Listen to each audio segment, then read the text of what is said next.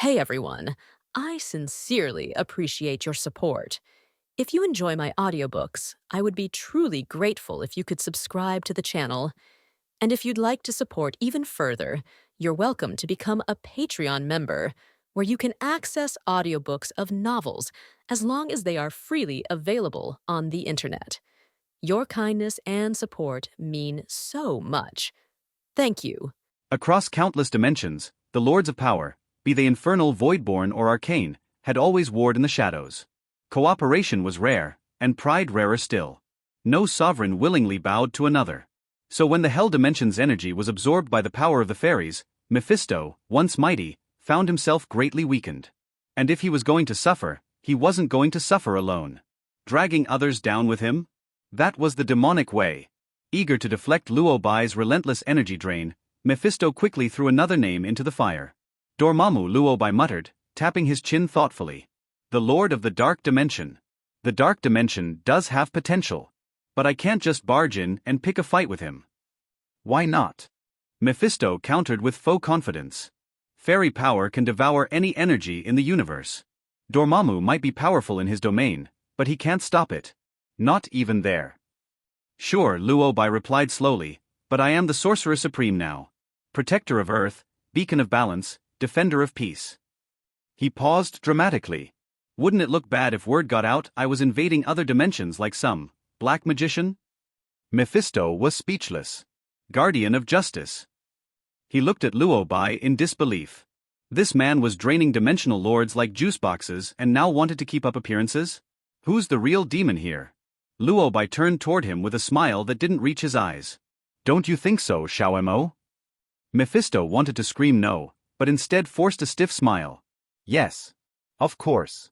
That makes perfect sense. But Luo Bai wasn't done. In fact, he said thoughtfully, why don't you go speak with Dormammu? Get his opinion on this. Me? Go to the Dark Dimension? To Dormammu? Personally? Mephisto choked on air. Yeah. Ask him nicely for me. Mephisto's face twisted. He'd just been drained of a massive portion of his power, and now he was being asked to walk willingly into Dormammu's lair, alone? I don't think I. Don't forget the contract, Luo Bai said flatly, cutting him off. Mephisto flinched. That damned contract. Total compliance with Luo Bai's commands. He tried to salvage some dignity. Fine. But you'll protect me, right? You're not just sending me to die. Luo Bai placed a hand over his heart. Of course not. We're partners, aren't we? Mephisto's eye twitched. Partners, my horned ass. But it wasn't like he had a choice. He sighed. All right. But, what if I offer you someone else instead? There are other dimensional lords. I could lure them in. Distract them. Just please don't drain me again. Luo Bai raised an eyebrow. Depends. How persuasive can you be? Mephisto slapped his chest with bravado. Please. Lying and luring is my specialty. Satisfied, Luo Bai nodded. All right. Get to work. With that, the friendly meeting concluded. Luo Bai left the Hell Dimension and returned to the New York Sanctum. Inside, Mordo paced the floor like a worried cat. The moment he spotted Luo Bai, he rushed forward. Supreme Sorcerer. What happened? What did you find? I've confirmed it, Luo Bai said calmly. It was Mephisto, the Lord of Hell. Mordo paled. Mephisto? The name was infamous within the records of Kamar-Taj. A master manipulator. A cosmic parasite. A devil, in every sense of the word. What would he want on Earth? Is Earth in danger? Mordo's voice rose with urgency. Luo Bai waved a hand dismissively. No need to worry. I had a chat with him. He said he was just sightseeing. Took a look around. Left satisfied. Said he probably won't come back. Mordo blinked. Sightseeing? Yup, Luo Bai replied, dead serious. Mordo stared, stunned. Just sightseeing? That's what he said. There was a long pause. Mordo clearly didn't buy a word of it, but what could he say? The magical alert system had deactivated. There were no signs of immediate threats. The only explanation was Luo Bai had handled it. And somehow, that scared him more. Thank the Vishanti it ended peacefully, Mordo murmured. Still, evil lords are cunning. If one came, others will follow. Luo Bai nodded. You're right. I have a hunch the dark dimension is next. Mordo froze. Dormammu. That name struck like thunder. Dormammu had once forced even the Ancient One to retreat. His power was legendary. His ambition boundless. If he comes here, Mordo swallowed. He's far more dangerous than Mephisto. Exactly why we need to prepare, Luo Bai replied. Start reinforcing the Sanctum. Alert all Kamar-Taj mages. Assume the worst. Right away, Mordo said and hurried off. Watching him go, Luo Bai's gaze darkened with thought. Dormammu, huh? Then maybe it's time to reorganize Kamar-Taj. The moment Luo Bai vanished through his portal, Mephisto exhaled long and slow, like a man who just escaped a storm with only the rags on his back. The realm of hell, once roaring with infernal might, now felt hollow. Nearly drained. His power, his domain, everything he'd built over millennia, reduced to a flickering shadow of itself. But the thing that truly haunted Mephisto wasn't just the loss, it was the source of it. Fairy power. A force that shouldn't have existed on Earth, let alone been wielded by a mortal. Unless it's fused with him, Mephisto muttered bitterly. That human. Luo Bai. A human. A human who now controlled a power capable of consuming entire dimensions. Mephisto, Lord of Lies, was no stranger to deceit. His name itself was a warning whispered through the ages: never trust the devil. His entire existence was built upon trickery, contracts, and wordplay so twisted it made reality itself bend. Yet every word he spoke to Luo Bai had been painfully, disgustingly sincere. Why? Because he had no choice. That contract, sealed in blood and soul, bound him to Luo Bai's will. If he dared lie, or twist even a single clause, the fairy power would devour what remained of his realm, and him along with it. For a being like Mephisto, who once played chess with kings and gods, this new reality was worse than torment. But if he couldn't fight back, he could still scheme. Fine, he grumbled. If I'm going down, I'm dragging the rest of you bastards with me. His plan formed like smoke, poisonous and swift. Within moments, Mephisto sent out crimson-flamed invitations to all the evil dimensional lords he knew. The invitation title: Earth Colonization Game. The rule: whoever conquers Earth first wins. It was elegant in its simplicity, and sinister in its design. For Dormammu, however, Mephisto added a special message, laced with implications about Earth's current vulnerability, and the growing influence of the Supreme Sorcerer. Meanwhile, Kamar-Taj. In a quiet chamber, Cassius jolted awake, as though something had summoned him from sleep. Eyes wide, breath shallow, he knew. He could feel Dormammu calling. Without hesitation, he gathered his disciples, 10 dark-robed mages with cold, focused gazes, and led them straight to Kamar-Taj library. They knew this mission would not be easy. The guardian of the library, Wong, was no pushover. Yet when they arrived, the library was empty. Cassius narrowed his eyes. Where is Wong? Perhaps he's at the temple, one of the mages suggested. Cassius didn't trust it, but said nothing. The prize was too important. He marched in and retrieved the Book of Cagliostro, the very tome that held the ritual for summoning Dormammu and drawing on the Dark Dimension's power. No resistance. No alarms. Just eerie silence. Once they left, a ripple in space opened, and Luo Bai stepped out with Wong beside him. I didn't expect them to be so brazen, Wong muttered. Luo Bai folded his arms. You doubted me? Not really, Wong admitted. But I am surprised. That was too easy. Wong quickly scanned the shelves. Yep. They took the Book of Cagliostro. His expression darkened. That book details Dormammu's summoning ritual. And how to draw on his power. That's how they fall. You sound like you knew this would happen, Luo Bai said. I suspected someone was being corrupted, Wong replied. But I didn't expect so many. Luo Bai nodded. That's why I let them take it. Wong turned sharply. You what? We can't keep plugging leaks, Luo Bai said calmly. The darkness will keep finding cracks. If we want to fix this, we cut off the source. You plan to confront Dormammu directly? Wong asked, stunned. Luo Bai gave him a calm nod. Once this is done, I'll also clean up Kamar-Taj. Wong was speechless. He had assumed this was all a sting operation, to expose corrupted mages. He didn't expect Luo Bai was planning a duel with a dimensional god. Can we even win that fight? He whispered. Worry about the temple, Luo Bai said gently. I'll handle Dormammu. With that, he vanished into the shadows once again. Days later, Rising tension at Kamar-Taj. The atmosphere in Kamar-Taj grew tense. Wong could barely sleep. Mordo trained the mages day and night, anxiety simmering in his every command. They all sensed it. The quiet before the storm. Only Luo Bai remained calm, spending his days meditating in the New York Sanctum, absorbing more of the dark energy he had siphoned from Mephisto. Until one day, the storm arrived. A violent surge of dark energy erupted on Earth, so strong it could be felt across dimensions. In the next second, the doors to the Sanctum burst open. Wong and Mordo rushed in, faces pale. Supreme Sorcerer. Dormammu, he's here. To be precise, Mordo added breathlessly, Cassius completed the ritual. Dormammu has descended. Luo Bai stood. I know. I felt at the moment he breached the veil. Without panic, he issued orders. Wong. Mordo. Take the mages. Hunt down Cassius and the corrupted ones. Make sure none escape. They nodded and ran off without another word. Then, Luo Bai opened a portal, one that didn't lead across the earth. It led beyond. Into the swirling madness of the dark dimension. He stepped through without hesitation.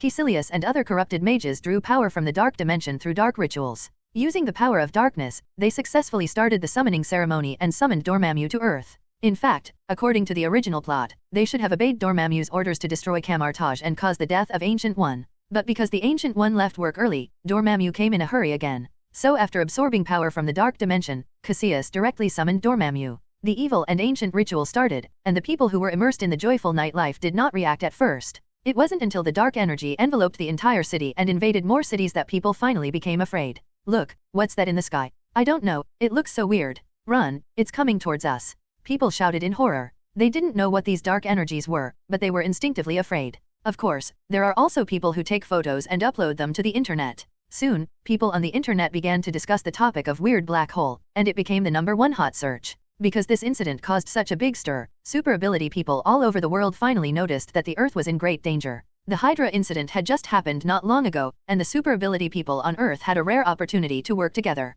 Perhaps it was because the response from the last collaboration was pretty good. At this time, an unknown enemy descended on Earth again, and the super ability people on Earth linked up again. A large number of super ability people collectively approached the Dark Energy Center. Members of the Justice League naturally also want to join this battle. So the moment they noticed it, they gathered together. At this time, in Luo Bai's villa, Stark, Polaris and Dr. Banner were watching the news and discussing the situation. An unusual dark energy has been discovered gathering in the sky in the east. Should we go and help? Polaris asked first. Since joining the Justice League, Polaris has been very active in protecting the Earth. Stark naturally understood her feelings. As a little girl, she naturally felt fresh about everything. Compared to her, Stark, who has experienced many things, is much calmer. I think we should ask Luo Bai about the situation first. I always feel that this thing is not so easy to deal with. Stark said with a serious tone. As soon as the voice fell, Polaris immediately agreed. I thought so too, so I called Master Luo Bai. But, no one answered. No one answered? So what to do? As a core figure of the Justice League, if Luo Bai didn't speak, the others would not dare to act rashly. After all, no one is clear about the dark energy that has appeared at present. Moreover, the area where the dark energy appeared is quite far away from New York. It appeared in China, so it would take some time for several people to rush over. Several members were hesitant about whether to go and help.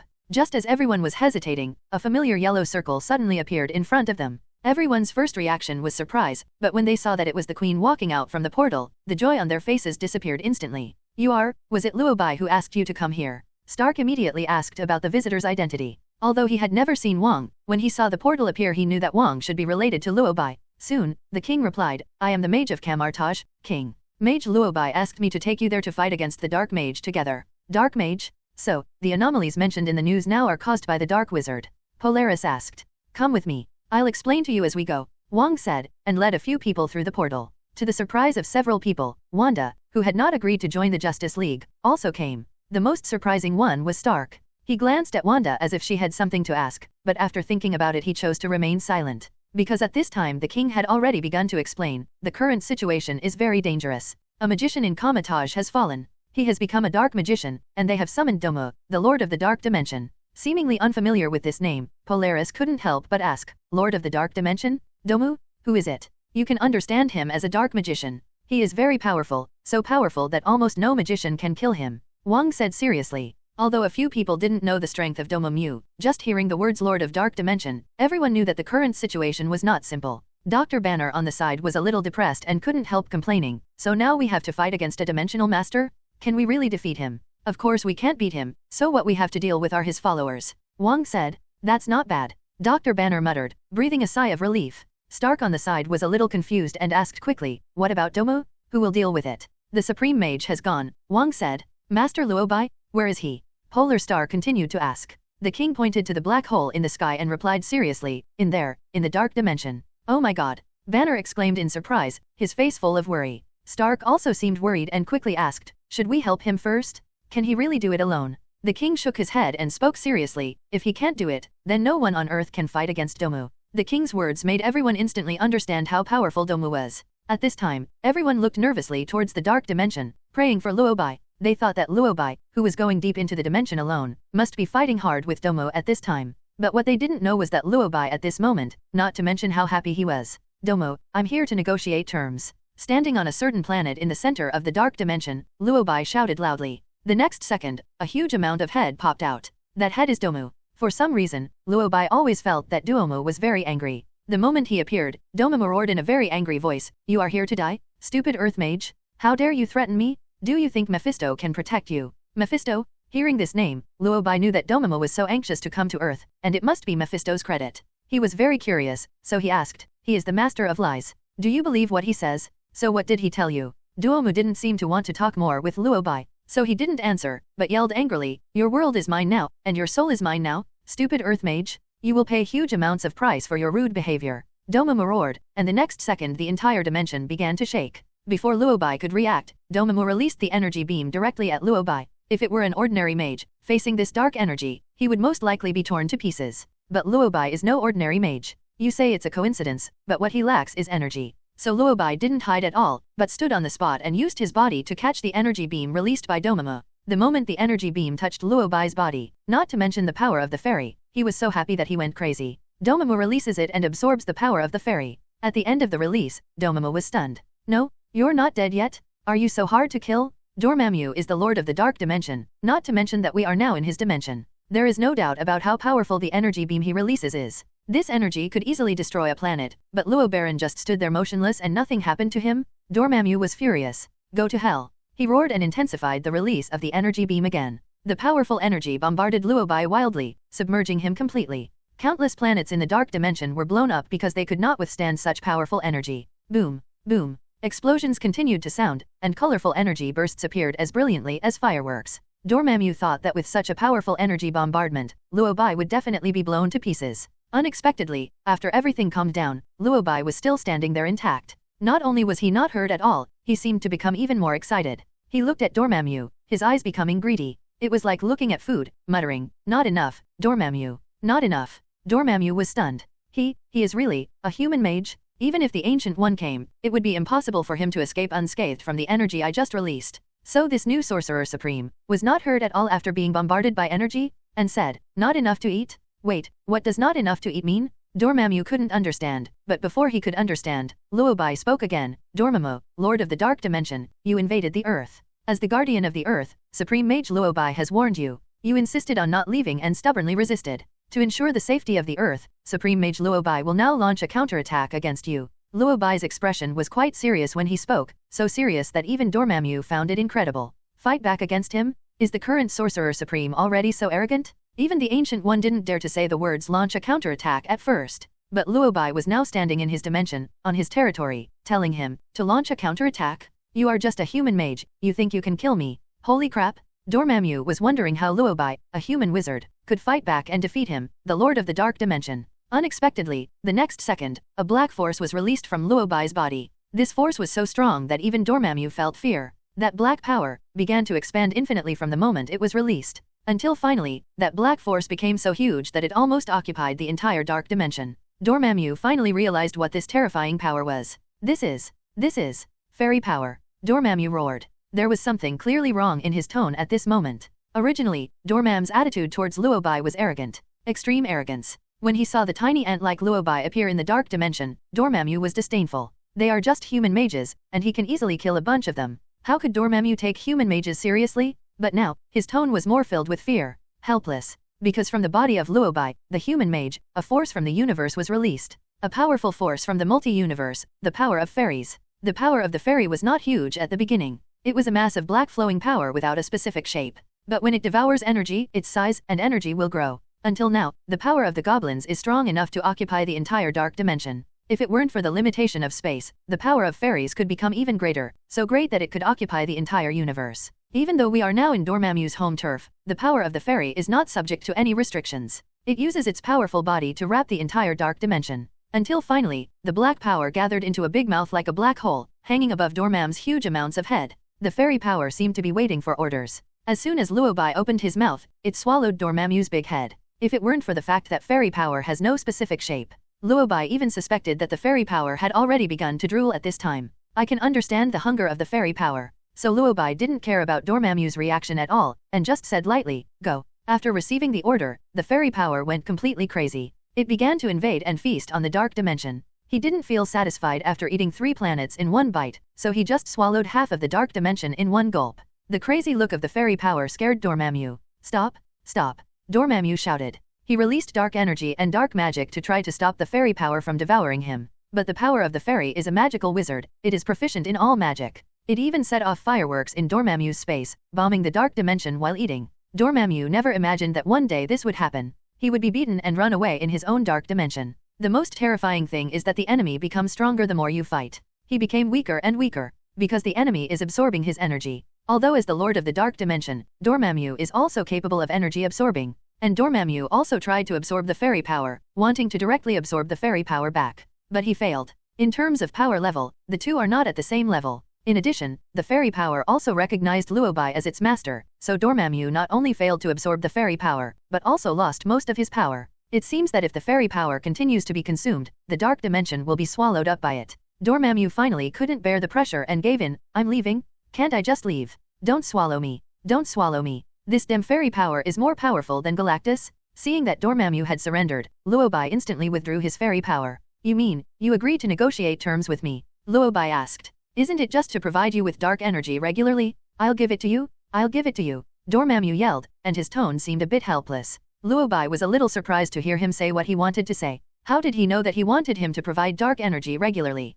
Did Mephisto tell him? Thinking of this, Luo Bai quickly asked, "What did Mephisto say to you?" Dormammu said nothing. Just looking at himself being swallowed up by the dark dimension with only a small half left, small half after small half, he couldn't help but tremble with pain. "My power, the power I have accumulated by devouring so many planets and dimensions, it was all swallowed up by me." This time when he came to Earth, although Dormammu was anxious, he was fully prepared. He knew very well that the Ancient One was no longer there, because Odin was dying in Ragnarok. If nothing else happened, he would be able to give the Earth to Blacken very easily this time. Then, something unexpected happened, and the power of the fairy was that accident. If Luo Bai was just a simple supreme mage, Dormammu would not be afraid of him at all. After all, Dormammu had completely mastered the magic that Luo Bai learned at a very young age, so he was not afraid at all. In his own invincible realm, he faced off against a mage who had just learned magic. When these words were combined together, Dormammu really couldn't think of how he could lose. As a result, he lost. Moreover, he lost so hard that he had no power to fight back, and almost got the entire dark dimension involved. Dormammu hates it so much that he gnashes his teeth. Not only hate but also a sense of grievance. "I just used a flat A on you. Why do you still use your ultimate move directly?" I don't know what Dormammu thought, but suddenly he looked serious and said angrily to Luo Bai, "It is true that I underestimated the enemy too much. I didn't expect that the power of fairies would appear on the earth, and it is still in your body. But I don't understand. You have the power of fairies and can swallow even the dark dimension. Why did you agree to dedicate your soul to Mephisto? Just Mephisto, the lord of the hell dimension? Can he resist the power of fairies?" Dormammu yelled. His anger affected the entire dark dimension, so much so that the entire dark dimension began to tremble with Dormammu's anger. Although Dormammu was extremely angry at this moment, Luo Bai couldn't understand it. "Who told you that I gave my soul to Mephistopheles?" Luo Bai asked in confusion. "Of course Mephisto said it," Dormammu said. As he finished speaking, an ancient envelope appeared in front of Luo Bai's eyes, with a devil's symbol printed on the envelope. Luo Bai opened the envelope and discovered that the letter was sent by Mephisto. This letter was not just sent to Dormammu, because the first sentence at the beginning of the letter was, "Dear Lords of the Evil Dimension." After reading all the contents in the letter, Luo Bai roughly understood everything. To put it simply, Mephisto sends invitations to the masters of various evil dimensions, asking them to come to the earth to cause destruction. Maybe it was because he knew that Dormammu was very concerned about Luo Bai's soul. So Mephisto specifically wrote in a letter to Dormammu, "Luo Bai is a very powerful mage, more powerful than any previous mage. I have found him and witnessed with my own eyes that his soul is very powerful. It is more powerful than any human soul in the past. We made a deal. He agreed to dedicate his soul to me, but he hopes that he can obtain energy from the dark dimension on a regular basis. After reading the entire content, Luo Bai almost understood why Dormammu came to Earth in a hurry, and was very angry. This letter Mephisto wrote to Dome is simply provoking Dome? To sum up simply, this is what this letter means. Dormammu, I know you also want Luo Bai's soul, but I have already obtained it first. Luo Bai said that as long as I can ensure that he absorbs power in the dark dimension, he will give me his soul. Therefore, Dormammu, you must regularly ration it to provide energy to Luo Bai, otherwise I will attack you. Can Dormammu endure it after reading this letter? Mephisto not only robbed Dormammu's followers, but also asked Dormammu to help him raise followers? Followers of Mephisto must regularly absorb dark energy from the dark dimension of Dormammu? If word of this got out, others would think that Dormammu couldn't defeat Mephisto. As the Lord of the Dark Dimension, Dormammu must not be able to stand this anger. So he rushed to Earth in a hurry, just to kill Luo Bai and forcefully absorb his soul, and then launch an attack on the Hell Dimension. But he didn't expect that Luo Bai actually gained the power of the fairy? No, he already has the power of a fairy. Why would he offer his soul to Mephisto? Dormammu couldn't figure it out, but Luo Bai couldn't help but laugh. I've already told you that he is the Lord of Lies. You actually believed what Mephisto said? Luo Bai said helplessly. Dormammu seemed to be still a little unresponsive at this time, so he asked in confusion, what do you mean by that? Luo Bai didn't say anything, but took out a contract. This is a contract written by Mephisto himself, with his signature on it. You will understand when you read it. Luo Bai said as he unfolded the contract. Dormammu quickly read the contract, and after reading it he suddenly understood. Nima? He was tricked by Mephisto. So Mephisto wrote this just to stimulate him to come to Earth. Thinking of this, Dormammu seemed to understand. So he hurriedly asked, Mephisto said he came to see you, so does he know that the power of the goblin is in you? Of course he knows he is in a similar situation as you now, he probably needs to practice all over again, Luo Bai answered casually. Dormammu was shocked. This guy, Mephisto did not mention fairy power in his letter, because he knew that if Dormammu discovered that the fairy power was on Earth, he would definitely not come to Earth. Just as Dormammu was surprised, Luo Bai told him a fact that was even more difficult for Dormammu to accept. I did make a deal with Mephisto, but the content of the deal was different from what he wrote in his letter. He promised to provide me with dark energy regularly and quantitatively, and I promised him that I would not let the fairy power swallow up the Hell Dimension. But he put forward a condition. He said that the power of the fairy is insatiable. The Hell Dimension may not be able to provide the necessary energy for the fairy power, so he suggested that I come to you. But I am the Supreme Sorcerer, and it is not easy for me to start a war. Mephisto took the initiative and said that he has a way to get you to come. Honestly, I didn't expect he would lie to you like this. As Luo Bai spoke, he sighed. After listening to Luo Bai's words, he looked at the handwritten contract of Mephisto. The entire dark dimension was shaking violently at Dormammu's wrath. Mephisto, I will tear you apart. Dormammu roared. He could have chosen not to invade Earth. After all, there are so many planets in the multi-universe, and the Earth is just a part of Dormammu's plan. If he discovered that the fairy power was on Earth, Dormammu would definitely temporarily give up his plan to invade Earth. After all, this makes him no different from fighting the Planet Eater. Without 100% certainty, how could Dormammu possibly challenge the Devourer of Planets? If it wasn't for Mephisto, not because of him, how could the dark dimension he had worked so hard to raise become like this? I'm going to kill him? I'm going to tear him apart? Let the fire of hell become a legend? I'm going to completely erase the title of Lord of the Hell Dimension from the multi-universe. Dormammu roared angrily. At this moment, all he wanted to do was kill Mephisto. As he spoke, he planned to look for Mephisto, but Luo Bai stopped him. If you want to cause trouble for Mephisto, I won't stop you. But Dormammu, you can't just let it go on like this regarding your invasion of the Earth. Luo Bai said, his expression turning serious.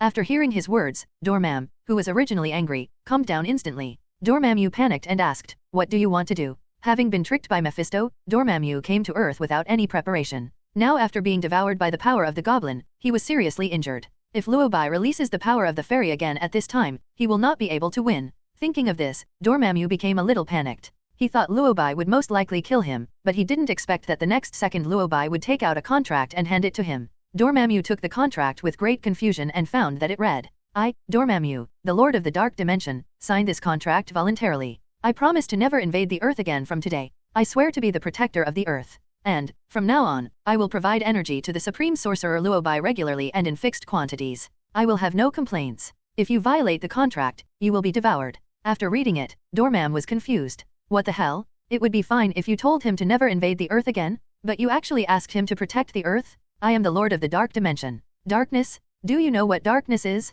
To use the words of you Earthlings, I am a villain? A villain? You want me to be a villain and protect the Earth? Not only does he have to protect the Earth, but he also has to be provided with dark energy on a regular basis? This is not fair. You are exploiting me. Dormammu yelled angrily. As the Lord of the Dark Dimension, when has Dormammu ever been treated like this? He immediately voiced his resistance. Luo Bai seemed to have expected his resistance and quickly replied, at the beginning, Mephisto's reaction was the same as yours. So I gave him 2 choices. Now I will also give you 2 choices. One is to sign a contract, and the other is to change the owner of the Dark Dimension. Dormammu, you choose one. Damn it Mephisto, I figured it out. You're having a hard time and you want to drag me down with you, right? Just wait for me. If I don't go to the Hell Dimension and give you a beating, I'm not worthy of being the Lord of the Dark Dimension? This would make Domam very angry, but he had to calm down. After all, he still had to keep Luo Bai steady. Dormammu, the Lord of the Dark Dimension, would definitely not want to be a slave to the Earth and human mages for his entire life. But now his strength has been greatly reduced, and he has no chance of winning if he really fights against the power of the fairy.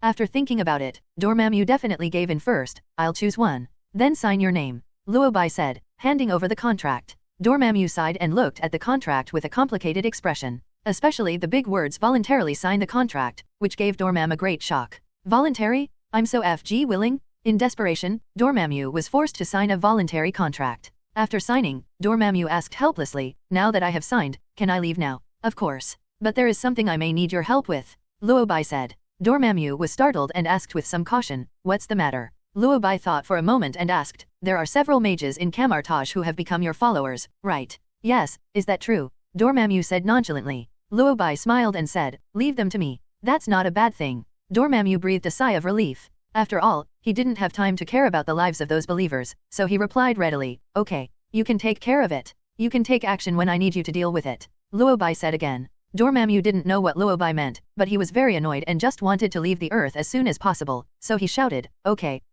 I'll listen to you, okay. With the contract in hand, Luo Bai's goal was achieved. He waved his hand and left the Dark Dimension contentedly. When he arrived at the central city area of the Dark Dimension, he found that Wang and the Justice League team had subdued Cassius. Seeing Luo Bai coming out of the Dark Dimension, Polaris rushed over and asked anxiously, Master Luo Bai, are you okay? The king said that you went to the Dark Dimension alone to fight Dormammu? I was worried. Luo Bai smiled and whispered, I think you should worry more about Dormammu. Because his voice was too soft, Polaris could not hear it clearly, so he subconsciously asked, Master Luo Bai, what did you just say? Luo Bai didn't explain too much, he just spread his hands and asked, how is the situation here? Cassius has been caught, but several of the mages who followed him ran away. Mage Mordo has already led people to hunt them down. They should be brought back soon. The king stepped forward and reported the current situation. It seemed that seeing Luo Bai escape from the Dark Dimension unscathed, Wang's face now showed a bit of surprise. Where is Dormammu? The king asked, looking up at the sky. Only then did he notice that the abnormality in the sky had disappeared.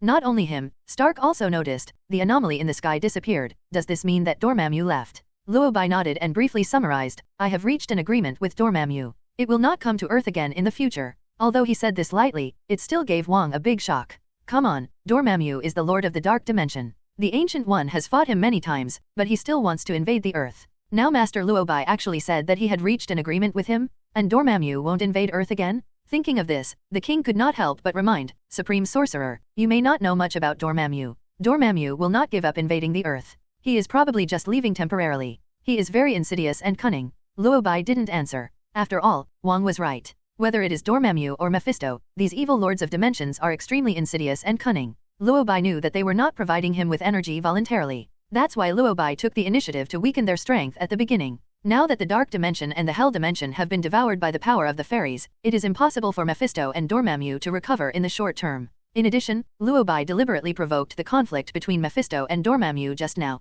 Therefore, these two lords will probably be fighting each other for a long time. During this period, Luo Bai only needs to keep squeezing their energy, and keep squeezing it. If they find something wrong and start to make small moves behind the scenes, Luo Bai can just eliminate them all at once. Anyway, the power of fairies can grow infinitely, not to mention that Luo Bai has great luck. So Luo Bai is not in a hurry to deal with Dormammu and Mephisto at all. Thinking of this, Luo Bai smiled and said, maybe. But as long as I'm alive, I guess Dormammu won't think of coming again. Luo Bai's tone was very certain, as if he was 100% sure. His words made Wang even more curious. He always felt that something very exciting must have happened in the Dark Dimension. Otherwise, given Dormammu's personality, how could he give up invading the Earth and be so shy about talking to Luo Bai? Although it was strange, Dormammu was indeed gone. There was more to do now, so Wang didn't press for details. He just glanced at Cassius and his followers who were restrained, and then asked, Supreme Mage, how should we deal with them? Luo Bai added a layer of confinement to these dark wizards, and then replied, take them back to Kamar-Taj. The king nodded, opened the portal, sent these people in, and then left.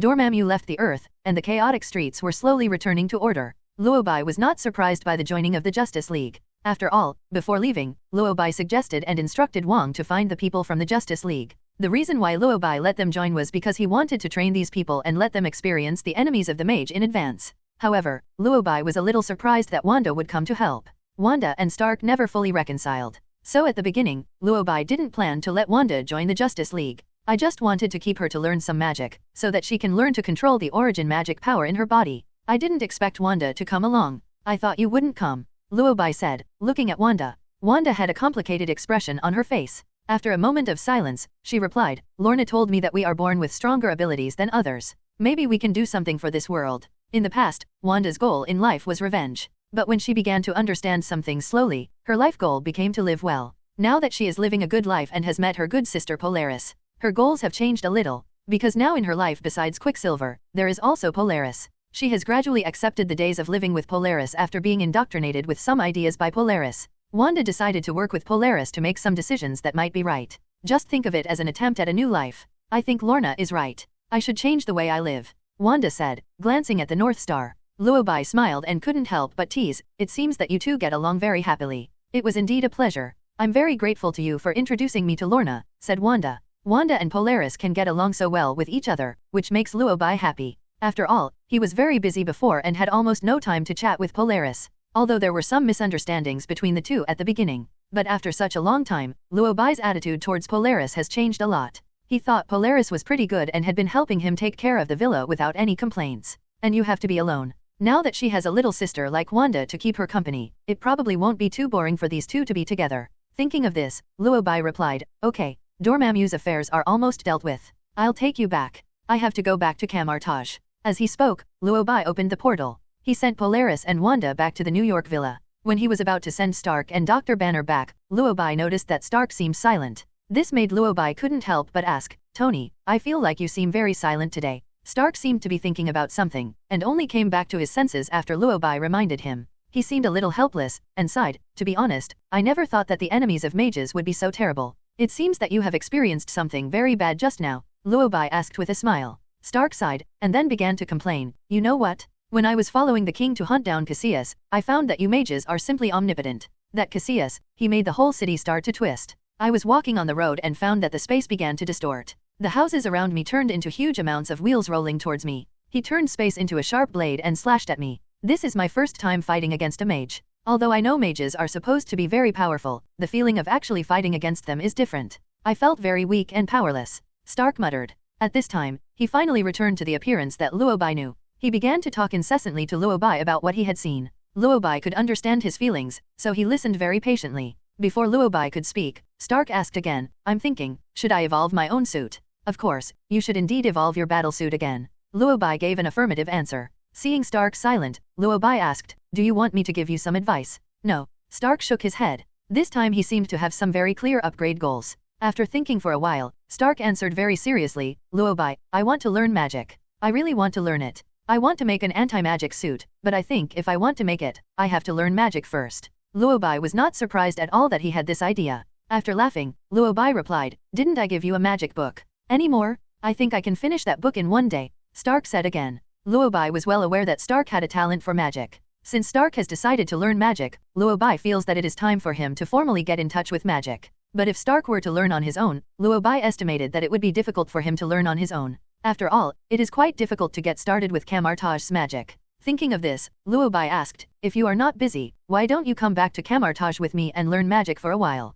Is it okay? Stark asked excitedly. Sure. Let's go now. I'll send Pepper a message, Stark said as he sent a message to Pepper. After confirmation, Luo Bai sent Dr. Banner back to New York, and then he took Stark back to Kamar-Taj. Coming to Kamar-Taj for the first time, Stark was obviously a little surprised. He looked here and there. After a long while, Stark finally sighed, to be honest, this place is very different from what I imagined. I thought a magic sanctuary would be designed like an ancient castle, with magicians flying on broomsticks all over the sky, something like that. But the architecture of your magical sanctuary looks quite retro. A magician flying on a broom? Luo Bai frowned and couldn't help complaining, Tony, you're on the wrong channel. You must have watched too many movies. Stark was stunned and asked awkwardly, isn't that so? I always thought Magic Academy was like this. The one riding a broom, isn't that a witch? Luo Bai complained. It seems, that's it. Stark muttered. Now he felt even more embarrassed. Fortunately, Mordo came over at this time. Sorcerer Supreme, you are back. This is Stark. Mordo greeted Luo Bai first, then looked at Stark on the side with a surprised expression.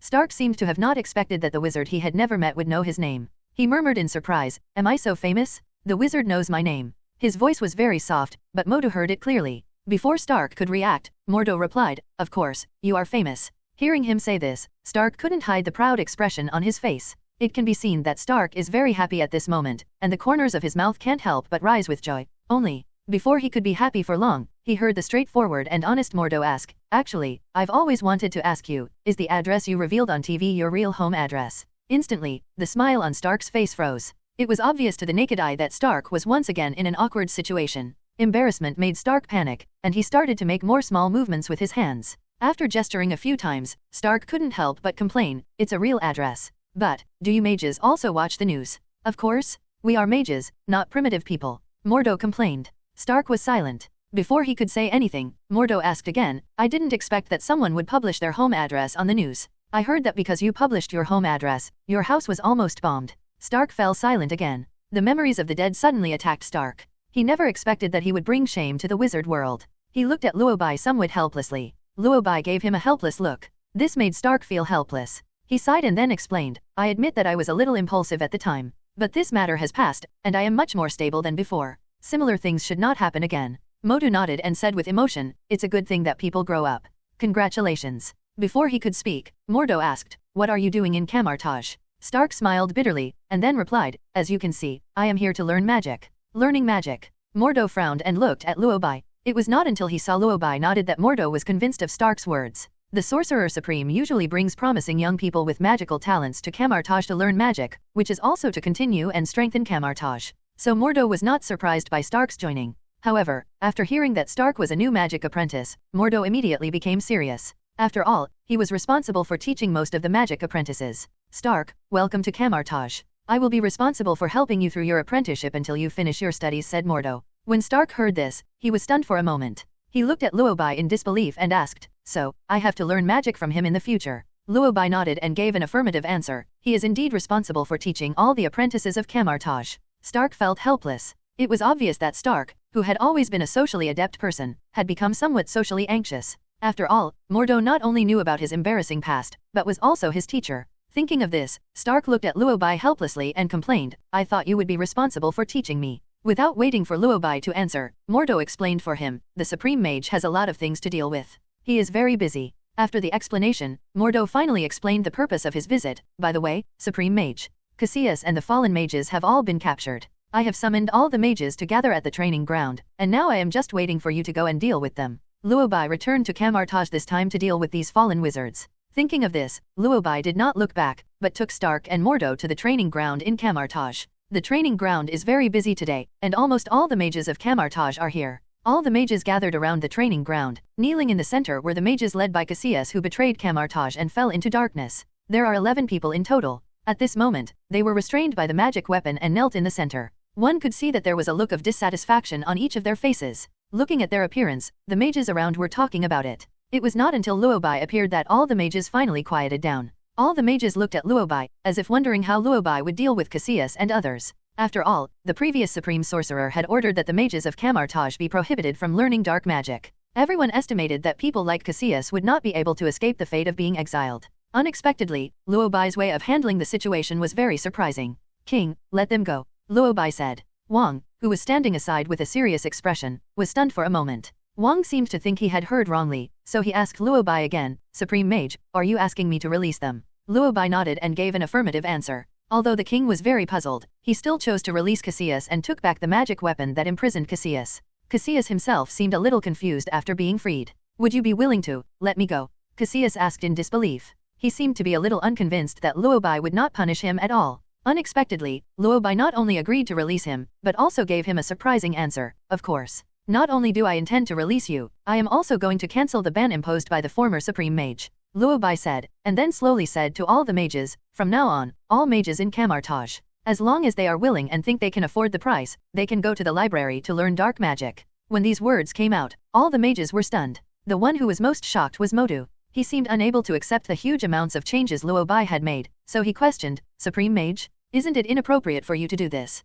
Luo Bai smiled and replied calmly, I don't think this is inappropriate. I have looked up Kamar-Taj's past records and found that every once in a while there are wizards who take the initiative to learn dark magic. Although Kamar-Taj has always emphasized that learning dark magic is not allowed, I can understand that every wizard wants to become stronger. The only way to quickly become stronger is to absorb energy from the dark dimension, just like Cassius. After this battle, I think you should all be clear about the benefits of absorbing power from the dark dimension. It will allow mages to gain unprecedented power, just like Cassius, and be able to use powerful magic with ease. Seeing Cassius' current achievements, I think many mages should be tempted. Luo Bai said calmly, his eyes sweeping over the mages. From the twinkling in the eyes of some mages, it can be seen that some of them are indeed very moved. Ingesting dark energy can make people stronger, and can also gain huge amounts of boosts. Who wouldn't want to? Who doesn't want to become a powerful wizard when they come to Kamar-Taj? Even if it is stopped, how long can it be stopped? If you can't stop it, then don't stop it. Thinking of this, Luo Bai smiled and said, from today on, all the mages of Kamar-Taj can learn dark magic if they are willing.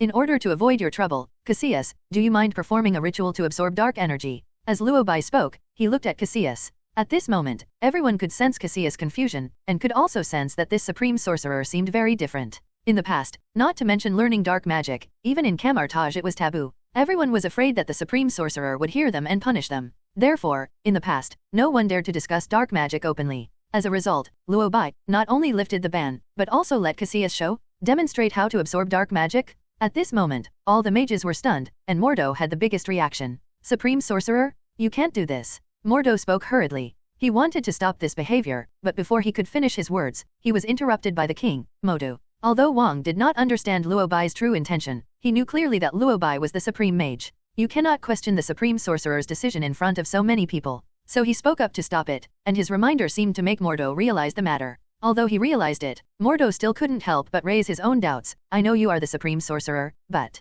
Kamar-Taj is a sacred place of magic, and dark magic should not appear in Kamar-Taj. Others dare not mention it, but I can't just ignore it. Modu took a deep breath and spoke seriously. His tone was firm, and the expression on his face was also unusually firm. He seemed to know that what he said might cause Luo Bai's dissatisfaction, but at this moment he could no longer care about that. Even if you, the Supreme Sorcerer, think that I may have contradicted you, I still have to say these words, said Mordo. He seemed to think that Luo Bai would punish him, but Luo Bai ignored him at all. Luo Bai just looked at Cassius, then explained with a smile, haven't you always hoped that more mages would follow you and follow Dormammu? I will now give you the opportunity to start the summoning ceremony. Mages who want to join can join at any time. Luo Bai is the Supreme Mage. It would be difficult for him to regret what he said in front of all the mages. With his promise, Cassius' expression changed from confusion at first to excitement. As a follower of Dormammu, what Cassius has to do is to help Dormammu to seduce more mages. Only in this way will Dormammu continue to give him strength. Now that Luo Bai has agreed to give him the opportunity to show it to all the mages, Cassius will certainly not let it go. He was a little excited, even excited, so he looked at Luo Bai and asked, you are the Supreme Mage, I hope you will not regret what you said.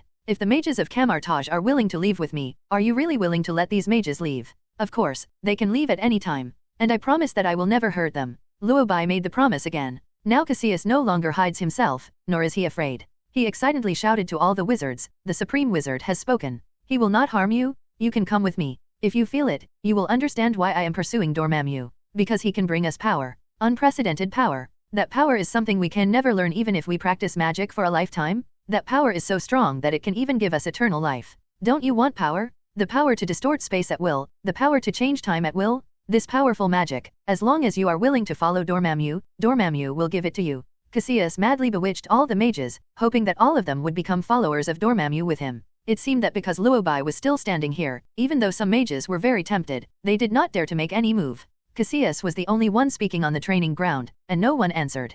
Cassius knew it was time to unleash his big move. I know you don't believe it. You must think that possessing this powerful magic must come at a heavy price, but you have all been deceived. Look at us, nothing has happened to us now. Not only do we have nothing to do, we can also gain powerful power at will. As Cassius spoke, he called on the mages who had also fallen into darkness to perform the summoning ritual with him. The red and black magic energy gathered together to form a powerful summoning array. Several dark magicians stood in the magic circle, and dark energy began to continuously enter their bodies. The energy was strange, gloomy but very powerful. After this powerful dark energy entered the dark mage's body, all mages can feel that they have become more powerful than before. This is a power that those white magicians can't acquire in a lifetime of practice. Their envy and desire for power were revealed in their eyes. At this time, Cassius continued to confuse them, you saw it. As long as you follow Domo, everyone can have these powers. Dormammu does not need you to practice hard and train day and night. As long as you become his devout believers, this power will belong to you. The powerful power coupled with Cassius' words caused some mages to be bewitched in the end.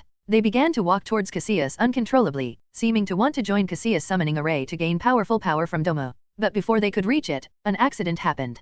Cassius, who was absorbing powerful dark energy, suddenly showed pain for some reason. The intense pain left Cassius and others speechless, and they did not wait for anyone to react. Those dark energies began to absorb Cassius and others in reverse. Then Cassius and others were completely absorbed and disappeared along with the summoning array. This made the mages who originally planned to join were stunned. They stood there blankly as if they didn't know what was going on. Before everyone could figure out the situation, Luo Bai spoke again. It seems that Dormammu has absorbed them. This understatement made all the mages stunned. One of the mage didn't seem to understand, so he asked, Supreme Mage, what does it mean to be absorbed? Luo Bai smiled and gave an explanation. If you have ever gone to the library to check out books about dark magic, you will know that there is a price for absorbing dark energy from the dark dimension. The price is your soul. Once your soul is dedicated, your entire being will be controlled by Dormammu. It is undeniable that when you choose to follow Dormammu, Dormammu will indeed give you powerful power, but at the same time you will become his food. He can choose to absorb the power you enhance at any time. There is only one way to get rid of this fate, and that is, you can defeat Dormammu. I just said that if you can bear the cost, you can choose to practice dark magic. I will never stop it. But there is a premise. Once you learn dark magic, you will no longer be the magician of Kamar-Taj. If Dormammu comes to you to ask for repayment, I will not interfere. From now on, all the mages in Kamar-Taj can choose to practice dark magic. If you think you can defeat Dormammu, then go ahead and learn it without any scruples. Luo Bai said. As soon as he said this, all the mages fell silent. The mages who originally had some thoughts no longer thought about it at this moment. Although everyone knows that learning dark magic will come with a price, no one said that the price would come so quickly. As soon as I learned how to use the front foot, Dormammu on the back foot was absorbed by me. Why did I learn it? The only way to escape this fate is to defeat Dormammu? No, let's go fight Dormammu. Me? If I can defeat Dormammu, what magic should I learn at Kamar-Taj? At this time, the magicians of Kamar-Taj chose silence. The mages who originally had some thoughts about dark magic will no longer think about it at all. His eyes were extremely clear. Everyone in Kamar-Taj knows that learning the dark arts has a price, but no one knows what the price will be or when it will come.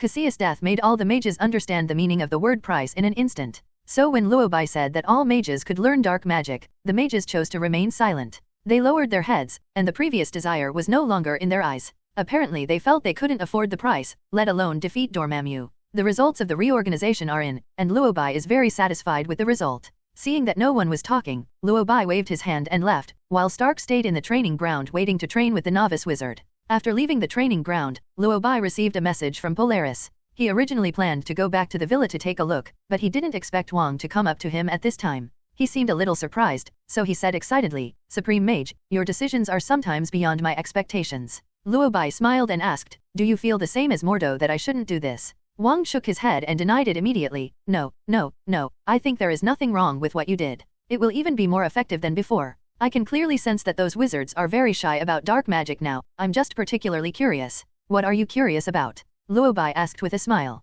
The next second, Wang complained in confusion, I can understand why you asked Cassius to demonstrate the summoning ritual. You probably want the mages to understand the price of learning dark magic. But I thought about it carefully. What if Dormammu didn't absorb those believers at that time? What would you do? Now that I think about it, Dormammu is really cooperative. The king muttered. It is undeniable that Luo Bai's method can indeed allow mages to quickly see the pros and cons of dark magic. But this actually seems to require Dormammu's cooperation. If Dormammu had not absorbed those believers back at that time, the whole process seemed to be unable to proceed. Thinking of this, Wang became curious. But Luo Bai was very confident and answered with certainty, Dormammu will definitely cooperate. There will be no surprises. Wang was stunned, and the expression on his face was very interesting. Why? Is Dormammu so obedient? Although Wang knew that there were some things that he shouldn't ask too much about. But because he was too shocked, Wang couldn't help asking, Supreme Sorcerer, can I ask why? There is no reason for Dormammu to cooperate like this. If he does this, it will be equivalent to losing his credibility on Earth. How can he recruit believers on Earth in the future? This happened today in Kamar-Taj. But within half a month, this matter will most likely spread throughout the entire wizard world. By then all mages will know that Dormammu will recruit believers. Who will dare to be a follower of Dormammu in the future? Wouldn't that just ruin their own reputation? When did Dormammu become so easy to negotiate with? The king couldn't help but think. Unexpectedly, the next second, Luo Bai smiled and replied, he should also know the truth you said. But I think he should have no choice. After all, he is now seriously injured and urgently needs strength to recover blood. Wang opened his eyes wide, with a hint of surprise in his eyes. He once doubted whether he had heard it wrong. After a moment of silence, he exclaimed, what? Did I hear it right? Supreme Sorcerer, you said that Dormammu is in urgent need of strength to recover? You mean, when you went to the Dark Dimension to fight Dormammu, he was defeated by you? Luo Bai thought about it, then replied, you can understand it this way. Dormammu lost miserably. That's why he promised me that he would never invade the Earth. Wang always felt that Luo Bai was able to escape from the Dark Dimension unscathed, most likely because he used some trick. Although Wang is not quite clear about Luo Bai's strength for the time being, he knows that Luo Bai is different from other Supreme Mage. The current Supreme Mage has too many tricks up his sleeve. I never thought that Luo Bai would defeat Dormammu with his own strength. The king was so surprised that he was speechless. Supreme Sorcerer, excuse me for asking. How long have you been learning magic? Wang couldn't help asking. Luo Bai thought about it and said helplessly, I don't remember it very clearly either. Be it 1 year or 2 years. Even if you studied for 5 years, it's still unlikely that you will be able to defeat Dormammu. Then you told me that you not only defeated Dormammu, but you also defeated Dormammu? You are cheating. Wang couldn't help it and started to complain. The next second, Luo Bai smiled and replied, what do you mean by cheating? I have never turned it off. Okay, king. You are invincible? As the king was stunned, Luo Bai left Kamar-Taj. Until Luo Bai left, he still couldn't figure out why Luo Bai, who had only studied magic for a few years, could defeat Dormammu. We are all human beings, what went wrong? Wang muttered as he left. As for Luo Bai, at this time, the portal had already been opened and they had arrived at the New York villa. At this time, Wanda and Polaris were sitting on the sofa, seemingly discussing something, and the atmosphere was a little solemn. Seeing Luo Bai appear, Polaris quickly changed his expression. She stood up and greeted him enthusiastically, Master Luo Bai, you are here. Although he doesn't meet Polaris often, Luo Bai always feels that Polaris is much more cheerful than before. Even Wanda, who was standing beside him, seemed to be more cheerful, and she even greeted him along with Polaris, Master Luo Bai, you are here. This made Luo Bai feel somewhat relieved, and he couldn't help but sigh, it seems that you two have been getting along very well recently. Polaris nodded, looked at Wanda and said with a smile, I feel like I can get along well with Sister Wanda. We seem to have a lot of common topics. That's good. Luo Bai nodded and continued to ask, Lorna, how do you feel about being asked to go out and fight with the Justice League recently? Are you not used to it? Speaking of Justice League, Polaris became even more excited. No, not at all. I like my life now. It's just, Mr. Stark might not be used to it, because when I release my ability, he has to stay away. Polaris said with some embarrassment. After being reminded by him, Luo Bai suddenly remembered. Polaris seems to be the natural nemesis of Stark. I almost forgot, Tony seems to be restrained by you. Luo Bai replied with a smile. Polaris shrugged and said helplessly, the last time we went to deal with Hydra, Mr. Stark forgot about it, and I forgot about it too. He asked me to use my ability, and then I didn't pay attention and threw him out with me. Luo Bai actually didn't want to laugh, but when he thought of that scene, Luo Bai couldn't help but raise the corners of his mouth. Tony didn't even mention this to me. I guess he feels very embarrassed. Luo Bai complained. Polaris sighed sheepishly. After the two chatted, Luo Bai asked the key question, by the way, you sent me a message to come over. Did something happen? When this matter was mentioned, the expression on Polaris's face suddenly became serious. She explained a little embarrassedly, Master Luo Bai, I know you are very busy. I am sorry to bother you. It's just that Wanda's brother is nowhere to be found. Wanda's brother? Quicksilver? Can't find it? Although Wanda's brother Quicksilver was born only 3 minutes earlier than her, he is still an adult anyway. Can this person still be lost? Not taking it seriously, Luo Bai calmly replied, maybe he just went out to play somewhere. No, he never came back since he said he wanted to seek revenge on Hydra and left with those super ability people. I called him many times and sent him many messages, but he didn't respond at all. Wanda said anxiously. Polaris on the side also quickly agreed, I asked my old friends, the mutants, for help. But they couldn't find Quicksilver either.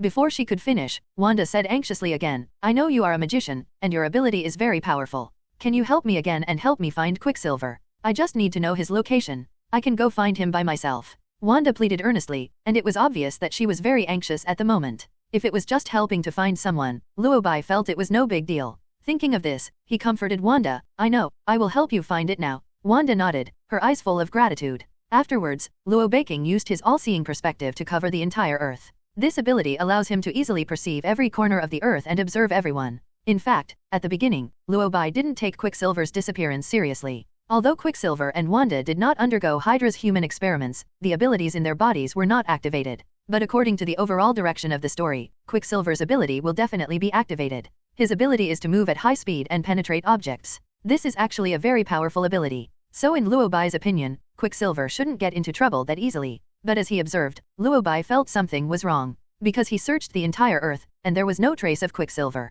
This made Luo Bai frown. After confirming again, Luo Bai retracted the ability and couldn't help muttering, that's not right. Seeing that he looked a little strange, Wanda asked quickly, what's wrong? Did something happen? Luo Bai shook his head and replied in confusion, "It's very strange. I observed every corner of the earth, but I didn't find Quicksilver. Observed every corner of the earth, but found no trace of Quicksilver?" Hearing this, Wanda asked nervously, "What does this mean?" Luo Bai thought about it, then muttered, "This means Quicksilver may not be on Earth anymore." "Not on Earth anymore? How is this possible?" Wanda's face showed surprise. Where could he have gone? How could he not be on Earth? Wanda exclaimed in shock. Judging from the expression on her face, she didn't understand at all. Not to mention that she didn't understand, even Luo Bai didn't quite understand. There is no reason.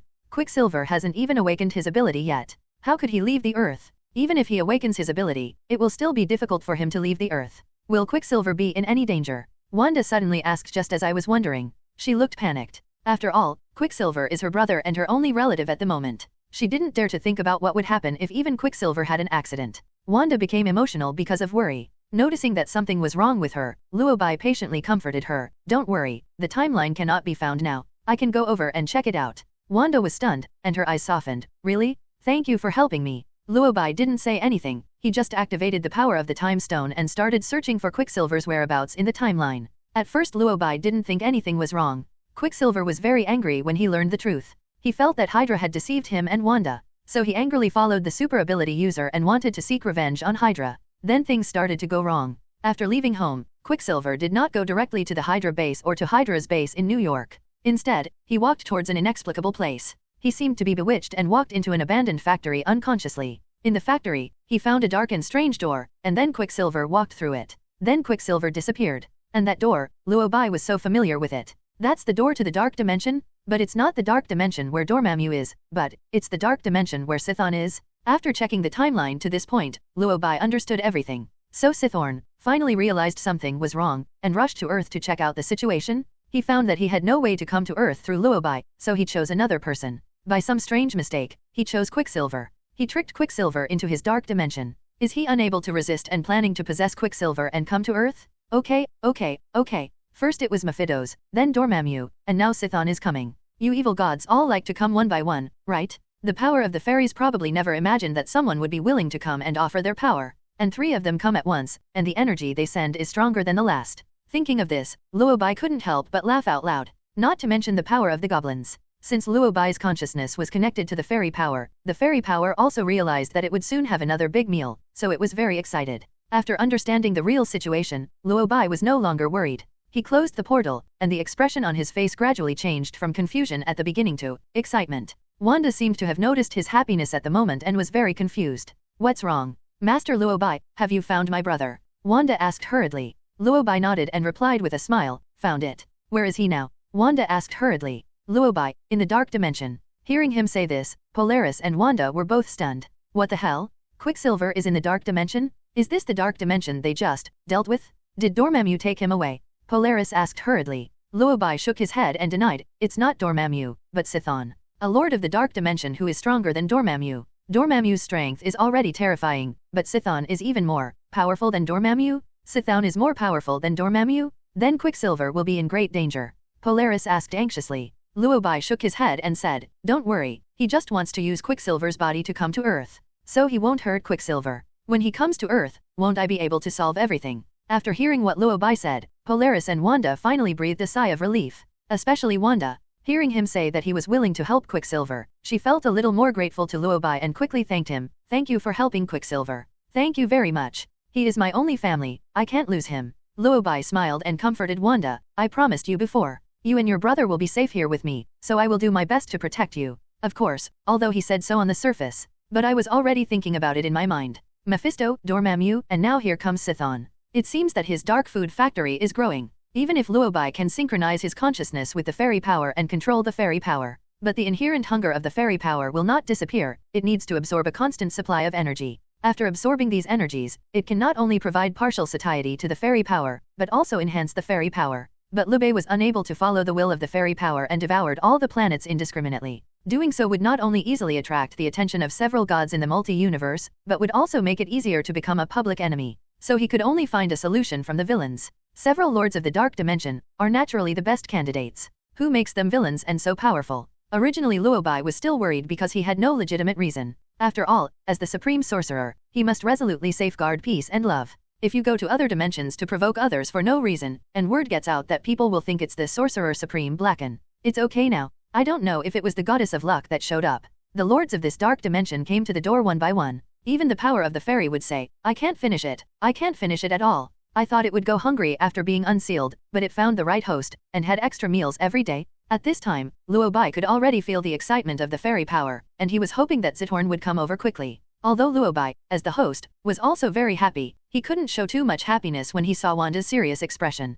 So he suppressed his joy and whispered to comfort Wanda, don't worry, I will stay in the villa with you for a while until Quicksilver is rescued. In fact, Luo Bai's implication is, I will stay here until the earth swallows up Chthon the moment he arrives. But since Wanda didn't know what was going on, she thought Luo Bai did this because he cared about her and was very concerned about her brother Quicksilver. Seeing Luo Bai so concerned, Wanda was deeply touched. I've lived here for a long time, and the thing Lorna talks to me about the most is you. I didn't know why Lorna kept talking about you, but now I think I understand. It's really reassuring to have you here. Wanda couldn't help but sigh. Hearing her say this, Luo Bai was a little curious and couldn't help asking, does Lorna often mention me? Wanda nodded and answered affirmatively, yes, she mentions you to me almost every day. What did she say about me? She wasn't complaining about me. Luo Bai asked with interest. As soon as he finished speaking, Polaris hurriedly responded, actually, I didn't say anything. She didn't seem to want Wanda to tell anyone about their conversation, so she answered directly. She was hinting that Wanda was almost done with this. It was not known whether Wanda understood or not, and she continued with Polaris's words, indeed, he didn't say anything.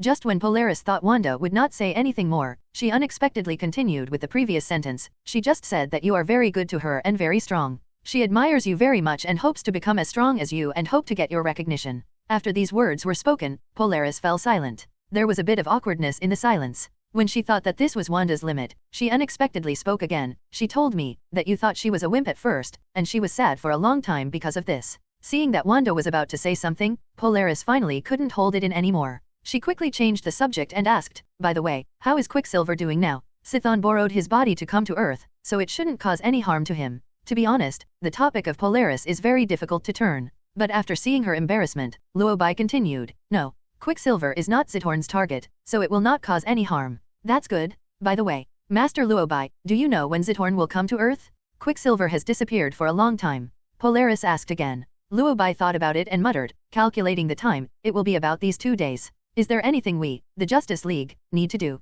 Polaris asked again. That's not necessary. Luo Bai shook his head and refused. That. Polaris seemed to be at a loss for topics to ask, and fell silent. After a long while, Polaris muttered, I didn't expect there would be so many powerful enemies in the multi-universe. I must practice my abilities well. I'll practice first. Polaris said and ran off. She ran into the room quickly like a rabbit and then closed the door with a snap. The action was so fast that Wanda was confused. Why do I feel like she's a little unhappy? Wanda couldn't help but mutter. Luo Bai spread his hands, shook his head and sighed, who knows, I'll go ask her. After saying that, Luo Bai walked towards Polaris' room. Just as Luo Bai expected, Polaris was not practicing in the room at all at this time. She sat on the edge of the bed, not knowing what she was thinking. Perhaps she heard the sound of the door opening, so she turned around. When she saw it was Luo Bai, she visibly began to panic. I started to frantically search for the book in the bookcase, muttering, where is that book? Why can't I find it? She muttered as she searched. While she was looking for a book, Luo Bai had already walked behind her. Actually, I didn't mean to look down on you when I said those words. I just wanted you to improve. Your ability is far more powerful than you think. I have always recognized you very much, Luo Bai said. As soon as he finished speaking, Polaris stopped what he was doing and turned around abruptly, looking at Luo Bai with a bit more excitement in his eyes. Really? Master Luo Bai, do you really approve of me? Polaris asked immediately. Luo Bai nodded and replied affirmatively, of course. You have the ability to control magnetic fields. If you practice well, you will become very powerful. His words surprised Polaris, and he couldn't help but mutter, I thought. Master Luo Bai, you really think I'm a noob? When saying this, Polaris felt a little lost. This made Luo Bai feel a little sorry. Come to think of it, his attitude towards Polaris in the past was indeed too harsh. Although Polaris was wrong to break into his house without his permission, Polaris has been working hard to do housework for him during this period, making up for his mistake. Thinking of this, Luo Bai said seriously, I admit that what I said to you in the past was a bit serious. I apologize to you. When Polaris heard Luo Bai apologizing to her, she panicked. Master Luo Bai, you don't have to apologize to me. You have helped me a lot. I absolutely do not mean to blame you. I just simply feel that I am not good enough. Polaris said hurriedly, but before she finished, Luo Bai interrupted her. No, Lorna, you are very good. I believe your future is immeasurable, Luo Bai said very firmly. Polaris was so moved by his determination that he was speechless. Ever since Polaris could remember, she seemed to have never been recognized by anyone. She was hunted down and, like other mutants, was considered a threat to society. It seemed as if everyone wanted to kill her, except her friends who were fleeing with her and Luo Bai. Luo Bai is different from her friends. Luo Bai is a mage. He doesn't want to flee. He is even a well-known hero in Country M. He is trusted and praised by everyone. Such a wizard standing in the light is willing to recognize her who is regarded as a threat. Thinking of this, Polaris became more determined. Master Luo Bai, I won't let you down. I will definitely achieve something. I will change the way humans view mutants. Polaris has always hoped that people's attitude towards mutants would change. Luo Bai knew very well that no matter where he was, Polaris would not change his original intention. He also supports Polaris in pursuing his original intention. But, Lorna, I support you in pursuing your desired goal. But I hope you will not choose to be an enemy of humans, Luo Bai said. The next second, Polaris said firmly, I promise you, Master Luo Bai, you are the supreme mage and your responsibility is to protect the earth. Although I am not a mage, one day I will lead all mutants to follow you and pursue your goal. Luo Bai was stunned and said nothing more. But he vaguely felt that Polaris seemed to have changed because of him. In the original plot, Polaris will eventually follow the old path of his father Magneto, creating an underground mutant organization to start fighting against humans and the X-Men. But now, the North Star seems to have changed its purpose. Although she might still establish an underground mutant organization, she seemed to be planning to bring the mutants to follow Luo Bai. So he's affecting the plot? Forget it, I'm too lazy to care. There are many strong mutants among them. It doesn't seem to be a bad thing if those mutants can be conquered by Polaris and follow him. However, Polaris' words surprised him. Thinking of this, he couldn't help but sigh. To be honest, Lorna, I thought you would have a problem with me letting you work as a housekeeper. After all, it's a bit of a waste of your ability to work as a housekeeper. Polaris shook his head and said directly, of course not. As long as I can follow you, I will do anything. Luo Bai didn't say much, just smiled and responded, you have the key to the house, it's not like I won't go home. Polaris was stunned. She seemed to understand, but also seemed not to understand. He blinked his big eyes with a confused expression. She seemed to want to ask something, but at this moment Luo Bai felt something unusual. Chthon is here. Luo Bai muttered. Polaris immediately became alert and asked hurriedly, has he come to Earth? Luo Bai nodded, yes. If nothing unexpected happens, he will come here to find us. Then what should we do? Polaris asked anxiously. Luo Bai thought about it, then responded calmly, call Wanda and have dinner together. Polaris. What the hell? Have dinner? Is this really a good time to have dinner? Polaris was a little confused, but she still walked out the door and asked Wanda to prepare dinner. As for Luo Bai, he walked out of the room and sat on the sofa, waiting for dinner. Inside the villa, Luo Bai was sitting on the sofa waiting for Chthon's arrival. After waiting for a while, Chthon didn't come, but Wang appeared. He walked out of the portal and reported hurriedly as soon as he appeared, Supreme Sorcerer, the temple has detected an abnormality, and the earth has been invaded again. Compared to Wang's nervousness, Luo Bai was unusually calm. He calmly replied, I know. As soon as he finished speaking, the king asked again, does the Supreme Mage already know who is coming? Luo Bai nodded and stated his observations, it is the god of the underworld, Zisong. Wang was stunned, with shock and panic on his face. According to books in the Kamar-Taj library, Chthon is known as the god of Hades, and is also known as the great demon Shadow and the god of black magic. Rumor has it that he is an ancient god who was born at the same time as Gaia and is one of the earliest life forms on Earth. He possesses immeasurable power, and even Dormammu has sought his help. Who would have thought that this big guy would actually come to Earth? Chthon has come to Earth? This is terrible, Wang said anxiously. He never expected that just after sending Dormammu away, Chthon would come again. Thinking of this, Wang felt helpless and couldn't help but start complaining. What's going on with the Earth recently? Why are these evil gods running to the Earth one after another? Wang was really puzzled. Although there have been cases of evil invasions from the dark dimension into the Earth in the past, they were never so frequent. But now, in just 1 week, 3 evil gods have arrived, and each one is stronger than the last.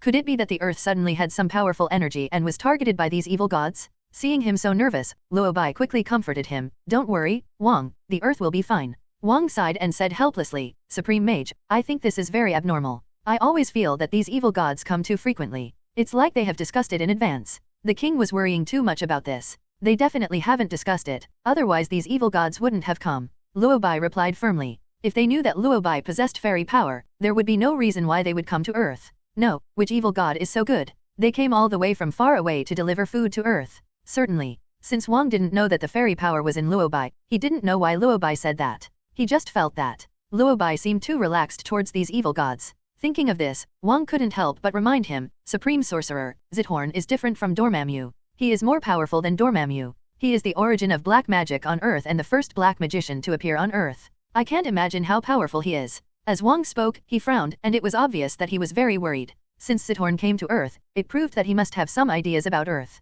It is definitely not a good thing for the Earth to be targeted by such a powerful black magician. The more he thought about it, the more nervous Wang became. Supreme Mage, what should we do? Or should I go back now and let all the mages prepare in advance, said the king. Unexpectedly, Luo Bai directly refused. No need, I can handle it. Wang was stunned for a moment, and after a moment he couldn't help asking, Supreme Mage, you are not going to go alone again this time, are you? Luo Bai did not hesitate and immediately gave a positive answer, of course. With Chthon's strength, even if the mages of Kamar-Taj prepared in advance, he would most likely be killed. There is nothing wrong with what Luo Bai said, but it's too dangerous for him to go alone. Thinking of this, the king could not help but remind him, but Chthon is not easy to deal with. He is more powerful than Dormammu. Supreme Sorcerer, isn't it too dangerous for you to deal with him alone? As soon as he finished speaking, Luo Bai smiled and replied, King, I think you shouldn't worry about my situation now. You should be more worried about Chthon's situation. When Wang heard this, he was obviously stunned. No, he heard it right, didn't he? Should he be worried about Chthon's situation? Although he knew that Luo Bai was very powerful, but Chthon, that was an ancient god? Supreme Sorcerer, do you think you can defeat the ancient gods? Wang couldn't help asking. Unexpectedly, Luo Bai gave a positive answer, of course. Wang was confused. Obviously, he felt that Luo Bai was too confident. After hesitating for a moment, he couldn't help but speak, Supreme Mage, I think you may have underestimated the power of the ancient gods. I don't recommend you to deal with Chthon alone. I definitely don't doubt your strength, I just... Wang seemed to want to say something, but he hadn't finished speaking. A figure appeared in front of the two of them. The person who came was Quicksilver, or more precisely, Chthon. From Quicksilver's blood-red eyes, it can be seen that his will has been completely taken over by Chthon at this moment, and a powerful and evil power emanates from his body. When the king saw Chthon appear, he immediately released the Ring of Rogador. Two circular magic circles immediately appeared in the king's hands. Not only Wang, but Polaris and Wanda also discovered it. The two people who were originally cooking stopped what they were doing and looked at Quicksilver at the same time. The North Star released its energy immediately, and soon the green light filled the room. Although Wanda knew that the person who appeared in front of her was Chthon, she was unable to attack Quicksilver because he was possessed by Quicksilver. As if she was worried that Polaris and the king would hurt Quicksilver, Wanda begged, please, don't hurt my brother. After saying that, Wanda looked at Quicksilver for help. Before Luo Bai could speak, Wang responded anxiously, Wanda, he is no longer Quicksilver. He is possessed by Chthon. He is now the god of the underworld, Chthon. As soon as the king finished speaking, Chthon spoke up, I didn't expect that after I left Earth for so long, people on Earth still remember me. But, the Ring of Rogador? Are the mages on Earth still using this kind of low-level magic? How disappointing. Chthon muttered. Hearing him say this, Wang was obviously a little nervous. Perhaps realizing that Chthon in front of him was not someone he could handle, Wang whispered to Luo Bai beside him, Supreme Sorcerer, how about I go to Kamar-Taj and call for help now? Luo Bai smiled, and then refused, no need. By the way, you haven't had dinner yet. Wanda, Polaris, and Wang. Let's go have dinner together. King. What the hell? Have dinner? It's already this late, and you're still having dinner? Wang thought to himself. Before he could say anything more, Luo Bai spoke again, come to think of it, I'm hungry too. Now that everyone is here, let's eat. After saying this, Luo Bai smiled slightly. The next second, a powerful black energy emerged from Luo Bai's body. That is, the power of the fairy. Black power emerged from Luo Bai's body and enveloped the entire house in an instant. At the same time, Luo Bai opened the mirror space, isolating the entire house from the outside world. Along the edge of the mirror space, the fairy power spread again. However, in the blink of an eye, the entire space was swallowed up by darkness, and the only things that could illuminate the entire space were two balls of light. The two balls of light were like the blank spaces deliberately left by the fairy power, like the eyes of the fairy power, staring at Chthon with an almost greedy state. Seeing this powerful black energy, Wang was stunned. After being stunned for a while, he couldn't help but exclaimed, OMG. What the hell is this? Before Luo Bai could speak, Chthon gave the answer. Fairy power. Chthon exclaimed. As an ancient god, Chthon had naturally heard of the power of fairies. Even though he may not have seen it with his own eyes, this power is definitely the power of the fairy? At this moment, Chthon finally understood. He asked why Luo Bai was different from other humans. He had clearly given Luo Bai so much power, but Luo Bai's will was always out of his control, and he would come to his dark dimension from time to time to absorb power. It was actually because of the power of the goblin? It actually chose you as its host. Chthon muttered, with disbelief in his tone. Hearing the surprise in Chthon's tone, Wang became even more confused. He couldn't figure it out, so he couldn't help but ask, what is the power of the fairy? He seemed to be unable to understand why Chthon, the god of dark magic, would be afraid of this power. Kamar-Taj's library contains a great deal of knowledge. It includes origin magic power and phoenix power, but surprisingly, fairy power is not included in the record. The reason is simple, because fairy power has only appeared once in the multi-universe. And that time it appeared, it was located in the Earth 1298 universe. Since the power of fairies was born very early, there is very little information available. Because of this, there is almost no information about the power of the fairies in the library of Kamar-Taj. And Chthon would know simply because he had lived long enough. So he had more or less heard some rumors about the powerful energy in the multi-universe. Fairy power is more terrifying than origin magic power and phoenix power? Such a powerful force appeared in the multi-universe, and the mages on Earth didn't know about it? It seemed that the questions Wang asked made him appear too ignorant. Chthon was immediately furious and started cursing. You don't even know the power of fairies. How did you white magicians on Earth learn magic? Didn't Vishanti even tell you this knowledge? You are really a disgrace to the magicians. Chthon roared angrily. As the origin of dark magic, Chthon's status in the wizard world is actually similar to that of Vishanti.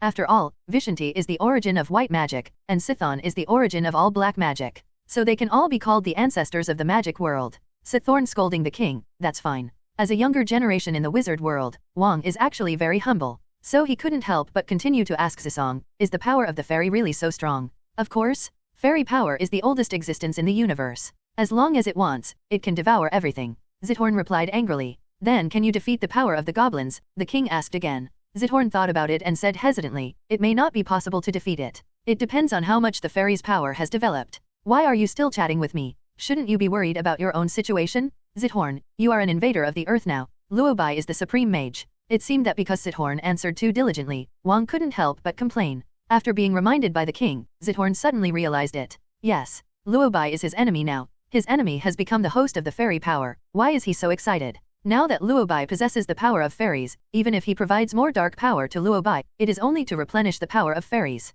It is impossible to control Luo Bai. Thinking of this, Chthon became much more sober. Supreme Sorcerer. Very good. At the beginning, I saw that you had a strong soul, and wanted to use your body to come to the earth for my use. I didn't expect that you were so lucky that you were chosen by the power of the goblins. So, all along, you entered my dark dimension to absorb power, and you were providing energy for the fairy power. Chthon asked in a deep voice. Luo Bai calmly gave an affirmative answer. It seems that you have discovered it, so you are anxious. How dare a mere human wizard use me? Chthon was angry. He still thought that he could control everything and use Luo Bai. Unexpectedly, he was the one being used. Luo Bai actually used its power to nourish the power of the goblin. Okay, that's really good. The more Chthon thought about it, the angrier he became. He is an ancient god, the god of dark magic. He was actually used by an earth wizard who had just started practicing. It's such a shame. Do you think you can defeat me with the power of fairies? Do you really understand the meaning of magic? Chthon roared. He knew very well that the power of the goblins was indeed very strong. But the power of the goblins is not invincible.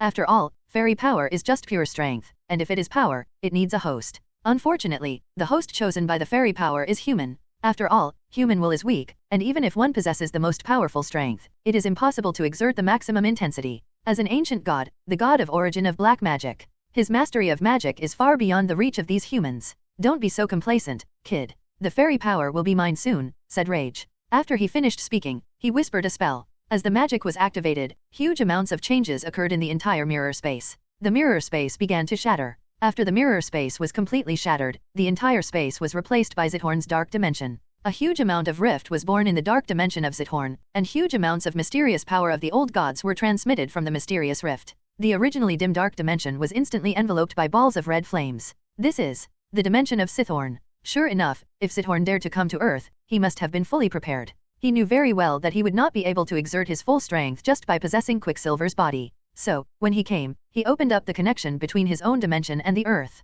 This mysterious rift is the connection he established. With this rift, Chthon can exert his full strength on Earth. This time, he will take back everything he has lost. Billions of years ago, the natural life force on Earth gave birth to a group of ancient gods, who then began to kill and devour each other, and some even turned into demons. And Chthon is one of them. In order to end this fate, Gaia, the goddess of the earth, and the god of life gave birth to Adam. By constantly destroying the demonized ancient gods, Adam became an extremely powerful devourer, so powerful that even Chthon and Set could not compete with him. In order to avoid being devoured by Adam like those demons, Chthon was forced to go into exile in other dimensions. Although he chose to escape from the earth, he was not convinced by Adam, so he never gave up establishing a connection with the earth. He created a dimension extremely close to earth in order to continuously influence things on earth. Over the years, he has never given up on returning to Earth, and has been conducting experiments to find a suitable host for himself. To be more precise, he was looking for a carrier. Find a carrier whose soul is strong and can withstand his power. The Book of Dark God is the tool that Chthon uses to find the carrier.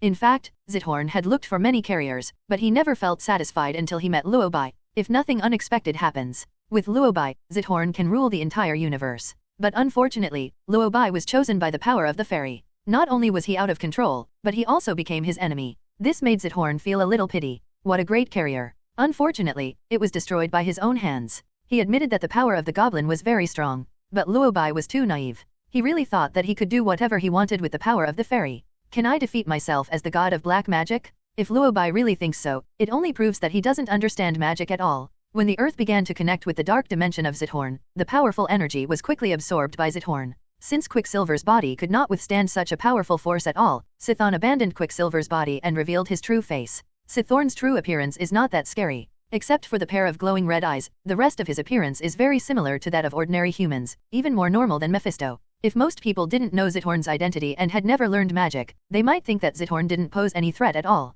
But the king, the Grand Master of Kamar-Taj, knew. The Chthon in front of him was already too powerful to be controlled. Feeling how powerful Chthon was, the king became a little panicked. He didn't quite understand what the fairy power was, and whether it could defeat Chthon. So he could only remind Luo Bai, Chthon has connected his own dimension with the earth. If we don't stop him, the entire earth will be controlled by him, Supreme Mage. Wang said nervously. Luo Bai certainly knew it, so he did not hesitate. He immediately released the fairy power towards Chthon. After consuming the dark energies of Dormammu and Mephisto, the fair has become more powerful than ever before. After receiving Luo Bai's order, the fairy power rushed towards Chthon at lightning speed. In the past, the fairy power would have surrounded Chthon the moment it rushed out and began to forcibly absorb the energy in Chthon's dimension, but this time it seemed a little different. I saw Chthon began to mutter something, as if he was silently chanting some spell. Next second, the entire dark dimension began to stir. The scarlet energy gathered into a ball of energy as powerful as the fairy power, and began to fight against the fairy power. Two dark forces collide with each other. Luo Bai could feel that the fairy power was constantly devouring the dark energy in the Chthon dimension. But Chthon's dark energy seemed to be able to grow infinitely. Even though the fairy power was constantly devouring it, the dark power not only did not weaken, but continued to grow stronger and stronger. In order to stop this force from growing stronger, the fairy power could only swallow it in one gulp. But obviously, the power of the goblin could not do that at this time. Although the power of the fairy is strong, it needs to grow. Simply put, if the energy absorbed by the fairy power is greater than that of Chthon, then it can be stronger than Chthon. The reason why the fairy power was able to defeat the gods was because it swallowed up the fragments of the phoenix power. Although the fairy power has now followed Luo Bai to devour the energy of Mephisto and Dormammu, the two of them combined cannot defeat Chthon. As for the 4 rough stones, as the ancient god Chthon, just 4 infinity stones cannot affect Chthon at all. That's why the fairy power couldn't completely crush Chthon's dark energy at this time. At first, Chthon was testing the strength of the fairy power, but when he found that the power of the fairy had not developed to the point where he could not completely defeat it, Chthon became arrogant. You have only absorbed a tiny bit of the fairy power? Tisk tisk tisk.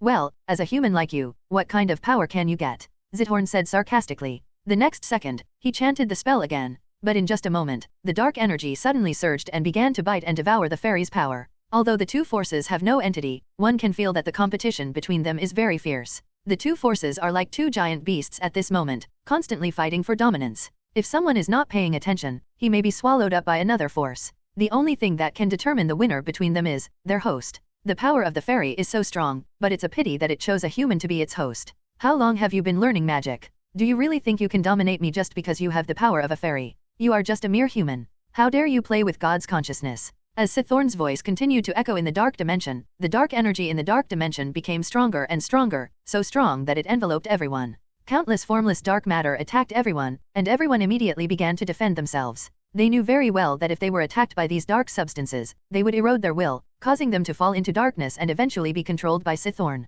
In fact, for Luo Bai, these dark substances are not worth mentioning, and it is quite easy to deal with them. But for Wang, Polaris, and others, these dark substances are still too powerful. They had no way to resist completely. Even if they can resist temporarily now, their fighting power will decrease over time and these dark energies will instantly erode their will. It seemed that he could see that they could no longer withstand him. Chthon took advantage of the victory and chanted the spell again. This time, the ability used by Chthon is to modify reality. As the god of dark magic, Chthon can modify reality at will. Although he could not modify the fairy power, making it disappear or change its owner, but he can modify the entire world through his ability. Foolish and ignorant human, open your eyes and take a look. I am, Chthon, the source of all dark magic. Your magic is insignificant to me. Mages on earth, be loyal to me, the ancient god Chthon. Follow me and dominate the universe together. Chthon rage opened his mouth, and the next second powerful red and black magical energy burst out from his body. As power exploded, red-black energy instantly enveloped everyone and began to spread outward.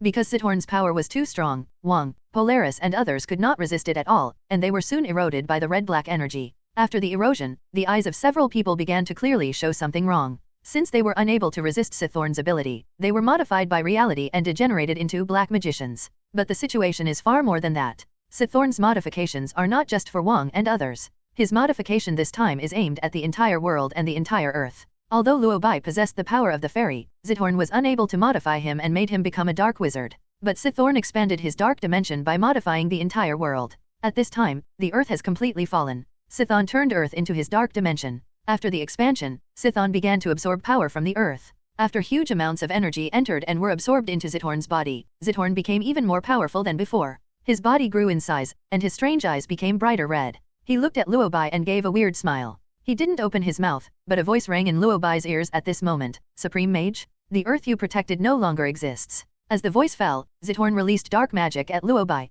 The dark magic used by Chthon was exactly what Luo Bai was familiar with, absorbing dark energy. This is magic created by Chthon himself, so Chthon is more adept at using it. He released all his strength and began to absorb the energy and fairy power from Luo Bai's body. Only then did Luo Bai realize that Chthon was far more powerful than he had imagined. In fact, Luo Bai also has the ability to modify reality. But because Chthon was in his own dimension, he was so powerful that he was not affected or controlled by reality at all. This means that even if Luo Bai uses the ability to modify reality, he cannot affect Chthon and the dimension where Chthon is located. The fairy power has not yet grown to the point where it can completely defeat Chthon, and the magic that modifies reality has no effect on Chthon. It seemed that Luo Bai had no chance of winning at this point, and he didn't even put up any resistance. Seeing that Luo Bai no longer resisted, Chthon thought that Luo Bai had realized that he could not defeat him, so he simply gave up and became arrogant. No one knows magic better than me, he shouted, and once again released all the dark energy to wrap around Luo Bai. He wanted to absorb all of Luo Bai's power, even his soul. He not only wants to absorb it, but also wants to occupy Luo Bai's body.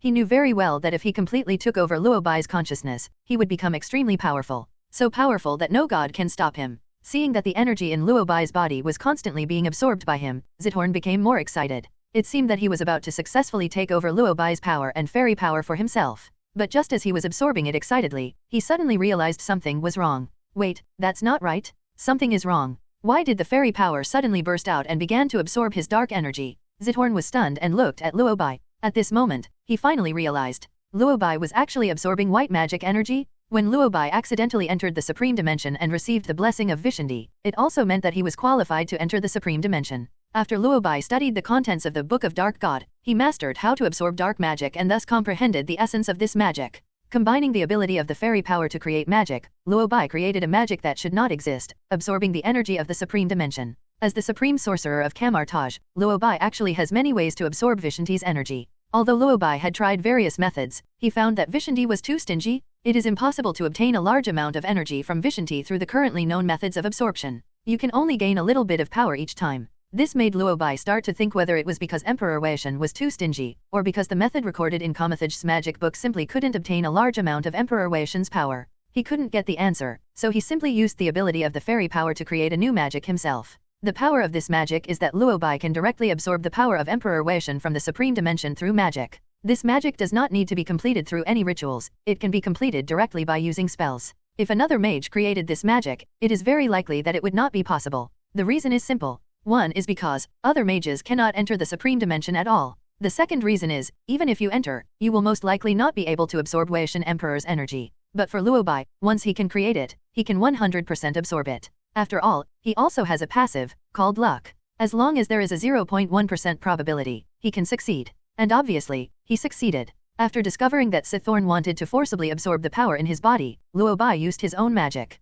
After reciting the spell silently in his heart, he began to directly absorb the power of Emperor Weishan from the Supreme Dimension. Different from the past, this time he gained a lot of Weishan Emperor's power. Not just white magic energy, but the divine power of Emperor Weishan. The power of Emperor Weishan increased the power of the fairies by huge amounts, and at the same time, Luo Bai himself was strengthened. Because of this, the power of fairies suddenly exploded. After noticing something was wrong, Chthon immediately wanted to withdraw his dark energy, but he couldn't withdraw it at all, because the power of the goblin was now so powerful that it was no longer under his control. However, the situation reversed in an instant. The power of the fairies, which could only compete with Chthon's dark power, instantly became several levels stronger. The strengthened fairy power no longer hesitated and swallowed most of Chthon's dark dimension in one bite. After swallowing half of the dark dimension, the power of the fairy was fully developed. The power of the fairies, which had been suppressed for a long time, began to absorb the dark dimension of Chthon like a storm. Chthon, who was originally infinitely powerful, was eaten by the power of fairies and lost half of his strength in an instant. It was visible to the naked eye that Chthon was panicking. He kept releasing dark magic to contain the power of the goblin, but the power of the goblin was beyond control at this time. Not only was it not restrained, but it was eaten even harder. But after a while, the dark dimension was not eaten much by the power of fairies. The most terrifying thing is that after absorbing his dark energy, the goblin's power is terrifyingly powerful, and even Luo Bai becomes extremely powerful. I saw Luo Bai using modifications to achieve magic, and easily cracked Chthon's previous magic. But after a while, the earth returned to its original state. Polar Star, Wang, and others also recovered their consciousness. When a few people recover, I saw the power of the goblin going crazy, chasing Chthon everywhere. Chthon was still shouting, "Stop! Stop! I am the god of dark magic! You can't swallow me!" Polaris, King, Wanda. The three of them were stunned. Wait, something's wrong. They clearly remember that they were still at a disadvantage before. Then it seemed like for a moment they lost consciousness. How come after regaining consciousness, Chthon was beaten so hard that he started running around? So what happened just now? Polaris and Wang were all very confused at this moment. They couldn't understand why Chthon fled in the blink of an eye. Wasn't Chthon so crazy just now? Why is he being chased all of a sudden? Several people looked on in confusion as they watched the fairy power chasing Chthon all over the dark dimension, discussing as they watched. Polaris, King, didn't you say that Chthon was not very strong? It seems that he is not very strong after seeing this. King, so what exactly is the power of the fairy? Even Chthon can't defeat it. Wanda, tisk tisk, so miserable. The group chatted as they watched the fairy power chase Chthon around.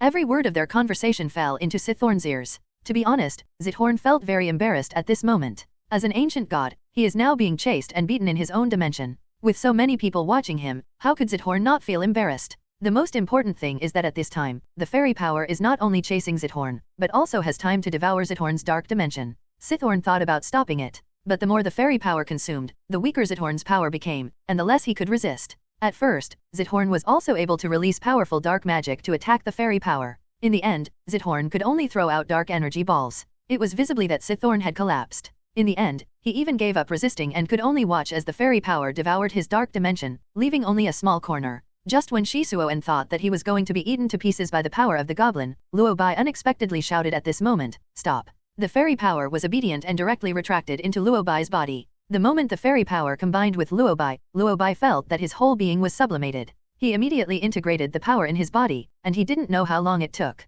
When all the strength was completely integrated, Luo Bai seemed to have opened the door to a new world. He frowned and chanted a spell in his mind. After reciting the spell, he released a powerful dark energy. This energy expanded and then covered, and finally Luo Bai created a dark dimension of his own. After the dark dimension was successfully created, Luo Bai silently recited the spell again. The next second he created vampires, werewolves, and other life forms. Looking at the dimensions and life forms he created, Luo Bai couldn't help but mutter, "Is this the power of the ancient gods? It's really useful." His words irritated Chthon. Chthon immediately raged and yelled, "What you are using now is my power? It is the power of the ancient god Chthon." As soon as he finished speaking, Luo Bai replied calmly, "It was in the past, but not now." These words were so casual that they broke down Chthon's defense. "Without the power of fairies, you can never defeat me? You are a human from Earth. How long have you learned magic? Even if you absorb the power of Vishanti, you can never defeat me? It is the power of fairies that is powerful, not you," said Rage. He was very angry and anxious, and he was very irritable at this time.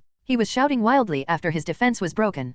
Compared to his temper, Luo Bai seemed too calm. "What you said is all right, but I'm lucky. The fairy power chose me as its host. Isn't that infuriating?" Luo Bai responded with a smile. This sentence left Chthon completely speechless. He stared at Luo Bai with his eyes wide open and angry, and it was obvious that he was very unconvinced. But there was nothing he could do even if he was unwilling to accept it, because the power of the fairy had just consumed all his strength. He now only has a little bit of strength left. Even if Dormammu were standing in front of him now, he probably wouldn't be able to defeat him, let alone Luo Bai, who possessed the power of the fairy and controlled most of his power. Although he didn't know why the situation changed in an instant, seeing Zisong in such a mess, Polaris couldn't help but speak, "Master Luo Bai, Zisong wants to rule the earth. If he is not dealt with as soon as possible, the earth will be in danger." Although Chthon looked miserable when he was chased by the fairy power, everyone had also witnessed Chthon's strength. He can easily change reality, and everyone is worried that if Chthon is given the opportunity, he might control the entire world again. Luo Bai thought about it and was silent for a moment before replying, "I think you are right.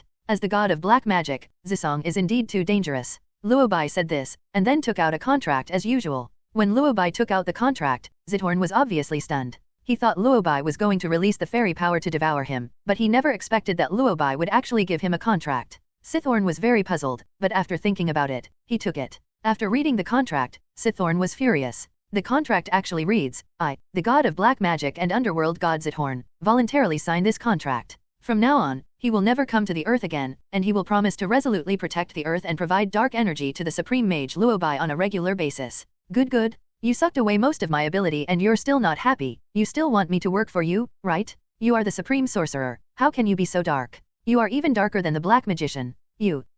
Chthon was so angry that he couldn't speak clearly. He pointed at Luo Bai and said the word you several times in a row. After a long while, he couldn't help it and started to complain, are you really the supreme mage? As the supreme mage, he uses the power of fairies, and even uses dark energy to nourish himself? No matter how you look at it, this guy doesn't look like a supreme sorcerer. Facing Chthon's collapse, Luo Bai remained calm and said with a smile, of course. As the supreme mage, I never force others. If you agree, sign this contract and strictly enforce it. If you don't agree, for the safety of the earth, I can only let the fairy power devour you. Good. What a great supreme mage. Is there any justice in the world? Is there any law in the world? As the supreme mage, he learned the purest white magic in the Nemo world. Now I'm telling him, if you don't obey my orders, I'll eat you. No, can one really become the supreme mage like this? Vishanti doesn't care. The more Chthon thought about it, the angrier he got. He gritted his teeth and asked the king, the supreme sorcerer has become like this now? He has devoured the dark energy and still wants me, the black magician, to support him? Is this how you, Kamar-Taj? Seriously, when Wang saw Luo Bai releasing the fairy power and absorbing the dark energy, he was also shocked for a moment. Just imagine, if there was no fairy power, even if all the mages of Kamar-Taj were combined, they would not be able to defeat Chthon. Thinking of this, Wang responded somewhat helplessly, but he is the supreme sorcerer, the most powerful wizard on earth.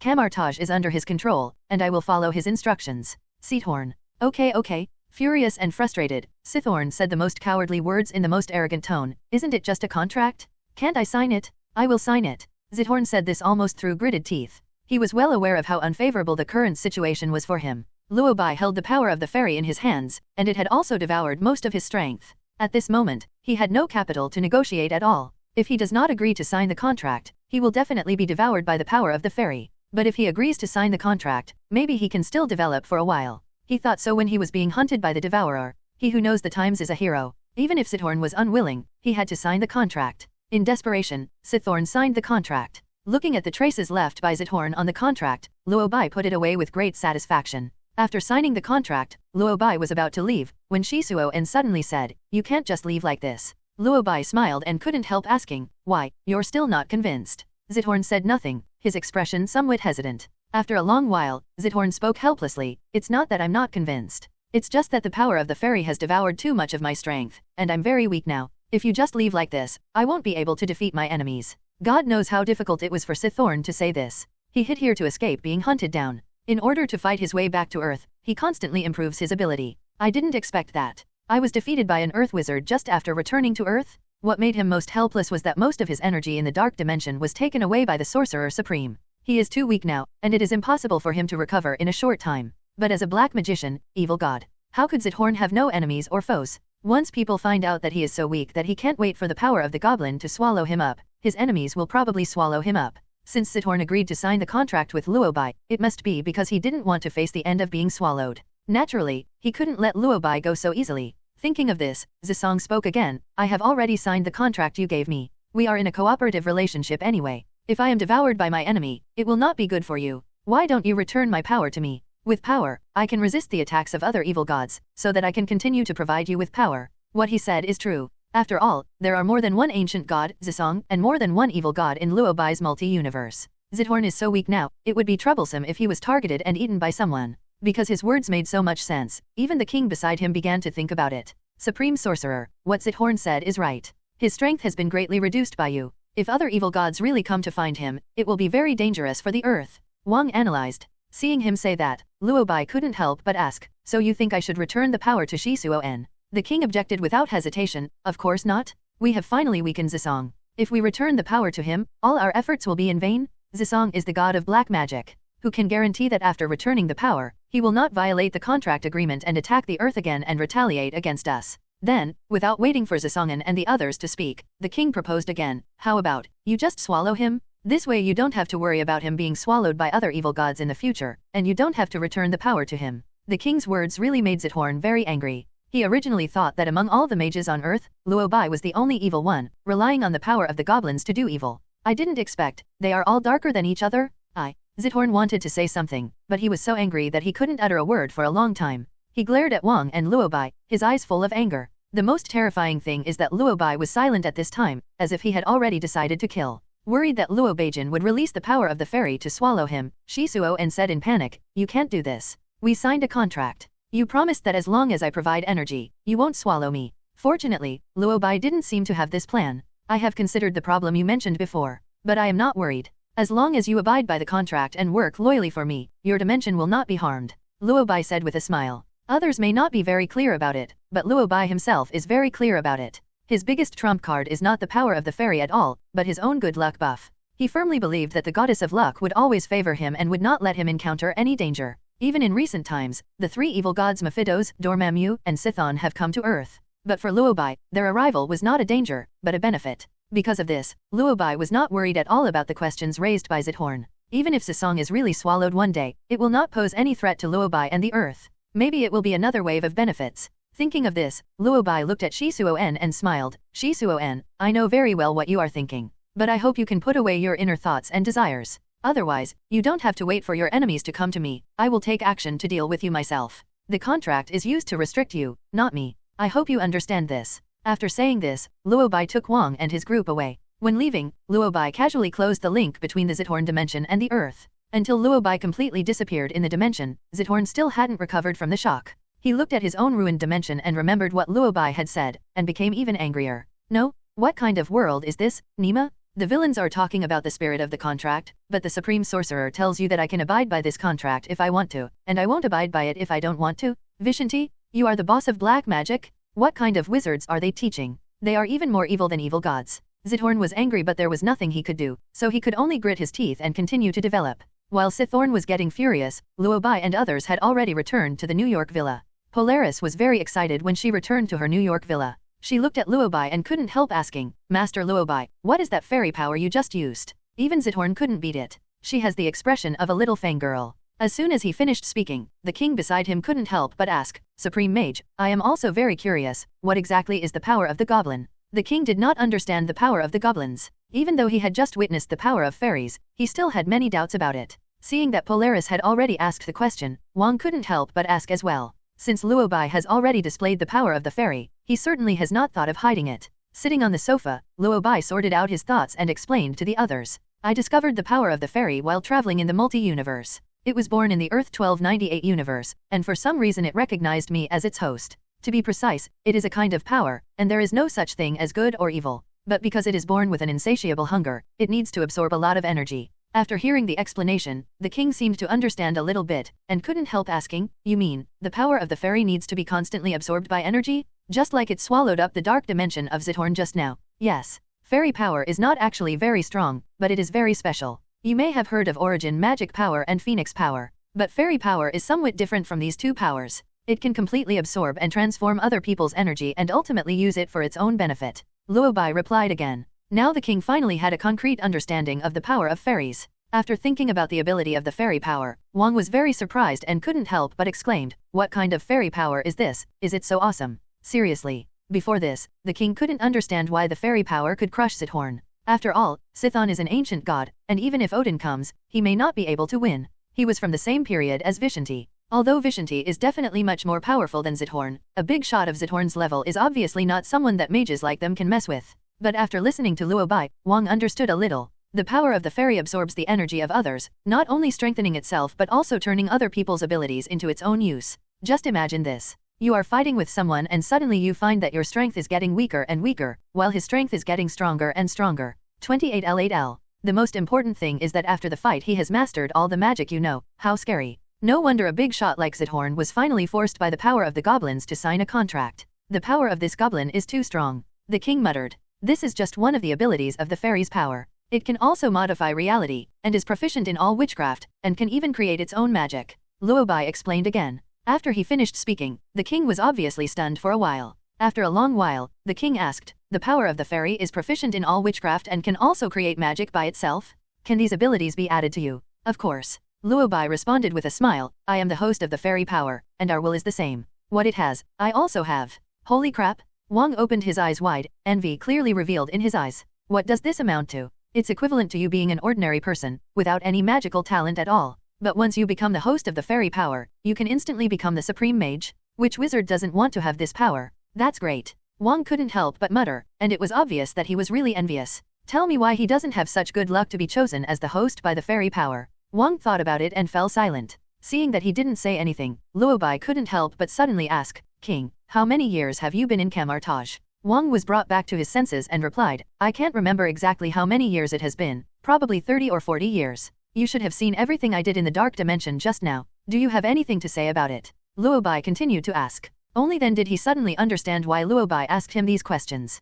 Kamar-Taj has always forbidden any contact with dark magic. But as the supreme mage, Luo Bai not only absorbed the dark magic, he even kept Chthon captive. Even though Luo Bai had abolished this ban before, most of the mages in Kamar-Taj were still very wary of dark magic. After all, most wizards are still unable to fully accept dark magic, and they have always regarded dark magic as a synonym for evil. The king serves as the steward of all the supreme wizards of all generations. He had followed Ancient One for a long time, so it was normal for him to have objections to Luo Bai's actions. But Wang was more open-minded about this. I admit that I was very surprised when I saw you absorbing the dark energy. After all, when the Ancient One was here, he always warned the mages that dark energy would corrupt them. But I do know that without the fairy power, we would not be able to defeat Chthon in the situation just now, so I can accept what you did. It's just that I'm a little worried, so I want to ask you, Supreme Sorcerer, will the dark energy you absorbed have any effect on you? Wang asked, with some worry in his eyes. Luo Bai knew what he was asking, and answered immediately, no, dark energy cannot erode my will because the power of the goblins will transform them.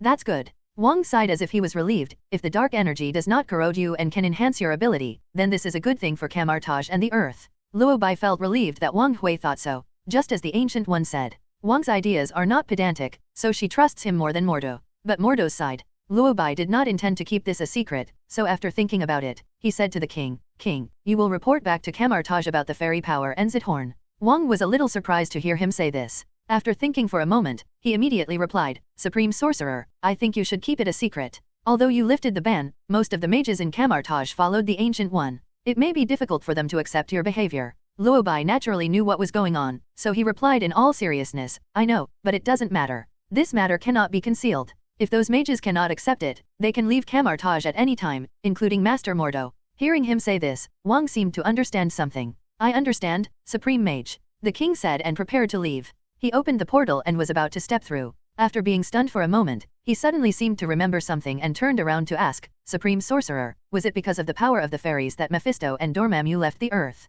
Luo Bai nodded and replied, yes. Wang was stunned for a moment, and then asked, so they also signed the contract? Luo Bai nodded again. Wang was stunned. Good job, he said. How could Dormammu leave the earth so easily, and promised never to invade the earth again? Is this the reason? Supreme Sorcerer, are you planning to recruit all these evil gods? Wang couldn't help but ask. Not really. I just want them all to protect the earth. This is also stated in the contract. Luo Bai said. King, good job. If someone invades the earth in the future, Dormammu, Mephisto, and Chthon, the three evil gods, will suddenly appear and say they will protect the earth. Can you imagine this scene? Times have really changed. After understanding the specific situation, the expression on Wang's face was very interesting. Supreme Master, sometimes I think you are really a god. Wang couldn't help but sigh. Let Dormammu and Chthon protect the earth? Luo Bai actually did something that he had never dared to think about. No wonder Wang was full of admiration for Luo Bai at this time. After asking these questions, the king originally planned to leave. Unexpectedly, Luo Bai suddenly called him, by the way, Wang, when you return to Kamar-Taj, remember to go and see what Stark is doing. If you find that he is researching and trying to create artificial intelligence, remember to tell me. AI? Wang frowned. Although he didn't particularly understand what Luo Bai said, he didn't ask any more questions. Just agreed and left. Watching Wang leaving, Luo Bai began to guess. Just as he expected, Wang was able to accept the fact that he had signed an agreement with the Lord of the Dark Dimension and absorbed dark energy. But Modu probably won't be able to accept it. This conclusion was drawn because in the original plot, Mordo would leave Kamar-Taj and eventually fall. In the original plot, when Mordo learned that the Ancient One had absorbed dark energy, he found it hard to accept and chose to leave Kamar-Taj. Although the story has changed because of my arrival, Mordo was not aware that the Ancient One had absorbed the dark energy, so he did not leave. But once he knew that Luo Bai, the Supreme Mage, was absorbing dark energy, I believe he would make the same choice. With a certain psychological expectation, Luo Bai could still accept this matter. But he couldn't help but be curious about another thing. Because of myself, some timelines seem to have happened ahead of time. It's like Dormammu was supposed to appear after Doctor Strange entered Kamar-Taj, but now Dormammu has been beaten away by him and Doctor Strange has not appeared yet. For example, the breakup between Stark and Captain America should have happened after the appearance of Ultron. However, because Luo Bai announced Hydra's Insight plan in advance, Stark and Captain America had already broken up before Ultron appeared. Although many stories have been brought forward, it does not mean that the original stories will not happen. Just like Ultron. According to the normal timeline, Ultron should be appearing soon. If Luo Bai remembers correctly, in the movie plot, Ultron was jointly created by Stark and Dr. Banner. Stark created the artificial intelligence Ultron because he was worried that the Earth would be in danger. He originally hoped that Ultron could protect the Earth, but he didn't expect that Ultron would eventually develop independent consciousness and begin to destroy the world. But now Stark is studying magic in Kamar-Taj and is determined to create a magic suit. He wouldn't create an Ultron in Kamar-Taj, would he? Although Luo Bai felt that the possibility was very small. After all, Stark now has to learn magic and make magic suits at the same time. No matter how you look at it, he doesn't have time to study Ultron anymore. But considering that Ultron would definitely appear, he had to remind Wong to keep an eye on Stark. I don't know how Ultron and Vision will be born in the end, Luo Bai muttered softly. As soon as he finished speaking, Polaris asked, Master Luo Bai, is there something else going on? Her words brought Luo Bai back to his senses. After shaking his head, Luo Bai replied, nothing. By the way, Master Luo Bai, I have been wanting to ask you something. If the fairy power chooses you as its host, will it have any effect on your body? Polaris asked, with some worry on his face. Seeing that she was concerned about him, Luo Bai smiled and replied, it doesn't have any other effects, it just makes me feel very hungry. Very hungry? Polaris was stunned, not knowing whether she was remembering the days when she was hungry during her escape. I immediately asked nervously, are you hungry now? Certainly. Do you need me to make you something to eat? No. Fairy power cannot be fully replenished. Making the host feel hungry is probably its only side effect. But I'm used to it. Luo Bai responded with a smile. When Luo Bai was first possessed by the fairy power, he felt really uncomfortable. However, after this period of control, Luo Bai has adapted a lot and gotten used to it. But Polaris is still a little worried about this. I've been hungry before, and I know very well how uncomfortable it feels to be hungry. Polaris muttered worriedly. Wanda on the side quickly agreed, I can understand it very well. Quicksilver and I. When it comes to Quicksilver, Wanda fell silent. She frowned unconsciously and looked at Quicksilver who was lying unconscious on the sofa. He has been in a coma ever since Chthon left Quicksilver's body, and there is no sign of waking up until now. This made Wanda a little worried, and she couldn't help but ask Luo Bai, do you know why Quicksilver hasn't woken up yet? Luo Bai thought for a moment and gave a guess, it's probably because Chthon's power is too strong. He possessed Quicksilver, but Quicksilver's body couldn't withstand this power.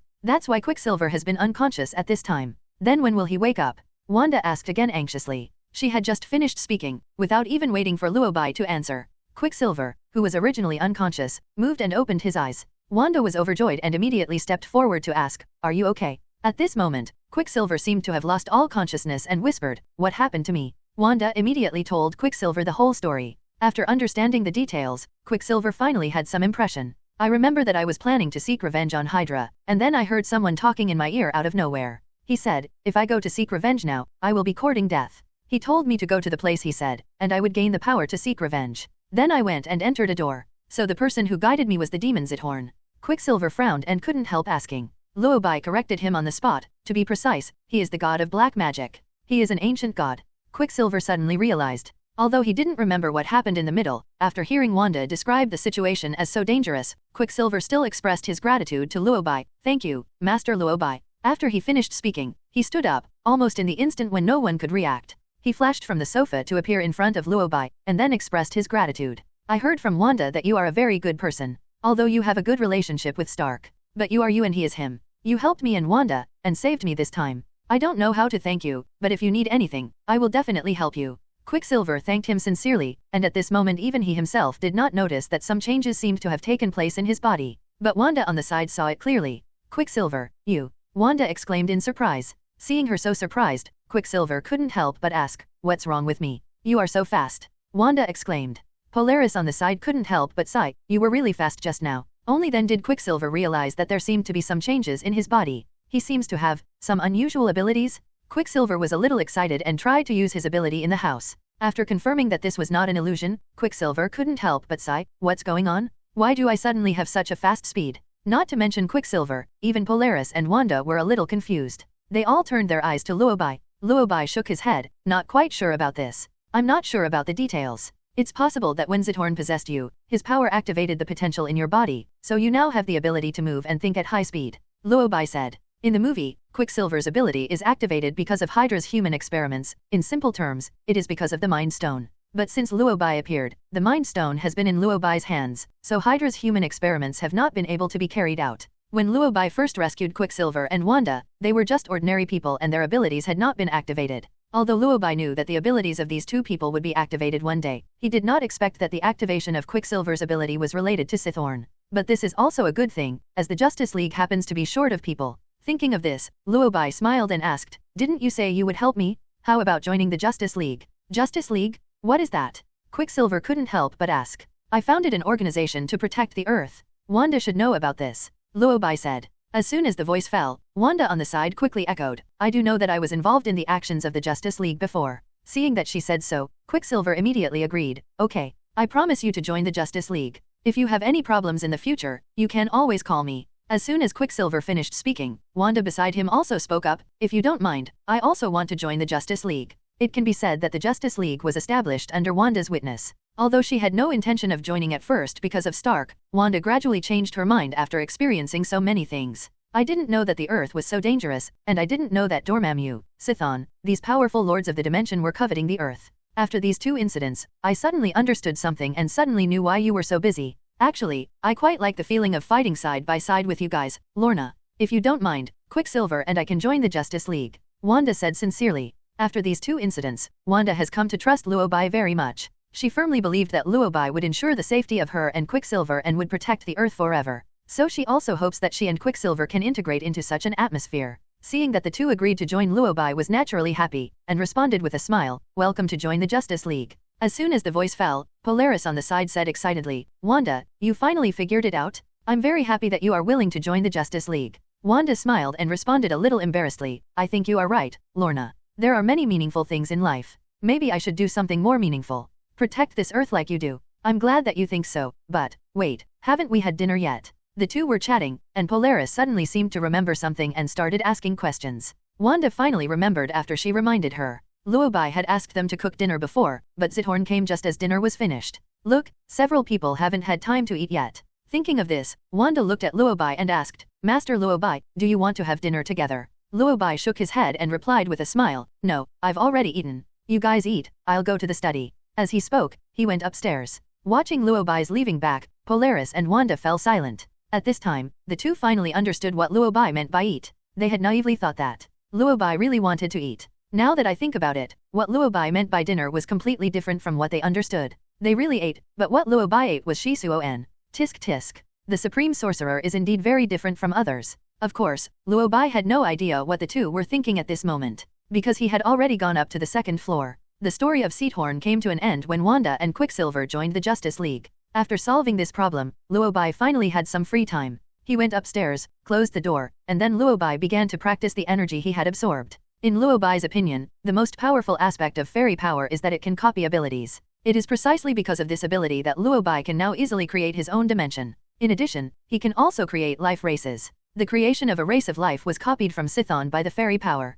To be precise, Chthon is not only the god of black magic, but also the father of monsters. He can create powerful monster races such as vampires, werewolves, goblins, etc. The fairy power copied this ability and absorbed a large amount of energy from Chthon, which allowed Luo Bai to create these life races. Now that Luo Bai is in need of help, it would seem like a good thing if he could create a large number of life forms to work for him. Thinking of this, Luo Bai wanted to try whether he could create these life races in large quantities. After trying, he found that these life forms did not seem particularly easy to create. In fact, it is not difficult to create a primary form of vampires or life races. Luo Bai can create a large number of them by just consuming some energy. However, the combat effectiveness of the primary form of life races is not strong, and they are like cannon fodder on the battlefield. In order to create a perfect, intelligent, advanced life form, Luo Bai needs to spend a lot of energy. But the power of fairies is not enough to consume everything, so where does Luo Bai get so much energy to consume? After creating some primary life species, Luo Bai found himself even hungrier. Because he was too hungry, he immediately began to absorb dark energy. Maybe it was because he had consumed too much fairy power before. Luo Bai did not absorb too much energy from the three dimensions this time. It's not because Chthon, Mephisto, and Dormammu are stingy and don't want to give it to me, but because I can't absorb any power at all. Although Luo Bai also used the magic he created to secretly absorb some power from Vishanti, this energy was still far from enough. This made Luo Bai start to think, muttering quietly, "It seems that I have to think of other ways to absorb more energy." In fact, there are many ways to absorb energy in the Marvel Universe. Continuously absorbing energy from the dark dimension is one way, and the other is to devour planets. There are many inanimate planets in the multi-universe. This made Luo Bai feel that perhaps he should go to the multi-universe and devour more planets to grow. After all, the power of the fairy also has an ability, which is the ability to create magic. If you want to continuously develop this ability, it also consumes a lot of energy. So after completing the attempt, Luo Bai went to the multi-universe to absorb and devour the planet. Devouring planets is far less fast than devouring energy. Luo Bai stayed in the multi-universe for a long time this time. He also forgot how many planets he had swallowed until he felt it was enough, and then he returned to the villa. I had been planning to return to the villa and continue trying to create a perfect life race, but I didn't expect Wang to come to me at this moment. When he saw him, the king immediately greeted him, "Supreme Mage." Luo Bai nodded and asked, "Did something happen to Kamar-Taj?" Normally, Wang would not come to him on his own initiative. If they come to see him, it means something must have happened. Now that there is no abnormal movement on Earth and no Mephisto invasion, the only thing is that something has happened to Kamar-Taj. In fact, Luo Bai had already thought that Wang might have come to him this time because of Mordo. Sure enough, the next second, Wang heard, "Master Luo Bai, Master Mordo left Kamar-Taj. He said he couldn't accept your contact with dark magic, so he chose to leave. I guessed that he would make this choice. Is there anyone else leaving Kamar-Taj?" Luo Bai asked without seeming surprised. The king shook his head and answered again, "No one left except him." Luo Bai was silent. In fact, Mordo's relationship with him is not bad. When he first came to Kamar-Taj, it was Mordo who brought him. But as Ancient One said, Mordo is too stubborn. Since the Ancient One said that dark magic is evil, Mordo has stubbornly believed that all wizards who learn dark magic are dark. So it's not surprising that he would leave Luo Bai. But what surprised Luo Bai was that Wang also brought a piece of news. "By the way, the Sorcerer Supreme. A man named Strange came to see us. He said he wanted to find the Sorcerer Supreme," said the king. "Strange? Dr. Strange?" Luo Bai frowned. "Wait, Strange is here? Doesn't that prove that the plot has at least reached the level of Doctor Strange, but Ultron and Vision are not seen? Could it be that because he swallowed the Infinity Stone, these two people were also swallowed? 80%, right." Of course, Luo Bai didn't care about this at this time. After all, the plot has been basically messed up since he appeared, so he doesn't bother to care. He is more concerned about Strange now. "Is anyone else in Kamar-Taj?" Luo Bai asked. Wang shook his head and answered truthfully, "He is still looking for Kamar-Taj everywhere in Kathmandu. I saw that he has been searching for a long time, asking people everywhere where Kamar-Taj is, so I wanted to ask you if you would take him back to Kamar-Taj." Strange, Dr. Strange. His magical talent is said to be quite strong. If it weren't for Luo Bai's appearance, he should have been the Supreme Mage. But there's no way, who let Luo Bai get away with it? Although the Ancient One has long since left, the Supreme Mage has become Luo Bai. But if Strange is willing, it doesn't seem impossible to accept him as his apprentice. After all, if taught well, Strange should have a lot of room for development. Thinking of this, Luo Bai said, "Bring him to Kamar-Taj, and I will meet him." The king nodded and immediately opened the portal to go to Kamar-Taj. As for Luo Bai, he also followed. He was sitting in the main hall of Kamar-Taj, drinking tea and waiting for someone. After a while, the king brought back a man who looked slovenly and looked like a beggar. Luo Bai knew Strange's character very well. Strange was originally an excellent neurosurgeon. With his superb medical skills, he is praised by the outside world as God's gift to the surgical community. He is very rich. Although he is not as rich as Stark, his life is quite comfortable. Rich and smart, he could have been able to shine in his industry without any worries for the rest of his life, but a sudden car accident caused Strange to lose everything. In desperation, Strange came to Kamar-Taj. The purpose of his coming here is probably to hope that Luo Bai can heal his hands. It's just that Strange is so good that he has been called a genius since he was a child. So he's just as arrogant as Stark in the past. Remember in the original plot, when Strange first met the Ancient One, he was rude to the Ancient One, and was subsequently taught a lesson by the Ancient One and thrown out of Kamar-Taj. This made Luo Bai feel that maybe he should attack his spirit like Ancient One did. Thinking of this, Luo Bai immediately prepared to say something to give Strange a blow. Unexpectedly, before he could say anything, Strange fell to his knees on the ground with a pop in the next second.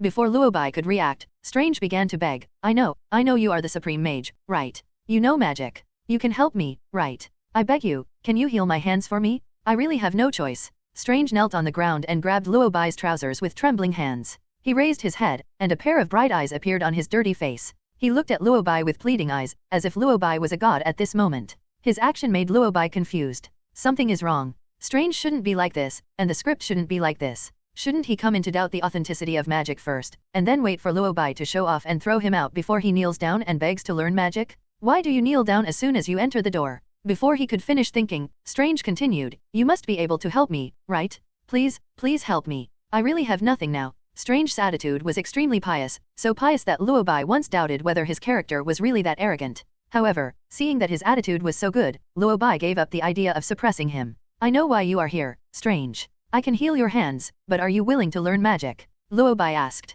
Strange almost didn't hesitate and immediately answered, "I do." For a surgeon, his hands are everything. As long as his hands can be cured, he will do anything. Thinking of this, Strange said firmly, "As long as you can help me heal my hands, I will do anything you ask me to do." In fact, it is quite simple to cure Strange's hands. Luo Bai has the magic to change reality. With a little magic, Strange's hands can be restored to normal. But from Strange's words, Luo Bai always felt that he seemed to have misunderstood something. Thinking of this, Luo Bai immediately explained, "Dr. Strange, I think you don't quite understand what I mean. I can heal your hands, but that means you have to give up your identity from today on. You must stay in Kamar-Taj and study magic well." Hearing Luo Bai say this, Strange was stunned. After a long pause, Strange asked, "Do you mean that I have to stay in Kamar-Taj and can't be a doctor anymore?" Luo Bai nodded. Hearing him say this, Strange hesitated. Of course he would hesitate. After all, Strange came here in the first place just to heal his hand so that he could go back to being a doctor. He actually has no interest in superpowers or magic. Now Luo Bai's request is to stop being a doctor? Strange was silent for a moment. Seeing that he was silent, Luo Bai smiled and asked, "Dr. Strange, there is no free lunch in the world. I can't help you unconditionally. If you are not willing to pay something, I can't heal your hands for you." Strange was stunned and immediately replied, "I can give you money." Strange obviously has not yet integrated into the world of super ability people, and he still has the perspective of an ordinary person. Luo Bai treated him and he paid for it. Speaking of which, this seems to be the most normal thing. But for Luo Bai, money is the most useless. "Dr. Strange, I know you don't know much about Kamar-Taj, but I think you should understand that no normal doctor can cure your hand. I'm not a doctor, I'm a wizard. I can heal your hand not with medicine, but with magic." Luo Bai spoke word by word. After saying this, he used his mind to cast the magic of fetching objects. Soon, a small yellow circle appeared in the air. The next second, huge piles of money fell from the yellow circle like rain. Maybe for ordinary people like you, money is very important. After all, you have to make a living. But for mages, money is not that important. Because we can get it at any time. Strange was shocked when he saw the huge piles of money falling from the sky. He couldn't help but sigh. "To be honest, this is more shocking than what I saw on TV. Luo Bai just smiled, then picked up the cup on the table and took a sip of tea. It was obviously just a normal action, but the sharp-eyed Strange saw that the moment Luo Bai picked up the teacup, the cup turned into pure gold. What kind of magic is this? Something like turning stone into gold. Strange pointed at the teacup and asked hurriedly, "You can understand it that way?" Luo Bai answered as he put down the teacup. Strange said nothing more at this time. He just stared at the teacup on the table that had turned into pure gold and fell into deep silence. Only then did he realize how ridiculous what he had just said was. How could a wizard be short of money if he could turn stones into gold and take out money at will? "I'm afraid they must be extremely rich." Thinking of this, Strange said helplessly, "I'm sorry, I don't know much about mages. I didn't know mages were so wealthy." Luo Bai didn't say anything, but just restored everything. After everything was back to normal, he calmly asked, "Okay, Dr. Strange, let's get back to the point. Have you thought through the conditions I just mentioned?" Strange certainly understood what Luo Bai meant. After thinking for a moment, Strange slowly spoke. "You are very famous in country M. I often see you on TV. Whether it's the news or the internet, as long as you search for magicians, you will appear. They have been promoting that you are very powerful, that you can do magic, that you can create miracles and so on. To be honest, before I lost my hands I was not interested in these things at all. I even suspected that this was a hype by the news media or something like that. But now it seems that all this is true. I thought I would always be a doctor. It was hard to imagine that I would one day be a wizard." Strange sighed as he spoke. Seeing him like this, Luo Bai smiled and asked, "You seem scared." Strange did not refute and admitted it generously. "I admit that I was a little scared. After all, I have been a doctor for many years, and everyone praised me as a genius in the medical field.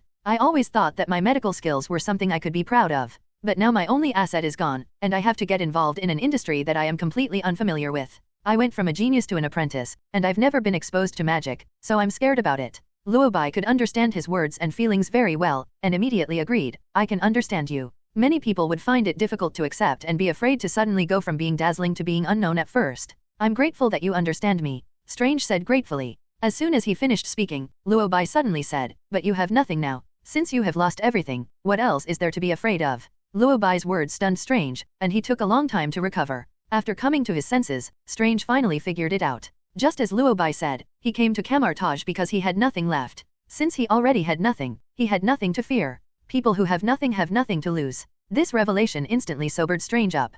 He smiled bitterly and said self-deprecatingly, yeah, I have nothing left. After saying that, he looked at Luo Bai and answered seriously, okay, I promise you. As long as you can heal my hand, I am willing to stay here and continue to study magic. Strange agreed to stay and learn magic, so Luo Bai naturally had to keep his promise and treat his hand. Thinking of this, Luo Bai immediately cast a magic to modify reality. As a red light flashed, reality was modified the next second. Almost in the blink of an eye, Strange's hands, which had been shaking, returned to normal. It happened so fast that even Strange himself couldn't react. It was not until he suddenly realized that his hands were no longer shaking and twitching uncontrollably that he realized that his hands had returned to normal. To be honest, Strange couldn't believe it at first. He widened his eyes and looked at his hands in surprise. He opened his hands and clenched them, repeating this action over and over again. After a long time, Strange looked at Luo Bai in surprise and asked, it heals my hand. Of course, this is magic. Luo Bai replied with a smile. Although he said it lightly, it was extremely shocking to Strange. As a doctor, Strange knows very well how much effort it takes to cure a patient. From the initial examination and research of the condition, to the analysis and discussion of the plan, until the final surgery. How much energy and brain cells does this take? As a result, for the mage, it is just a matter of moving your fingers. Although Strange did know the existence of magic, his feelings were different after actually seeing it. If he learned magic, he could cure a bunch of patients in the blink of an eye like Luo Bai. Then, isn't being a mage much better than being a doctor? What is he still tangled up about? What a doctor can do, a magician can do too. What doctors can't do, magicians can still do. At this moment, Strange's eyes suddenly became clear. He no longer had the hesitation and entanglement he had before, and was replaced by excitement and urgency. Before Luo Bai could react, Strange suddenly asked excitedly, Sorcerer Supreme, when can I learn magic? Strange asked, looking at Luo Bai eagerly. His eyes were full of desire. The change in his expression made Luo Bai unable to react for a moment. Weren't you just feeling sad that you couldn't go back to being a doctor? Why are you suddenly so enthusiastic about learning magic? Luo Bai couldn't help but complain. As soon as he finished speaking, Strange spoke, because I have figured it out, I think being a wizard is pretty good. Sorcerer Supreme, please teach me magic. I want to learn all the magic you just used. Now Strange's passion for magic has increased and he is very anxious to learn magic. Although he had good intentions, seeing how dirty he was, Luo Bai couldn't help but complain, we can temporarily put off learning magic. I suggest you take a shower. In this way, under the leadership of the king, Strange left the main hall. After Strange left, Luo Bai suddenly remembered something. Initially, all the new apprentices in Kamar-Taj were taught by Mordo. Now that Mordo is gone, it seems that Kamar-Taj has to find someone to teach these mages again. After much thought, Wang seemed to be the only great wizard who could teach them. So Luo Bai arranged for other mages to manage the library. As for Wang, he arranged for him to teach the apprentice mage. After dealing with Strange's affairs, Luo Bai thought he could finally take a break and was planning to return to his own dimension to create vampires or something. Unexpectedly, he felt something unusual the next second. Before he could react, Odin appeared in front of him. Luo Bai, ITM? Why is Odin here? Looking at Odin who suddenly appeared in front of him, Luo Bai couldn't help but frown. At this time, Odin was dressed casually and looked like he was on vacation. After sizing him up for a long while, Luo Bai couldn't help but ask, why are you here? Odin responded with a kind face and a smile, I want to come to your place to have a rest. Hearing what he said, Luo Bai couldn't help but complain, you really are here for vacation. Odin didn't say anything, just found a wooden chair and sat down. After sitting down, Odin began to explain, I have been a king of gods for thousands of years, and I am a little tired. I want to rest for a while, but I don't know where to go. After thinking about it, I can only come to you. If you don't mind, let me stay with you for a while. His face showed fatigue, and for some reason Luo Bai always felt that he looked much older than before. Probably because of Ragnarok. Thinking of this, Luo Bai couldn't help but ask, I don't mind. But God King, are you here now because Ragnarok is coming soon? Odin nodded and said with some melancholy, there is not much time left for Asgard and me. I can understand his mood at the moment, so Luo Bai relaxed after thinking about it. Okay, then you can stay here. But there is nothing interesting about Kamar-Taj. I will ask Wang to come over and take you to visit Kamar-Taj later.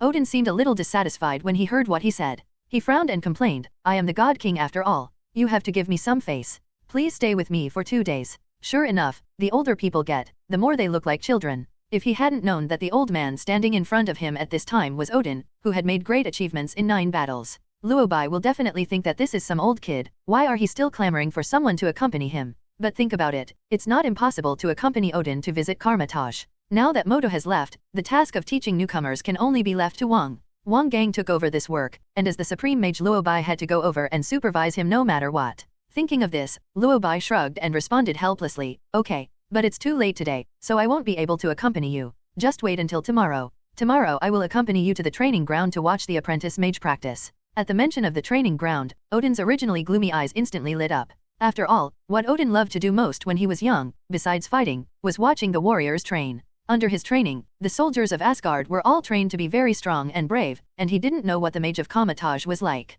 It would be nice to go and have a look. Thinking of this, Odin smiled and replied, that would be great. Considering what Odin said is right, he is also a god king after all. So Luo Bai planned to send him to the room in person. Okay, it's getting late today. It's time for you, God King, to rest. Luo Bai said, and then opened the portal with his mind. After the door opened, Kamar-Taj's dormitory appeared on the other side. When they arrived at the dormitory, before Odin could speak, Luo Bai continued, this is the mage dormitory. If you don't mind, you can stay here during this period. Kamar-Taj's dormitory is not luxurious. Compared with Asgard, especially compared with Odin's palace, it is a world of difference. After taking a look at the simple dormitory, Odin's face showed dissatisfaction. Is your Kamar-Taj's mage dormitory so simple? Odin asked while looking at the dormitory. Luo Bai frowned and couldn't help complaining, you are a free PRST Ute. I have done a good job in taking you in, but you still dislike me. Odin showed dissatisfaction on his face and immediately retorted, who said I came here for free? After speaking, Odin shouted, come here. Before Luo Bai could react, a white horse ran into the dormitory from outside.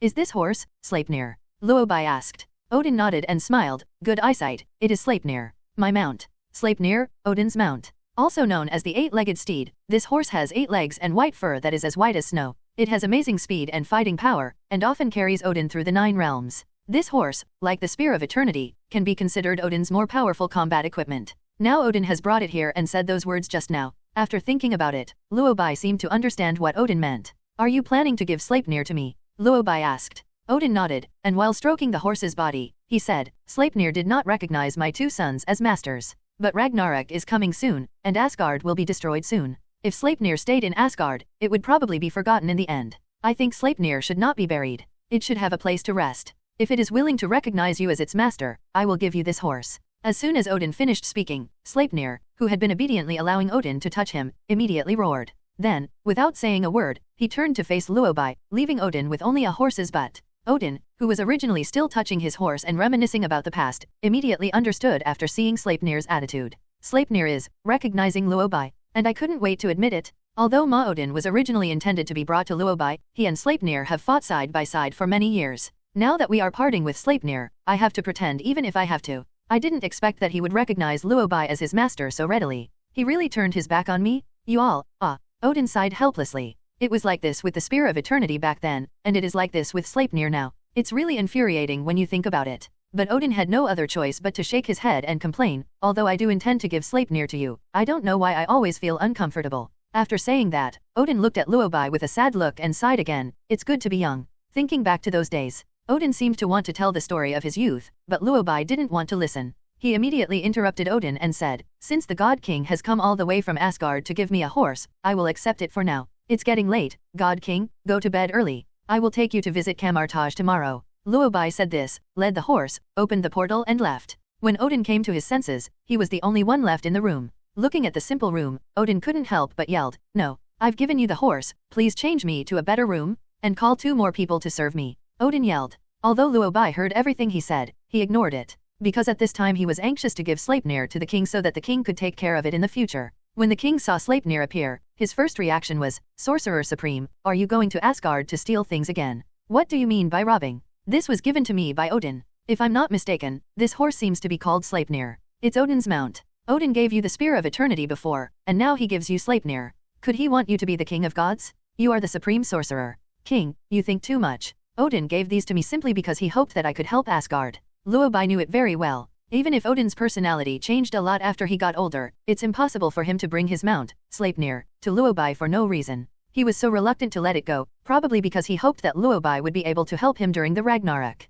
Thinking of this, Luo Bai couldn't help but sigh, there is no free lunch in the world. The king didn't know much about Ragnarok. After all, this is the secret of Asgard, and there is naturally no record of Ragnarok in the library of Kamar-Taj. Since he didn't know about Twilight of the Gods, he would naturally feel strange about Luo Bai's words. Asgard has gods like Odin and Thor, how can we in Kamar-Taj help them? The king couldn't help but ask. Luo Bai thought about it for a while before slowly replying, it's complicated to explain. To put it simply, Asgard may be in trouble, and it's a huge trouble. Even Odin himself can't solve it. Asgard is in big trouble, and not even Odin can solve it. If that's the case, it all seems to make sense. No wonder Odin gave you so many things. I thought he was planning to poach you and let you go to Asgard to be the king of gods. The king muttered. It's no wonder Wang thinks too much. After all, Odin was too generous to Luo Bai. Exclusive weapons and mounts were given. Who wouldn't be confused if it were someone else? Luo Bai himself was aware of this, so he didn't say anything and just changed the subject. Okay, King. You will take care of this horse from now on.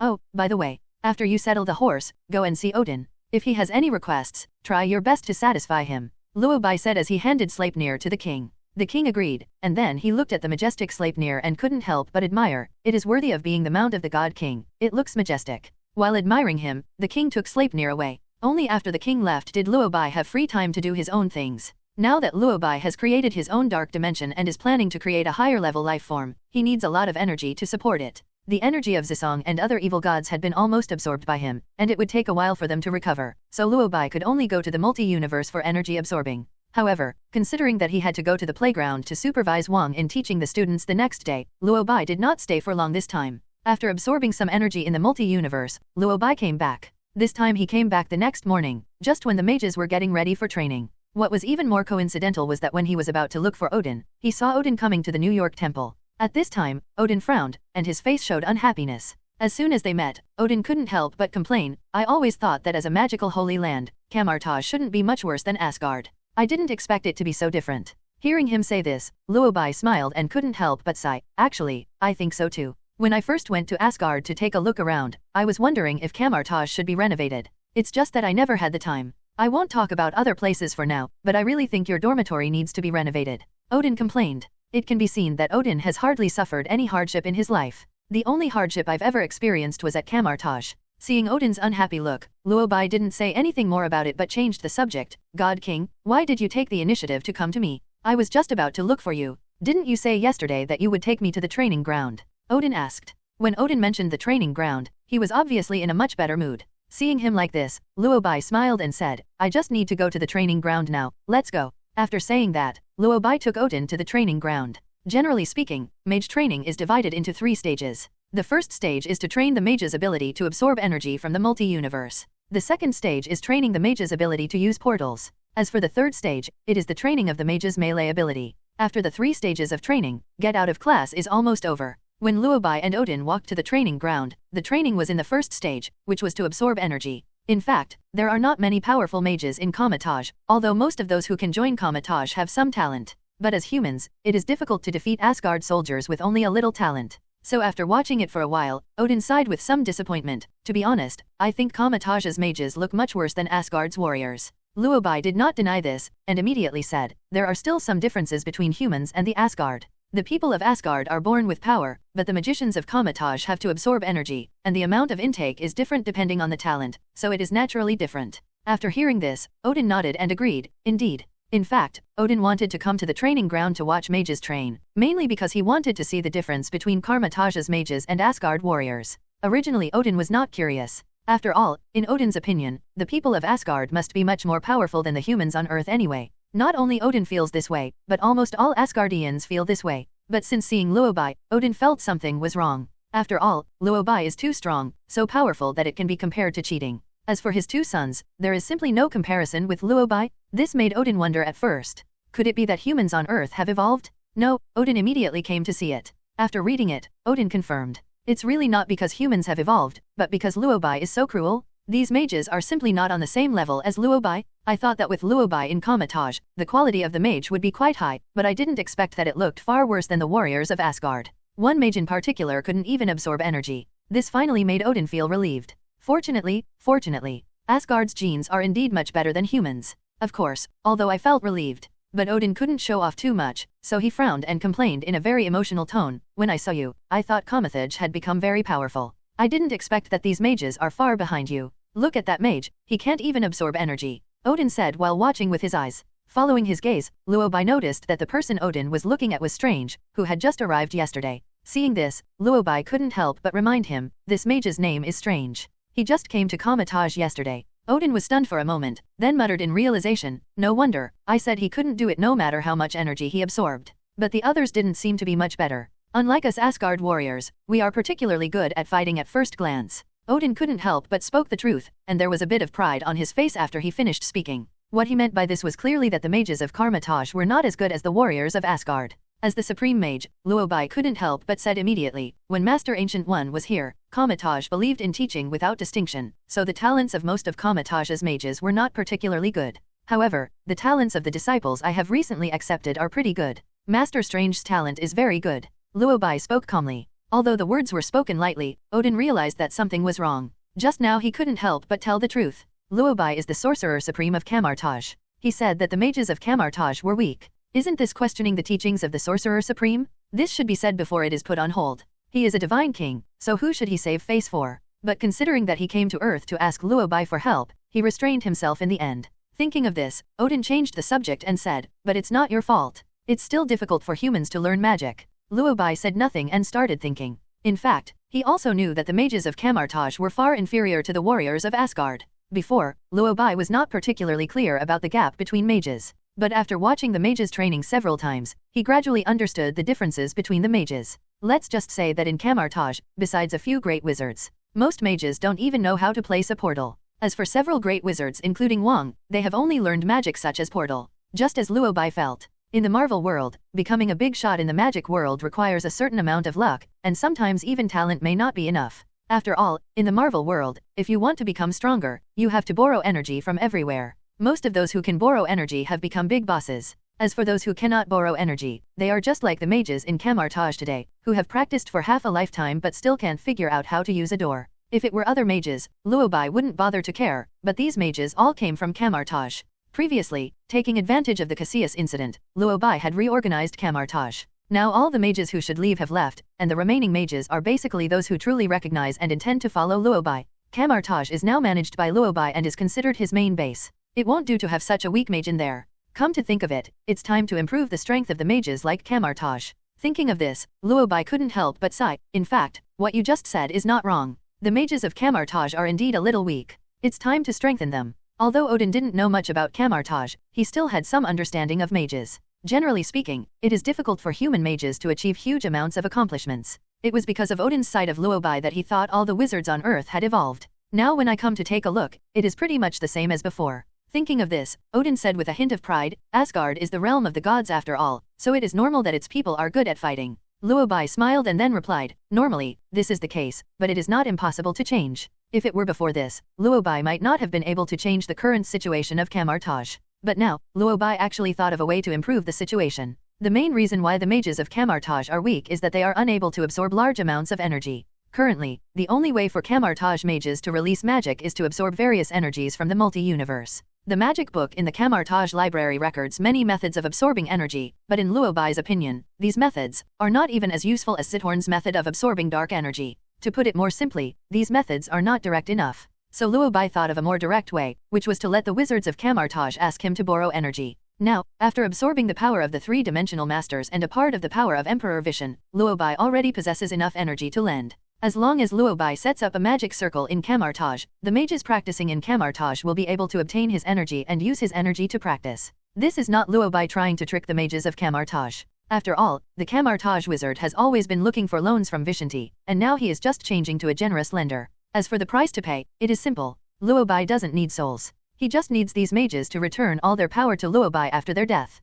In fact, if you calculate carefully, he can still make a lot of money. While Luo Bai gave energy to the mages, he also enhanced their strength. With these energies, mages can absorb a large amount of energy from the multi-universe. Then the energy in their bodies will double, and the power they will receive back after death will be even greater. It would be even better if they borrowed energy from other gods. As long as Luo Bai could snatch it away, then all the power of this wizard would be his. At this moment, Luo Bai suddenly understood why these gods like to lend money so much. This is an investment that is guaranteed to make money. Use a little bit of power to exchange for the power that a wizard will gain in his future life. Tisk tisk, it seems Vishanti is quite evil now. Of course, these are not completely without risk. The biggest risk is if the wizard you invested in suddenly finds a top-level powerful god to back him. Just like with Ancient One, it's very likely that you won't get your money back in the end. But for Luo Bai, there is no rush at all. After all, he has a lot of room for growth, with the power of fairies and the lucky buff in his hands. If this continues to develop, what will Luo Bai be afraid of?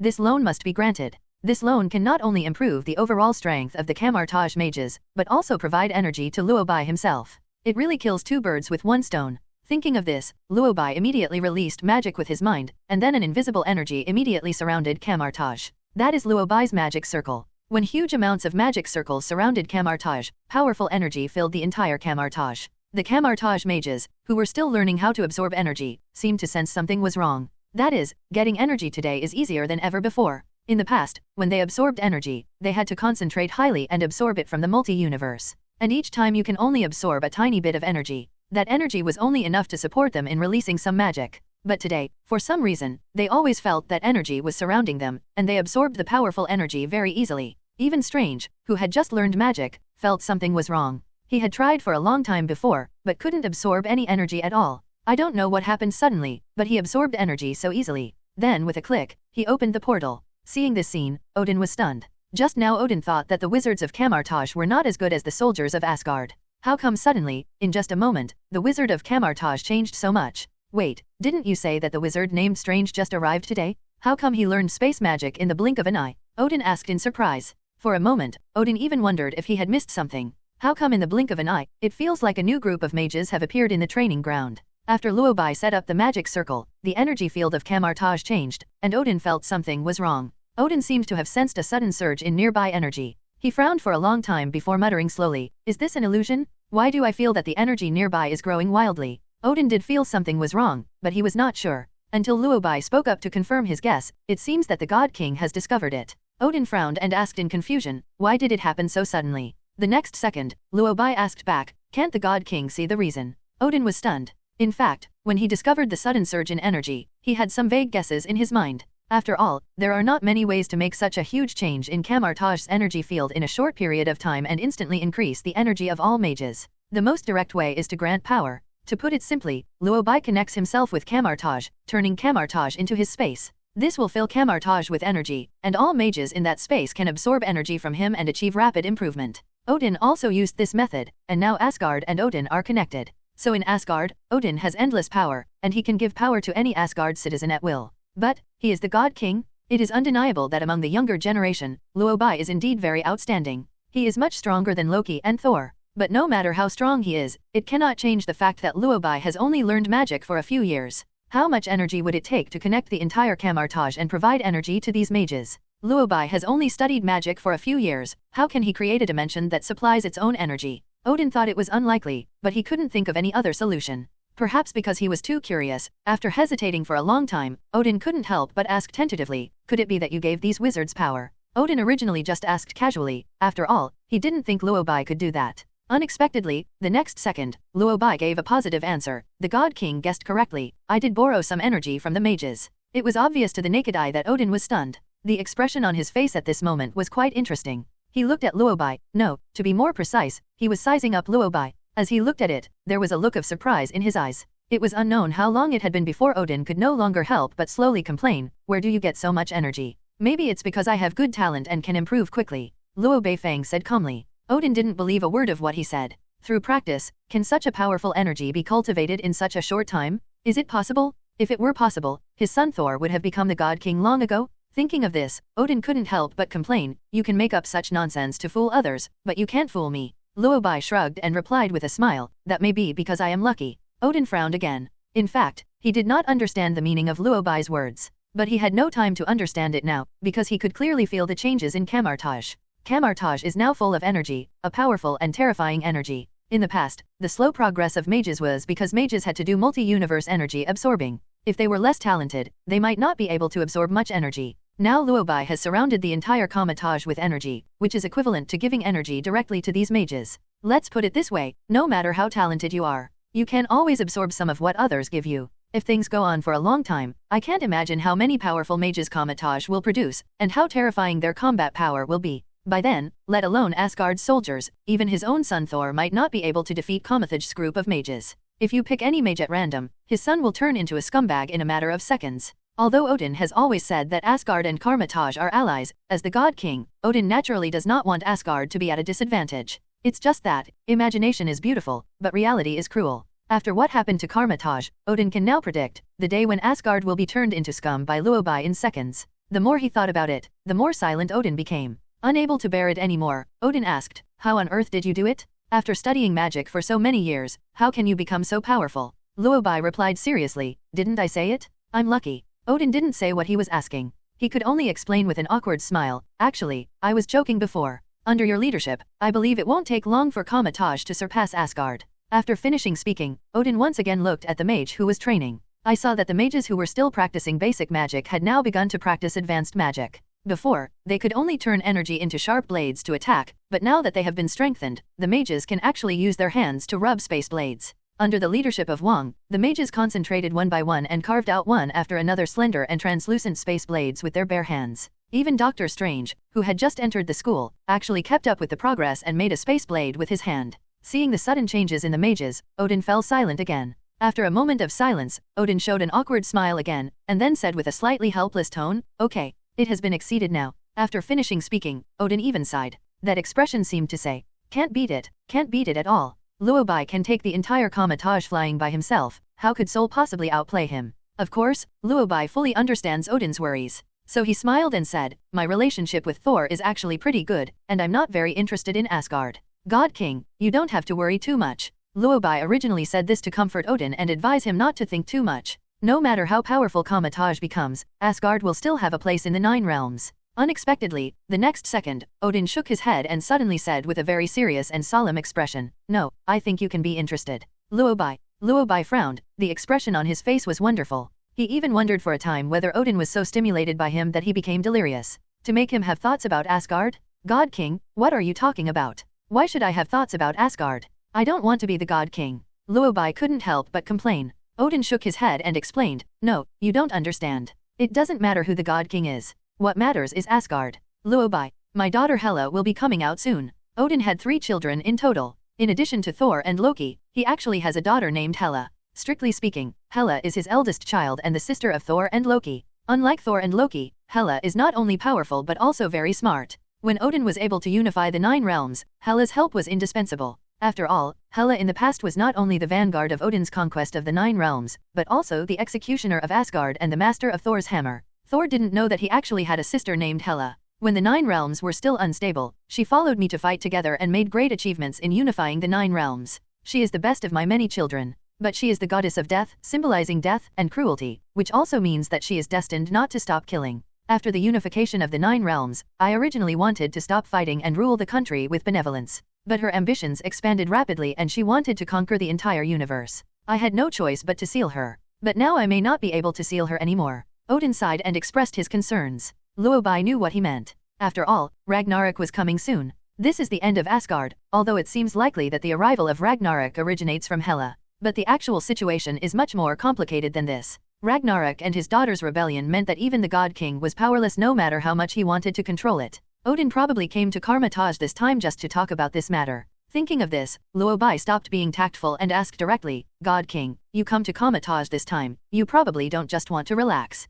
Indeed. Odin smiled bitterly and then asked, is there a quieter place? Let's talk. Now that Kamar-Taj's formation Luo Bai has been set up, Luo Bai doesn't need to take care of the mage's side. Thinking of this, Luo Bai responded, you come with me. While talking, Luo Bai took Odin to the main hall of Kamar-Taj. The mages are all training at the training ground, so the main hall is very quiet. After entering the main hall, Odin found a chair and sat down. Out of courtesy, Luo Bai made him a cup of tea. After taking the tea and taking a sip, Odin couldn't help but sigh with emotion. To be honest, I never expected that you would have such achievements at such a young age. It's really surprising. Luo Bai responded with a smile while sipping tea. The king of gods does not need to praise me like this. I know that you must have something to ask me for when you come to me. I understand this principle of not going to the 3 treasures hall for anything. Seeing Luo Bai being so direct, Odin stopped being tactful. You must also know about Ragnarok. This is the end of Asgard, and even I can't stop it. The arrival of Ragnarok means that my end is approaching. But now it is not only Ragnarok that is in trouble, but also Hela. As I told you before, Hela is very ambitious and wants to conquer the entire universe. I'm not sure Thor can stop her. Compared with his sister, Thor has not fully grown up yet. Odin explained in a deep voice. Luo Bai seemed to understand a little after hearing what he said. You hope that I can come forward and help you deal with your daughter, right? Luo Bai asked. Odin did not answer directly, he just sighed with emotion. To be honest, in the past, I never understood why you were the center of the universe and why you could solve the problem of Ragnarok for Asgard. But after seeing your growth now, I think I should understand. It's not that you need Asgard, but Asgard needs you. So I want to sign an agreement with you. Luo Bai frowned and couldn't help but ask, agreement? What agreement? From now on, everyone in Asgard and even Thor will obey your arrangements. You will inherit my will to manage Asgard. Odin spoke seriously. Hearing what he said, Luo Bai was stunned. Wait a minute, are you really planning to make me the God King? Luo Bai couldn't help complaining. The next second, Odin shook his head and replied seriously, if you become the God King, the people of Asgard will definitely not obey. You are not an Asgardian after all. So the God King can only be Thor. But you can be Thor's mentor. The Eternal Spear and Sleipnir are with you now.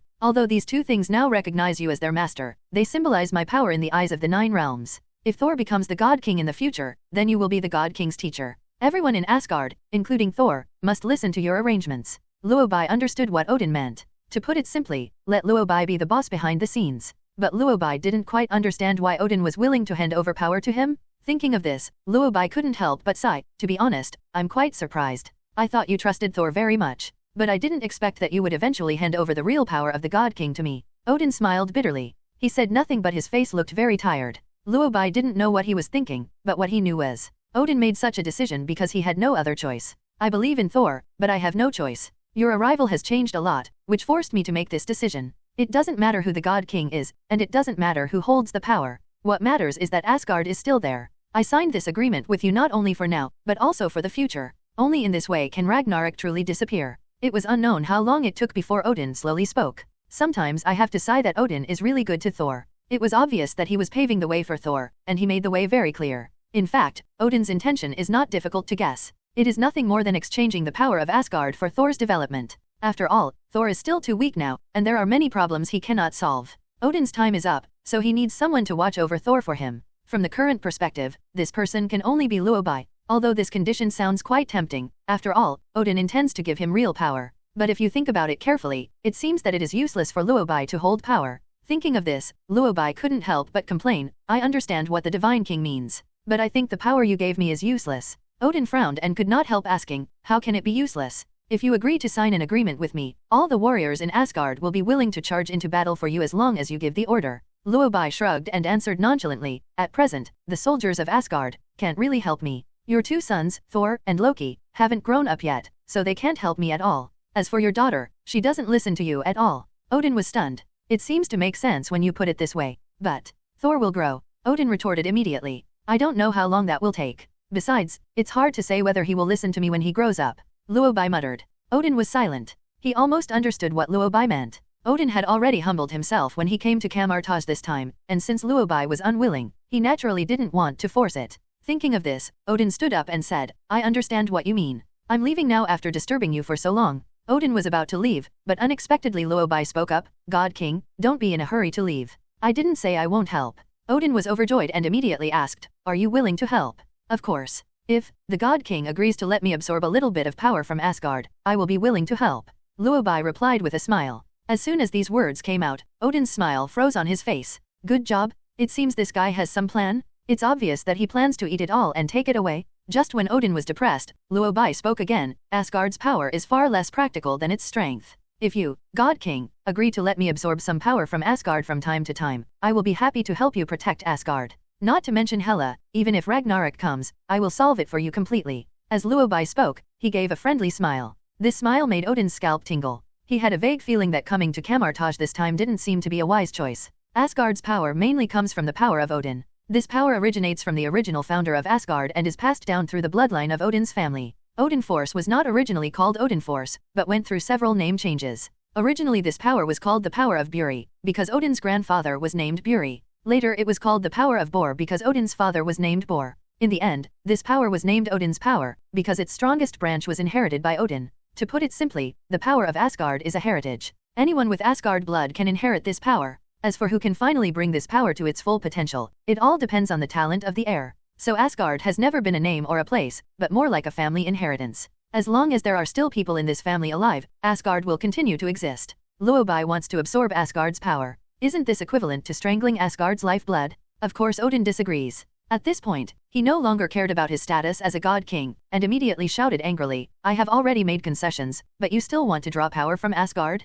You are taking it all at once? This is too much. Luo Bai smiled and gently persuaded, God King, what you said is wrong. You are going to give me power, so what's wrong with me taking some power from Asgard? Besides, if you don't give it to me, these powers will eventually be taken away by others. What do you mean? Odin frowned and couldn't help asking. Luo Bai replied calmly, others may not know about Ragnarok, but you should know it. Hela is your daughter. No matter how powerful she is, she can't create Ragnarok. The meaning of Ragnarok is clear. Once Ragnarok arrives, the entire Asgard race will be destroyed. All the gods will be destroyed without exception. Does Hela really have the power to destroy you, Odin? You should know the truth about Ragnarok better than I do. Although Luo Bai did not explain the reason directly, Odin heard it clearly. He was a little surprised, and after a long pause, Odin asked, "Why do you know the truth about Ragnarok? It shouldn't be possible. I foresaw it because of the Eye of Wisdom. How do you know this?" Luo Bai did not answer his question, but continued, "It is not important how I know this. What is important is that those gods sitting in the shadows have been eyeing the power of Asgard.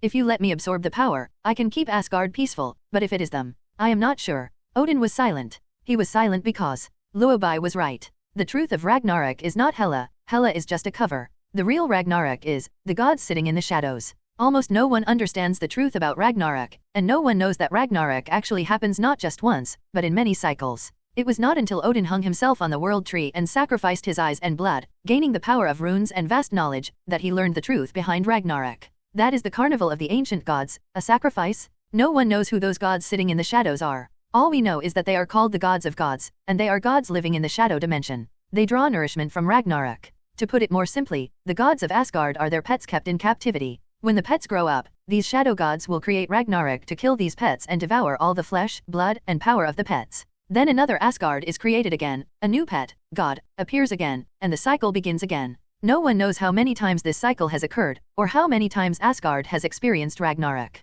But Odin is the only god who sees the truth. He could not defeat the shadow gods, so he gave birth to Thor. According to past prophecies, Thor is the only god who can end Ragnarok. That's why Odin hopes that Thor can grow up as soon as possible. But there are always unexpected things, and Luo Bai is that unexpected thing. Luo Bai's birth changed the prophecy. It is for this reason that Odin repeatedly humbled himself and sought Luo Bai's help.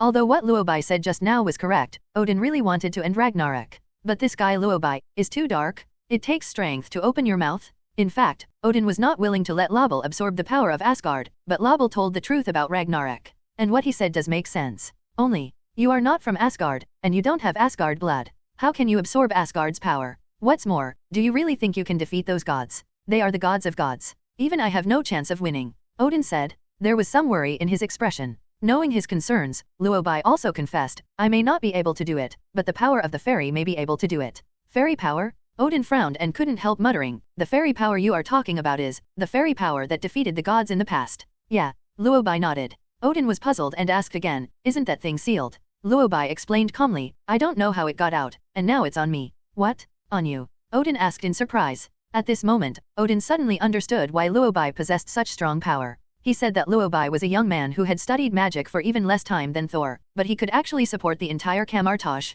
Good job. It really is a cheat? Odin couldn't figure it out, so he couldn't help asking, "How did this thing get on you?" Luo Bai smiled faintly and replied calmly, "I said, I am quite lucky." Odin was silent, but couldn't help complaining in his heart. How can this be called good luck? This is simply incredible luck? Thinking of this, Odin immediately said, "I have heard of the power of fairies. It is so powerful that it can devour everything and grow infinitely. If you really have the power of fairies, even if I don't agree to your request, you can easily devour the power of Asgard by using the power of fairies." Luo Bai nodded in agreement. "That's right. But you said it was an invasion. After all, I am the supreme sorcerer, and we are allies. I have no reason to invade Asgard." Odin frowned and couldn't help asking, "So I should be praised for having principles?" "I have always been a principled person. If there are no principles, I will create them." Luo Bai replied jokingly. "Odin, what a way to create principles without principles? ITM?" Odin was silent again. He didn't say anything and no one knew what he was thinking. After a long while, Odin finally compromised. "I thought about it and I think what you said is right.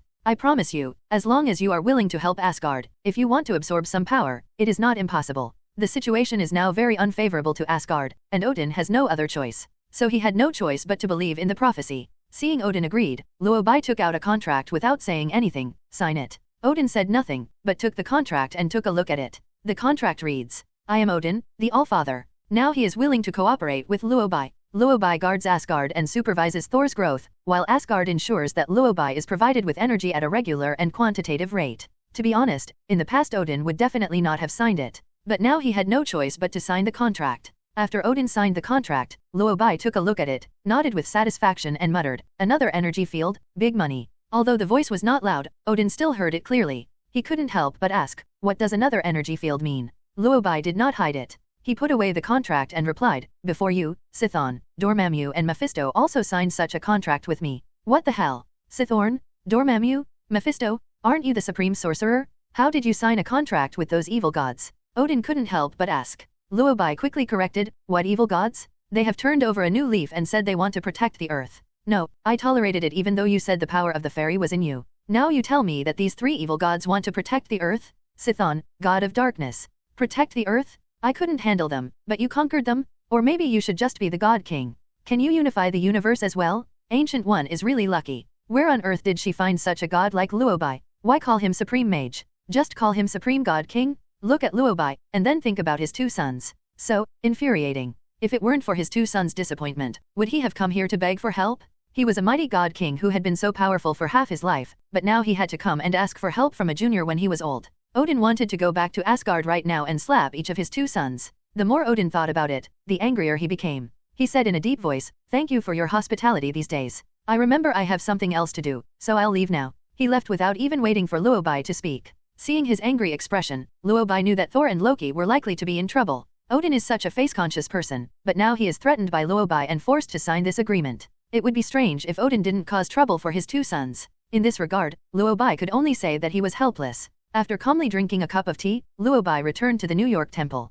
He had absorbed a lot of power from the multi-universe before, and now it was time for him to go back and create life. After returning to the 2nd floor of the temple, Luo Bai entered his own dark dimension and began to create. In Luo Bai's impression, Marvel has a very powerful vampire named Dracula. He is much stronger than most vampires. With Luo Bai's strength, it seems possible for him to create a powerful vampire based on Dracula's template. While thinking, Luo Bai began to gather energy. Powerful dark energy continued to gather in front of Luo Bai, but in the blink of an eye, Luo Bai created the first advanced life form. A male vampire. On the surface, this vampire is no different from a human being. But he has the trait of a vampire, which is white. Her skin is incredibly white. At the moment he was created by Luo Bai, he seemed to be a little unresponsive. He opened his eyes wide and looked around blankly. After seeing Luo Bai, he knelt down and shouted respectfully, "Father." To him, Luo Bai is the creator and naturally his father. Luo Bai didn't have to worry at all that the vampire in front of him would betray him, because when he created him, Luo Bai had instilled in him the consciousness of resolutely defending his master.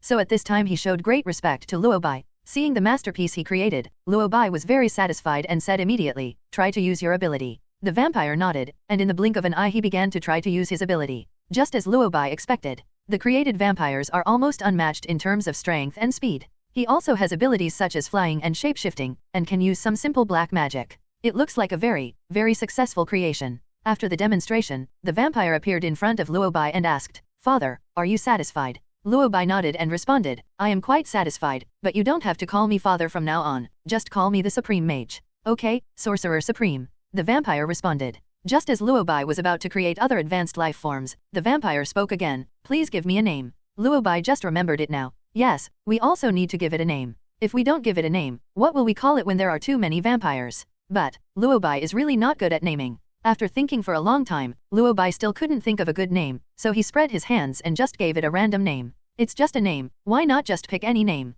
Thinking of this, Luo Bai responded, "From now on, your name will be Nicholas." "Thank you, Supreme Sorcerer." Nicholas thanked gratefully. Luo Bai nodded, and then instructed, "From now on, you will be responsible for guarding this place and practicing here. If necessary, I will summon you to fight." Nicholas nodded and went to practice. As for Luo Bai, he continued to create living beings. The second life form he created was still a vampire. With the experience from the first time, his creation this time was obviously faster and more refined than last time. He absorbed the things that he was not satisfied with last time and created a vampire that was even more powerful than Nicholas, a female vampire. Due to the requirement for appearance, the vampires created by Luo Bai are all very good-looking. Like Nicholas, he was created. The female vampire immediately knelt down and respectfully called out to Luo Bai, "Supreme Mage." She didn't call him father, mainly because Luo Bai had learned his lesson from the first time. The concept of Supreme Mage was instilled into her mind when she was created, otherwise Luo Bai would have no idea how many children she would have at such a young age. "Please give me a name, Supreme Sorcerer." Just as she was thinking about it, the female vampire spoke again.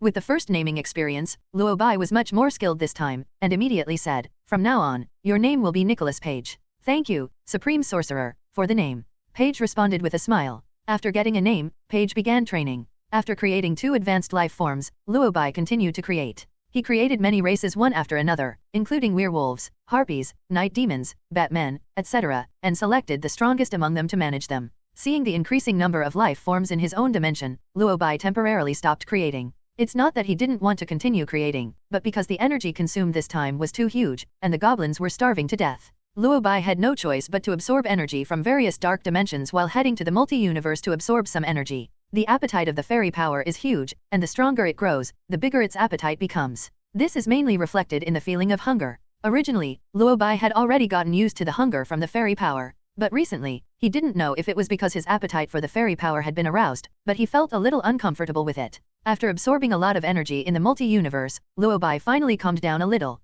Just when I was about to go back and take a look, the power of the fairy moved. Over there? Over there? What a fat planet. The fairy power communicated with Luo Bai through will. To be honest, I don't know where fairy power learned these words from. What the hell is this fat planet? Generally speaking, planets with super strong energy are usually inhabited by life. It is unlikely that an uninhabited planet would have super strong energy. Although the fairy power was very excited at this time, Luo Bai had no special intention of going to take a look. After all, in principle he should not attack planets inhabited by life, as this could easily lead to a planetary war. But the fairy's power was too exciting and he was drooling with excitement. After weighing the pros and cons, Luo Bai decided to go and take a look. If no one lived there, he would have gotten a great bargain. And the facts have proved that Luo Bai's lucky buff is really not to be underestimated. We actually encountered a planet with no life on it, and this planet has powerful energy. Looking at the shining energy planet in front of him, Luo Bai was very happy. Just when I was feeling thankful, I didn't expect that the planet would start moving on its own the next second. The next second, a powerful force immediately absorbed Luo Bai. Luo Bai did not resist, but followed this force and entered the planet. Only then did Luo Bai realize, this was actually a living planet. Wait, a living planet? Could this be a life planet, ego? Just as he was thinking about it, a voice suddenly rang out throughout the planet. The prey has taken the bait.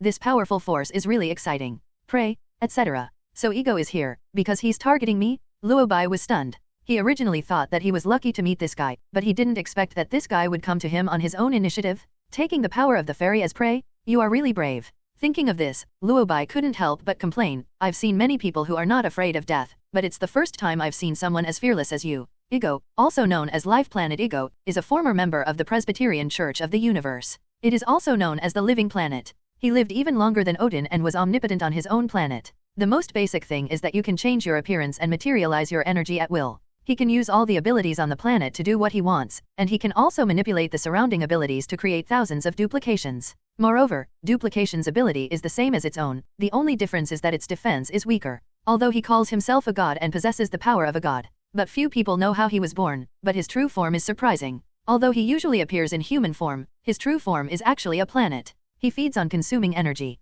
To put it simply, he consumes the energy of planets weaker than him and the energy of the universe. Since it involves energy absorbing, everything becomes clear. Ego makes a living by absorbing energy, and he happens to meet Luo Bai. Just like the fairy power felt the powerful energy of Ego, Ego should also have felt the unusually powerful energy in Luo Bai's body. This is just setting a trap to lure Luo Bai into it. Although Ego's idea is good, but he is a little too bold. Can he also use the power of the goblin? Honestly, I'm curious about what you're thinking. You're trying to sting me. Luo Bai couldn't help but complain. Ego heard his words clearly. However, at this time, Egg obviously did not notice anything wrong. Instead, he sneered and replied, I am just a human being, but you are so arrogant. Do you know who I am? Luo Bai shook his head and pretended to be puzzled and asked, I don't know, so who are you? I am a god, Egg, said Egg. As his words fell, a blue energy gradually gathered in front of Luo Bai's eyes. Then an old man appeared in front of Luo Bai. The old man looked to be about 60 years old in human form. Although he has a head full of white hair, he looks very energetic.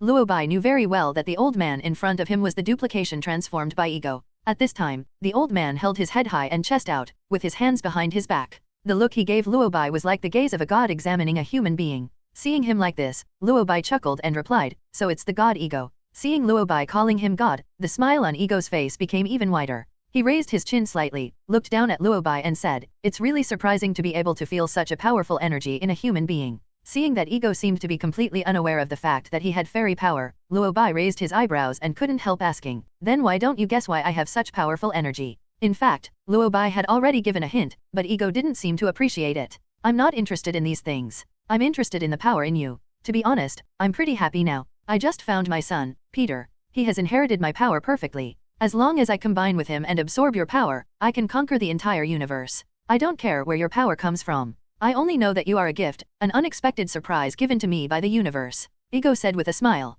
After being reminded by him, Luo Bai finally remembered. Ego also has another identity. He is Star-Lord's father. Maybe because he has lived long enough, this guy wants to cause trouble. Conquering the universe has been Ego's long-standing goal. He knew that simply absorbing the energy in the universe was not enough for him to conquer the entire universe, so Ego tried to increase his energy in other ways. And this method is actually to reproduce offspring. He hopes to gain greater power to conquer the universe by uniting with the power of future generations. So from a long time ago, Ego began to spread seeds throughout the universe. This also includes the planet Earth. Ego has so many children that he probably can't even remember them all. After all, for Ego, he doesn't particularly care whether these children are dead or alive. What he cares about is whether any of his children can inherit his divine genes. If not, he would kill his children. And Star-Lord is the only child who perfectly inherited the genes of God. After learning this, Ego conjured up a duplication and used his duplication to find Star-Lord. He hopes that Star-Lord can agree with him and that the two of them can work together to rule the entire universe. Just now Ego said that he has found Star-Lord? Is it possible? You mean, Peter is also on this planet right now? Luo Bai asked. Peter Jason Quill, Star-Lord's real name. And Star-Lord is just a nickname of his. Seeing Luo Bai asking about Peter, Ego frowned and asked, "Do you know my son?" "I don't really know him, I've just heard of him. He's a member of the Guardians of the Galaxy." Luo Bai replied calmly. Without waiting for Ego to speak, he asked again, "So, Peter is also on your planet now?" "He's on the other side of the planet, and my other duplication is talking to him." Egg replied calmly. After hearing what he said, Luo Bai understood everything. It coincides with the direction of the plot. It seems that I came at the right time. Otherwise, Star-Lord will blow up the planet and I won't be able to eat anything I want. Thinking of this, Luo Bai couldn't help but ask, "I'm curious, have you talked to your son about your ambitions? Do you think he is really willing to conquer the entire universe with you?" Ego shrugged and responded nonchalantly, "He has no choice. If he doesn't want to, he will become my forever power bank. I will slowly absorb the energy from him, and so will you," Egg said as he raised his hand. As he finished speaking, blue divine power attacked Luo Bai from all directions. It is not difficult to see from Ego's words and his actions at this time that he seems to want to confine Luo Bai to his own planet. Then he continued to absorb energy from Luo Bai's body. To put it simply, treat Luo Bai as a power bank. Since he is so imaginative, Luo Bai naturally will not resist. Let the power of the gods surround him. According to Ego's original expectation, he would be able to restrain Luo Bai after releasing the power of the gods. Then the power of the gods will begin to absorb the energy from Luo Bai. But what he didn't expect was, the powerful divine power just touched Luo Bai, and then, it was gone. Etc. Why is it gone? Ego was stunned, looking at Luo Bai who was standing there steadily and motionlessly. It was visible to the naked eye that there was a puzzled expression on his face. As if sensing something was wrong, Ego released the power of the gods again. The even more powerful and majestic power of the gods roared towards Luo Bai like a ferocious beast. I thought there would be no problem this time. Unexpectedly, the next second, the power of the gods disappeared the moment it touched Luo Bai. At this moment, Ego finally discovered something was wrong. What's going on? Why does my divine power have absolutely no effect on you? Ego muttered, his face becoming more and more confused.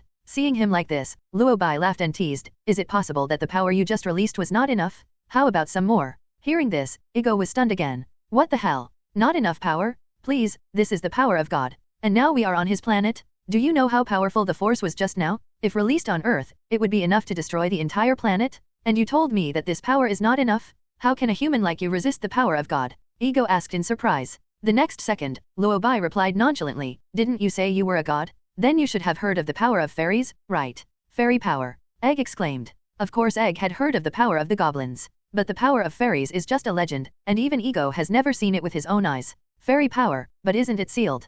Egg muttered. "Your network is not working. It's time to update it. The fairy power has been released a long time ago. What a coincidence that it happened to be on me. Do you think your divine power can defeat the fairy power?" Luo Bai asked. Ego was stunned at that time. He said, how could Luo Bai, a human being, go into the universe to absorb energy and devour planets everywhere? The feelings are due to the power of the fairy? Although Ego didn't quite believe that the fairy power would really appear, he did notice something wrong just now. If it's really because of the fairy power, then it's a big problem. The power of the goblin is not something he can overcome. What's more, now is a critical moment, and he is still persuading his son to agree with him. What if Luo Bai really has the power of a demon? Wouldn't he be doomed? Thinking of this, Ego immediately gathered his strength and tried to drive Luo Bai out of his planet. But now that he's here, how could Luo Bai leave so easily? God Ego, you are being too unkind. Am I someone who can be summoned and dismissed at will? Seeing what Ego was thinking, Luo Bai couldn't help but tease him. But Ego did not reply. He seemed to be planning to send Luo Bai away directly as if nothing had happened. After all, this is Ego's own planet.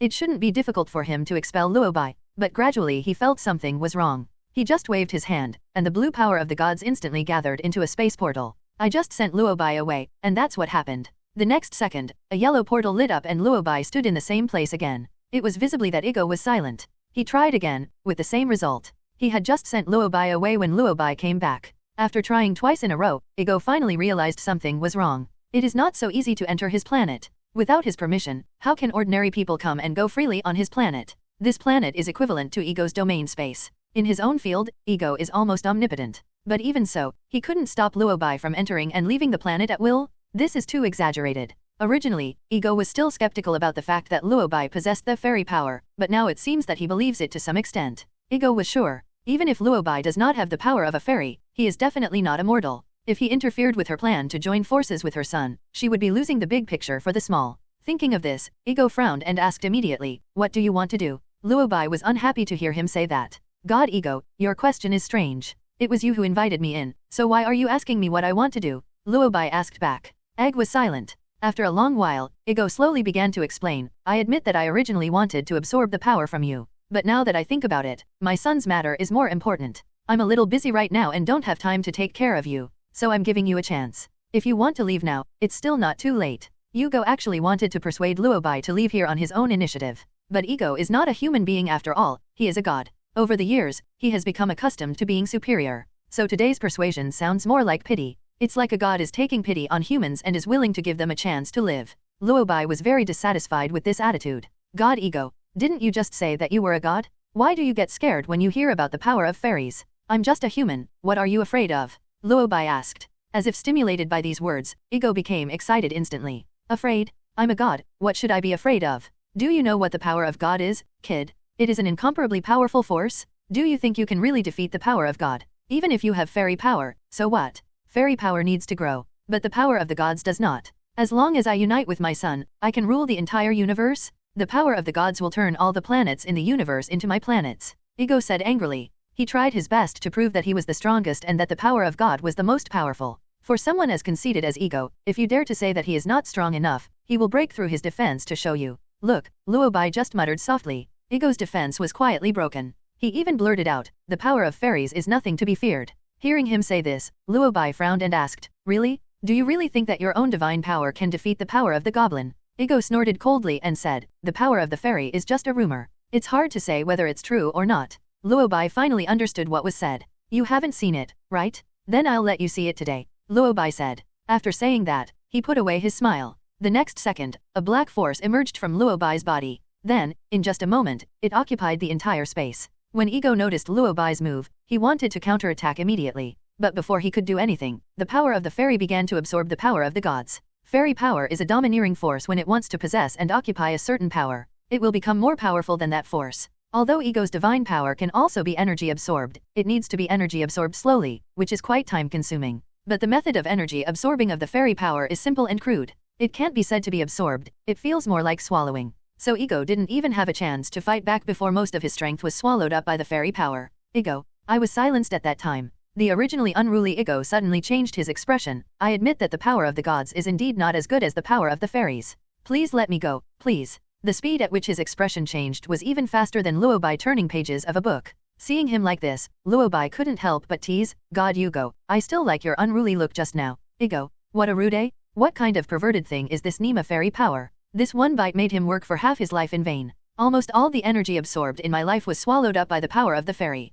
Now, let alone ruling the universe, even if he combines with his son it would not be enough to replenish his lost energy. At first, Ego had only heard of the power of fairies, but had never seen it with his own eyes. Now that he had witnessed the terrifying power of the fairies with his own eyes, Ego's attitude had become much more obedient. "Actually, there are some misunderstandings between us. I think we could discuss it. I apologize to you for my behavior just now," Ego said quickly. He could already feel that if Luo Bai continued like this, he would probably lose his planet. In order to survive, Ego decided to beg for mercy. His begging for mercy did have some effect, and Luo Bai indeed took back the demon power. Only when he saw Luo Bai taking back the fairy power did Ego finally breathe a sigh of relief. However, at this moment, Luo Bai suddenly spoke, "I am not planning to let you go by taking back the fairy power. I just want to develop sustainably, absorb the divine power in you, just like what you think of me." "Oh, right. What did you tell me before? You wanted me to be a power bank, right? I guess I can't be the one anymore. How about you be the power bank?" Luo Bai said casually. After hearing what he said, Ego suddenly seemed to understand something. The power of the fairy requires strength, so Luo Bai set his sights on him. The purpose of entering his planet was to absorb power, which was the same idea as when I was looking for Luo Bai. He originally thought Luo Bai was his prey. After all this time, I am the prey? No problem. I'm happy to provide you with energy. Ego took a deep breath and forced a smile. Then he pulled a curve at the corner of his mouth, uglier than crying, and continued, "It is my honor that you have noticed my strength. I am willing to provide you with the power of God at all times, as long as you can let me go." Seeing that his goal was achieved, Luo Bai didn't say anything. This time he did not sign a contract, but directly set up a huge amounts of magic circle on Ego's planet. This magic circle connects Luo Bai to himself. Through the magic circle, Luo Bai can easily absorb the power of the gods on the planet Ego, and every move on the planet Ego can be monitored at any time. With such a magic circle, Luo Bai doesn't need to worry about anything else. After finishing everything, Luo Bai smiled and said, "I'll leave this energy array here. God Ego, I'm glad to cooperate with you." Ego smiled bitterly and responded, "It's a pleasure to work with you." As Ego finished speaking, Luo Bai disappeared from the planet in the blink of an eye. Ego quickly sensed the situation around him. Only after he was sure that Luo Bai had left did he finally breathe a sigh of relief. Finally, this Buddha has been sent away. Oh my god, who on earth did I offend? This time, Ego had been planning to unite with his son, but was disturbed by Luo Bai's behavior. Ego decided to give up the alliance. After all, with his current strength, even if he combined the power of Star-Lord to rule the universe, it is unlikely that he would be able to do so. It would be better to let my son grow up a little more and then we can get together next time. After all, he has to grow up now. Just as I was thinking about it, unexpectedly the magic circle suddenly lit up. Then, the energy of the entire planet began to flow into the magic circle. Ego, no, you're going too far. Where's the promise of continuous energy supply? You just absorbed the energy and you come again, damn it. At this time, Ego was complaining about Luo Bai's crazy energy absorbing behavior on his own planet. But Luo Bai has already returned to Kamar-Taj. After replenishing some energy, Luo Bai was not so hungry anymore. Luo Bai estimated that the races created in the dimensional space were similar. All he had to do was to fulfill his promise to Odin. Since he wants to temporarily resolve the arrival of Ragnarok, Luo Bai must first influence the plot. For the current plot, Hela is the key. According to the current plot trend, Hela should be coming out soon. Once Hela comes out, Asgard will inevitably be plunged into bloodshed. Since Luo Bai agreed to protect Asgard, he naturally has to solve the problem of Hela first. It is better to do it today than to wait for a day. While Luo Bai is free now, he plans to go directly to Hela. According to the information currently known, Hela should be sealed in the Kingdom of the Dead. As for where the Kingdom of the Dead is, Luo Bai still has to look for it. Thinking of this, Luo Bai immediately turned on his all-seeing perspective and searched the entire universe for Hela's location. Soon, he found the Kingdom of the Dead. The Kingdom of the Dead is now sealed by Odin, and it takes some effort for ordinary people to enter. But it is simple for Luo Bai. Through a portal, Luo Bai arrived at his destination. As soon as he arrived in the Kingdom of the Dead, Luo Bai saw Hela. At this time, Hela was standing in front of Luo Bai. He looked at Luo Bai, who suddenly appeared with a puzzled look. Hela, Odin's eldest daughter. She herself almost forgot how long she had been sealed here. During that long time in the Kingdom of the Dead, Hela had never seen a living person. She was alone from beginning to end, but today seemed different. In the Kingdom of the Dead, a living person came. Out of curiosity, Hela looked at the person who came. The person who came looked young and seemed to be a human, but the aura he exuded was quite different from that of an ordinary human. After looking at it for a long time, Hela slowly asked, "You are the first human to come to my place. I am curious about how you got in." Luo Bai smiled and said, "Didn't you just see me walking in through the door?" If someone had trespassed into the realm of the dead at any other time, Hela would have definitely taken action. But Hela was quite curious when she suddenly saw a living person after being locked up for so long.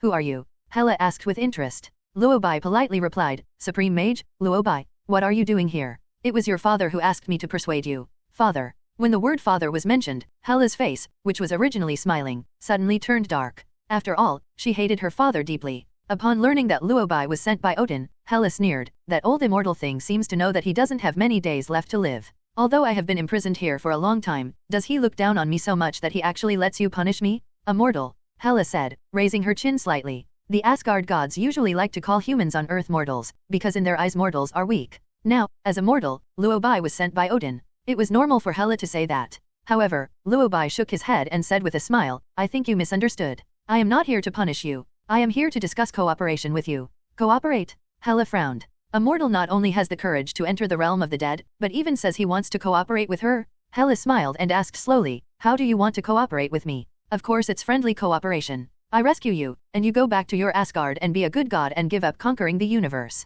How about we work together to protect the beautiful Earth? The Earth is what you Asgardians often call Midgard." Luo Bai said with a smile, his tone polite. Hela laughed when she heard this. She asked, "I thought you could come up with some creative collaboration. Save me? Odin can't control me anymore. I'll be able to get out in a while. Didn't he tell you that?" Luo Bai smiled and said, "Of course I know that. Now that you know, there is nothing more to talk about. Go back and tell Odin that when I get out, I will take back everything he once owed me. I will become the master of Asgard, and I will lead Asgard's soldiers to conquer the entire universe. Hela said, with determination on her face. She still remembered that this was what Odin had said to her a long time ago, when she had not been sealed. Odin said, "My daughter, Hela. Together we will conquer the universe." At that time she fought for Odin. But what about now? He. Odin became the king of gods and ruled the country with kindness. She, the greatest contributor, became a target of public condemnation and was sealed away by Odin in this dark place. She hated it, so she wanted to take it all back. I can see Hela's hatred, but I also understand that Hela may have misunderstood. Luo Bai smiled and explained, "I think you misunderstood. I am not Odin's subordinate. To be more precise, I should be considered the future manager of Asgard." Hela was stunned, her expression was obviously a little surprised. "Administrator? You are not from Asgard. Will he make you the God King?" Hela said. Luo Bai didn't say anything, but showed the contract to Hela. Hela took the contract and frowned as she read it. Originally Hela thought that Luo Bai was a subordinate sent by Odin to punish her, but she never expected that the mortal in front of her seemed unusual. How could Odin sign such an unequal agreement with him? Ever since Odin started preaching about ruling the 9 realms with kindness, he has become very reasonable. Everyone in Asgard thinks Odin is kind and benevolent, but Hela doesn't think so. Because Hela had seen Odin's battles, he was cruel and violent. He led his army to conquer one country after another. Odin was decisive during the war. He did not listen to any reason and suppressed everything with violence. In Hela's impression, it is absolutely impossible for Odin to sign such an unequal contract. After all, this contract is a scam no matter how you look at it. The contract states that Luo Bai not only has the right to directly manage Asgard, but can also absorb Asgard's power at any time. Will Odin agree to this condition? Hela once doubted the authenticity of the agreement. But there is indeed the breath of Asgard's power on it. This proves that this agreement was indeed signed by Odin himself. Hela was curious. "Who are you? Why would Odin be willing to sign such a contract with you?" Hela asked. Luo Bai took back the contract and replied calmly, "Didn't I tell you? My name is Luo Bai, and I am the Supreme Mage." Hela had heard of the lineage of the Supreme Sorcerer, Ancient One. Before she was sealed, the Supreme Sorcerer on Earth was the Ancient One. The Sorcerer Supreme is said to live in a place called Kamar-Taj. But at that time, Odin and the Supreme Sorcerer's lineage were not particularly connected. How come they are not only connected now, but also have formed such an unequal cooperative relationship? Hela was quite confused. But even though she was confused, she didn't want to figure it out. "It's none of my business. He won't live long anyway. When I rule Asgard, I won't recognize this contract," Hela said. There was disdain in his eyes. No matter what Odin said, there was no way she would acknowledge this contract. But she couldn't help but sigh. As a god king, he is becoming more and more useless. It's time for him to give up this position, Hela muttered. As she spoke, a smile appeared on Hela's face. Apparently, she is now very confident about returning to Asgard. But after hearing what she said, Luo Bai couldn't help but frown and asked back, "Do you mean that Asgard wants to break the contract?" Hela smiled and asked casually, "This is the contract you signed with Odin. What does it have to do with me?" Luo Bai said in a deep voice, "But you are from Asgard, and you are Odin's daughter." Hela's face darkened, and she replied in a deep voice, "Odin fears you, but I do not fear you. Mage of Kamar-Taj, humph." Hela snorted. Judging from her tone, she seemed to look down on the mage. This made Luo Bai curious, and he couldn't help asking, "You don't seem to know the mages of Kamar-Taj." "Of course I understand. I came into contact with the so-called wizards of Kamar-Taj before I was sealed. They were nothing special. Only the one called Ancient One seemed okay," Hela muttered. Luo Bai admitted this. Except for the Ancient One Sorcerer Supreme, Kamar-Taj's overall strength is not high. "But that's because you don't understand Kamar-Taj today, and you don't understand me even more," Luo Bai said. Hela smiled. "I will understand you soon. When I get out and return to Asgard to regain my power. Asgard, Midgard, the Asgard you mentioned, and even the entire universe. I will understand it well." Hela's eyes were firm. Hela is an Asgardian after all, and her power comes from Asgard. When Hela returns to Asgard, her power will be uncontrollable and she will be more powerful than ever before. Hela is still able to talk to Luo Bai properly and has not resorted to violence. It's all because her strength hasn't fully recovered. But when she returns to Asgard, everything will be different. Now I am sealed by Odin, and I can't do anything to you. But it will be different later. "What's your name?" "Luo Bai, right? I will remember you, and when I get out, I will come to find you," Hela said meaningfully. From her eyes and what she said, Luo Bai knew that there was no room for negotiation between them. Thinking of this, Luo Bai shook his head and sighed helplessly. "You mean, there is nothing we can discuss?" Hela didn't say anything, choosing silence. From her attitude, it can be seen that she does not intend to say anything more to Luo Bai. "I just want to wait until I get out before talking." Luo Bai understood her attitude. "Since you want to go back to Asgard so much, I will let you go back to Asgard. I really want to see whether you can rule the 9 realms and defeat me after returning to Asgard," Luo Bai said. The next second, before Hela could react, Luo Bai opened the portal and sent Hela directly to Asgard. After sending Hela over, Luo Bai followed. At this time, in the main hall of Asgard, Odin was scolding his two sons. To be honest, Odin was very angry. After returning from Kamar-Taj, Odin became more and more angry. Why are my two sons not as good as others? In a fit of anger, Odin wanted to scold Thor first. So he sent someone to find Thor. As a result, the people sent to search Asgard couldn't find Thor. Odin was puzzled. How could Thor, who was so big, not be seen? In a fit of anger, Odin simply went to look for it himself. Result: he found Thor in the dungeon. At this moment, Thor was being played around by Loki. Loki was seen lying leisurely on the dungeon floor, opening portals one after another. And Loki's brother, the god of thunder, Loki was actually playing with him between portals one after another. Seeing this scene, Odin couldn't hold back any longer.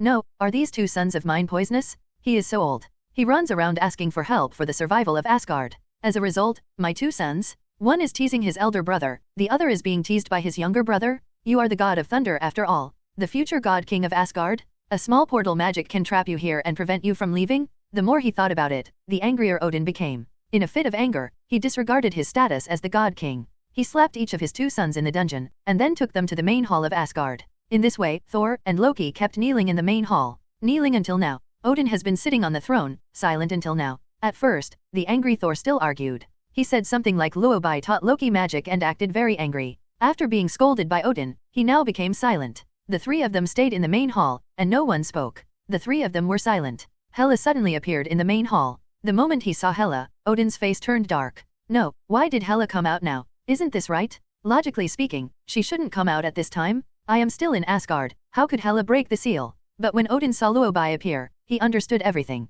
Hela is sealed in the realm of the dead. This seal was set by Odin himself. Generally speaking, it is difficult for anyone to break through the seal and enter the kingdom of the dead without Odin's instructions. But if that person was Luo Bai, it would be different. After all, Luo Bai's growth rate is really scary now, and he has the power of fairies. If it were him, he would indeed be able to release Hela. After all, Odin has spent too much divine power to seal Hela. Ragnarok is coming again, and now his seal is no longer so strong. Luo Bai wanted to bring Hela out. It was easy. But something is wrong. Didn't Luo Bai promise to protect Asgard? Why did he want to release Hela? Odin was wondering, but he hadn't spoken yet. Hela spoke. Asgard, I'm back again. Hela took a deep breath as she spoke. This breath made the originally weak Hela regain her full blood instantly. In Asgard, Hela's power continues to return. Hela, who originally looked a little haggard, became energetic immediately after absorbing the power. Seeing her like this, Odin knew that he could no longer control Hela. But Odin didn't understand. He looked at Luo Bai and asked, did you take her back to Asgard? Yes. God King, I sent your daughter back.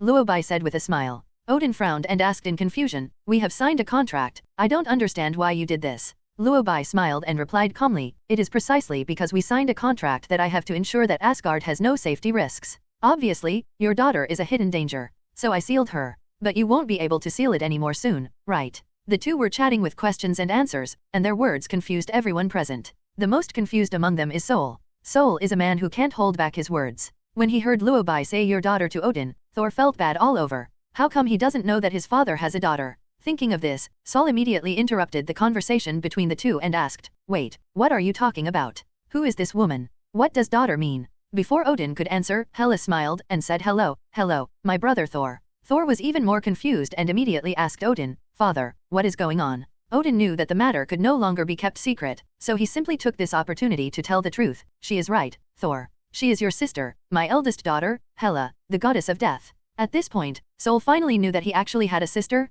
Why have I never seen her in Asgard? Thor couldn't help but ask. Odin sighed and spoke tiredly, because her ambition is too great, she wants to rule the entire universe. I can only do this, Thor. As soon as Odin finished speaking, Hela smiled. Oh, do I want to rule the entire universe? My dear father, the great god king. Hela asked, with sarcasm in her tone. I don't know if it was because her words stimulated Odin, but Odin immediately said angrily, war is never the best choice. If we want peace, we can only stop war. Hela sneered and replied with an almost cold voice, why didn't you say that when you asked me to fight for you? The 9 realms have been unified, and you have become the god king. You told me that you want peace? The person who actively wanted to provoke the war was you, Odin. Hela became more and more angry as she spoke, and even called Odin by his first name. But Odin was not angry, and even chose to remain silent. After all, Odin also knew that what he did in this matter was indeed wrong. For Hela, Odin felt more guilty. But he had no choice, Odin's silence did not win Hela's concession. She hated Odin so much, but she had just been enduring it before. Now that she has returned to Asgard and seen how old Odin has become, she feels that she does not need to endure it any longer. This time I come back, I want to take back everything that belongs to me. Odin, this position has always been mine. I will fulfill your original wish and unify the entire universe with Asgard, said Hela. As she spoke, Hela raised her right hand. Soon a pure black sword appeared in Hela's hand. She raised her sword and was about to stab Odin. Seeing her attack, Thor immediately swung his hammer at Hela. Although this action blocked Hela's attack, Thor was thrown out by Hela's powerful force and hit hard against the pillar beside the hall. Fortunately, Thor is quite tough. This attack did not cause any actual damage to Thor. Thor quickly stood up and angrily said to Hela, I don't care if you are my sister or not, and I don't care if there was any grudge between you and my father, but as long as I am here, you must not lay a hand on my father. Thor spoke firmly, his eyes filled with anger. Seeing him like this, Hela smiled, it's great to be young. When I was as young as you, I also believed in him and stood firmly by his side, but what happened in the end? What did my dear father do to me in the end? At this point, Hela's eyes turned colder. Rage said, he sealed me and made me stay in the dark kingdom of the dead for thousands of years. Hypocritical Odin? Hypocritical God King. That's because your ambitions are too big. War will only bring unrest to the entire 9 realms. Thor retorted immediately. Hela asked with a smile, is that how he taught you? It seems that you have been taught very well by him, my dear brother. No wonder he wants to pass the position to you. But are you really worthy of being the God King? Saul is a man with a very strong sense of self-esteem. Thor was very dissatisfied with being provoked by Hela. You will know whether I am worthy or not, Thor said, and then gathered the powerful power of Thor and threw the hammer of Thor out. Normally, no one except Odin can take the attack of Thor's hammer, but Hela not only caught Thor's hammer with one hand, but also exerted force, and directly crushed Thor's hammer. Boom! The powerful force of thunder and lightning spread in the main hall of Asgard. When everything calmed down, everyone discovered that Thor's hammer had now turned into pieces of rubble. Thor, who was young and frivolous and wanted to fight Hela to the death, was stunned after seeing this scene. No. Crushed Thor's hammer with bare hands? Is his sister so powerful? Ha! Is this all you have? Hela laughed sarcastically. Thor. Although judging from the strength, Thor knew that he would definitely not be able to win. But Thor's strong self-esteem made him unwilling to admit defeat. Especially since Hela crushed his weapon, Thor became even angrier. He raised his fists and started fighting. The result was very tragic. Thor was beaten by Hela without any chance to fight back. Loki, who was watching from the side, began to worry. Tisk, tisk, too tragic. Oh, my dear brother, he was not really beaten to death, was he? It seems that Hela is now on a killing spree in Asgard and is about to get out of control. The weak Odin looked at Luo Bai and said seriously, it was a very unwise choice for you to let Hela out. Luo Bai shook his head and responded, she is your daughter after all, I think she should be reasonable. Odin sighed helplessly, she is like this now, do you think you can reason with her? And I tried to reason with her before, but she didn't want to listen at all. Luo Bai shook his head and said, that's because your method is wrong. Odin was stunned and asked, do you have a good idea? Of course, I am best at convincing people with reason. Luo Bai spoke confidently. Before Odin could ask Luo Bai what the so-called good idea was, Luo Bai looked at Hela who was running wild, and then he gathered his strength and punched Hela. This punch directly broke through the ground of Asgard's main hall, and Hela was knocked directly into the hole by this punch. With almost no hesitation, Luo Bai also followed into the cave. As soon as he entered the cave, Luo Bai saw Hela lying on the ground, unable to move. He did not attack again, but just floated in the air and said to Hela, Hela, I think you are mistaken. Your opponent this time is me. If you want to become the God King of Asgard and rule the universe including the earth, first of all, you have to defeat me. Now in Asgard, Hela's strength recovered quickly. Although Luo Bai's punch did cause considerable damage to Hela, Hela recovered quickly. I almost forgot about you, Supreme Sorcerer, Hela said as she stood up from the ground. She pretended to be relaxed as she tidied her appearance, then continued, I thought you were different from other mages, but it turns out you're just better at sneak attacks than them. After saying that, Hela's eyes became sharp. She raised her hands, and soon 2 pure black swords appeared in her hands. The moment the long sword appeared, Hela attacked Luo Bai at an extremely fast speed. Facing Hela's fierce attack, Luo Bai remained calm. He didn't hide, but just complained in confusion, do all you Asgardians like close combat? The moment he finished speaking, Luo Bai opened the portal with his mind. Now Luo Bai almost doesn't need to cast the teleportation magic in advance, but as soon as he thinks about it, the yellow portal will appear in front of Luo Bai. Because Hela was moving so fast, she had no time to break when the portal opened. With a sudden dash, Hela rushed directly into the teleporter and was locked up. Luo Bai has tested this trick before. When used on Loki or Thor, it works very well. After all, these two brothers have no idea how to crack the teleportation magic. But Hela was obviously different, she easily cracked the teleportation magic. Just as Hela was locked in the portal by Luo Bai, she opened the portal and teleported out by herself. She teleported behind Luo Bai, and the moment she came out, she threw the sword in her hand towards Luo Bai. The speed of the long sword was so fast that it could tear the air apart. An ordinary mage would probably not be able to react in time. However, Luo Bai had already noticed the location where Hela appeared. Not only Luo Bai noticed it, but even the magic cloak on his body noticed it. Before Luo Bai could even do anything, the magic cloak detached from his body and rushed towards Hela's sword. The magic cloak quickly wrapped around the long sword thrown by Hela and started fighting with the long sword. The final result is needless to say. The magic cloak not only won, but even wrapped around the long sword, and then swung it sideways. He swung the sword at Hela. Although this attack was not enough to frighten Hela, she caught the sword easily. But this action made Hela take a fancy to this magic cloak. She stopped attacking and looked at the magic cloak on Luo Bai. She couldn't help but admire. This cloak you're wearing is very good. It's much better than the pile of scrap metal collected by Odin. Seeing her say that, Luo Bai smiled and said, I won't give you this magic weapon, so forget it. Hela snorted coldly, I don't need to ask for your consent. Because after I defeat you, I will keep this treasure in Asgard. Defeat me? You are quite brave. Luo Bai said with a smile. After saying this, Luo Bai seemed to remember something and couldn't help but complain, however, you are indeed much stronger than your two brothers. Your two brothers can't even break the teleportation magic. Hela sneered and couldn't help but mocking, don't compare these two guys to me. When I led Asgard to conquer the universe, they didn't even know where they were.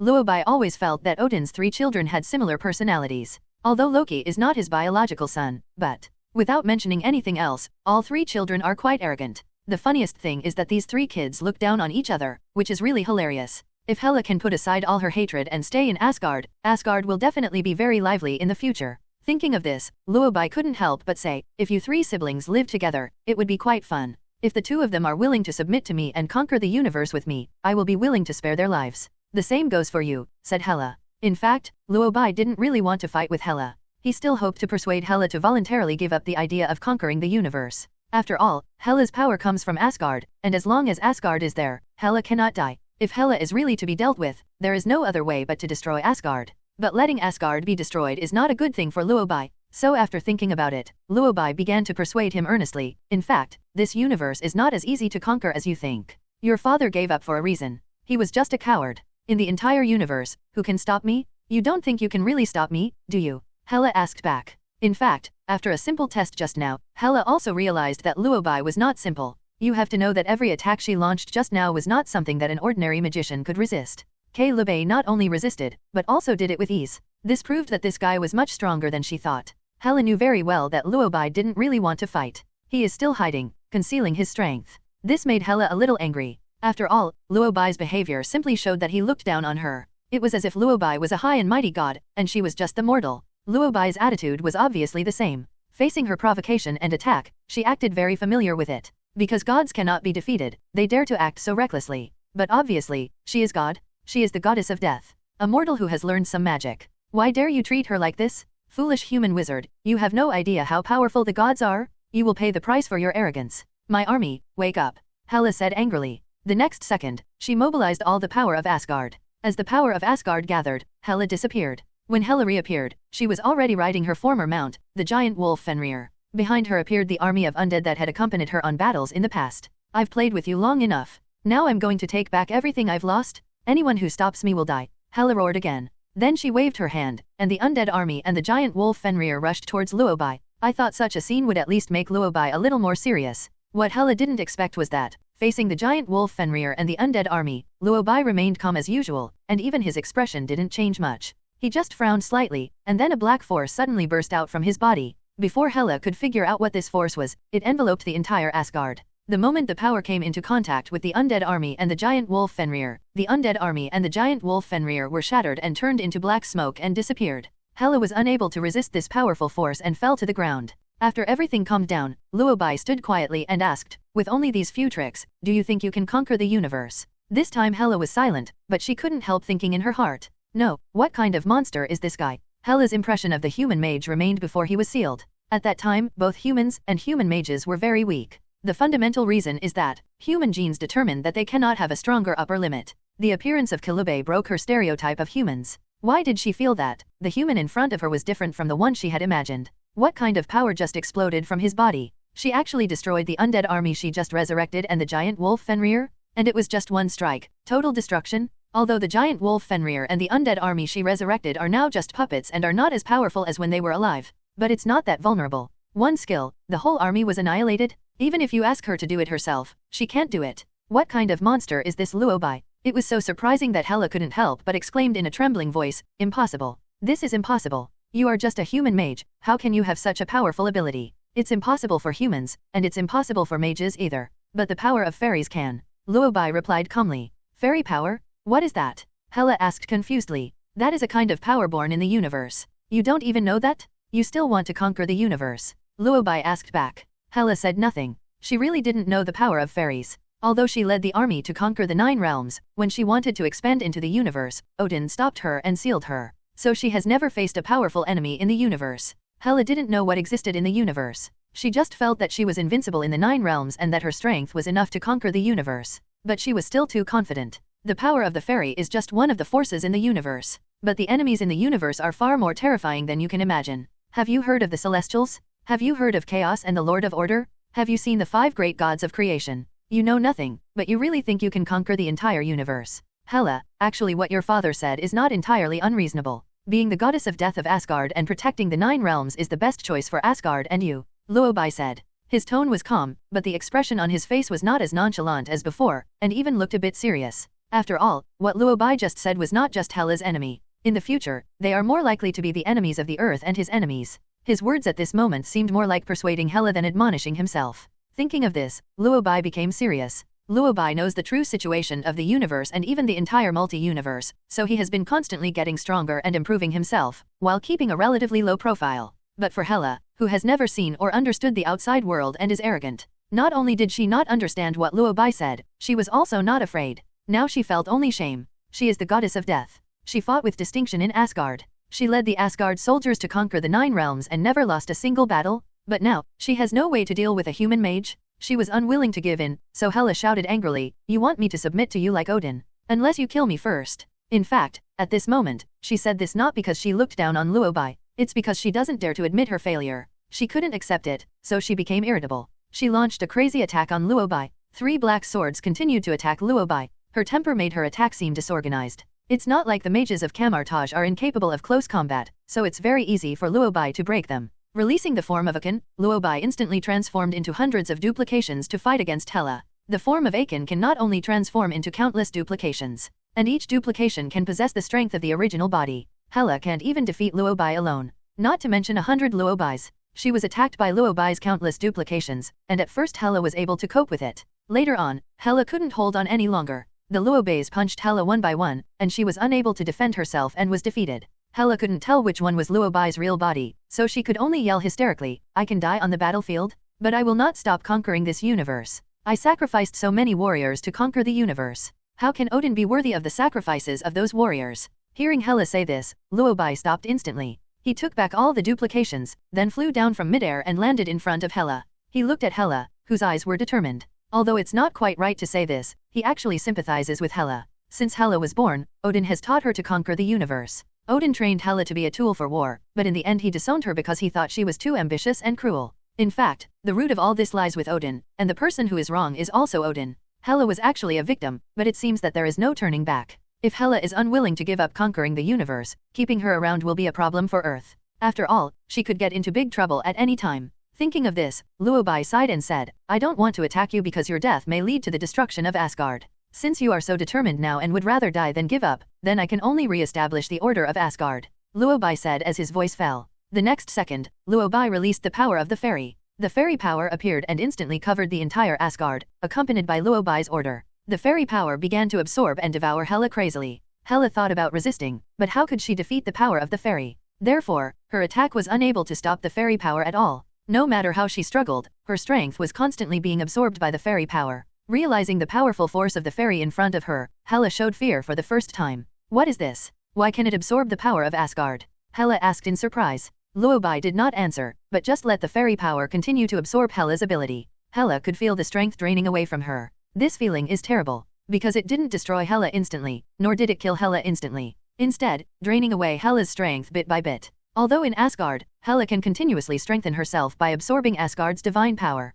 But she didn't know why. She felt that she was not absorbing as fast as the fairy's power. Perhaps because he sensed Hela's thoughts, Luo Bai taunted her, the little divine power you have absorbed may not be enough for the fairy power. How about absorbing more? Hela. At this moment, Hela finally understood why Odin agreed to sign such a contract with Luo Bai. Before Luo Bai released those abilities, Hela didn't think anything was wrong. But as soon as the fairy power came out, Hela felt something was wrong. What the hell is this? It's so scary. It was actually absorbing her ability, and it couldn't be stopped. Now Hela has only two choices. One is to have all the energy sucked out of the body and wait for death. One is surrender. Although Hela is a very tough and arrogant person. But, in the face of absolute strength, if you want to live you have to make the right choices. Since ancient times, victors have been kings and losers have been bandits. Hela understands this better than anyone else. So after realizing that she couldn't deal with the fairy power at all, Hela immediately decided to know the situation. I lose, and I promise you that I will give up conquering the universe. Hela said sincerely. At this moment Hela had lost her previous arrogance, and the speed at which she admitted her mistake was in stark contrast to before.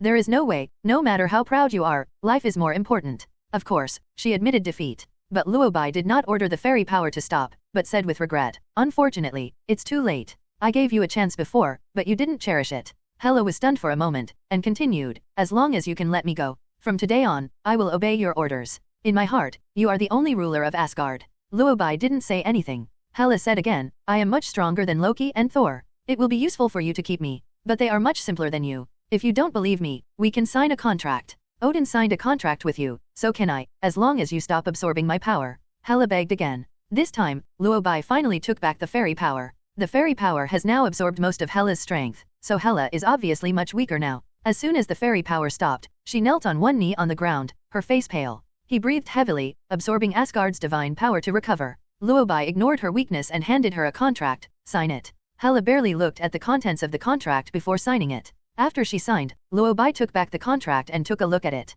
He couldn't help but complain, it would have been better if it had been done earlier. You have to give some strength to the fairy power. Tisk tisk. After saying this, Luo Bai left without looking back and returned to the main hall of Asgard. At this time, Odin was sitting on the throne. Seeing Odin, Luo Bai took out the contract and said, okay, your daughter has thought it through. She promised that she would not conquer the universe again, and she is willing to stay in Asgard and be a good god and protect the earth. Odin, did Nima figure it out? Didn't you almost beat me to death? Is this what you said? You are good at convincing people with reason. Odin couldn't help but ask. Yes, just tell me whether she is convinced or not. Luo Bai asked seriously. Odin, ITM. Odin originally thought that Luo Bai's words about convincing people with reason were about reasoning with Hela. Didn't expect to use force? No, you call this convincing people with reason? This is clearly a way of subduing people by force, right? Odin was stunned, with a bit of helplessness in his shocked eyes. Of course, there is helplessness. But it should be said that the final effect was quite good. Odin had never dared to imagine that her daughter, who was so stubborn, would voluntarily admit defeat and beg for mercy.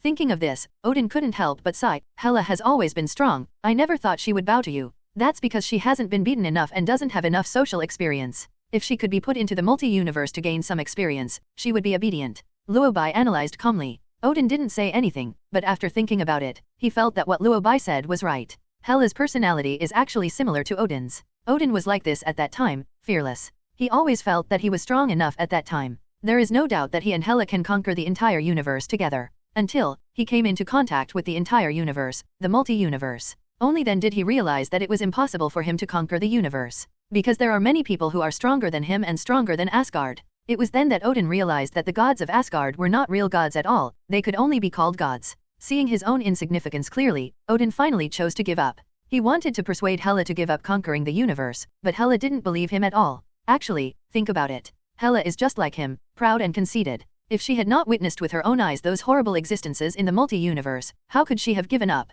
Thinking of this, Odin couldn't help but mutter, maybe I was wrong. I should have let her go to the multi-universe to have a look. Hearing him say this, Luo Bai couldn't help but say a few words about Odin. Although I know you have many children and I can't treat them all equally, but sometimes you are too partial. Compared to your two children, you are too harsh on Hela. Let's put everything aside. At least in terms of strength, Hela is much stronger than Loki and Thor. These two guys can't even use teleportation magic now, Luo Bai complained. At this time, Loki and Thor were still standing in the main hall and had not left, so they could hear the conversation between Luo Bai and Odin clearly. It would be fine if we didn't mention teleportation magic, but I get angry when I mention Thor. It was because he didn't get the chance before, but now that he got the chance, Thor immediately asked angrily, Luo Bai, did you teach Loki the teleportation magic? This sentence interrupted the conversation between Luo Bai and Odin. Seeing Thor so angry, Luo Bai asked in confusion, yeah, what's wrong? The next second, Thor yelled with almost gnashing teeth, it's you? If you hadn't taught him, I wouldn't have been trapped in the dungeon by him and couldn't get out.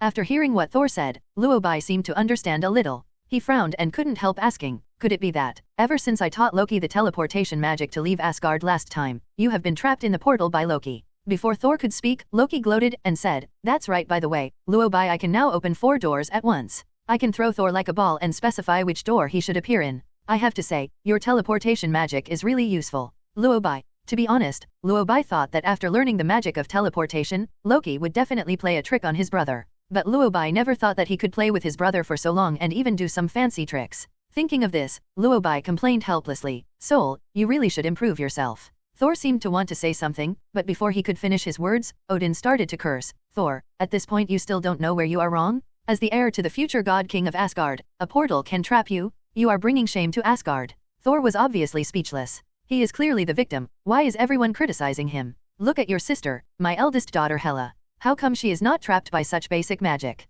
Odin cursed again while wondering. At this moment, Thor was silent. It wasn't because he had figured it out, but because he was still a little unconvinced. Thor originally thought that, apart from Odin, he should be the strongest fighter in Asgard. But now Hela suddenly appeared out of nowhere and her fighting power was higher than his, so Thor was of course a little unconvinced. After hearing what Odin said, Thor immediately retorted, "She was just born a little earlier than me. Give me some more time, and I will definitely surpass her." Looking at Thor, Odin felt helpless. All of his children have this kind of personality and are stubborn.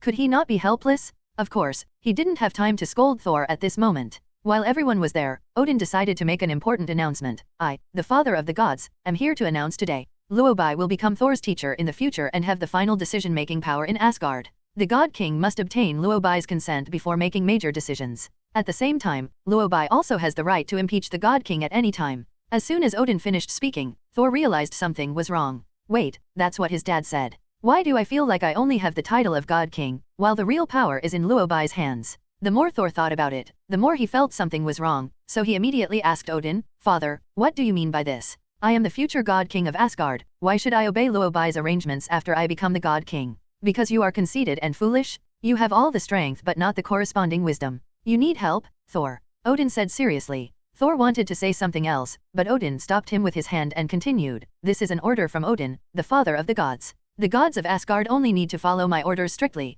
Now Thor understood. What my father said was not a discussion but an order. Although Thor was somewhat unhappy, he did not dare to disobey Odin's order and could only agree. Soon, Odin's order spread throughout Asgard. After everyone in Asgard received this order, Odin opened his mouth again and announced another important event. "I, Odin, the God King of Asgard, will abdicate today and live in seclusion with Queen Frigga. My son, Thor, the God of Thunder, will officially take over Asgard and become the God King of Asgard." When the news was announced, everyone was stunned. No one seemed to expect that Odin would choose to abdicate so quickly. Even Thor was a little surprised. "Why is this, father?" Thor asked puzzled. Odin did not answer, but replied calmly, "Don't you want to be the king of Asgard? Now, your wish has come true." Thor was stunned and quickly responded, "I really want to be the God King, but I don't understand why you, my father, choose to abdicate and live in seclusion now." Odin smiled and said, "I'm a little tired and want to rest." Really? Odin is now very weak, even though Luo Bai released Hela in advance. It can allow him to take a breath and use this power to prolong his life for a while. But at this time, Odin was indeed no longer suitable to be the king of gods. In fact, he had wanted to leave a long time ago, but he was worried because the Ragnarok issue had not been resolved and Hela's problem had not been solved. Now that these two things have been settled, Odin just wants to rest. Go to places in the universe that he has never been to. This time, it's not a battle but a journey. Thinking of this, Odin stood up and walked down from the throne, and finally disappeared into the main hall. It was not until Odin left that everyone finally came to their senses. Honestly, it was too sudden. Odin's abdication was too sudden. It was so sudden that even Thor was a little confused. But when Thor reacted, he felt something was wrong. Logically speaking, he should be happy now that he has become the God King, but why can't he be happy at all? Just as he was thinking about it, Loki's next words completely broke Thor's defense. Loki walked up to Luo Bai with a smile, and then said respectfully, "Dear King of Asgard, welcome to Asgard. I am the god of trickery, the god of the 9 realms. Oh, no, I am the first mage of Asgard. From now on, I will serve you wholeheartedly." Thor. He was so angry that his face turned red. After a long while, he managed to utter, "Loki, I am the God King of Asgard." Loki snorted coldly and said disdainfully, "Of course, you are a false God King on the surface." Ever since Odin announced to the gods that his brother Thor would inherit the throne of Asgard and become the God King, Loki had been holding back his breath. He couldn't understand very much. Thor was so stupid that he could become the God King, so why couldn't he? Although Loki found the answer, because he is not his biological child. But Loki still refused to accept Thor's inheritance of the throne. After all, in Loki's opinion, there is no difference between Thor and a fool. Sol has been deceived and fooled time and again since he was a child. Let Thor become the king of gods, and Asgard will not know what it will be like in the future. Fortunately, his father is not stupid yet. Knowing that Sol was now in a difficult position, he thought of letting Luo Bai supervise the country. Although Luo Bai is not from Asgard, think about it carefully. Compared to Thor, Luo Bai is indeed more suitable to be the God King. Thinking of this, Loki couldn't help but sigh, what a pity. If Luo Bai was from Asgard, he would be the God King. I quite support him becoming the God King. Loki's voice was not loud, but it caused a lot of harm to Thor's young mind. Big day. He finally managed to get into the position of God King. When he looked up, Luo Bai was standing in front of him. His sister and brother also recognized him. It's just, the sky is falling. The more he thought about Thor, the more depressed he became. He asked with a bit of grievance in his tone, why, you are my brother. You should support me, Loki. Why would you support an outsider? He is not even an Asgardian. As soon as he finished speaking, Loki asked, does this still need to be explained? What do you think you are better than Luo Bai, Sol? Thor was silent. He seemed to be thinking seriously about how he could beat Luo Bai, but what makes him helpless is, it doesn't seem to be the case. After being silent for who knows how long, Thor sighed and said, okay, I admit that Luo Bai is indeed much better than me. If he were an Asgardian, I would actually support him becoming the God King. Although Sol was angry, he recognized Luo Bai. If a person is only slightly stronger than you may not agree with him. But when a person's strength is so strong that you feel you can't surpass it, even if you don't say it, you still recognize him in your heart. This is the attitude Sol has towards Luo Bai. If it were someone else who was his mentor, Thor might really ignore it. Do you want him to be a puppet emperor? He will seize power tomorrow and show it to you. But if it was Luo Bai, he was really willing to listen to Luo Bai's suggestions. This is his trust and recognition of Luo Bai. Of course, for the sake of face, Sol still needs to be tough on his words. Before this, I never thought that you would become my mentor. So, what did my dad ask you to teach me? It is not so easy to teach me, Thor, the god of thunder, Thor said, trying hard to maintain his last little bit of dignity. Unexpectedly, the next second, Luo Bai said calmly, actually, I have nothing to teach you. Being your mentor is just the identity your father Odin gave me. I never said I wanted to teach you anything. When this matter was mentioned, Sol became anxious at the time. That won't work. As my mentor, you have to teach me something. For example, how to break the teleportation magic. Thor said quickly, his eyes full of expectation. Luo Bai was stunned by his words. It took Luo Bai a long time to react. My goodness, these two brothers think that magic is a spell to trick each other, right? One by one, they came running to learn magic.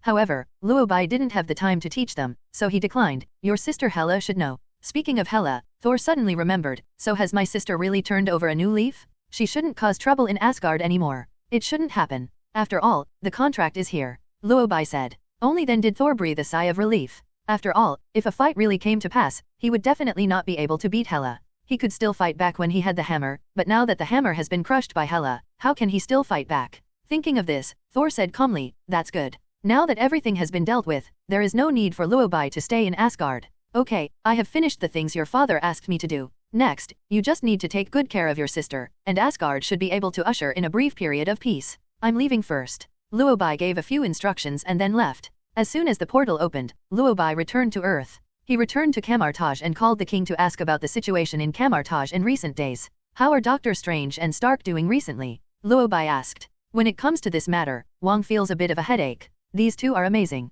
I don't know why, but they just don't seem to get along when they meet. After just a few days of knowing each other, they started to compete with each other. I heard that they were competing to see who had better talent and could learn faster. And then these two people stole books from the library every day, making the librarian run around in circles. Neither of them came to class these days. Wong said this while complaining. Luo Bai was not curious at all about what he said. After all, this is very consistent with their personalities, being uninhibited and unruly. Thinking of this, Luo Bai asked, are they planning to study the next course on their own? That's what they told me. I don't know what the hell is going on with these two people. One learns faster than the other. Now they are even beginning to suspect that I am teaching too slowly and it will affect their progress. Wong said depressedly. Seeing Wong so depressed, Luo Bai couldn't help but laugh and said, okay, since they want to learn by themselves, let them learn by themselves. Don't worry about them. They are different from ordinary mages. If they have any questions, they will come to you themselves. Wong has a deep understanding of this. After all, there are more geniuses in Kamar-Taj than just the two of them. Look at the current Supreme Mage,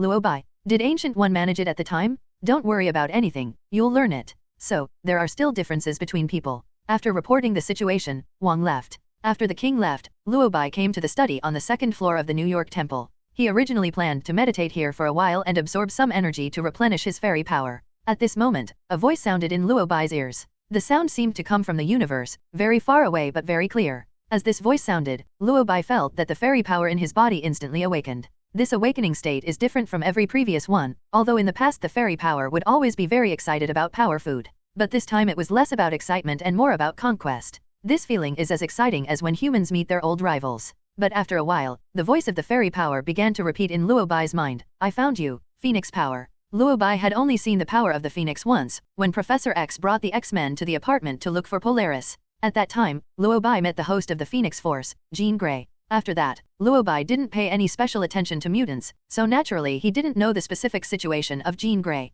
The reason why I suddenly realized it today is because the power of the Phoenix has erupted. In other words, Jean Grey can no longer suppress the power of the Phoenix. And this time, when Jean Grey exploded, she was coincidentally captured by the fairy power. This makes the fairy power very excited. After all, the power of fairies and the power of the Phoenix can be said to be enemies. These two forces had previously piked in the Imperial City. The final result was naturally that the power of the fairy won. Rumor has it that the power of the goblin devoured the power of the Phoenix. But this devouring does not mean that the Phoenix Force disappears from then on, but that the Phoenix Force is swallowed into the body by the Fairy Force, and the Fairy Force can use all the abilities of the Phoenix Force at will. The power of the Phoenix plus the power of the Fairy, these two forces are integrated together. Logically speaking, the former host of the Fairy power is invincible at least in the multi-universe plane. But in the end, the former host of the Fairy power still lost to the gods. There are two reasons for this. One reason is that the Phoenix Force is now only left with fragments. Almost all the Phoenix Force seen so far are fragments, not the complete Phoenix Force. The second reason is that the previous host of the Fairy power was killed by a trick. Eventually, all the power that had been absorbed by the Fairy Force was spitted out, and everything returned to its original state. It seemed that the Fairy power was unwilling to accept the defeat last time, so it was excited after sensing the power of the Phoenix this time. Eat it, it's so fat. The Fairy power whispered in my ear. It looked so excited, as if the power of the Phoenix was already in its pocket. Although the Fairy power is not right like this. Taking away other people's power by force is really against Luo Bai's principles. But considering that he was originally a person without any particular principles, Luo Bai decided to go and take a look. After all, in Luo Bai's impression, every time Jean Grey couldn't control the power of the Phoenix in her body, she would cause huge amounts of trouble. Beginning to be omniscient and omnipotent, Luo Bai quickly locked onto Jean Grey's location. As soon as the portal opened, Luo Bai quickly arrived at the scene of the accident. As he expected, the Phoenix power in Jean Grey has completely erupted at this time, and even Jean Grey herself can't control it. So right now, Jean Grey is fighting the X-Men. Although most of the X-Men are mutants and their strength is not bad, their abilities are not enough to fight against the Phoenix Force. It goes without saying that the X-Men are being badly abused by Jean Grey. Almost the entire army was wiped out. Seeing the X-Men falling one by one, Luo Bai was not surprised. To his surprise, Quicksilver was also among them. And what a coincidence. After being knocked away by Jean Grey, he rolled right to Luo Bai's feet. What a coincidence. Looking at Quicksilver who rolled to his feet, Luo Bai greeted him calmly. Only then did Quicksilver notice Luo Bai. The moment he looked up and saw Luo Bai, his eyes lit up, as if he had seen a savior. Master Luo Bai, why are you here? Quicksilver asked hurriedly, then stood up quickly. I detected an unusually powerful energy explosion on Earth, so I came here to check on you. Are you okay? Luo Bai asked with a smile. Quicksilver sighed and answered helplessly, no, I feel very bad now. The power in Jean Grey's body exploded and is now out of control. I know that. I'm just curious why you are here? Have you joined the X-Men? Luo Bai asked with a smile. Quicksilver nodded and replied calmly, Professor X found me, and I was bored at home, so I joined to see for myself. Who knew I would meet such a perverted mutant right after joining? Quicksilver frowned as he spoke. From the expression on his face, it can be seen that he is helpless. That's right, I just got to work and I'm fighting against the Phoenix Force. Who can endure this? If it were Luo Bai, he wouldn't be able to bear it either. Thinking of this, Luo Bai comforted him, it's okay, I'll help you. After saying that, Luo Bai turned his gaze towards Jean Grey. At the same time, Jean Grey also looked at Luo Bai. In fact, Luo Bai and Jean Grey did not know each other. They had only met once and had never spoken to each other. But at this moment, Luo Bai saw different emotions in Jean Grey's eyes. That is, fear. It is obvious that this emotion is not an expression of Jean Grey's inner emotions, but an expression of the emotions of the Phoenix Force. The Phoenix Force is afraid, because of the Fairy Force. The two forces perceived each other. The moment she perceived it, the power of the Phoenix controlled Jean Grey's consciousness and she subconsciously turned around and fled. As soon as he took action, the power of the Fairy shouted in Luo Bai's mind, catch it, don't let the Phoenix run away. As the words Fairy power came out, Luo Bai used the Fairy power and the ability of the Reality Stone to modify reality. Red power burst out from Luo Bai's body, and the next second this power rushed straight into the sky. The red power instantly dyed the entire sky red and spread rapidly in all directions over a large area. However, in the blink of an eye, the reality of the entire area was modified, and huge amounts of mirror space were formed. Everyone in this space disappeared. Only Luo Bai and Jean Grey were left, trapped in the vast universe. And this universe is the universe where the Phoenix Force and the Fairy Force had their final battle. Seeing that there was nowhere to run, Jean Grey finally stopped. Then Jean Grey turned around. At this moment, her face was flashing with golden light, and even her eyes were filled with golden light. It can be seen that the power of the Phoenix is ready to attack at any time. Under normal circumstances, Luo Bai would not be willing to let the power of the fairies take the lead in the battle. After all, the power of the fairy may be out of control, and then swallow the universe. But after this period of adjustment, Luo Bai has gained enough trust in the power of fairies. Plus, today's situation is different. After all, it's a fight between old rivals. So Luo Bai fulfilled the power of the fairy once, and this time it took the dominant position. After the consciousness was integrated, the fairy power looked at the Phoenix power with greedy eyes and said what he wanted to say a long time ago. You didn't expect it. I'm back again. The Phoenix force seemed to sense the fairy force's desire for it, so it released fire. Huge amounts of flames enveloped Jean Grey. The next second, Jean Grey integrates with the Phoenix force and disappears, transforming into a huge amounts of golden phoenix. With a cry that resounded throughout the universe, the power of the Phoenix attacked the power of the fairy with all its strength and released its ultimate move, Judgment of the Phoenix. Seeing the powerful force attacking him, Luo Bai couldn't help himself. In his mind, he complained to the fairy power, "Did you abuse it in the beginning? Why did this phoenix go all out when it saw you?" Soon, the fairy power responded, "Maybe I was a little harsh at first, but it's the same this time." As it spoke, the fairy power released its ability and began to modify reality. The reason why the power of the phoenix is so feared is that no one can resist the phoenix's flame, and the phoenix flame is also called the phoenix's judgment. It can cut or regenerate any part of the universe, or even completely destroy it and burn those that should be eliminated. Not to mention ordinary humans. Even powerful mutants cannot resist the power of the phoenix judgment. Once they come into contact with it, they will be burned to ashes. But for the power of the fairy, this blow is nothing to be afraid of. It can even answer Luo Bai's words while dealing with the phoenix judgment, and mock the power of the phoenix by the way. Is this still the only trick you can use, Phoenix? But it doesn't work on me. As the fairy power spoke, it released the energy to modify reality. Black energy burst out when it came into contact with the phoenix flame. The flames disappeared instantly because of the energy that modified reality. Before the phoenix power could throw out flames again, the fairy power transformed itself into a pure black phoenix and bit towards the phoenix power. The speed of the fairy power is very fast. Before the phoenix force could even fight back, it bit the phoenix's neck tightly. A roar of pain resounded throughout the universe. The next second, the phoenix form was broken and Jean Grey appeared. After breaking the integrate between the phoenix force and the host, the fairy power enveloped Jean Grey and began to frantically absorb the phoenix force in her body. Golden energy continued to flow into Luo Bai's body. Once absorbed, the fairy power began to replicate all of the power of the phoenix force. During this period, the phoenix force did not think about resisting. It controlled Jean Grey to release destructive energy to launch a counterattack, but the next second the fairy power used the copied power to release the phoenix judgment. Unlike the phoenix force, the phoenix judgment released by the fairy power is also mixed with dark energy. This blow caused the phoenix force and her host Jean Grey to scream in pain. Jean Grey's will is too weak right now. Because Jean Grey has not yet fully grown up, she is unable to fully unleash the full power of the phoenix force. After being attacked by the fairy power, Jean Grey completely lost her combat state and consciousness. Along with the power of the phoenix, it can only wait for the fate of being absorbed. In this battle, the phoenix power was unilaterally crushed. In the end, the phoenix power seemed to have given up the desire to survive and allowed itself to be absorbed by the fairy power. The win was so easy that even Luo Bai was a little surprised. After all, the other party possesses the power of the phoenix, as Luo Bai expected. It would take at least a while for the two to use the phoenix force before they could be defeated. I didn't expect that phoenix force would only use one big move, and then, nothing else. I really don't know whether to say that Luo Bai has nurtured the fairy power too much, or that Jean Grey, the host, is just too bad. It's totally not enough. I thought this battle should end easily, but I didn't expect Luo Bai to still underestimate the power of the phoenix. The phoenix force is known as the child of the universe, because it is the embodiment of life and spiritual power in the original universe, and it also symbolizes life and emotion. It has extremely passionate emotions, so its spiritual power is greater than any other power. This also proves that the fairy power has a powerful mental ability, and few people can escape its mental attack. The Phoenix Force seemed to have realized from the beginning that it would not be a match for the current fairy force, so the Phoenix Force had left itself a backup plan from the very beginning. When the fairy power absorbed most of the abilities of the Phoenix power and tried to integrate with Luo Bai's body, a voice suddenly rang in Luo Bai's ears. The goblin is the embodiment of evil, it just wants to devour everything.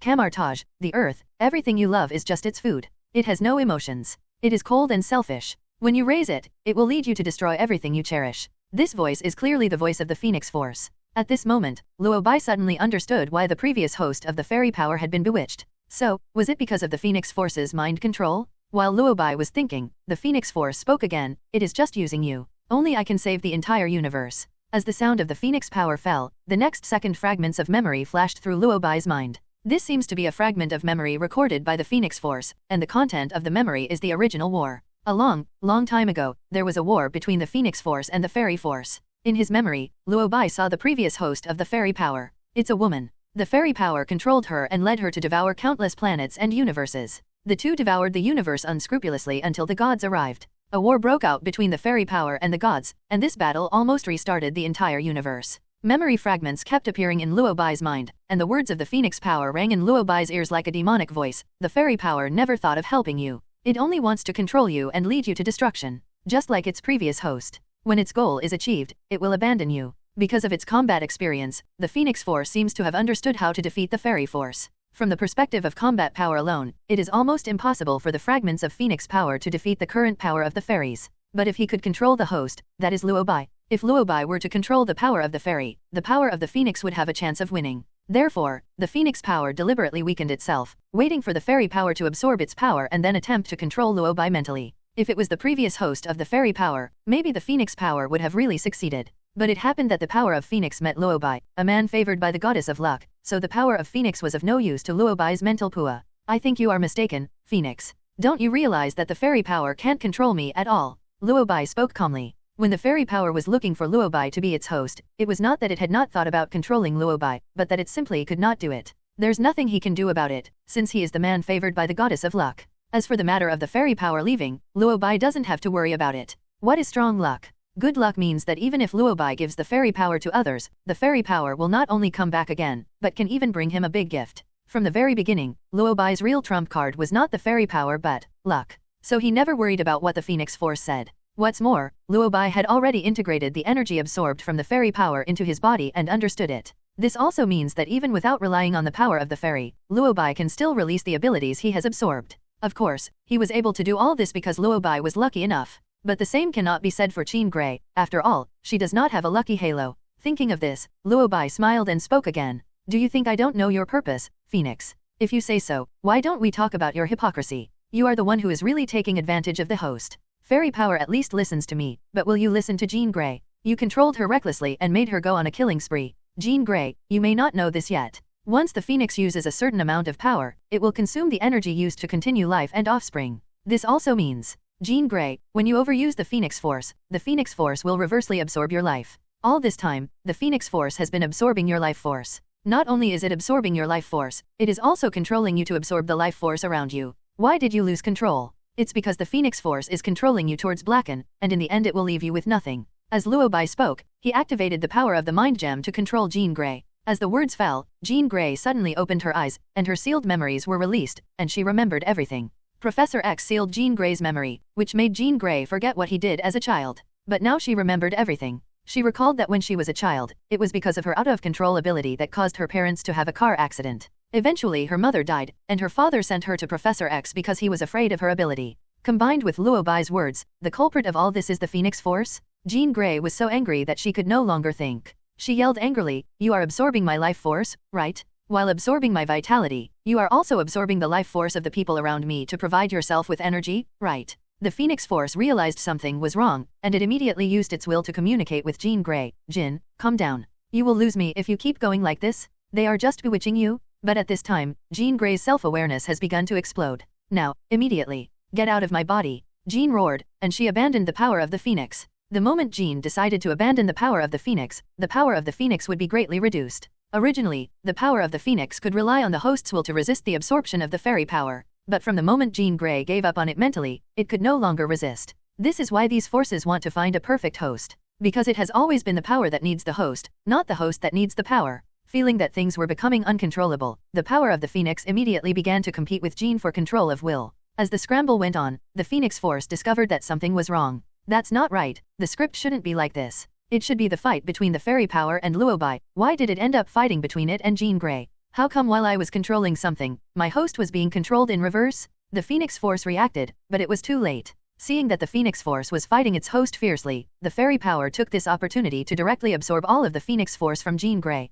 After it swallowed it, the fairy power went crazy with joy. Then the curse of the fairy power kept ringing in Luo Bai's mind. "I asked you to sow discord between me and the host, which led to me being sealed. Things change over time, who will be spared by fate? Now it's your turn to suffer? I, the host, can't control him. If you can control him, I think you are awesome. The dead Phoenix can only mouth escape, but if a fight really breaks out, it's nothing." Luo Bai. He sighed helplessly and couldn't help complaining, "You should restrain yourself a little. Why are you fighting with a piece of debris?" Listening to the complaints and curses from the fairy power, Luo Bai was really overwhelmed.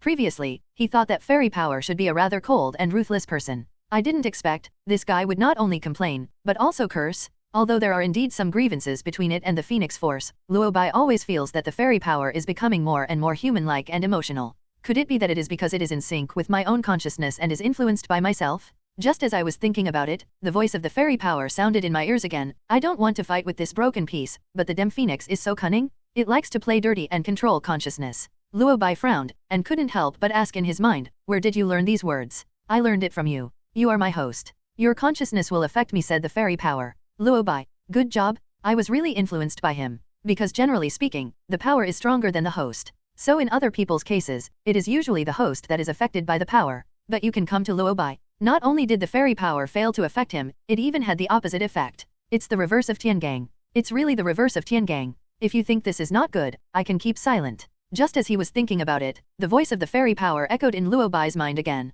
"No need for that. Actually, it's quite good for you to do this." Luo Bai thought for a moment and replied, "This makes me seem more humane. I am the power of the fairy? I don't need any human touch. I want to eat. Swallow the universe?" "Universe," the power of the fairy roared. Luo Bai's head hurt from the noise. He pressed his temple and said, all right, shut up."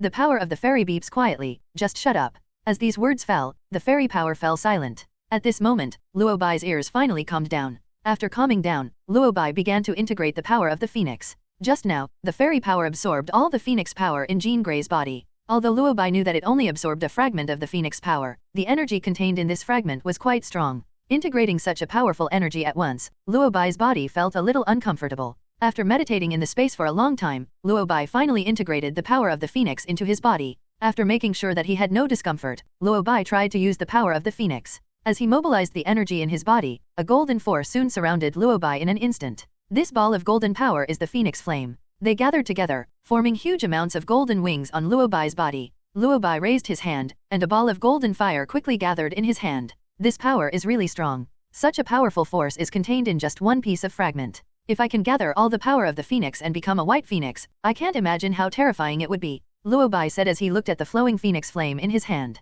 According to Luo Bai's understanding, the power of the phoenix has a very strong self-awareness. Even Jean Grey, the most perfect host of the Phoenix Force, will be affected by the Phoenix Force's self-awareness when using the Phoenix Force, and become uncontrollable. But at this moment Luo Bai did not have this feeling. He did not feel like he was being controlled at all. It seems that the power of the fairy played a role in this. The power of the fairy suppressed the consciousness of the power of the phoenix, which resulted in the phoenix being unable to control Luo Bai. And because of the fairy power, Luo Bai did not feel his vitality being absorbed by the power of the phoenix. The power of the fairy is like a bridge that forms a balance between the power of the phoenix and Luo Bai. As long as the power of the fairies is there, the power of the phoenix cannot directly affect Luo Bai. Now that he won't be affected by the side effects of the Phoenix Force, it will be much easier in the future. There are no side effects, which means that Luo Bai can use the Phoenix Force at will, and the Phoenix Force has powerful self-healing and resurrection abilities, which means that Luo Bai is almost impossible to die now. After understanding these things clearly, Luo Bai felt relieved. He withdrew the Phoenix power and looked at Jean Grey. Without the power of the Phoenix, Jean Grey fell to the ground as if she had no life left.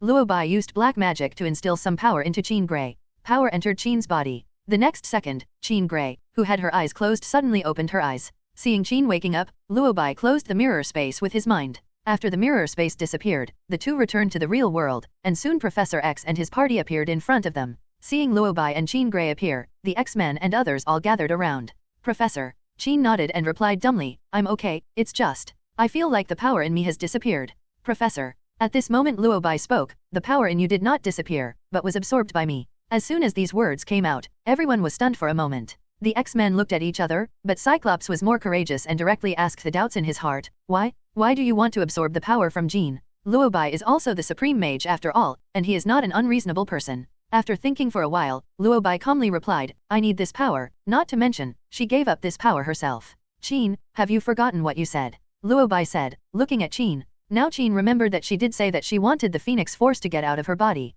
That's because she remembered everything. Things from my childhood. Memories came to mind, and Jean Grey's mentality collapsed at this time. It's you who used your ability to make me forget everything, right? My parents had a car accident, and my mother died, all because of my ability, right? My father sent me to X Academy, and he doesn't want me anymore, right? Jean Grey collapsed and shouted. At this moment, Professor X discovered that Jean Grey had remembered everything. He was a little helpless and didn't seem to know how to answer. After a long while, Professor, why do you seal my memory privately? Why do you? Jean Grey collapsed and shouted. Professor X was silent, he didn't speak. At this moment, Jean Grey noticed Mystique lying aside. She suddenly remembered that before Luo Bai came, she lost control because of the Phoenix power. Mystique tried to awaken her consciousness, and then, she accidentally killed Mystique. Looking at Mystique's body at this time, Jean collapsed even more. Mystique was killed by me, right? Jean asked. Jean asked, looking at the X-Men. The X-Men all chose to avoid Jean's sight. Jean could also see hatred and anger in the eyes of some of them. Although no one said a word, Jean understood everything. Master Luo Bai, you are right. This power will harm me. It is beyond my control at all. Jean muttered. She shed tears looking at Mystique's body. Jean was silent for a long time, and no one knew what she was thinking. After a long while, Jean suddenly opened her mouth and said to Luo Bai with gratitude, "Thank you, Master Luo Bai." When these words were spoken, everyone was stunned.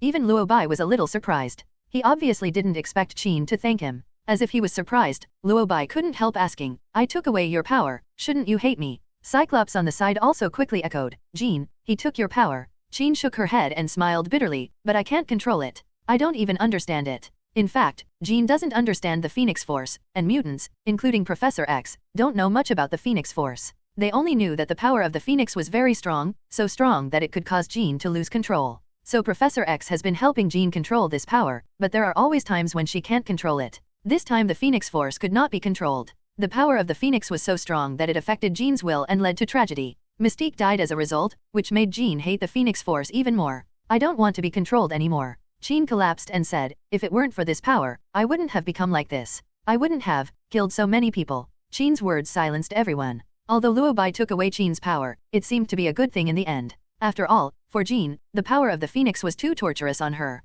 After figuring this out, everyone naturally understood why Jean was grateful to Luo Bai. Seeing Jean so upset, Professor X ignored her for the time being. He knew Jean needed to calm down at this moment, so he looked at Luo Bai and greeted him respectfully. "Hello, Supreme Mage, we meet again." "Hello." Luo Bai responded politely. "Would it be convenient for me to talk to you alone?" Professor X asked. Luo Bai nodded, "Of course." As the words fell, the others stepped aside, leaving ample space for Luo Bai and Professor X. After the others left, Professor X asked, "Master Luo Bai, did you come here specifically for the power of Qin?" Although Luo Bai had no principles, he was quite open and honest, so he immediately answered, "Yes." "So you know what the power is in her?" Professor X asked. Luo Bai nodded and responded, "I know. The power of the Phoenix is just a fragment." "Phoenix Force? Can you explain it a little bit?" Professor X asked again. Luo Bai thought for a moment and then said, "The Phoenix Force is a force that was born in the universe. Originally, it was a whole with the ability to subvert the entire multi-universe. Later, it was shattered into pieces of power fragments. These fragments are scattered in different timelines and different universes. The similarity is that they will look for a host. And Jean Grey is the host that the Phoenix Force is looking for. In fact, she is the most perfect host of the Phoenix Force, but at present she cannot control the Phoenix Force. Because the Phoenix Force has a strong sense of autonomy. Most of the time it will control the will of the host. Because the Phoenix Force will absorb the life force of the host and others to restore energy." After listening to Luo Bai's explanation, Professor X finally understood. "Will it affect your will?" Professor X asked. "No, and I can control it." Luo Bai replied calmly. Professor X understood what was going on. He nodded and thanked Luo Bai. "In fact, I have always known that she is in pain because of this power. Thank you for helping Qin." Luo Bai shook his head and said, "I didn't intend to help her at first. Now that the power of the Phoenix has been absorbed, there is nothing for me to do here." Thinking of this, Luo Bai prepared to leave. Just as he was about to leave, Professor X spoke again. "Actually, there is something I want to ask you." Luo Bai stopped and turned to ask, "What's the matter?" "I heard that you used your connections to get the government to recognize Polaris's identity. Now she is no longer a wanted criminal, right?" Professor X asked. If Professor X hadn't mentioned it, he would have almost forgotten about it. After all, it happened a long time ago. After thinking for a while, Luo Bai nodded and said, "It seems that there is such a thing. I also heard that you founded the Justice League." Professor X asked again. Luo Bai was a little curious and couldn't help asking, "How do you know?" Stark held a press conference and announced that the Avengers were disbanded and that he was a member of the Justice League from now on, Professor X said. Press conference? Luo Bai was not clear about this. After all, he had been busy dealing with Mephisto in various dimensions recently, so he didn't pay much attention to things on Earth. However, Luo Bai was not surprised at all that Stark would hold a press conference. This move is, after all, very Stark. Thinking of this, Luo Bai smiled and said, "There is such a thing." As soon as he finished speaking, Professor X said, "Actually, I also want to join the Justice League, along with the X-Men. I wonder if you're willing to accept me." Luo Bai was a little surprised that Professor X would suddenly say this. You guys are doing well as X-Men, why do you suddenly want to join the Justice League? Luo Bai thought about it and asked curiously. Professor X was silent for a while before he said awkwardly, I know this is a little sudden, but I have read the official evaluation of Justice League, and it is said to be very high. Ever since you solved the Hydra incident, the official side has been very supportive of you. They are very supportive of the establishment of the Justice League. When I created the X-Men, I also hoped that the government and people would accept mutants. But, in fact, this process is very difficult. If the X-Men can cooperate with the Justice League, I believe the government will have a better attitude towards mutants. So, I hope you can consider my suggestion. Professor X spoke very sincerely. The reasons he gave were actually true. Although Luo Bai hasn't paid much attention to human affairs on Earth recently, he also knows that since the Hydra incident, the government's attitude towards superpowered people has undergone a 180-degree turn. Originally, the government's top brass was opposed to or feared people with super abilities. But after the Insight Plan, the government has given even more support to those with super abilities, and has provided them with all kinds of benefits. It seems that the top leader of Country M still wants to meet Luo Bai, but Luo Bai was too busy, so he ignored it. Now that the Justice League is so supported by the government in Country M, it is normal for Professor X to use the Justice League to improve the relationship between mutants and human society. But after thinking about it, Luo Bai still felt that he had no reason to agree. So he responded calmly, you can say this frankly, which proves that your attitude is quite sincere. But for now, I cannot agree to your joining. Professor X did not seem surprised by this answer. So he quickly said, I know. I also understand your concerns. I will show you my determination. If the Justice League needs us, we X-Men will definitely do our best to help you.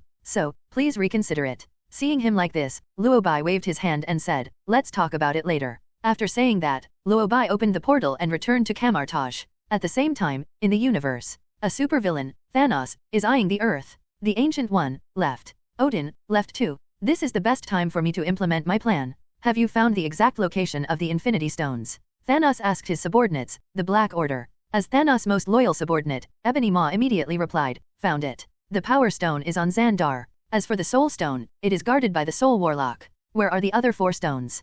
Thanos asked. Ebony Maw thought for a moment, then said, if the information is correct, the other 4 stones seem to be on Earth, guarded by a supreme mage named Luo Bai. What the hell? All 4 stones are in the hands of the same wizard? Thanos was stunned and asked, they are all in his hands? Aren't the space stones in Asgard? Weren't Loki and the space stones sent back to Asgard? Ebony Maw shook his head and said, that was the initial news, but it seems that the space stone has returned to the hands of this mage named Luo Bai. Supreme Sorcerer, Luo Bai. Thanos muttered. He had heard of this name. It is said that this wizard was quite brave and went directly to Asgard to cause trouble for Odin. I don't know what the real strength of this mage is. Do you know anything about this wizard? Thanos asked. I have investigated, but I don't know much about him. I only heard that he has been in Kamar-Taj for a few years and is the most talented wizard. Ebony Maw replied. How many years have you been in Kamar-Taj? This means that so far he has only studied magic for a few years at most. It probably hasn't developed yet. Even if you get the 4 rough stones, they probably won't be of much use without the Infinity Gauntlet. After all, it is difficult for humans to resist the power of Infinity Stones with their mortal bodies. Now Odin and Ancient One, the 2 guardians of the Earth, are no longer on Earth, leaving only their descendants. Now is the best time to go to Earth and implement your plans. If these offspring are allowed to grow up, it will be very troublesome for Thanos to go to Earth to get the Infinity Stones. Thinking of this, Thanos immediately said, notify everyone to go to Xandar. As long as he can get the Power Stone and the Soul Stone first, and then use the power of these 2 stones to go to Earth, it should be relatively easy to snatch the remaining 4 rough stones from Luo Bai. After all, he is just a wizard who has just learned magic for a few years, so it shouldn't be difficult to solve. With his own ambition, Thanos went to Xandar and began his plan. At this time, Luo Bai returned to Kamar-Taj and planned to practice his ability again. After all, he has absorbed a lot of power recently, especially the integration of the power of the Phoenix, which has greatly increased Luo Bai's strength. Although these powers are balanced by the power of fairies, it is still easy to have trouble using them if you don't fully understand them. So Luo Bai returned to Kamar-Taj, entered the main hall and began to meditate. He began to analyze all the abilities integrated into his body. These include the power of Vishanti, black magic power, power of Odin, power of the Celestials, power of the Phoenix, and many more. Although these forces seem different, they are actually somewhat similar. Although Thor, who inherited the power of Odin, always likes to fight in close combat, the power of Odin is essentially able to achieve the dual cultivation of physical and magical powers. Therefore, part of the power of Odin is similar to the power of black and white magic, and it is not difficult to analyze. As for the power of the gods, after thorough analysis, it can be understood as the power of creation. Simply put, once you master this power, you can create and manipulate at the molecular level. It's just that ego's strength is just that, so this power can't be fully utilized. Even if Luo Bai analyzed everything thoroughly, it could only be used within a single universe at most. As for the power of the Phoenix, there is no need to talk about it. After all, what Luo Bai got now was just a fragment of the Phoenix power. This fragment, at present, can only affect a single universe or multiple universes. For example, if Luo Bai unleashed the full power of the Phoenix, it can restart the entire universe, and he can recreate a new universe. And the power of the Phoenix mainly focuses on mental suppression. If he uses the power of the Phoenix to perform mind control, he can control all living beings in the entire universe. Of course, this is just the ability of a single fragment. If you gather them all, you will become the king of White Phoenix, combined with the power of fairies. He is at least an omnipotent universe-level strongman. To put it another way, with just a thought he can control or even restart and change the entire multi-universe of the Marvel world. Come to think of it, it's really scary. Luo Bai must go and collect all the fragments of Phoenix power. In fact, it is quite troublesome to find all the Phoenix power. After all, it is scattered in various worlds in the multi-universe. This also means that Luo Bai will go on a multi-universe journey that may last half a century in the Earth's timeline. At present, Luo Bai has no such plan. After all, this matter still needs long-term planning. And calculate the time. The Ancient One is gone, Odin is gone. Is it time for Thanos to come? He is so obsessed with collecting Infinity Stones, it is unlikely that he will give up.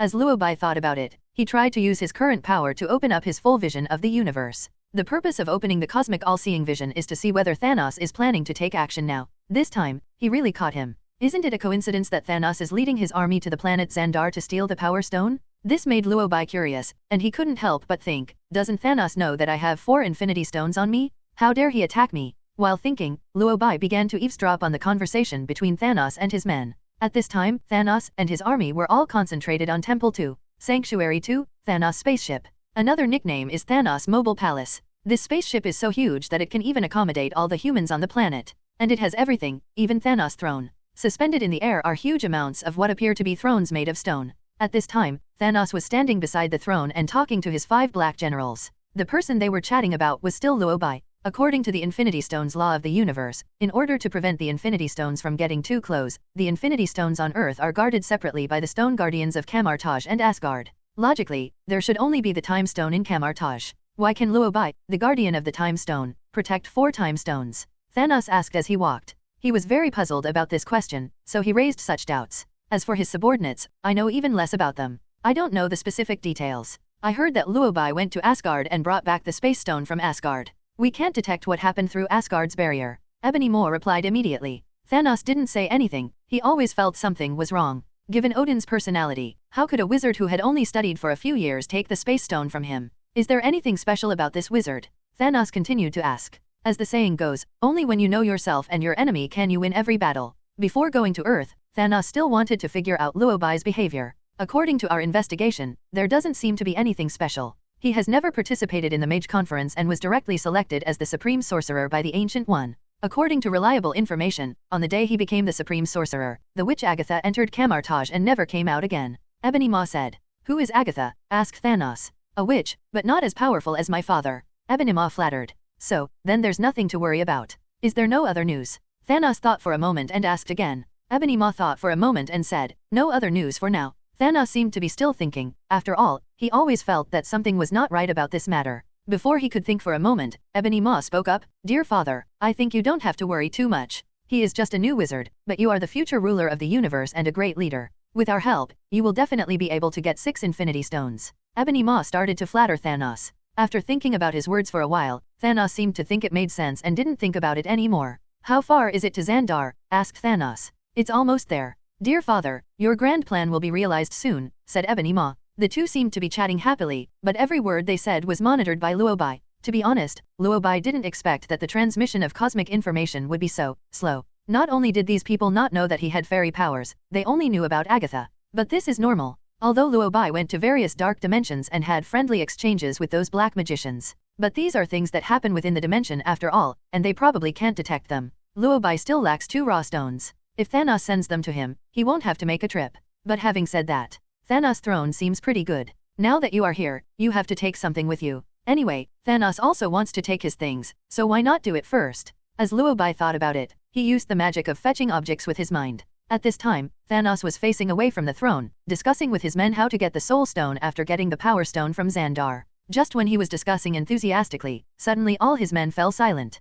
Why aren't you talking? Thanos asked. Ebony Maw opened his eyes wide and pointed behind Thanos with a look of surprise. Thanos turned his head and was stunned. Wait, where's my throne? Where is my huge floating throne? How come it disappeared? Where is my throne? Thanos turned around and asked his men. The 5 black generals shook their heads and said, I don't know. I don't know either. In the blink of an eye, the throne disappeared. Ebony Maw muttered.